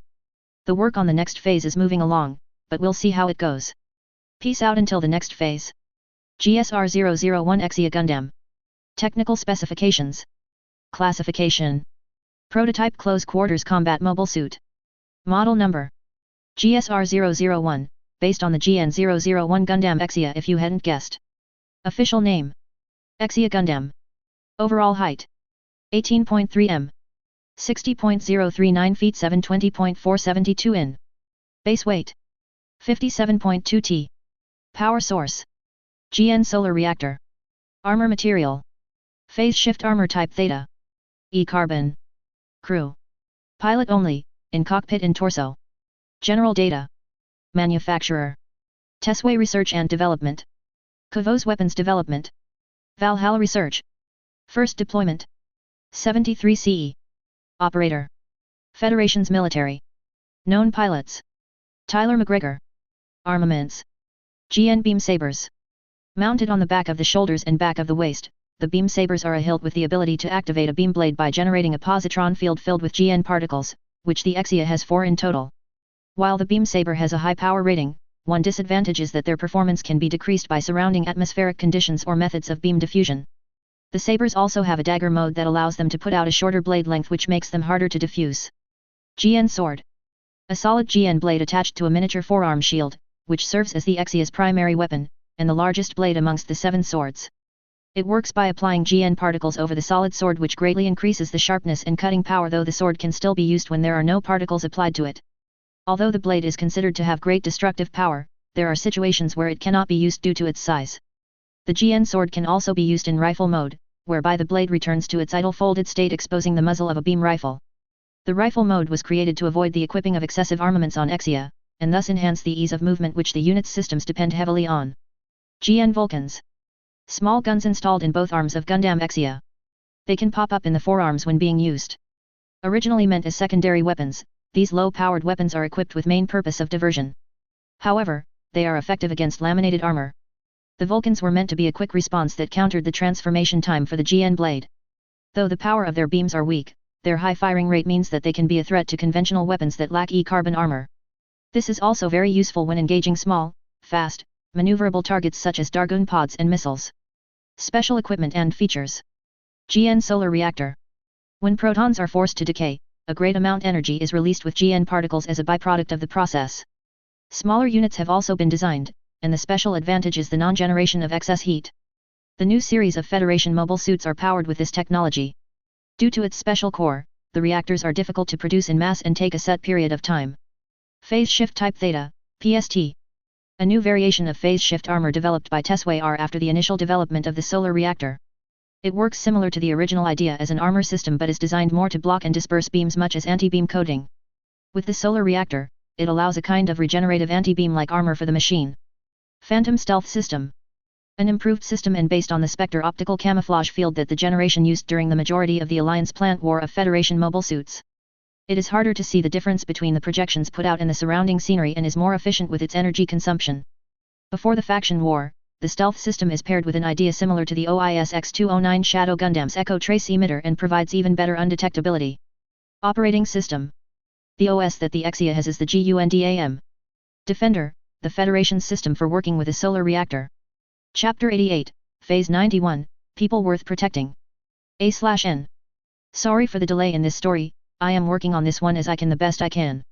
Now, as it has been 5 phase, you readers should know, I will be giving you a disclaimer for this story. I do not own anything from the Gundam universe, as much as I would love to, which includes Gundam Seed owned by Sunrise I believe. Nor do I own anything from other universes I borrow stuff and ideas from. All I take credit for are my original characters, my musings which go into this story, and the enjoyment I feel as I write this story. Any suggestion to the contrary of what has been stated is frankly not true and I would prefer none report this story as such. With that out of the way, I hope you enjoy the action-packed phase ahead. Fair warning, this phase will be violent and will go into some detail about that. Phase 91, People Worth Protecting. November 20th, 73 CE. Orphanage, Marshall Islands. The evening dragged on, and the kids started being put to bed for the night. Tyler was keeping his ears open listening to the kids being guided to bed. He went to his bag and retrieved the control unit again. Tyler felt things had calmed down enough around the orphanage for him to activate the mines and not have to worry about accidental triggers. So, Tyler sent the command for all the mines to prime and arm themselves. All the mines signaled they did as ordered and were ready to unleash their nastiness on those that came. Tyler set down the control unit by the sofa and settled down. The unit would alert him when the proximity sensors detected any approaching.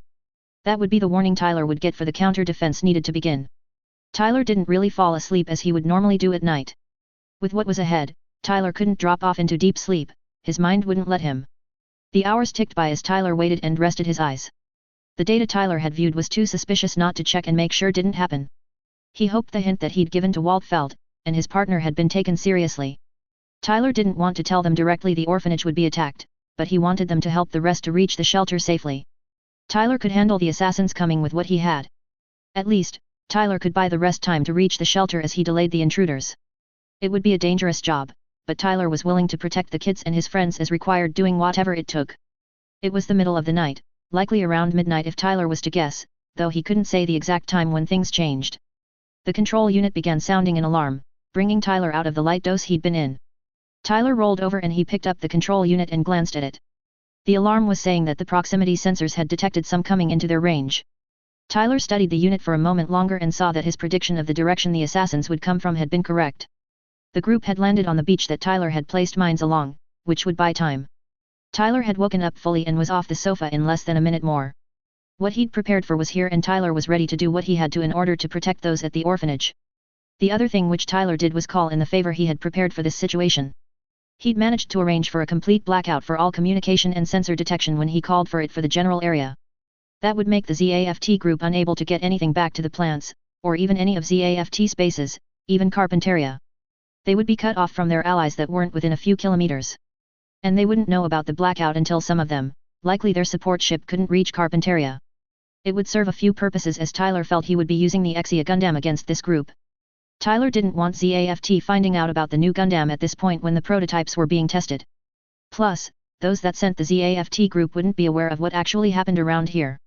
The only thing that any would know was the group dispatched had failed and none had survived. At the same time, the ZAFT Black Ops team had set foot on the beach that was near the place their target was supposed to be. The information which had led to the island and the housing unit had been verified by others. It had made the mission to take out the target possible, which had given the go for the mission. Higher UPS had said this dispatch mission was important, critical event. The target posed too much a risk to plans which were in motion to ignore them anymore. The Federation had helped hide them for long enough, which had made the mission more important. Information stated the target had at least 3 guards which could be dealt with proficiently. This mission would be risky as it would take place within Federation territory. But if the team could get in, take out the target, clean up and get out, things would be fine. All the soldiers checked over their equipment, making sure they were ready for the mission. All of them knew how serious the mission they had been given was for the plants and their future. Each and every one of them had volunteered to do this mission. The leader glanced over his team before he put on his visor and slid it down over his eyes. The visor would give the team great night vision to work with. That would help them reach their target so they could take them out. The leader turned to his team. You all understand what is expected, he posed. We can't leave any traces of the target on the site. But make sure one of us definitely get her. Failure isn't an option in this. For the future of the plants and coordinators, the target must be dispatched. Time is of the essence as the Federation will not let us go should they find out about this mission before it's complete. All the soldiers acknowledged the point of the mission. The ZAFT team began moving forward, 2 scouts in the lead. It was only a short distance forward that one of the scouts stopped and cried out. The leader glanced in the direction of the scout. What happened? However, there were 2 audible quick clicks followed by a series of hisses before the scout fell backward. One of the other soldiers moved forward carefully, looking over the scout. To the soldiers' surprise they found several small darts sticking out of the scout's legs, torso and one through the bridge of his nose. There was also a spike sticking out of their right foot with a small cylinder-like object a foot away. The setup was familiar to ZAFT Black Ops. It was the signs of a Federation grenade/mine that trapped the one who stepped on it and then fired sharp piercing darts into them. The soldier stepped back a few steps at realizing what had happened. Seeing the mine was bad enough, but what came with it was worse. There was never one mine in an area, there was always several and came in a field. Sir, he set off a mine, the soldier said. It is a Federation mine, one of their spike-launching ones. The ZAFT team lead cursed silently at what the soldier just reported. It said there was already Federation interference in their mission, which was kind of expected but hoped it wouldn't come up already. And if there was one mine, there would be more along the way to the place where the target was located no doubt. The Federation spike-launching mines were deadly in a different way than the explosive ones. The spike launchers could pierce body armor at close range. Simply put, for any soldier that stepped on one, they were essentially dead as the spikes would pierce them enough to do either fatal damage or have them bleed out. It would complicate the mission, though it wouldn't stop them from completing it. The assassination was seen as necessary enough that ZAFT Black Ops had been sent on an off-the-books mission. We will need to be careful with our approach, the leader ordered. Keep your steps light and your ears open. Any sound and you are to move back so the mines don't catch you. If the Federation mines hit you, you will likely die from it. Back with Tyler, the control unit showed that one of the mines on the beach had gone off. It meant that the ZAFT group had been forcefully aware of the first minefield in their path. Tyler watched the control unit for a bit and saw the intruders begin moving slower than before. They were being cautious, which wasn't that surprising for them to do. Tyler would do the same in their position. That caution wouldn't have Tyler doing any less to stop the assassins, but he could see the signs of their training. It would give Tyler time to reinforce his shooting position before those coming came into his range. He went to his bag and grabbed the glasses, which were a special visor. It would give him good night vision, which was a step up against those coming. With a plan in mind, Tyler moved over to the door which led out to the first balcony. He opened the door quietly so as not to wake the orphanage's inhabitants just yet. Tyler took his large duffel bag with him as he exited out onto the balcony. He then moved what furniture he could to the side that faced the beach to give him cover he would need later. Tyler had his duffel back next to him once he'd made what defense he could. He took out the parts for the long-range rifle he had packed and put it together for use.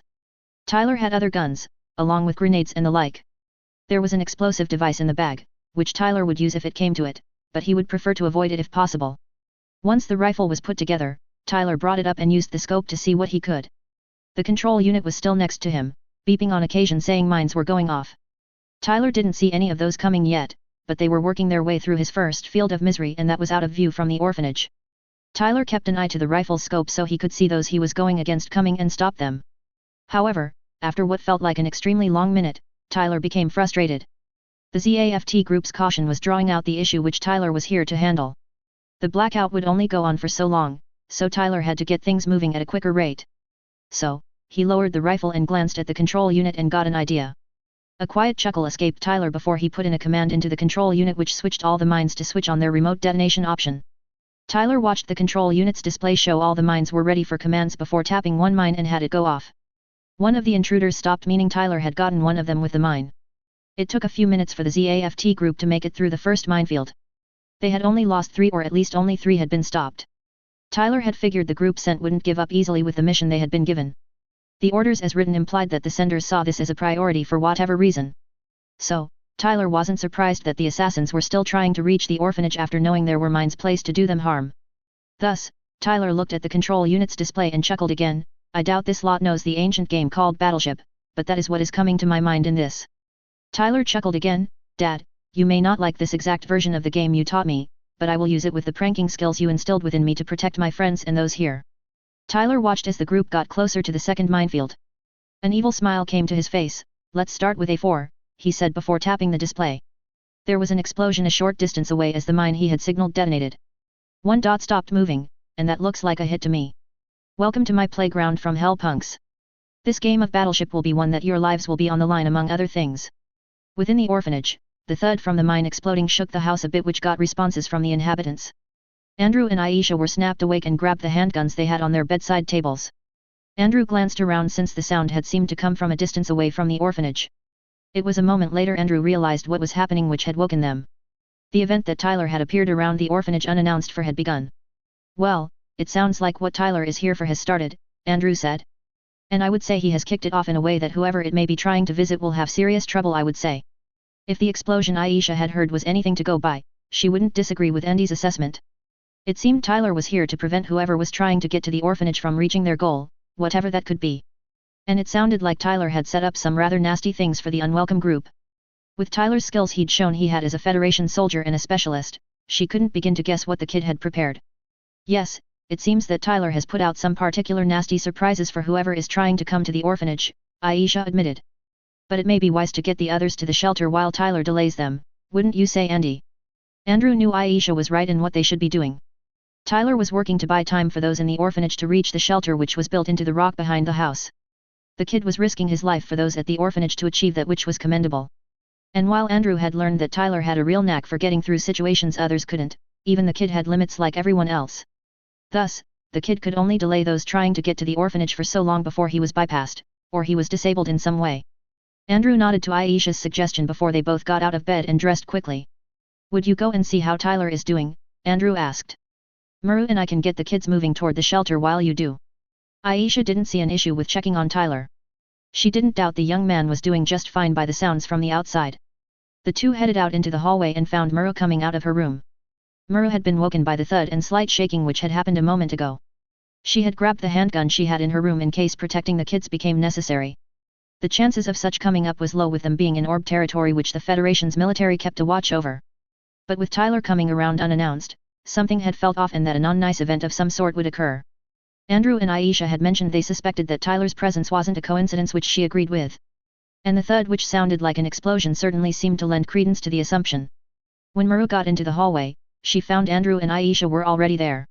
Do we have any idea who might be trying to visit us at this hour? Muru asked. It is rather late, and it sounds like they are having quite the time right now with our regular guest. While the question of who could be visiting was interesting, Andrew more wanted to know where those going against Tyler's work could be from. It seemed that Tyler had known what kind of group he would be going against with his prep work. The kid had a knack of knowing things others didn't, he'd proven that beyond a shadow of a doubt. Andrew would have given an answer to Muru, but the sound of a gunshot from a high-powered rifle cracked through the night air. The three adults were left to wonder from the sound what Tyler could have brought to work with. Andrew wouldn't be surprised if the duffel bag that Tyler had with him contained an arsenal to some degree for the kid to work with.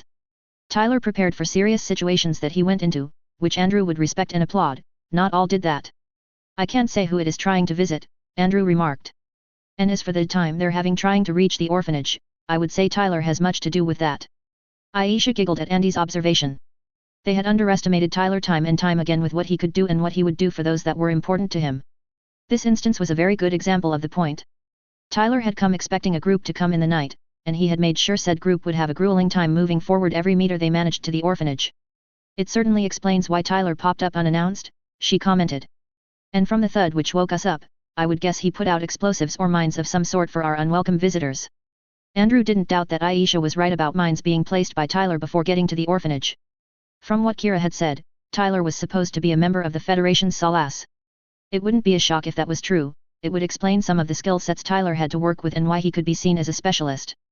Andrew wouldn't be at all surprised if Tyler had laying a minefield or something similar taught to him. It was something special forces could know about from what Andrew understood. Tyler's work would help get the other inhabitants of the orphanage to the shelter before whoever had come got to them. While I would say you're right, love, Andrew began, I would say that isn't the most important thing for us to think about right now. Andrew smirked a bit, I'm more interested in where our guests might be from rather than who they are. I can only assume that they have been specially trained if Tyler is going as hard as he is. Andrew knew that discussions on who the group was or where they came from was something to have later. There was work to be done and it was the priority they needed to focus on. Tyler was delaying those here to do harm so they could get everyone to the safety of the shelter. He was risking his life for them and that shouldn't be waved off by wasting time. However, there is business to get to which needs to be given priority, Andrew said in an air of business-like professionalism. Maru, if you would start getting the kids and Lakis going toward the shelter, that would be best. Tyler is buying us time to get all in the orphanage there while he keeps our unwelcome guests from reaching the orphanage and doing harm or worse. I will go and do the same with Malchio and Kira while cutting off any that may get past Tyler's efforts as I can. Andrew gazed at Aisha. Aisha, would you go make sure Tyler is good for the moment? I wouldn't doubt he is doing fine, but he is risking himself for us and that shouldn't be waved off. Then you can help Muru and I get the rest to the shelter. Muru nodded, agreeing that time was of the essence for them now.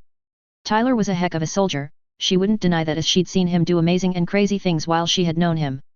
Kira had also mentioned that Tyler was a member of the Federation's Salas, which wasn't much of a surprise if that was true when Muru looked back on things during the Alliance plant war. And should the group Tyler be going against be made up of coordinators, then things would be difficult for those in the orphanage. Tyler would help delay the intruders with the skills, there was no doubt about that.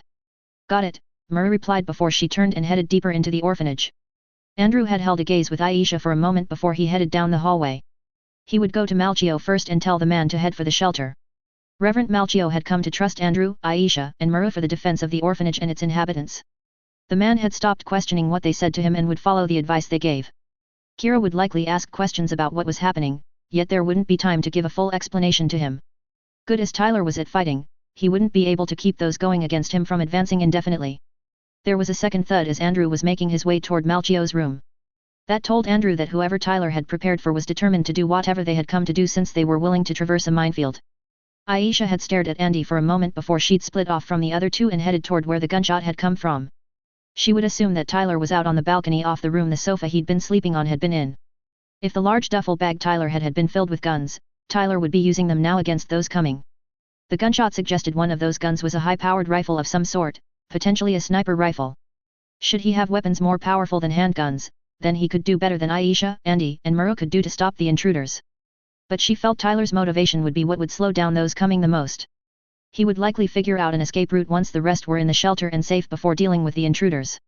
The second thud had fully woken up Lakis. The first had gotten her to come out of the dream she'd been having. The sound had been confusing as thuds in the middle of the night made no sense. The orphanage was isolated on an island in Orb's territory which was not heavily populated. That fact tended to discourage visitors that didn't know those at the orphanage from coming. There had been nothing said of some coming in the middle of the night that Lakis could recall. Sure, Tyler popping up unannounced had been surprising, but it wasn't unheard of. Yet, that didn't explain what may be going on for the thuds and slight shaking to happen. The first thud could have been something from Lakis's dream, she couldn't say. But the second thud had been clearer, which had her feeling it wasn't a dream at all. Lakis sat us and glanced around the bedroom, trying to process what could be going on. The kids were still asleep as they had been when Lakis had come to the room for bed herself. All but one had appeared to roll over with the first thud.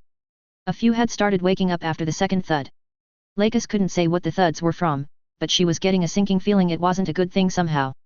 And that feeling in her heart was gaining strength the longer Lakis was trying to figure out what was happening. Lakis wondered if Tyler popping up didn't mean there was something going on that he was here to stop. Tyler was one that went above and beyond for those he saw as friends and family. Lakis had seen proof of that point and was grateful she was among those that Tyler considered as friends. Lakis's attention was shifted when more of the children began waking up asking what was going on. She moved to comfort them and keep them calm while she was still wondering what was occurring herself. Lakis hoped that someone would come by and inform them what was happening. Mr. Waltfeld and Miss Aisha tended to do that when something odd was occurring. So, when the bedroom door opened, Lakis turned and saw Muru standing there. Lakis instantly could see something was wrong from the expression on the woman's face. She was stressed and worried about something with the hardened look on her face. Miss Muru, Lakis questioned. What's going on? Muru was now feeling the stress of time being against her and the rest. Tyler may be holding the group coming back for the moment, but he may not be able to do that for a great deal longer. The orphanage's inhabitants needed to get to the shelter as quickly as possible so Tyler wasn't overwhelmed before he could draw back. Muru scanned the room and found most of the kids were awake now along with Lakis. Lakis was working to comfort the children who were asking about what was going on. Yet, Time was of the essence and so an explanation would have to be given later. Lakis, there is little time, Muru stated. You and the children need to get out of bed and then we have to head for the shelter quickly. Lakis heard the tone in Muru's voice and knew she wasn't joking about needing to move quickly. Something was happening and had the orphanage's protectors on high alert. So, Lakis began telling the kids to get out of the beds and move out into the hall. While Lakis was organizing the kids with her, Muru moved on to the next room with the rest of the kids and Kira's mother Yamato. Muru opened the door and did much the same as she had with the room Lakis was in.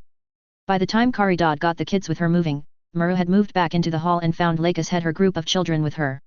Muru had both groups stay behind her while she led them toward the shelter on the lower level of the orphanage. She would protect the kids along with Lakis and by taking point of their group. There was the possibility that some could get past Tyler's efforts to stop the group. Andrew was only covering one part of the orphanage, which would leave her to do the same for those with her. Muru still had her handgun, and she was ready to use it to protect those with her. Andrew had reached Malchio's room and found the man was awake. Malchio had sharp hearing with his ears making up his eyes not working for him from what Andrew had seen. He told him that they had unwelcome visitors trying to reach the orphanage. Malchio didn't argue, instead grabbing his cane and moving out of the room. Andrew said that Muru was working on getting the kids to the shelter already. Malchio acknowledged that and said he would join up with them. Once Malchio had headed off toward the shelter whose entrance was on the lowered level of the orphanage, Andrew headed for Kira's room. Kira had been woken up by the first thud, trying to figure out what had brought him out of sleep. The crack of a gunshot had snapped him awake the rest of the way. Kira realized that something was going on and it was unlikely a good thing for those at the orphanage. His thoughts had first gone to Lakis and the kids, hoping they were all right. There shouldn't be any that knew Lakis was here other than trusted individuals who had been told. But Kira knew there would likely come a time when others who didn't have good intentions could find out where she was. Kira had felt that Mr. Waltfeld, Miss Aisha, and Miss Muru would be able to protect those at the orphanage against those that would come for the most part. They were trained soldiers after all, so they knew how to fight others when it was required. Kira got out of bed and headed toward the door. Before he reached the door there was a second thud which shook the orphanage a bit. Kira stepped out into the hallway and glanced around to try and figure out what was happening but found no evidence which helped him determine that. Then Mr. Waltfeld appeared at the end of the hall which led to the other bedrooms. Kira instantly noted that Mr. Waltfeld had his pistol out ready to use. That didn't comfort Kira as that strongly suggested bad things were in the process of occurring. Mr. Waltfeld, what's going on? He asked. What were the thuds and crack about? Andrew closed the distance between him and Kira before grabbing the young man directing him toward the closest stairway. There isn't much time to explain things, kid, Andrew stated. We have company, and it is clear they aren't here for a nice visit. However, I do believe Tyler is working on delaying those trying to reach the orphanage. He also seems to have done prep work which is slowing down the intruders. Andrew was pulling Kira as he was making his way toward the stairs while he continued. We need to get the rest in the orphanage to the shelter as quickly as we can. There was another crack of the high-powered rifle which got Andrew moving faster. Tyler is risking himself to buy us time to do that as that gunshot should tell you. So, there is no more time to use on explanations. Back with Aisha, she reached the sitting room Tyler had said he would sleep in just after the crack of the rifle she'd heard before. She scanned the room and found Tyler wasn't there. Aisha shifted her gaze to the glass door which led to the balcony and spotted Tyler there. The young man had moved the furniture on the balcony to the side he was at, clearly to make barricades for himself to use for cover. Aisha moved to the door and opened it to see and asked if Tyler was okay. If he was, she would go and help the others get to the shelter safely. Tyler had become both somewhat frustrated and kind of maniacal with what he was doing. The ZAFT group hadn't taken the hints he'd been giving to say they weren't welcome and to go the hell away. Granted, Tyler had expected the assassins wouldn't give up their mission easily unless they were forced to. But Tyler was making their approach beyond dangerous and as lethal as he could make it. One would think that any going into that would realize someone was making things much harder for them and think about pulling back to preserve their lives. Not that the group being persistent would discourage Tyler from keeping up his efforts to stop them up. He would show this ZAFT group just how stubborn he could be when it counted. He'd taken a few down with the mines so far and hit 2 of them with his rifle shots, though not kill shots. But Tyler felt it was time to be more aggressive with the punks he was going against. Tyler picked up the control unit and stared at it for a moment, taking in the signal positions of his opponents. Some had made it past the first line of mines and was just about to the second. Tyler gritted his teeth. Damn tenacious punks, he cursed, let's go with B3 and B5 then. Tyler tapped 2 mines and had them detonate. The mines going off at the same time shook the orphanage a bit more than the thuds before did. Then Tyler smirked, I'll show you lot that your tenaciousness will not outdo my stubbornness. Tyler tapped 1 mine after another in the first line until they had all gone off. He giggled evilly as the mines were going off and he heard cries from that direction meaning he'd hit some of the intended targets. You will have to trudge through my version of a playground from hell if you want to get to the orphanage. Aisha had opened the glass door and been kind of stunned at seeing what she was. Tyler had a sniper rifle with him, which was understandable with the gunshots that had been heard. That he had set up barricades for himself was also easy to comprehend too. What was surprising to Aisha was Tyler grabbing what appeared to be a data pad and then tapping, which resulted in the thuds of explosions. That implied that the pad was some sort of control device that Tyler could use to set off mines remotely. For Tyler to have not just placed mines but think ahead enough to have them be able to be remotely detonated was somewhat frightening. Aisha had seen hints that Tyler could be a dangerous soldier, but this went beyond those hints. It made her glad that she and Andrew weren't enemies of Tyler. Aisha moved forward and ducked behind the closest barricade next to Tyler. I assume you are doing okay out here, she asked. Tyler glanced to his right and found Waltfeld's partner there. He realized that he'd been so focused on slowing the punks down that he hadn't noticed another coming up to him. Tyler had really hoped that the adults were working on getting the rest to the shelter the orphanage had. He would delay the ZAFT group for as long as he could, but Tyler knew he couldn't stop them from getting to the orphanage forever. That much was clear by this point. Tyler was doing fine for the moment, but once his opponents started using more destructive stuff, he would be in a harsher situation. He knew he would have to slip away and escape at some point in this. But Tyler wanted that to be after the rest got into the shelter and locked it down. Tyler inclined his head. I'm managing for the moment, he returned. I'll keep this lot occupied while you and others get to the shelter. Tyler paused. I will likely be able to keep them out for another 5 minutes or so at least, hopefully more. With that in mind, the quicker you and the rest get the shelter, the better for me. While Aisha didn't doubt Tyler would manage somehow with what he was doing, it was still him against however many were trying to reach the orphanage. The odds were stacked against him, and fully aware of that, but he was still doing what he was. Aisha certainly could respect one that was willing to do that kind of thing for others. However, the closer the unwelcome group got, the harder things would be for all at the orphanage, more so for Tyler. He would need to escape at some point or be overwhelmed by those and would be killed if the group he was fighting had any say in the matter. The young man had shown he was capable of getting out of tough situations, but this would be a hard one no matter how it was viewed. Escaping for you won't be easy, I imagine, Aisha remarked. Are you sure about this? Tyler knew this crapshoot of a situation would be a difficult one going into it. He was facing special forces equivalent trained people intent on killing those at the orphanage. Tyler had gone into this knowing what kind of odds he would be going against while risking his life to do so. His friends were in danger and Tyler wouldn't stand around and do nothing while that was the case. Tyler knew that slipping past those approaching would be complicated. It was an expectation.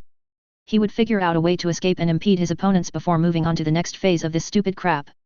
Tyler would utilize his SOLAS training and experiences with missions to do what he had to.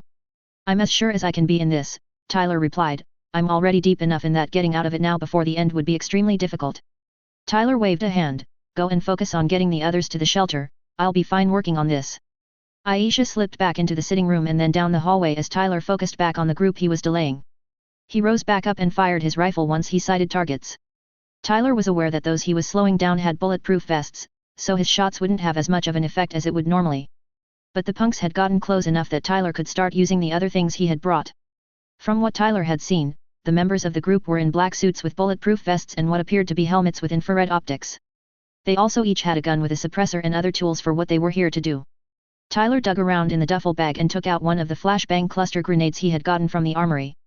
He then pulled the lock pin, rose up a bit to see where he would throw it before he chucked the grenade at the ZAFT group. Tyler had ducked back down by the time the flashbang deployed and went off. The light should blind those approaching for a moment, and Tyler would take that. Once the flash happened, Tyler sprung back up and took aim and fired his rifle. He used the last few rounds the rifle had, not missing one shot with the rifle even if the hits weren't disabling as Tyler would have liked. He'd been slowing them down, but they were also taking more time than Tyler wanted them to. The blackout he'd called for was only going to last around an hour before it was lifted. Tyler needed to have this done and wrapped up before that hour was up. The ZAFT group's caution had been a good sign at first, but now it was drawing this situation out more than Tyler could afford. Tyler cast aside the rifle and dug around in his goodie bag, bringing out an assault rifle and a fragmentation grenade. Yet, before Tyler could glance over the barricade and aim his grenade, something came over onto the balcony. Tyler's gaze snapped to the object that had come onto the balcony, and then reacted. The object was a grenade, which was very bad for Tyler, so he rushed to it, grabbed the grenade and chucked it to his left as hard as he could. The explosive went off and Tyler heard glass shattering below him. Tyler moved back to where he'd been and chucked his own grenade at the punks before he readied himself to pop up and start shooting at them. The grenade detonated before Tyler sprung up and began firing bursts from his assault rifle at the ZAFT group. At the same time, the ZAFT group had been getting closer to the building where the target was located. The approach had been anything but smooth or simple. The mines had been bad enough, but they could be avoided on the beach. The mines that came after those further along the approach were more problematic. One in the group had been injured by the mines already. And the mines seemed to be set off remotely somehow. That suggested whoever was delaying them had sensors somewhere to see where they were in relation to the mines. The mines hadn't stopped the forward progress, but it had certainly hindered it. That wouldn't change the mission the group was here to accomplish. Their target was to be eliminated with the least amount of traceable evidence left once done. However, the elimination of the target was non-negotiable, it was the bare minimum for the mission. The issue with the delay and hindrance they were being forced to experience was it would complicate the mission's chances of success. The longer it took to reach the target, the more likely they would get to a place it would be harder to reach, if not escape. Intel said there was supposed to be a bunker of some sort at the place for those in the building to retreat to. If the target got to that bunker before being reached, it would make things harder and take longer. It wouldn't be a failure per se, but it would just require heavier and more powerful equipment to deal with and get to the target for elimination.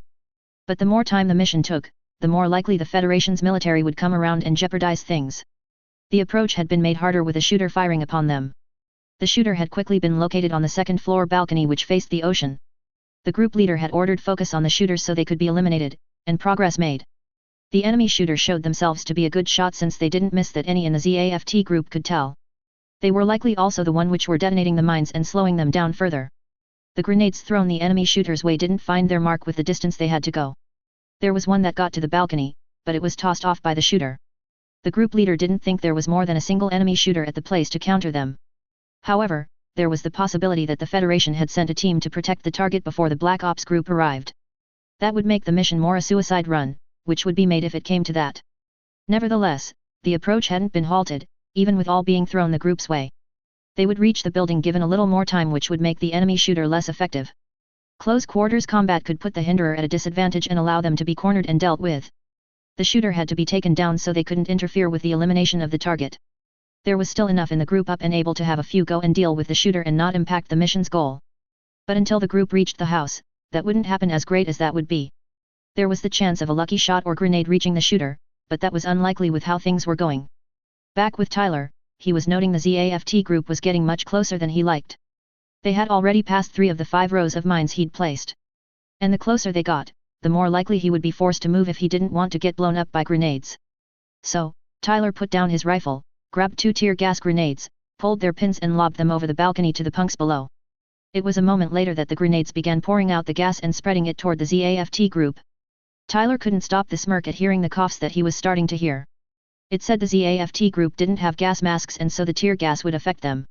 Tyler popped back up and fired his assault rifle until his second clip which he'd inserted was empty. Then Tyler began emptying his duffel bag of the grenades, pulling pins and chucking them over the balcony at his opponents one after another.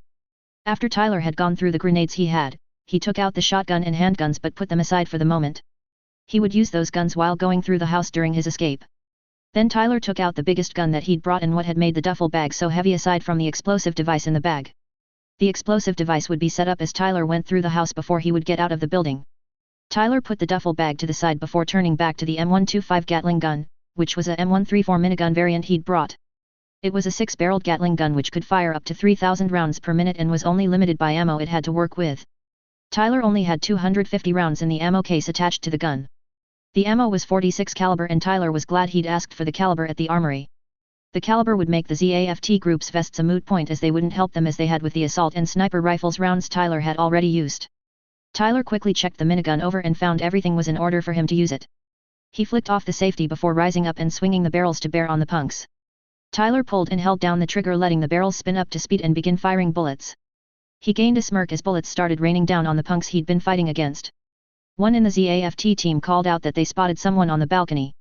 The leader assumed the figure was the enemy shooter that had been hindering them. However, when the leader looked at the balcony, his eyes went wide as his visor showed what appeared to be a Gatling gun in the shooter's possession. As the Gatling gun's barrels began spinning, the leader shouted to take cover. The rain of bullets forced the ZAFT group to dive and roll out of the way of the storm of bullets sent at them. Some didn't make it out of the storm of bullets from the Gatling gun, instead mowed down by the bullets. Their bulletproof vests didn't help them as the bullets ripped straight through them. The buzzing sound of the Gatling gun quickly made any attempt to communicate with one another unfeasible. At the same time, Andrew and Kira had met up with the rest that were making their way toward the shelter's entrance. The two had been checking rooms as they went to make sure no one got left behind and in harm's way. Aisha joined that task shortly after it started, which sped along the process. They reached the main group that was almost to the shelter's entrance. Andrew and Aisha were relieved to see all of the orphanage's inhabitants were there. They hadn't met any others along the way, meaning that Tyler was keeping the attackers from getting into the orphanage so far. They hadn't missed the increased sounds of gunfire being exchanged, nor the explosions occurring. Kira was glad to see everyone was alright and together right now. It meant that they were safe for the moment and would reach the shelter shortly. The armored shelter should protect them from whoever Tyler was fighting. However, that worried Kira since his friend was still putting his life on the line by fighting against whoever was outside. Tyler was doing that alone, likely against a large group, which was a harsh situation for him to be in. While Kira appreciated Tyler's willingness to go above and beyond for those he cared about, he didn't like it was necessary in his eyes. Mr. Waltfeld's reassurances about Tyler being okay and buying them time hadn't lessened his worries about Tyler. Kira had half a mind to go back and help Tyler get to the shelter with the rest so his life wouldn't be in danger. He even turned a bit so he could do just that, but was stopped by Miss Aisha. Kira looked at her and found her shaking her head. Going back for Tyler wouldn't end well, Kira, she said. You would likely be hurt if not killed trying to get to him. Tyler assured me he would find his own way out of the house when the time came. On the other hand, Mura was glad to see the others joining up with them. She had been forced to fight an individual along the way. The individual had been dressed in what she knew special operations forces tended to. Mura had gotten a lucky shot and disabled the individual after a bit. But that bit had told her she had been going against a coordinator, no doubts about that. Their group needed to reach the shelter as quickly as possible as she wouldn't be able to fend off multiple trained coordinators attacking them. Tyler was doing an amazing job keeping them mostly back, Mura wouldn't deny that. But he would have his own problems soon enough, so wouldn't be able to help them more than he already was. She would have said they all needed to get moving, but a sound stopped her doing so. That sound was a loud buzzing with an underlying of gunfire, and Mura only knew one type of weapon that could put off that sound. But that Tyler had brought such a weapon with him was crazy and shouldn't have fit in the duffel bag he had. That sound, Mura uttered in growing shock. Does Tyler have a Gatling gun? Andrew had seen the hints that Tyler had done prep work for what he was working on right now. The kid had placed mines for those approaching, and that to Andrew showed how dedicated to stopping them Tyler was. What Aisha had whispered to him that she'd seen when checking on Tyler only further reinforced the point. So, at this time, Andrew wouldn't be surprised at any weapon Tyler could have brought to work with. Heck, for all they knew, Tyler could have a mobile suit ready and waiting to be used to counter the group trying to get to the orphanage. Andrew applauded Tyler for the lengths he would go for those he cared about. It was something else he would admit. But seeing the idea with his own eyes just made it all that much more incredible to comprehend. Andrew snorted. At this point, with what we've seen with Tyler's prep work, I'm no longer surprised with anything Tyler is working with. The kid came knowing he would be fighting hard to repel others who would be determined to reach the orphanage, do whatever they are here to do. Andrew motioned for the group to hurry forward and get to the shelter. The group rounded a corner and came to the entrance of the shelter. The children were shooed inside by the adults, followed by them. Andrew and Aisha were the last ones to move into the shelter before locking the entrance. The armored doors shut and the controls on the outside moved to be behind a panel to prevent access to them. Andrew glanced around before sighing. We managed to get everyone to the shelter while Tyler bought us time, he remarked. That is better than the alternative. Mura collapsed to the ground as the stress on her shoulders lessened with the orphanage's inhabitants safe in the shelter. She still couldn't explain why coordinators had come here to the orphanage, but it didn't matter. If Tyler hadn't been there to slow the majority of them down, they would all be in direr straits than they were right now. Mura wouldn't doubt Tyler would manage to get out alive like he always seemed to be able to do. He survived a mobile suit detonation during the war when almost none did. So, Mura imagined that Tyler would pull off an escape somehow against those assaulting the orphanage. Those attacking us are coordinators, she stated, having recognized how outclassed she had been with just one-on-one. That doesn't make sense, but I can say that is the truth without any reservations. Andrew didn't doubt what Mura had said about those assaulting the orphanage being coordinators. The Alliance would unlikely be trying to be stealthy about whatever this situation was about. And Andrew was starting to suspect that the group Tyler was fighting was here to kill somebody specific. They would probably kill all at the orphanage if given the chance, but Andrew would bet that wasn't the main goal. And with Tyler fighting like he was, Andrew would be surprised if those coming were novices in any way. No, it was more likely they were some type of special forces unit were Andrew to guess. I don't doubt that, Muru, Andrew remarked. In fact, I would be shocked if the group wasn't a special forces type unit. That's what I feel it would take to put Tyler in the mess he's fighting against. Kira was in shock at hearing what Mr. Waltfeld said. For some, to send highly trained soldiers to the orphanage didn't make sense to him. There was no reason he could think of other than doing harm which would call for such a thing. But who would send special forces here, Kira questioned. That doesn't make sense at all. With those assaulting the orphanage being coordinators, it implied that ZAFT had sent them. Andrew couldn't say the target such would be sent out to take care of that lived around the orphanage. Andrew and Aisha were traitors to ZAFT from the last war, so they could be the ones the group was after. However, that was unlikely as special forces wouldn't be wasted on traitors like them. That would leave the most likely target being either Kira or Lakis. Kira was a dangerous pilot for any to go against, and that was before him being a Gundam pilot was taken into account. But Andrew was leaning heavily towards Lakis, being the target the group was after. She had influence others didn't around the plans, which some didn't like. Yet, there was more benefit as far as Andrew was about to think of keeping Lakis alive and capturing her than killing her. That was the part Andrew couldn't figure out about the situation. Tyler probably knew more than they did and could shed a light on this later. The Alliance wouldn't use coordinators to do this, nor would they be stealthy in what is going on, Andrew stated. That leaves ZAFT as the likely senders for this group Tyler's fighting against. Kira couldn't wrap his head around ZAFT sending soldiers to the orphanage. They had no reason to, and they shouldn't know Lakis was here anyway. Wait, they're from the ZAFT organization, Kira uttered. Mr. Waltfeld nodded in response, which didn't comfort him at all. But why would ZAFT attack any of us? Kira questioned. They have no reason to do so. Andrew looked at Lakis, who was currently comforting the crying kids. If I were to guess, the group is here to assassinate someone. The style and determination they are showing says that to me. And I feel that their target would be, he trailed off, gesturing at Lakis without saying her name. However, that is just my opinion based on what we know right now. Perhaps Tyler might know more about why this group is here for the task, though I would imagine this situation was the reason Tyler popped up out of nowhere. Back with Tyler, when the Gatling gun ran out of rounds, he dropped the gun and ducked down again.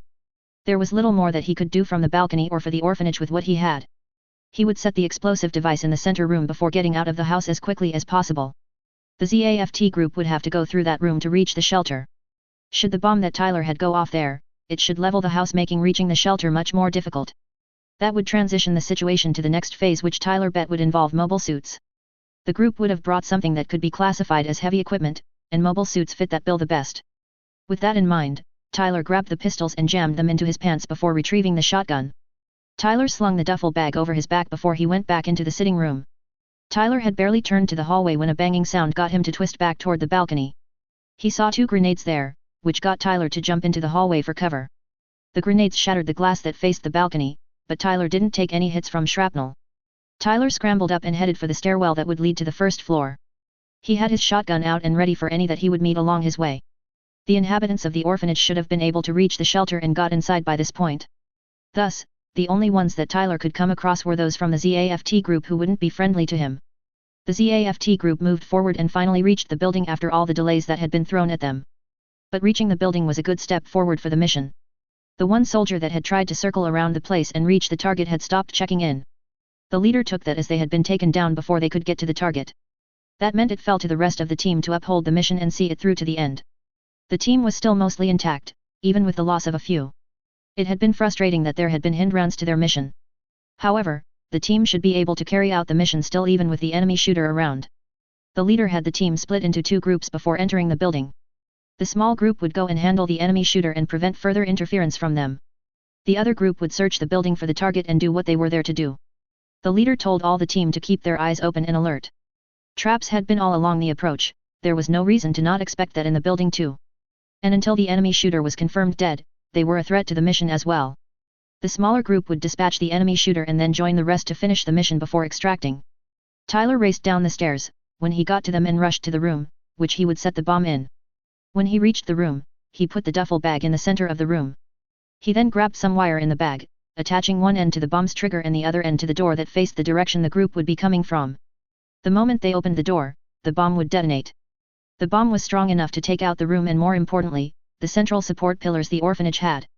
If the pillars were compromised, then the weight of the second and third floors would have them crash down and collapse the orphanage. That would put more in between the ZAFT group and the shelter they would have to take time to work through. There was also hope that the bomb would take a few of the punks with it when it went off. Once Tyler had the bomb set up to go off when the door was opened, he left the room heading toward the kitchen.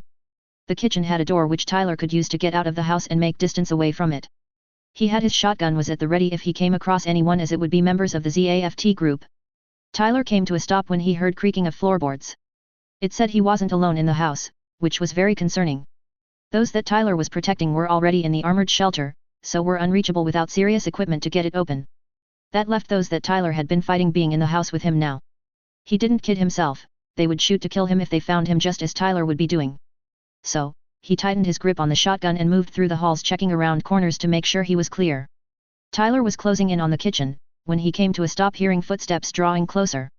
He plastered himself to the wall and approached the corner where the corridors met and listened. From what Tyler could tell, there were at least 3 coming in his direction. He'd expected some of the ZAFT group to try and hunt him down when they got the chance. Tyler had been making their job hell, he didn't expect that to be waved off. Yet, it made his escape path a harder one to get down. Tyler would manage the point, it just would be harder and potential get a mark or 2 in the process. He shuffled to the corner and prepared to peek around to see where the ZAFT soldiers were and how close they could be. The smaller group of the ZAFT team had been searching for the enemy shooter. The house was quiet, saying the mission target very likely had reached the bunker the building was connected to. The rest would be working on finding the target while the smaller group would dispatch the shooter. There hadn't been signs of traps yet, but the 3 were keeping their eyes open for anything out of the ordinary. Finding nothing as they searched was putting the 3 on edge, since that was the opposite of what they had been facing with the approach. The enemy shooter had been hindering the ZAFT team at essentially every turn, there was no reason for that to change inside the building. So, the 3 ZAFT soldiers were actively scanning in front of them as they kept going. Tyler heard the footsteps coming closer to him. He took a breath and peeked around the corner to get a view of those stalking him. He found 3 soldiers coming down the far side of the corridor toward him. That was all Tyler got to see before he was noticed, and the 3 raised their guns and began firing in Tyler's direction. He pulled back and watched as the bullets struck the wall across from him. Tyler knew his situation was bad, but it was getting harder as time was moving forward. The 3 ZAFT soldiers had automatic weapons, Tyler had a shotgun. Sure, Tyler's gun had more power per shot, but his opponents could pump out more bullets than Tyler could. And right now, the rate of fire had the advantage over power per shot. Tyler knew that, even if he didn't like the fact. Nevertheless, if Tyler could get an opening, he could get a shot or 2 off at those shooting him and throw them off. Heck, Tyler could get lucky and hit one of the 3, helping his odds go up a bit, which he wouldn't complain about. So, Tyler waited for the opening he needed, likely would be the 3 reloading. The opening came a long moment later, which Tyler went into action. He whipped around the corner, raising his shotgun as he did so. Tyler fired his gun, the first shot struck one of the soldiers in the vest. Tyler reloaded and aimed again and nailed one of them in the arm. He was then forced back behind the corner as bullets started coming his way again. Tyler knew he couldn't wait for all that long, as the bomb was primed to go off when the trigger was pulled. He risked dying if he didn't get moving, which was higher than the injuries he would likely get being more aggressive. Tyler whipped around the corner again and unloaded 2 more shots, which left him with 3 rounds left to use in the shotgun. The first shot missed, but the second shot got one of the soldiers to crumple to the floor. Tyler drew back behind the corner and prepared to sprint across the corridor while the bullets continued to fly at him. He rushed forward, pointing his gun at those still firing at him, and fired his last 3 rounds. One of the rounds hit a vest, while another struck the wall behind the 2 and the other missed. However, Tyler felt a stinging on the back of his left arm before he reached the other side of the hallway intersection. He didn't stop, just kept sprinting toward the kitchen where he would find cover to work with for a bit. He dropped the shotgun as it was out of ammo to work with, so wouldn't help him. Tyler heard footfalls behind him, saying the 2 soldiers were taking up chasing him. He'd expected that to be the case, but the counters in the kitchen should provide some cover for Tyler to work with. Tyler rushed into the kitchen and was heading for the counter. He didn't stop, he jumped and slid across the counter before dropping behind it. Tyler measured and slowed his breathing so it wouldn't be heard and say where he was. He glanced down at his left arm and found a bullet had nicked it and created a small gash that was bleeding. There was little that Tyler could do about the gash for the moment until he had the 2 chasing him dealt with. He took out the pistol and magnum he had, readying himself for the 2 to come to him. If the guns weren't enough, the kitchen had plenty of sharp and pointy things to use in stabbing and slicing motions. Yes, Tyler would fight with knives and other kitchen utensils against the soldiers the best he could, and prove kitchen tools could be used as weapons too when needed. The 2 ZAFT soldiers had followed the enemy shooter after they had crossed the intersection. They had lost a comrade who had been shot by the shotgun the enemy shooter had with them. It was still their task to take down the shooter, so they couldn't interfere further in exterminating the target the mission had stated. All they needed to do was corner the shooter and then kill them before joining the rest of the team. While they chased the shooter, the 2 spotted the shotgun in the hallway. It said the shooter wouldn't be using that, but it didn't mean the enemy shooter didn't have other guns to work with. The 2 were still trying to be cautious, as the shooter had proven they were deadly if underestimated. Tyler heard the footsteps drawing closer and then come to a stop in the kitchen. Tyler steeled himself, waiting for the soldiers to come to him so he could spring into action. The 2 sets of footsteps helped Tyler know the 2 were separating and searching the kitchen. The closest set of footsteps was coming from Tyler's right, so he put down the magnum without a sound to have a free hand. The moment Tyler saw a leg, he shot forward and grabbed the ankle, wrenching the soldier's leg out from under them. The soldier fell to the floor with their leg pulled out from under them. Tyler shoved his pistol into the knee of the leg he'd pulled down and pulled the trigger. The soldier reacted by clenching muscles after having a bullet put in their knee. Tyler whipped his pistol up and aimed it at the soldier's face and pulled the trigger again and again. Tyler dropped the pistol and twisted around, grabbing the magnum as he went.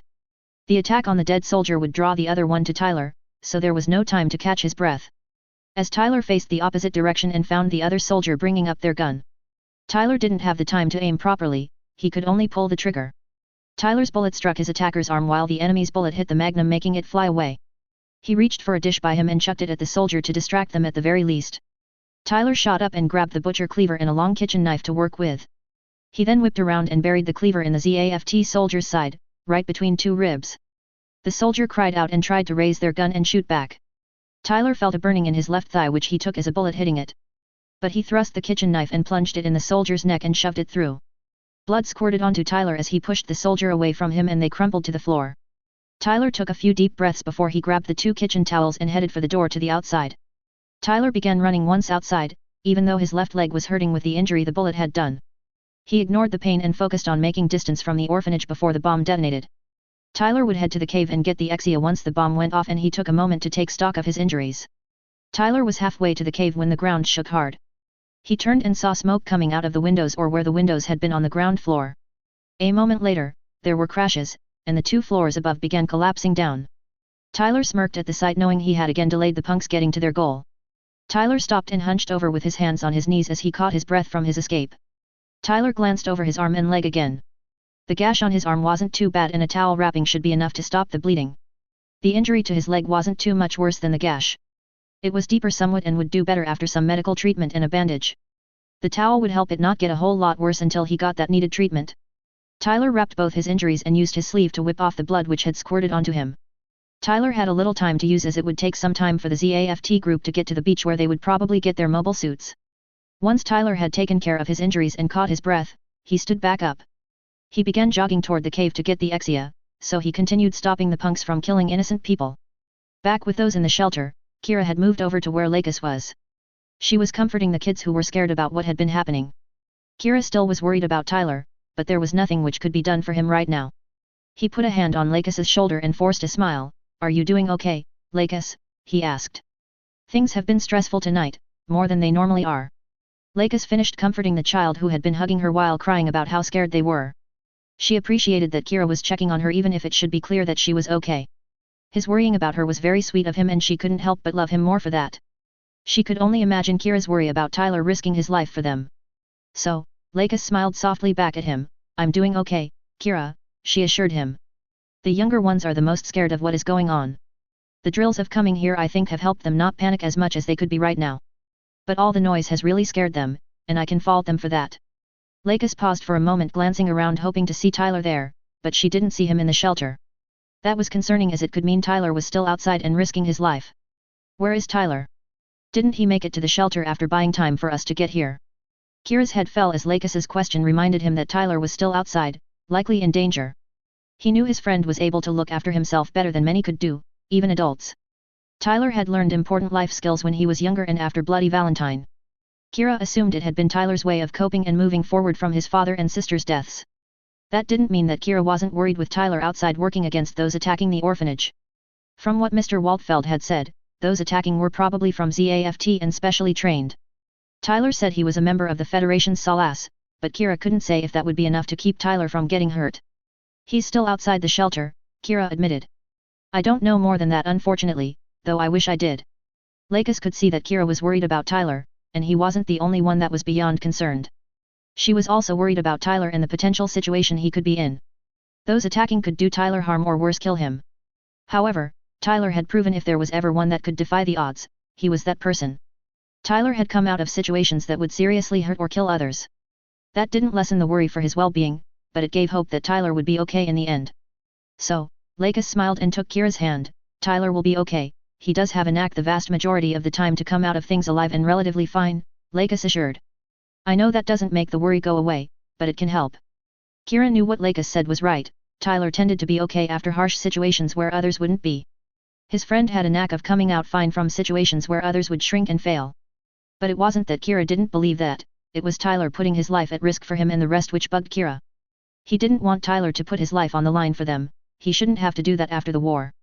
Sure, there had been conflict building, but that wasn't a war, at least not yet.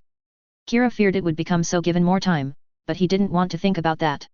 I know Ty will manage as he normally does, Kira said. But I don't like him risking his life for us. Lakis knew how Kira felt with Tyler risking his life for them. She didn't like the point any more than Kira did. However, it was how Tyler showed he cared about them, and she didn't want to deny that. Instead, she felt that having faith in Tyler was the best way to thank him for what he was doing. I don't like him doing so either and wish it wasn't necessary, Lakis returned. But have faith in him and that he will come back to us okay. Lakis would have said more, but then the shelter shook harder than the thuds from earlier. Most in the shelter were glancing around worried that the armor plating could have been breached. Andrew didn't see any sign the shelter was compromised from what shook it. However, there was crashing sounds outside of the shelter which sounded like things collapsing. It made Andrew curious if Tyler had some sort of bomb with him in that duffel bag he'd had with him. It wouldn't be a surprise if the kid did and had just used it. If true, and the bomb was powerful enough and placed right, it could have the orphanage collapse on itself. Andrew glanced at Aisha. Did you get a look in that duffel bag of Tyler's when you check up on him? He questioned. I'm starting to wonder if Tyler had an explosive device or a bomb of some sort in there. Aisha hadn't gotten a view of the inside of Tyler's bag, though she had tried. There had just not been the time to get a good view with Tyler being shot at. He'd had guns and grenades, that was as much as Aisha had understood. There could have been explosives and slash or a bomb for all Aisha knew, and she just didn't see it. So, she shrugged, I didn't get a good look at the contents of the bag, sorry to say, Aisha replied. There could very well been such a thing in that duffel bag for all we know. Tyler had guns and grenades, so a high-grade explosive wouldn't be all that shocking. Meanwhile, Tyler had gotten to the fissure that would lead into the cave the Exia was hidden in. Getting through the fissure was not pleasant with the injuries he was ignoring, but Tyler managed it. He made his way down to the Exia and took a moment to catch his breath again before he had the cockpit open for him. Tyler climbed into the Exia and settled into the seat before he had the hatch close. He then activated the suit's OS, focusing on what was ahead for him. Tyler disengaged the GN repose mode for the reactor and had it start putting out particles for him to use. The particles quickly flowed through the Exia and helped with the system checks that the OS was doing. Tyler considered a general plan to work with to go against the ZAFT group and stop them once and for all in this.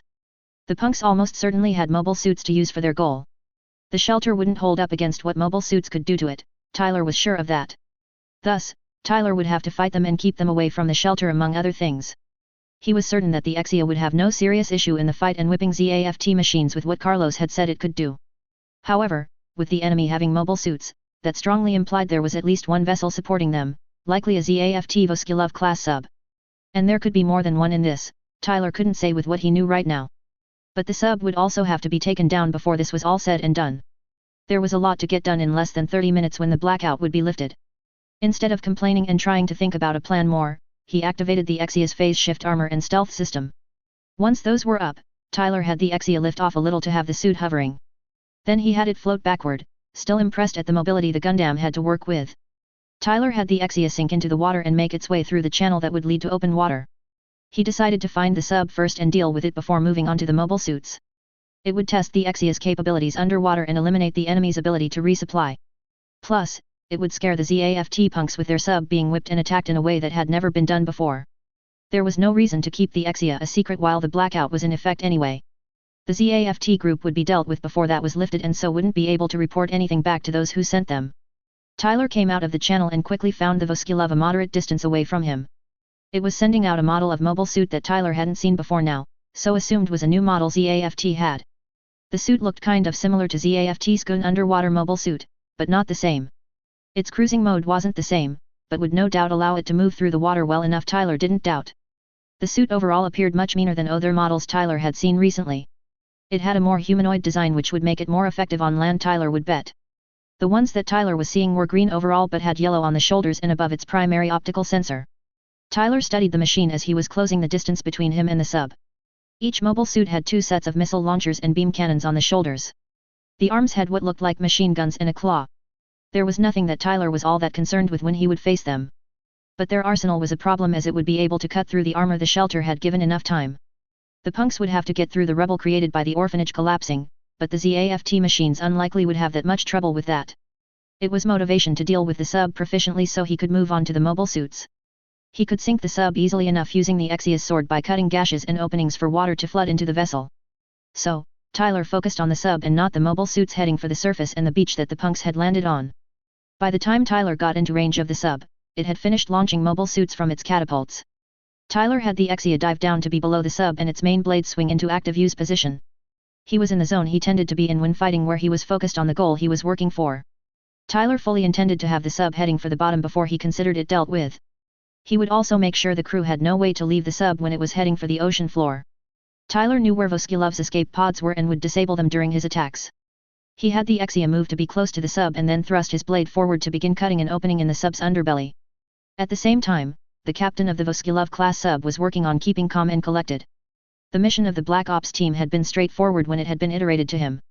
They were to get in, take out their target, clean up and then extract as proficiently as possible. The mission was in Federation territory, that came with its own set of risks and problems. Should the Federation find out ZAFT was doing things they shouldn't in their territory, there would be hell to pay.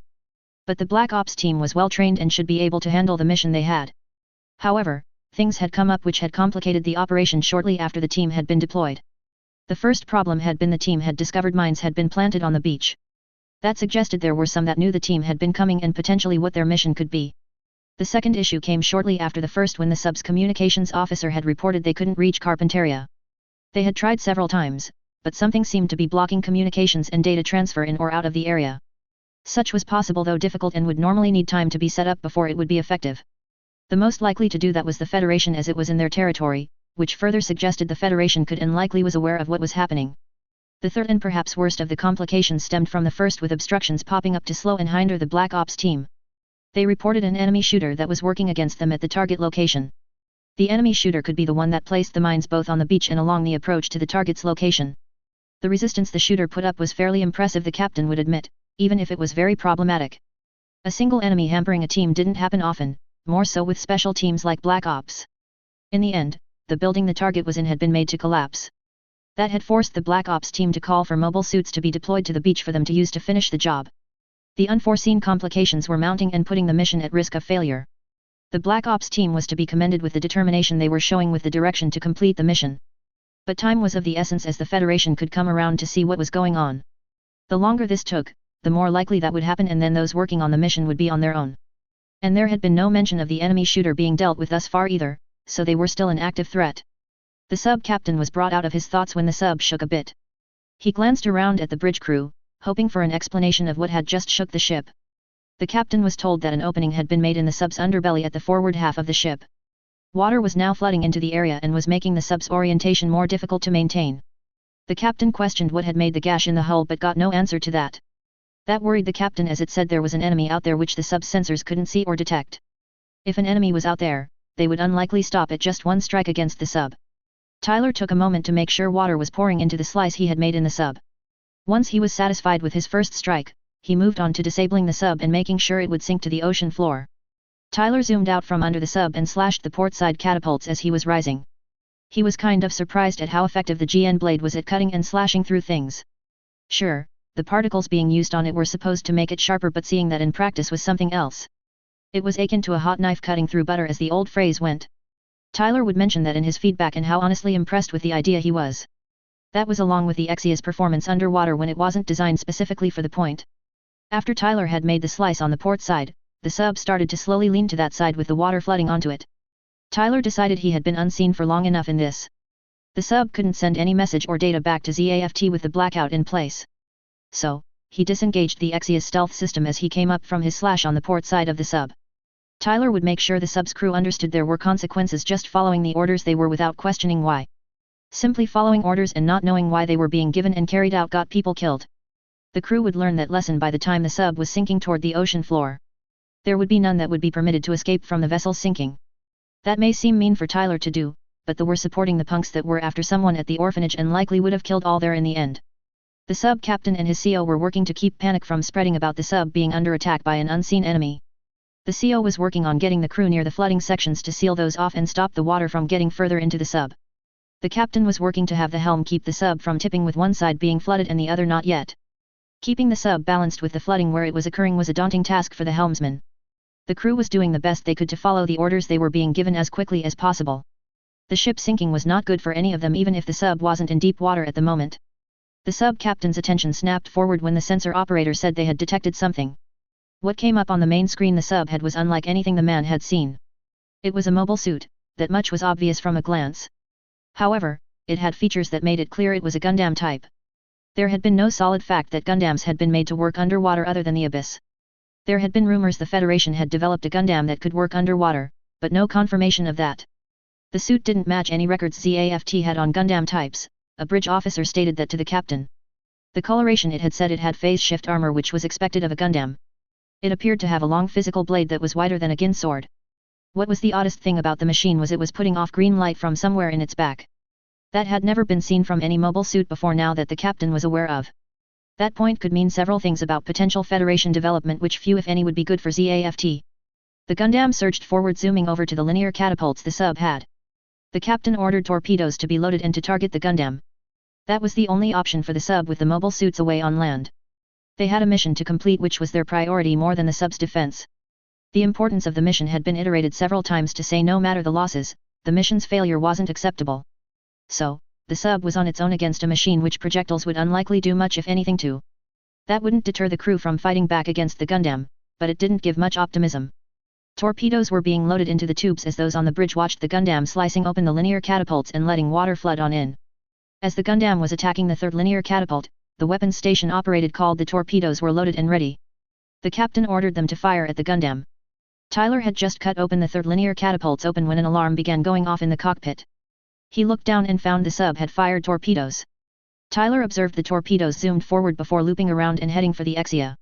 He could avoid them, but that would be a missed opportunity which he'd been asked to do while testing the Exia. Tyler had been asked to test the E-carbon armor plate while he was using the Exia, and the torpedoes would do that just fine. So, Tyler didn't move the Exia out of the path of the torpedoes, instead facing them and waiting for them to hit.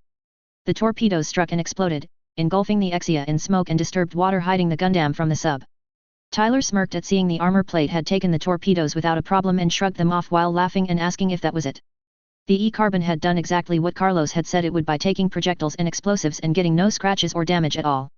Tyler had the Exia swing its sword to clear the water and smoke hiding the Gundam so the sub crew could see they had done nothing. It had been confirmed that the Gundam had been hit by the torpedoes, smoke, and chaotic water hiding it said that. The captain and the CO waited with bated breath to see if the torpedoes had done what they hoped they had. What seemed a long moment later, the water and smoke was swept aside revealing the Gundam. Many on the bridge paled at seeing the Gundam appeared unharmed and really no sign the torpedoes had done anything. There hadn't even been any sight of sparks which phase shift armor put off when dispersing projectile damage. The torpedoes doing nothing essentially meant the sub had no chance at fending off the Gundam, let alone defeating it. The sub was at the Gundam's mercy which it hadn't shown any of that and would unlikely do that now. With the communications issue prevented any chance to get information on the Gundam to Allies so they could know about it. The captain considered for a moment ordering the crew to abandon ship so perhaps some might survive.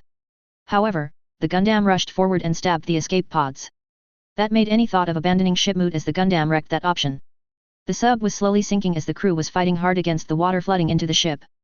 The Gundam had made sure the sub and all its crew would sink to the ocean floor and die. One of the bridge officers reported the Gundam was attacking the engines, making the sub unable to even try to get to shallow water. Tyler damaged the sub's engines so it couldn't make a break for shallow water in hopes to save its crew.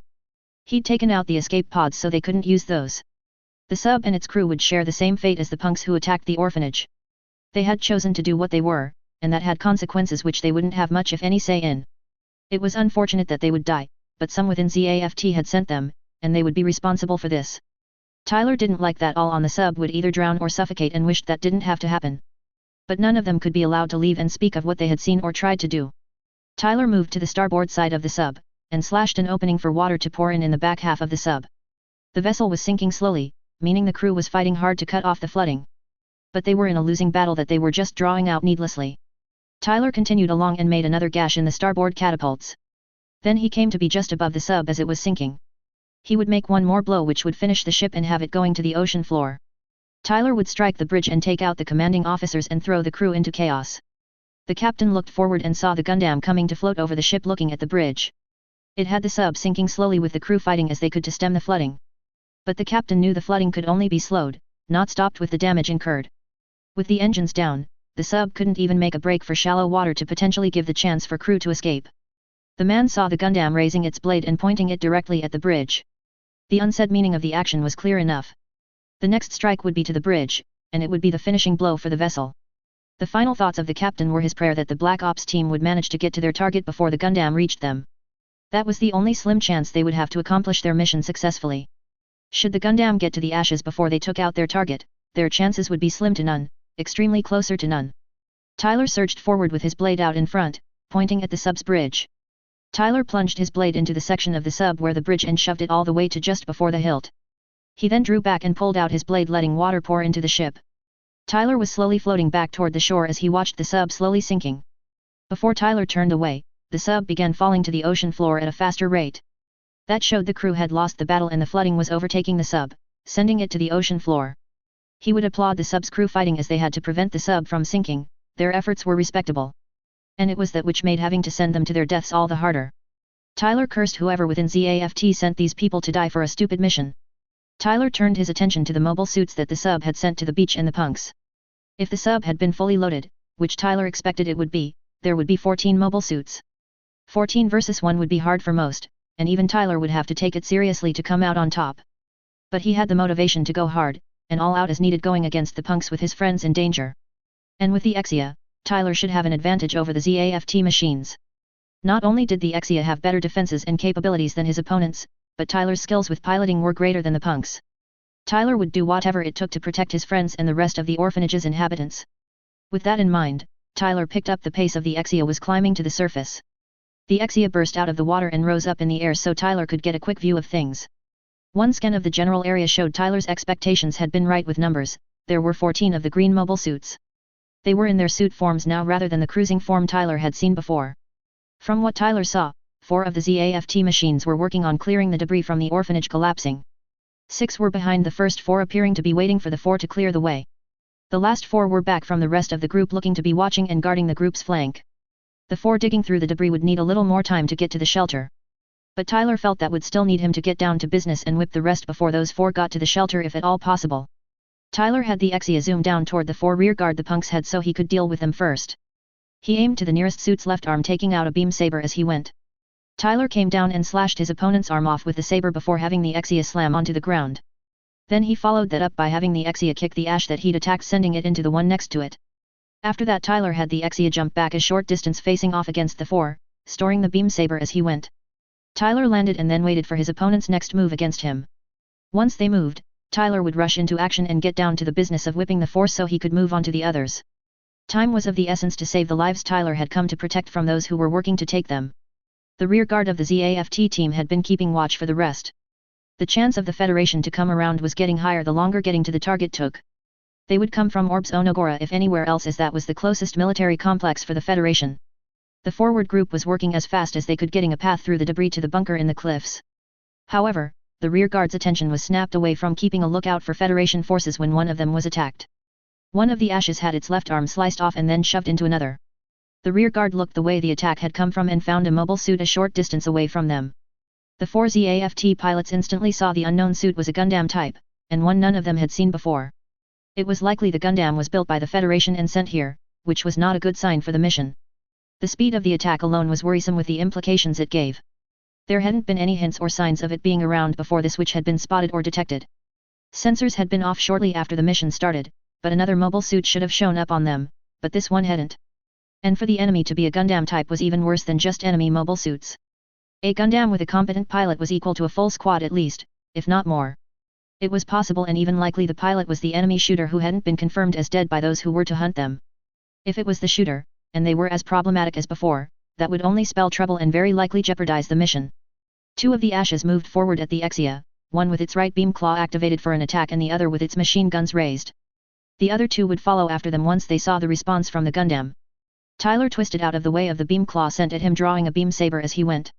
The other that had come at him began firing their machine guns at him, which the armor plate was stopping any damage being done to the Exia. Tyler evaded the claw before slashing upward and cutting off the arm. Then he followed that up by using the Exia's right hand to punch the ash in the optics, forcing the enemy machine back.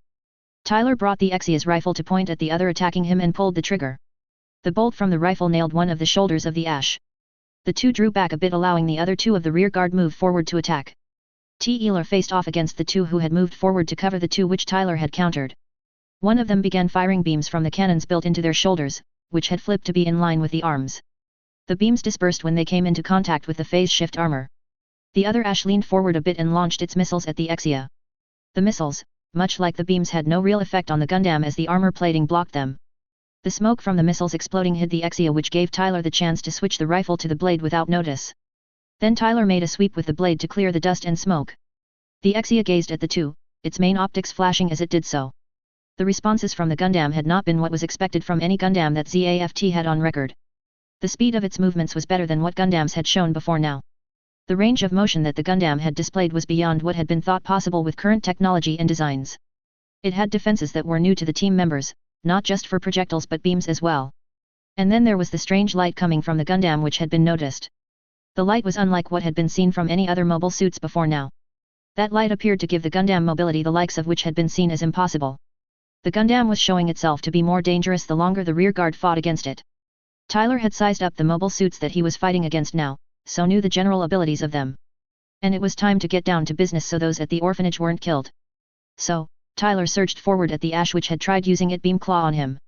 He set his blade so he could do a near horizontal slice into the enemy mobile suit. Tyler also had particles go to the blade to sharpen it before its use in the attack. The Ash raised its remaining arm and activated its beam claw. Tyler rushed forward, closing the rest of the distance separating the Exia and its opponent. He then swung the blade at the suit and felt some resistance as the blade hit and cut into the Ash, but not a great deal. There was a whine as the blade sliced through the Ash cleanly from one side to the other, cleaving it in half. The rear guard was forced to pause as their colleague's machine to be cleaved in half, and the Ash detonated shortly after that. The suit had been destroyed with one attack from the Gundam's large blade. The blade seemed to have no issue going against laminated armor. If anything, the blade appeared to not be stopped by the laminated armor much at all. For a Gundam to have a weapon that could cleave a suit in two was more than concerning. And the move showed the Gundam had a competent pilot, if not better. That would make dealing with the Gundam far more troublesome for the rear guard and the rest. And the Gundam would no doubt fight to disrupt the mission and make it fail if it could. After cleaving one enemy mobile suit, Tyler whipped around and rushed at the other, taking out a beam saber as he went. The Ash was firing its machine guns at the Exia as Tyler was rushing at it, though Tyler didn't let that slow him down. Tyler plunged the saber into the suit's optics before shoving the suit back from him. Tyler put the saber away and had the GN blade fold to its stored position before pointing the Exia's arms forward and had the Vulcans pop up for use. He had the Vulcans begin unloading rapid bolts at the Ash he'd just blinded. The peppering shots didn't immediately penetrate the suit's armor, but it was denting it and warping the armor, weakening it. It was a moment later those shots from the Vulcans began ripping through the armor and getting into the suit's circuitry. After enough damage was done to the Ash, Tyler stopped the Vulcans and stepped back before the enemy machine detonated. The two remaining rear guards stepped back a bit after seeing the Gundam take down their companions. One of them moved to get to the rest and tell them about the Gundam as communications were spotty right now. The one who stayed behind would do what they could to slow the Gundam down. The task would be seriously risky, maybe even lethal, but the mission's success was more important than how many survived it. The Gundam had the potential of taking down all of the Ashes given enough time to do so. Accomplishing the mission was the top priority even if lives had to be sacrificed to do it. Tyler drew out two beam sabers as the Ash charged at him. He had the Exia squat down to avoid the swipe by the beam claw. Then Tyler ignited his beam sabers and slashed forward, slicing the Ash's legs off at the knees. Tyler didn't stop there, he whipped around to be behind the enemy machine and slashed downward, taking off the arms. Tyler followed that up by twisting around to be in front of the Ash and plunged his sabers into the optics and the cockpit. He pulled out the sabers and stored them before jumping back from the enemy unit before it exploded. Tyler shifted his attention to the other punks that were closer to the ruins of the orphanage. With the rest of the ZAFT Black Ops team, they were around halfway through the debris of the building. Getting to the target was progressing, though it would be nicer if it was moving faster. The mission had already been delayed more than it should have been. The team had to catch up and pick up the pace the best they could. The mission needed to be completed as soon as possible regardless of how it was done in the end. That they needed to use mobile suits to get things going in the right direction was unfortunate. It would leave potential evidence that the Federation could try and use to trace this back to ZAFT. However, things took another turn which hadn't been planned for, nor was it helpful to the goal of the mission. That change came with one of the rear guards coming up to where the rest were working on getting to the target. From what they said, an unknown mobile suit had appeared out of nowhere and had caused issues. An enemy mobile suit popping up at a critical time where the window to reach the target was closing was extremely bad. If that wasn't bad enough to put the mission at risk, the rearguard member said the enemy unit was a Gundam. An enemy Gundam appearing seriously jeopardized the mission and could thwart it completely. And apparently half of the rearguard had been eliminated and the third member was likely to soon follow the other two. The other things that were said about the Gundam only added to the problem it would no doubt become. It sounded like it was a newly developed Federation Gundam with technology that hadn't been seen before by ZAFT or the Alliance.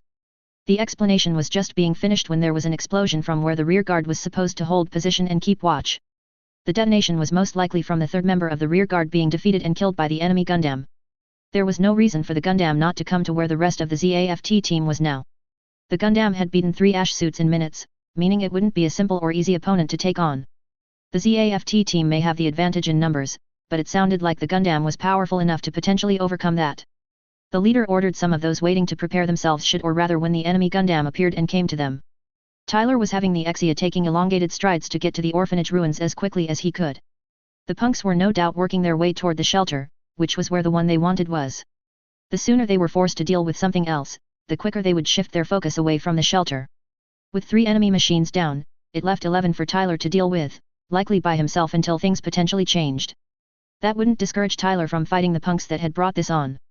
Tyler would do whatever he had to in order to protect his friends and the kids. He'd already killed a few, his shirt was stained with the blood of one of those. Tyler had sunk a sub with its crew still in it knowing they would die by drowning or running out of air. He'd destroyed 3 enemy mobile suits killing their pilots already. Until this situation came to an end with his friends still alive, Tyler would continue what he was doing. Tyler came into view of the other enemy suits, he didn't waste time instead taking aim at the one ahead of him. He used his rifle to take out one of the enemy's missile launching pods. It would get attention on him and off getting through the debris and that's what Tyler wanted. Granted, Tyler knew he needed to keep himself from being surrounded. That was the possible way that the enemy group could potentially push Tyler back. He'd seen that they were determined and getting desperate to get to their target by any means necessary. That would include destroying the shelter outright if that was the way they achieved their goal. Tyler had known it would probably be a long night for him, but this was getting more frustrating than he'd thought it would get to. Tyler took out a beam saber as he closed the distance, igniting it as he went. He rushed the enemy group slashing at one with the saber, then shooting at one close by the next moment. The ZAFT machines did scatter a bit so they weren't in a tight group which could be attacked more effectively. Tyler pushed hard and aggressively so that he could keep the punks off kilter and have them react and not being proactive. He was using every weapon the Exia had to work with, throwing beam sabers before retrieving them. Tyler would shoot them with the rifle and employed the Vulcans off and on. The sudden appearance of the enemy Gundam didn't give much time to prepare a counterattack. There was further complication as the Gundam struck hard and aggressively, not giving a chance to do much against it. The team lead ordered a few to focus on getting to the target while the rest kept the enemy Gundam busy. The mission's goal was the priority, and failure wasn't an acceptable outcome. Should the majority or even all of them have to give their lives to accomplish the goal and take out the target, then it was a fair sacrifice. The Gundam may be powerful, but if it could be kept from hampering those working on the target, then it wouldn't stop them from completing the mission. At the same time, back in the orphanage's shelter, the inhabitants were still sitting wondering what was going on outside. The explosion which had rocked the shelter had been some time ago had been the loudest sound, but there were still noises from beyond the walls.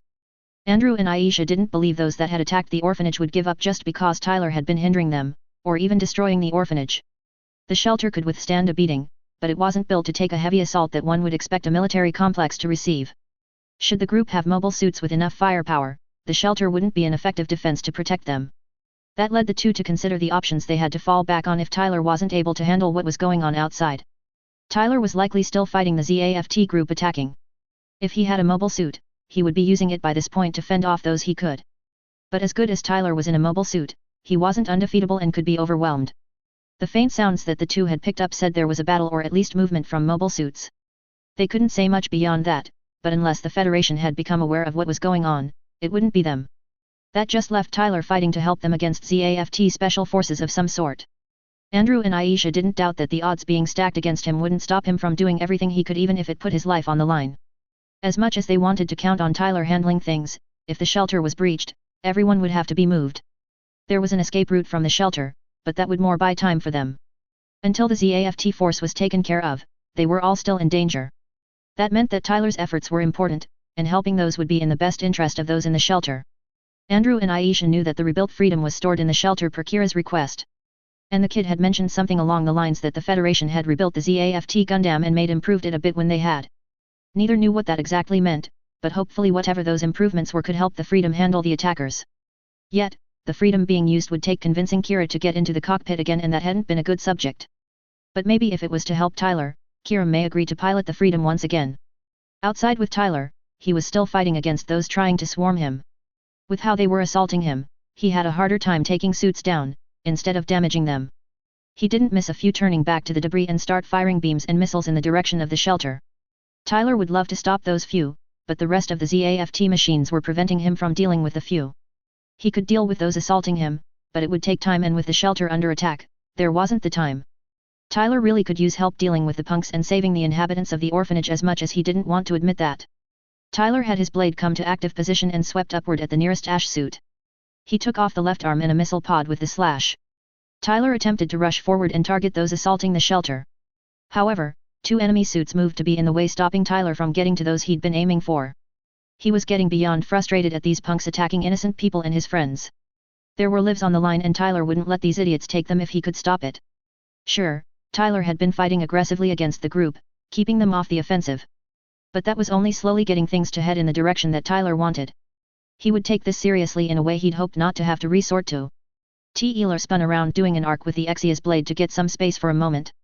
"You punks thought that this was a fight from hell before," Tyler growled. "Then let me drag you to a deeper ring." Tyler felt the onset of his seed mode. His mind cleared and the possible paths of how to change the flow of battle became visible to Tyler. It would still take time, even if less than before, but it was possible now. There was still the risk the shelter would be breached before he could stop that. But that wouldn't stop Tyler from doing his best to protect those here from being killed. Tyler took out a beam saber and had the blade fold and store itself so he could use the rifle, and continued fighting against the group. The shelter shook as the beams and missiles began striking the outside walls. The kids whimpered as there was shaking again, scared about what was going on again. Andrew, Aisha, and Maru directed all there to head deeper into the shelter, into the armored bunker area. Those there rushed through the door to the bunker, with the 3 adults brought up the rear. They had the security door closed behind them and locked. Andrew knew the firepower being used against the shelter would get into the bunker given time. It was clear that Tyler was being occupied by ZAFT forces, so wasn't able to stop the attack on the shelter. He wouldn't blame the kid, he was likely fighting harsh odds and still trying to get to the shelter. Andrew glanced at Aisha, and then to Kira and Lakis. The expression on Andrew's face said that they couldn't avoid asking Kira to take the freedom out and fight. Aisha could understand the unsaid message from Andy, things were going bad. They needed to get everyone besides Kira to the escape tunnel quickly. The bunker wouldn't hold that much longer than the shelter was doing right now. Kira would have to take the freedom out and fight. If he didn't, they would all likely die, Tyler potentially included. The freedom and whatever Tyler was using should be able to handle the ZAFT force. Once that was done, the rest would be safe for a time in which plans could be made. Lakis could see things were going badly for all of them with what was going on. Tyler was outside fighting for them, risking his life in the process. The shelter was under direct assault and would likely be breached soon enough. There was nothing to say the bunker would last all that much longer than the shelter would. Whatever group that had brought Tyler here and them attacking the orphanage was determined. The only reason Lakis could come up with which made sense to her was the group was there to kill someone. And the most probable person to be target that was around the orphanage was Lakis herself. It wouldn't be the first time in her life that there had been an attempt to take her life. The idea had happened a few times before, but others had prevented those from being successful. With that in mind, Lakis approached Mr. Waltfeld and Miss Aisha to confirm what she suspected. "Those attacking right now," Lakis began, "they are after me, aren't they?" Andrew and Aisha gazed at Lakis with worried expressions. It wasn't surprising that Lakis could have figured out the ZAFT force was likely here to kill her.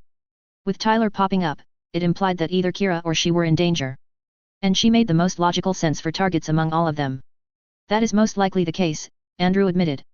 "With Tyler appearing, the probability of you or Kira being a target for assassination is high." Aisha knew that Andy was right with Tyler popping up meaning Kira or Lakis being a target. And right now, Tyler was outside risking his life for them fighting the ZAFT force that was assaulting them. Unfortunately, because of that, Tyler is outside fighting against stacked odds risking his life for us, Aisha added. The best way to change that would be Kira taking the freedom and help Tyler fight off those attacking. But Aisha trailed off. Lakis knew things were bad, but what was being laid out said it was worse than she had feared. She didn't like Tyler risking his life to protect them from harm. And she knew that Kira didn't want to use the freedom to fight and potentially kill others. He didn't want more blood on his hands than the war had already soaked him in.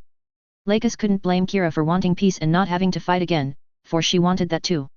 But she also understood what Mr. Waltfeld and Miss Aisha were saying about Kira helping Tyler. Kira could help Tyler better than any other here. And with the freedom rebuilt and improved by the Federation, the machine would be stronger. Kira would need some convincing to get back into the freedom, but he should go out to help Tyler. She nodded in agreement to what the two had suggested, with Kira taking the freedom and going outside. Kira noticed Andrew, Aisha, and Lakis approaching him. And he had a feeling what they were coming to him about was something he would be comfortable with. The look on Lakis's face said she had figured out that the attack was likely to kill her. He'd wanted to keep that from her so she didn't worry, but that was no longer possible, it would seem. You figured out those attacking are after you so they can try and kill you, Kira stated tiredly. He looked at Mr. Waltfeld and Miss Aisha and their expressions said things were worse than before. And things are getting worse, I assume, correct? The two nodded. Sorry to say yes, Kira, Andrew admitted, and I fear Tyler is hard-pressed to help us out of the situation we're in. Andrew paused for a moment as the subject of Kira piloting the Freedom hadn't gone well. But there was little other option at this point to get the ZAFT group handled quickly for the safety of them all. Kira, I know that you don't like the thought, he hesitated for a moment, but it would best for you to pilot the Freedom and fight. Tyler needs help handling the ZAFT group that he is fighting alone. You are the best pilot among us to be able to assist your friend. Andrew turned to Lakis. Do you have the keys to the bay? It's time to open it and have the Freedom taking to the skies again. Kira hadn't liked the times when others had brought up him potentially piloting the Freedom again. After the Alliance plant war had come to an end, Kira had wanted to get away from mobile suits and fighting. Having been pulled into the war with what happened to Heliopolis, Kira knew he'd kill many people. His hands were soaked in the blood of those he'd killed during the war, and it haunted him off and on. Living at the orphanage with Lakis had helped Kira dismiss and ignore the haunting memories which reminded him of the blood on his hands. The blood his hands were soaked with made him feel unworthy to be around Lakis. She had assured him that the blood he had on him didn't make her love him any less, which had helped. However, what Mr. Waltfeld had said and was implying were things that Kira couldn't exactly deny. Tyler had been fighting those that had been attacking and trying to kill them tonight. His friend had been putting his life on the line, risking it as he fought those assaulting them. Tyler didn't have to do what he was, but he chose to do it anyway. He fought to protect others he cared about even when it would have blood on his hands. Tyler had always been the strongest and most unshakable among the trio that was Tyler, Athrun, and Kira. He always seemed to know what was happening or had an idea and had a plan how to deal with things. Kira respected that of his friend and had wanted such for himself at times. Yet, he didn't like the idea of Tyler fighting to protect others alone. There were signs of conflict happening that would become another war given a bit of time. The attack on the plants by Omni was a serious push for war by the Alliance. And now some from ZAFT had come to attack the orphanage, likely trying to assassinate Lakis. Kira couldn't just stand by and do nothing while Lakis was under threat. So, it was time to do what Kira had been avoiding and get back in a mobile suit cockpit and fight once again. What he would do after this fight, Kira couldn't say, maybe Tyler would have suggestions. Kira sighed. Mr. Waltfeld is right, he admitted. I have been avoiding getting back into a cockpit and things won't allow that any longer without consequences, which I don't want to happen. Ty could probably use the help to get things going the way they need to for all of us. All in the bunker gazed at the door which led to the bay where the Freedom had been stored for close to a year. Tyler had delivered it at the time after Tesway had rebuilt the Gundam after the original had been damaged beyond repair. Lakis wished that Kira didn't need to get back in the Freedom's cockpit and fight again. But as he said, things wouldn't allow him to not do that anymore without others paying consequences for that. Are you sure, Kira? Lakis questioned. You still have a choice in this. Kira nodded in reply, yes, it's time. I don't like the thought of Tyler fighting to protect us by himself. I also want to do what I can to protect you and all the rest here. Kira stopped for a moment before he kept going. I know that fighting will have me potentially hurting and killing others, and I'm not looking forward to those probabilities. But if I'm not willing to do what I can to protect you, then I'm not worthy to be with you, Lakis. It sounded like Kira had made up his mind, though Lakis didn't like the choice being pushed onto him. She hugged him. Okay, just promise you will be careful and come back to me. Lakis had Harrow open to reveal two keys inside, one gold and the other silver. The keys were to unlock the bay the Freedom was in and had been for security reasons in case some found their way down here. The Freedom was a powerful mobile suit even for a Gundam. There would be those that would be more than willing to use it for horrible things. That was even more true with the Federation having rebuilt it and improved it as they had done so. Tyler had been the one to suggest two keys unlocking the bay when he had brought the Freedom to the bay the new orphanage had been built behind. And it had been Aisha and Andrew that suggested that Lakis keep the keys in her harrow as few if any would think to look there. Andrew took one key and Kira took the other before moving to either side of the bay door. They pulled out the lock terminals from within the wall and inserted their keys. The keys were turned which got the heavy door to the bay to begin opening. The bay was dark as the door opened and slid into the walls. But lights came on illuminating the Freedom standing in the bay. The mobile suit had cables and other supply apparatus connected to it. Yet, the suit appeared much as the original had when Kira had first seen it when Tyler had brought it to the Archangel. It felt like the Gundam had been waiting for Kira to come and needed it once more.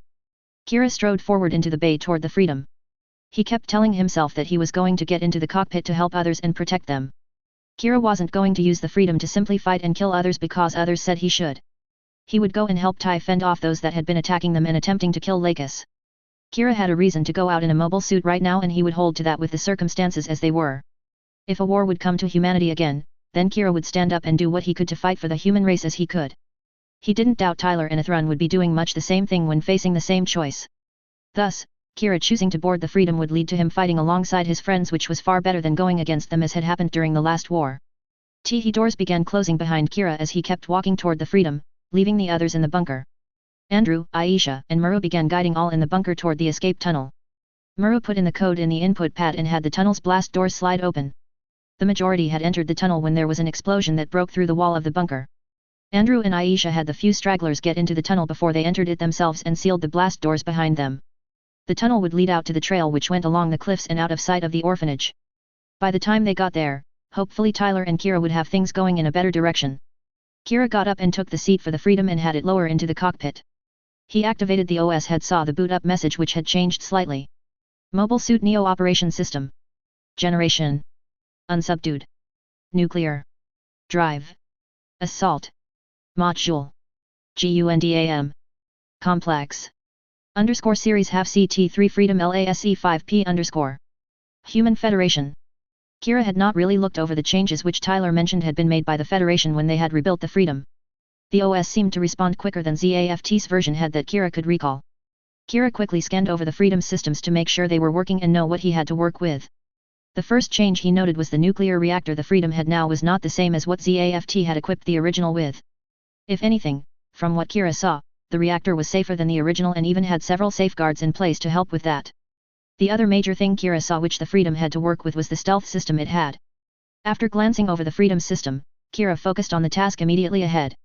He switched on the phase shift armor, which was an updated version the Federation used and had invented.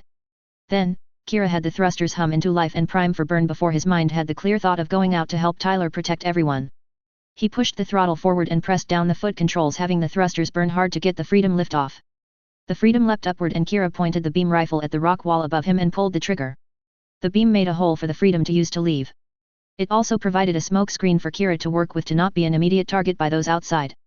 Back with Tyler, he cursed as he spotted the 3 ZAFT suits. He was being kept away from breaking through the shelter wall. Tyler tried again to get to those 3, but the rest prevented him from breaking away from their attacks. His seed mode was to help move things along. He had taken down 2 more enemy machines since he had engaged it. But the punks had broken into the shelter, and they would do the same with the bunker if nothing changed. Tyler remembered there was supposed to be an escape tunnel out of the bunker, but if the punks breached the bunker before they could use that, it would be moot. He was running out of time to save those he had come to protect, and Tyler knew that. And it was that which frustrated Tyler to the point it more than irked him with what the ZAFT group was doing. These punks were here to kill someone and saw nothing wrong in slaughtering all around them at the same time. They were so desperate to accomplish that they were willing to sacrifice themselves to do it. Tyler could only wonder who within ZAFT or the plants would see assassinating Lakis or someone else as so important they were willing to have this done. That was the part which Tyler couldn't figure out in all of this. If Lakis was the target of this group, why assassinate her? With her influence around the plants, she was far more valuable alive than she was dead. Capturing her made more logical sense in Tyler's mind than killing her did. Yet, apparently, some in ZAFT or the plants that thought differently. Perhaps, it had something to do with the stand-in that Athrun had mentioned, but Tyler couldn't say. Taylor was trying to decide how to flip things around and go for those attacking the bunker when things changed again. A beam pierced the mountainside behind where the orphanage had stood, which drew the attention of all fighting. Out of the smoke came none other than the Freedom, which got Tyler to smile. He'd been hoping that Kira would be getting into the Freedom and coming out to help him with the punks. Truthfully, Tyler was more surprised it had taken Kira so long to make his way out here in the Freedom. Tyler had begun to wonder if he would be doing this whole fight by himself through till the end. Kira wasn't the type to leave a friend hanging when in a tough situation, even with his cursed naivete taken into account. So, Tyler connected a channel to the Freedom. "It's about time you get out here, Kira," Tyler said in greeting. "I was starting to wonder if you were going to leave this completely to me to pull off and handle for a moment there, my friend." Kira was glad to hear Tyler's voice as it said he was alive and okay. The tone he heard wasn't nice as it implied Tyler had been getting frustrated and under serious pressure. From what Kira saw with a quick glance, there were around 9 mobile suits on the ground. One was a Gundam type which Kira assumed was what Tyler was working with right now. The other 8 were of a model which Kira hadn't seen before. 5 of those were facing off against the Gundam Tyler was likely in. The other 3 were in front of the shelter, which said they had been the ones assaulting the bunker. Tyler looked to be managing for the moment, which would give Kira the chance to deal with the 3 who were attacking the bunker. The remaining members of the ZAFT Black Ops team took note of the newcomer which had appeared out of the mountainside. Another mobile suit to go against would only make their mission more difficult than it already was. And for the new machine to also be a Gundam like the one who had been fighting them was worse. It was one of the team members who then recognized the suit which had appeared. The new Gundam was none other than the X-10A Freedom which had been stolen during the Alliance plant war. "I don't believe it," one ZAFT team member exclaimed, "it's the Freedom." All on the Black Ops team knew of the Freedom Gundam. It had been designed and constructed by ZAFT originally. Yet, there had been reports the Freedom had been damaged beyond repair in the Second Battle of Jachindu. Those had been looked into and found to be correct as far as the Intelligence Division had found. Thus, the Freedom had been classified as destroyed in a mobile suit of the past, which had led to other developments. There were several that weren't complaining had been destroyed essentially, though they didn't do that publicly. But apparently, the Gundam had been rebuilt by some, likely the Federation, since the end of the war. And the appearance of the Freedom now pretty much guaranteed the mission would fail. "What?" the leader snapped. "Why is it here and now of all times?" Kira had the Freedom deploy its wings out and activated its high MAT system for the fight he was getting into. He felt the onset of his seed mode as he focused on the 3 mobile suits which had been attacking the shelter. Kira wasn't going to let these people from ZAFT, if Mr. Waltfeld was right, do anything to potentially harm Lakis or any from the orphanage. The Freedom dove down, drawing a beam saber as it went before slashing off the arm of the nearest Ash suit. The other 2 with it trained their weapons on the Freedom and fired at it after it passed them. However, Kira easily dodged the beams being sent at him by the enemy mobile suits. He climbed upward to get a better vantage point to use the Freedom's plasma cannons. As the Freedom was fighting the 3 Ashes which had been attacking the shelter, Tyler was still dancing with the other 5 who had been delaying him. He had switched the GN blade to fold back into its stored position so he could use the rifle. Tyler weaved out of the way of the suit which had just rushed him and twisted around to point his rifle right at the unit's back. He didn't hesitate. Tyler pulled the trigger, the bolt ripping a path through the Ash. Tyler didn't stop there. He made 2 more shots at the Ash before kicking it farther away and exploded. 3 of the 4 remaining Ashes moved forward at the Exia. Even with that being the case, Tyler noticed that Kira was not aiming for the cockpit of his opponents. He wouldn't blame or hold that against his friend in the fight they were in. Kira didn't like killing and avoided it the best he could, and that wasn't a bad thing in Tyler's mind. Tyler just had little sympathy for those he'd been fighting tonight and so didn't see a reason to show them mercy. Tyler took out 2 beam sabers and swept them in an arc to get his opponents to back up and give him space. 2 stumbled back toward the one who hadn't rushed forward with the rest, which Tyler assumed was the leader of the punks. The other got on the far side of Tyler but was separated from its fellows, which Tyler could take advantage of. He surged forward at the single unit and slashed upward, severing the suit's arms. Then Tyler had the Vulcans pop up and begin pounding the enemy machine.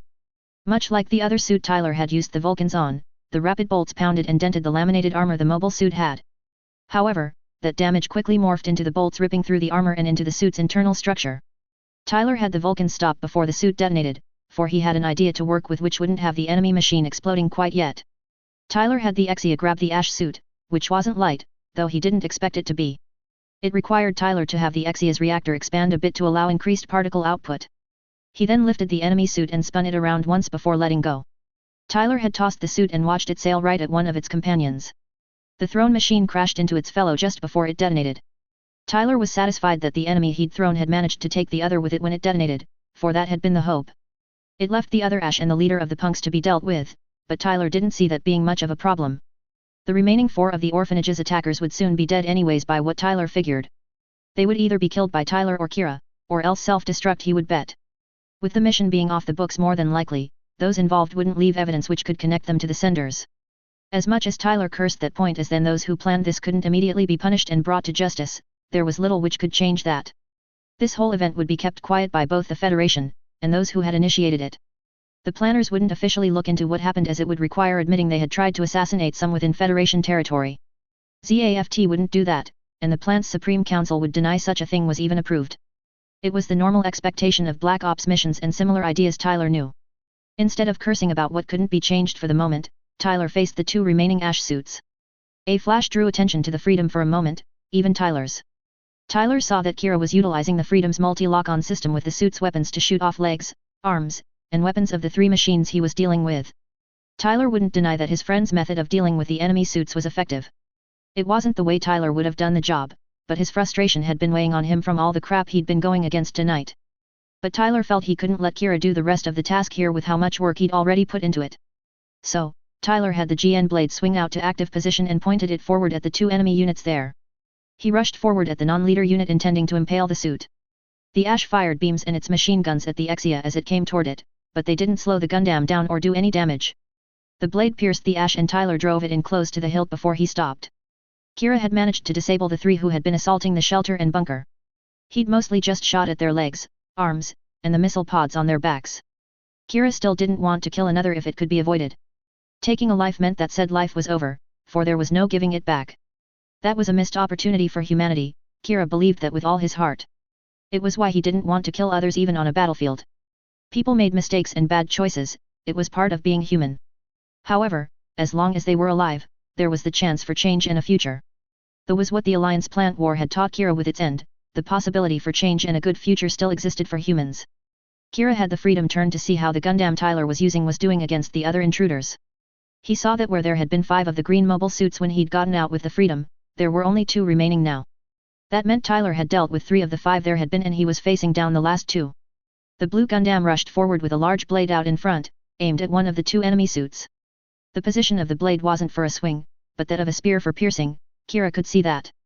He could only imagine Tyler was stressed and not in a good mood at all with what he'd been doing tonight.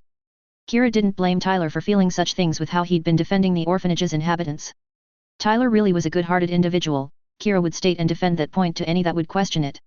However, as a soldier, Kira was aware Tyler had been trained how to kill others when required. Yet, Tyler had a moral compass even if it didn't seem so at times like right now with how Tyler seemed to be aiming to kill rather than disable as Kira was. Kira's gaze shifted to the last enemy mobile suit as he could handle that one while Tyler dealt with the other. The freedom came to land a short distance in front of the last Ash suit and faced off with it. Kira's opponent rushed forward at him with a beam claw igniting. He had the freedom squat down and catch the enemy machine on the shield before lifting and flipping the green machine over.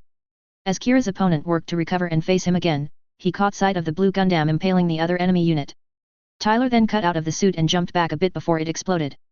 That left just the enemy suit which Kira was dealing with. He would disable it in hopes that the pilot would surrender and live to see another day. Tyler had finished with the mobile suit he'd been fighting with, impaling it with the GN blade. He'd then turned to the last remaining punk of the group that had caused such a mess. Tyler found that the freedom was already working on the Ash suit. Kira had flipped the enemy over and was now waiting for the green suit to get up. The freedom raised its beam rifle and began shooting one limb after another before the weapons on it could be used. Kira finished the enemy unit by shooting its legs off, just leaving the torso left.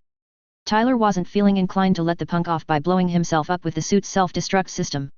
So, Tyler took out a beam saber and sent it at where other ZAFT mobile suits tended to have their circuits which were connected to the explosive charge the self-destruct used ran. Kira glanced over at the blue Gundam, wondering why Tyler had tossed the beam saber at the enemy machine. It was disabled, it could do no more to them as it was, nor to any of the orphanage's inhabitants. Kira was about to get in touch with Tyler and ask him what was doing, but explosions from over by the shelter drew his attention. The only things over in that direction were the ZAFT machines which Kira had disabled. The explosions implied they had some sort of self-destruct system on them. Sure, Kira had heard ZAFT tended to install such in their mobile suits during the Alliance plant war.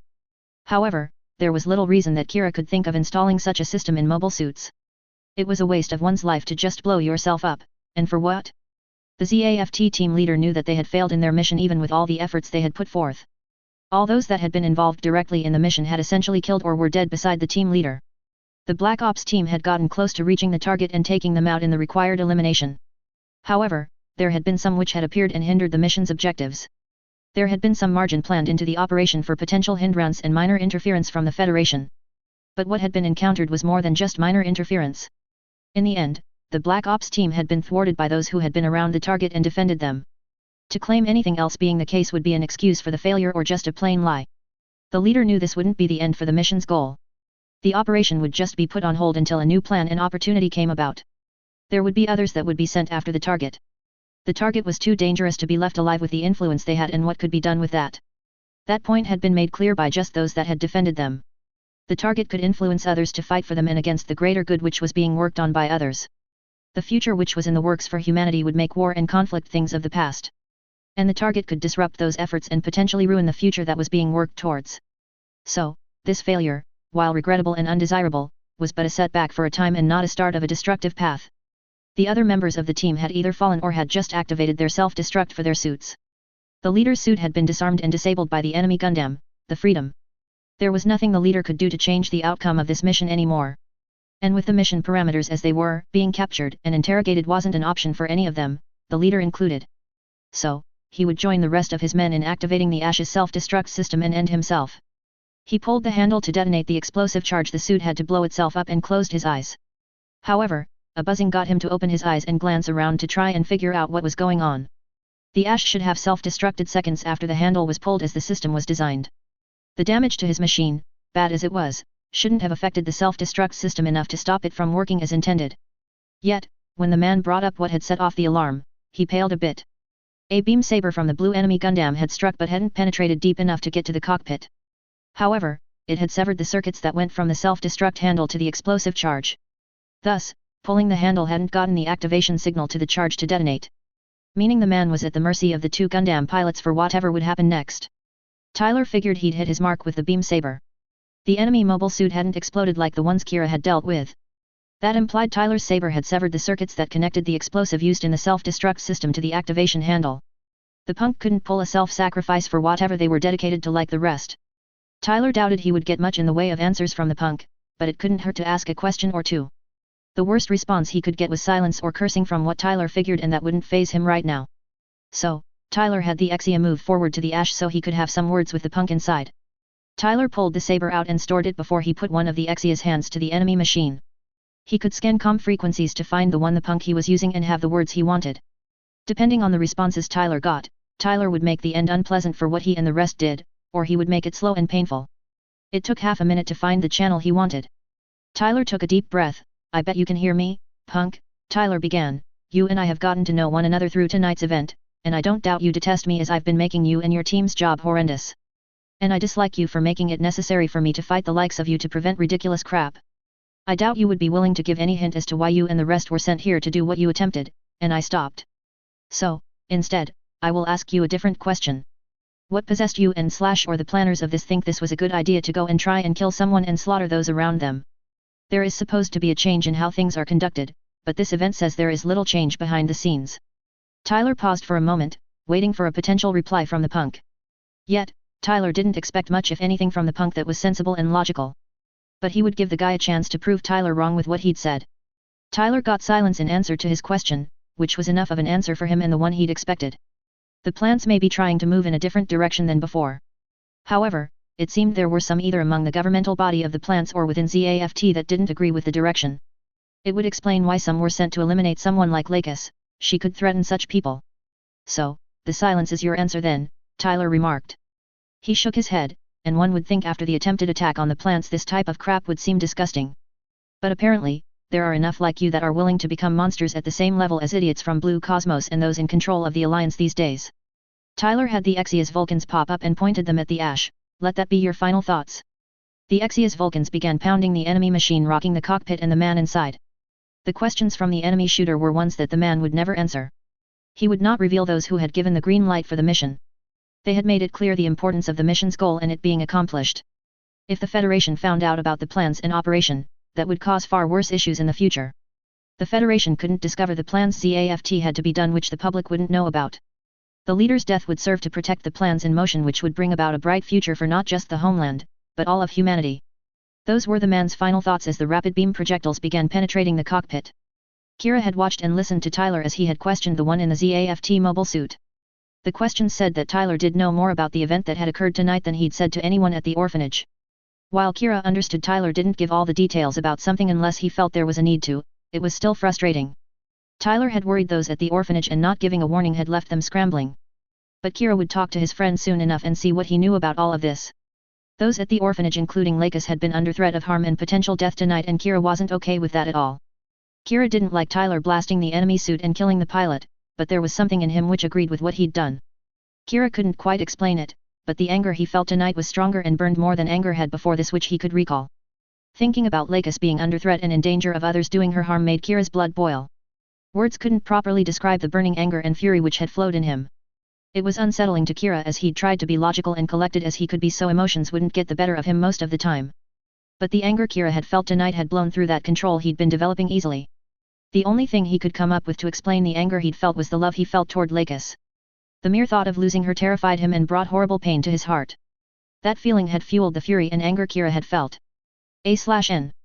Okay, that's where I'll leave off for this phase and pick up in the next one.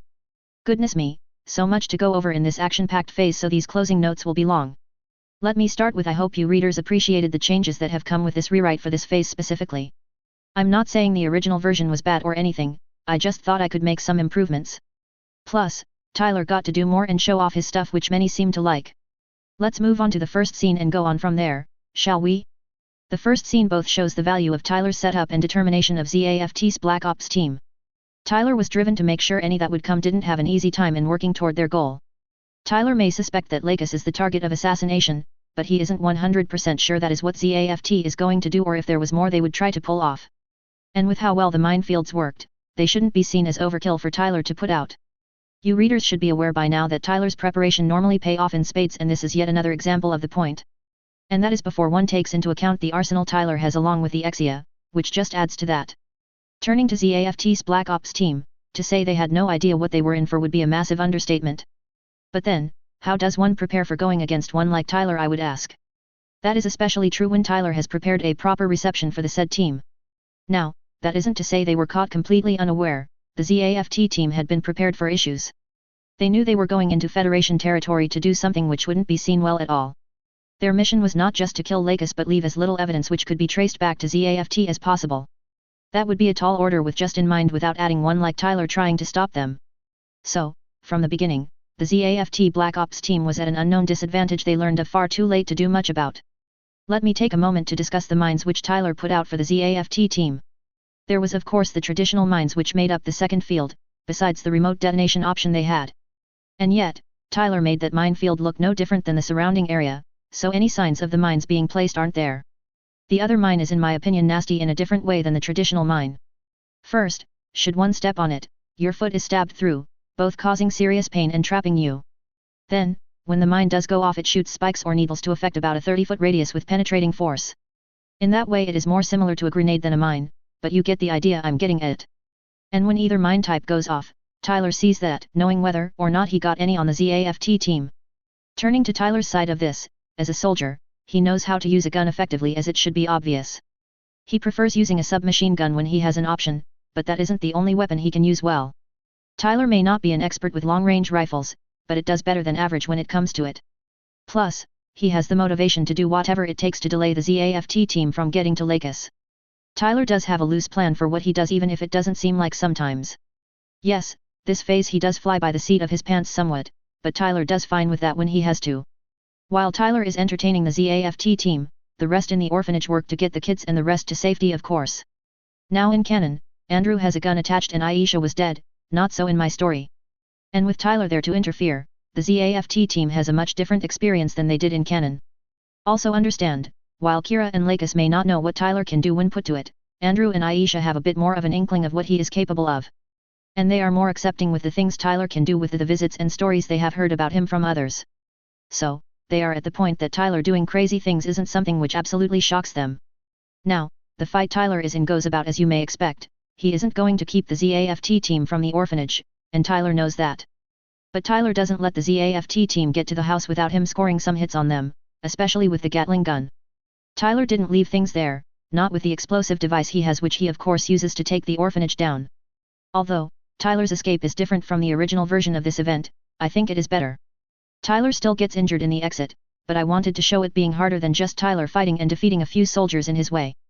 But he manages, as he always seems to get out through situation he was in when others would have a much harder time doing so. While Tyler is doing his thing, I want to point out those in the shelter are not fully aware what is going on. Sure, the adults have educated guesses what Tyler is doing and going against, but that's all they have at the time. But all they really have to go by is the shaking and the sounds that they hear from inside the shelter. Kira has figured out that Lakis is the likely target of what is going on, which is different for him with his naivete. Now, the two are closer than they were before. No, they aren't in a completely intimate relationship yet, but they are working their way toward that slowly. Thus, Kira isn't happy with Lakis being in potential danger, which comes more into play in the next phase. Let's move on to the second part of the battle, which this phase essentially is. I wouldn't doubt that many of you readers enjoyed the second part of the fight slightly more than the first, and I don't blame you. I'm not saying Tyler owning the ZAFT Black Ops team by himself with the mines and guns wasn't neat, it was. But frankly, Tyler whips ZAFT more with the Exia and it is hard to deny that. And Tyler does the idea better than in the original version of this story if you ask me. But let me get into details about this part of the battle as there are some highlights I want to go over. So, the new part of this which wasn't in the original, which is Tyler going against the ZAFT sub, was something I felt should be in this. I'm in no way okay with people dying, but it is a fact it happens during conflict, Tyler will admit that when asked. But while the ZAFT Black Ops team was expected to succeed or die trying, the support ship wasn't. Yet, Tyler knows it is best that none of the ZAFT personnel that are involved in the assassination attempt live to say anything of what happened. Tyler was testing the Exia's performance underwater, but he was taking down the sub so they could be of no potential help to the ZAFT Black Ops team. And Tyler is efficient at dispatching the sub and having it sink to the ocean floor before moving on. Now shifting to the mobile suit fight of Tyler going against the ZAFT machines attacking the orphanage. Let me say that the Exia being a Gundam does give it an advantage over other mass production mobile suits as Gundam types. But the Exia is a prototype from the next generation machine the Federation has produced. That is the best place to start with this, explaining what the Exia has to work with. The E-carbon is effective against projectiles, strongest alloy produced thus far in this story's universe. The sub's torpedoes doing nothing is just a good example of the point. The new phase shift armor is not like previous versions that came from the G project and what followed. It is more akin to recharging anti-beam coating which regenerates as long as it has power. That isn't to say the phase shift the Exia has can't be overwhelmed, it can, but it takes quite a bit to do that. Most mobile suits don't have the firepower to overwhelm phase shift Theta, at least not at this point in the story. How about we move to the arsenal the Exia used in the battle? So, while the Exia doesn't have a large arsenal, Tyler proves the machine doesn't really need much more than it has. The beam sabers are self-explanatory, but these versions are the first to have variable range deployment, like being a dagger or a saber type thing. This is the first in the development line for beam blades and sabers being able to change their lengths, which comes later. The GN rifle is the first example of particle beam weapons which isn't in the Seed universe but comes more from Gundam 00. This will come into play more later with Federation development, but I wanted to mention this. Lastly, the GN Vulcans, which are different than what the Exia from 00 had, are particle beams. They don't have penetration power as the rifle does, but the rapid fire ability makes up for the lack of penetration. And in this phase it shows that laminated armor has issues with particle beams more than conventional ones. The battle itself, well, to say Tyler whips the ZAFT forces by the end would be an understatement. Sure, Tyler isn't trying to win and own his opponents, but this is yet another example shows why Tyler is a frightening opponent to go against. And I remind you readers, the Ash is state-of-the-art and top of the line with ZAFT at this point. They were being piloted by experienced pilots who are above average, just let that stand with what Tyler was fighting. And that is before Tyler activates his seed mode, which just amplifies who good Tyler is as a pilot. Granted, Tyler was being more aggressive than he normally would be, but he was defending those from the orphanage.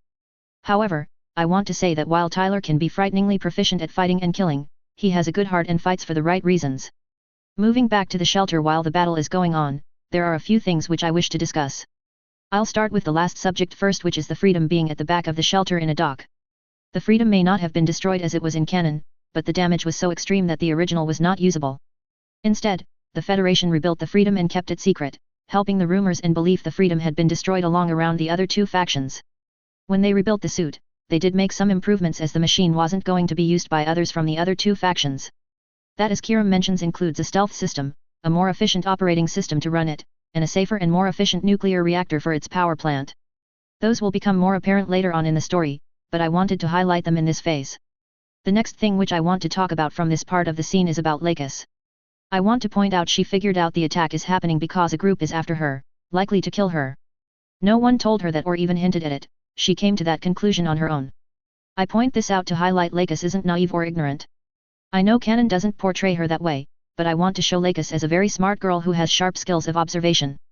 Canon has Lakis as a leader type but also one in need of defending, and I want to have her come off as a girl that can take care of herself when she is put to it. This will be more a thing which will come in off and on as the story progresses. And finally, I want to discuss Kira for a moment.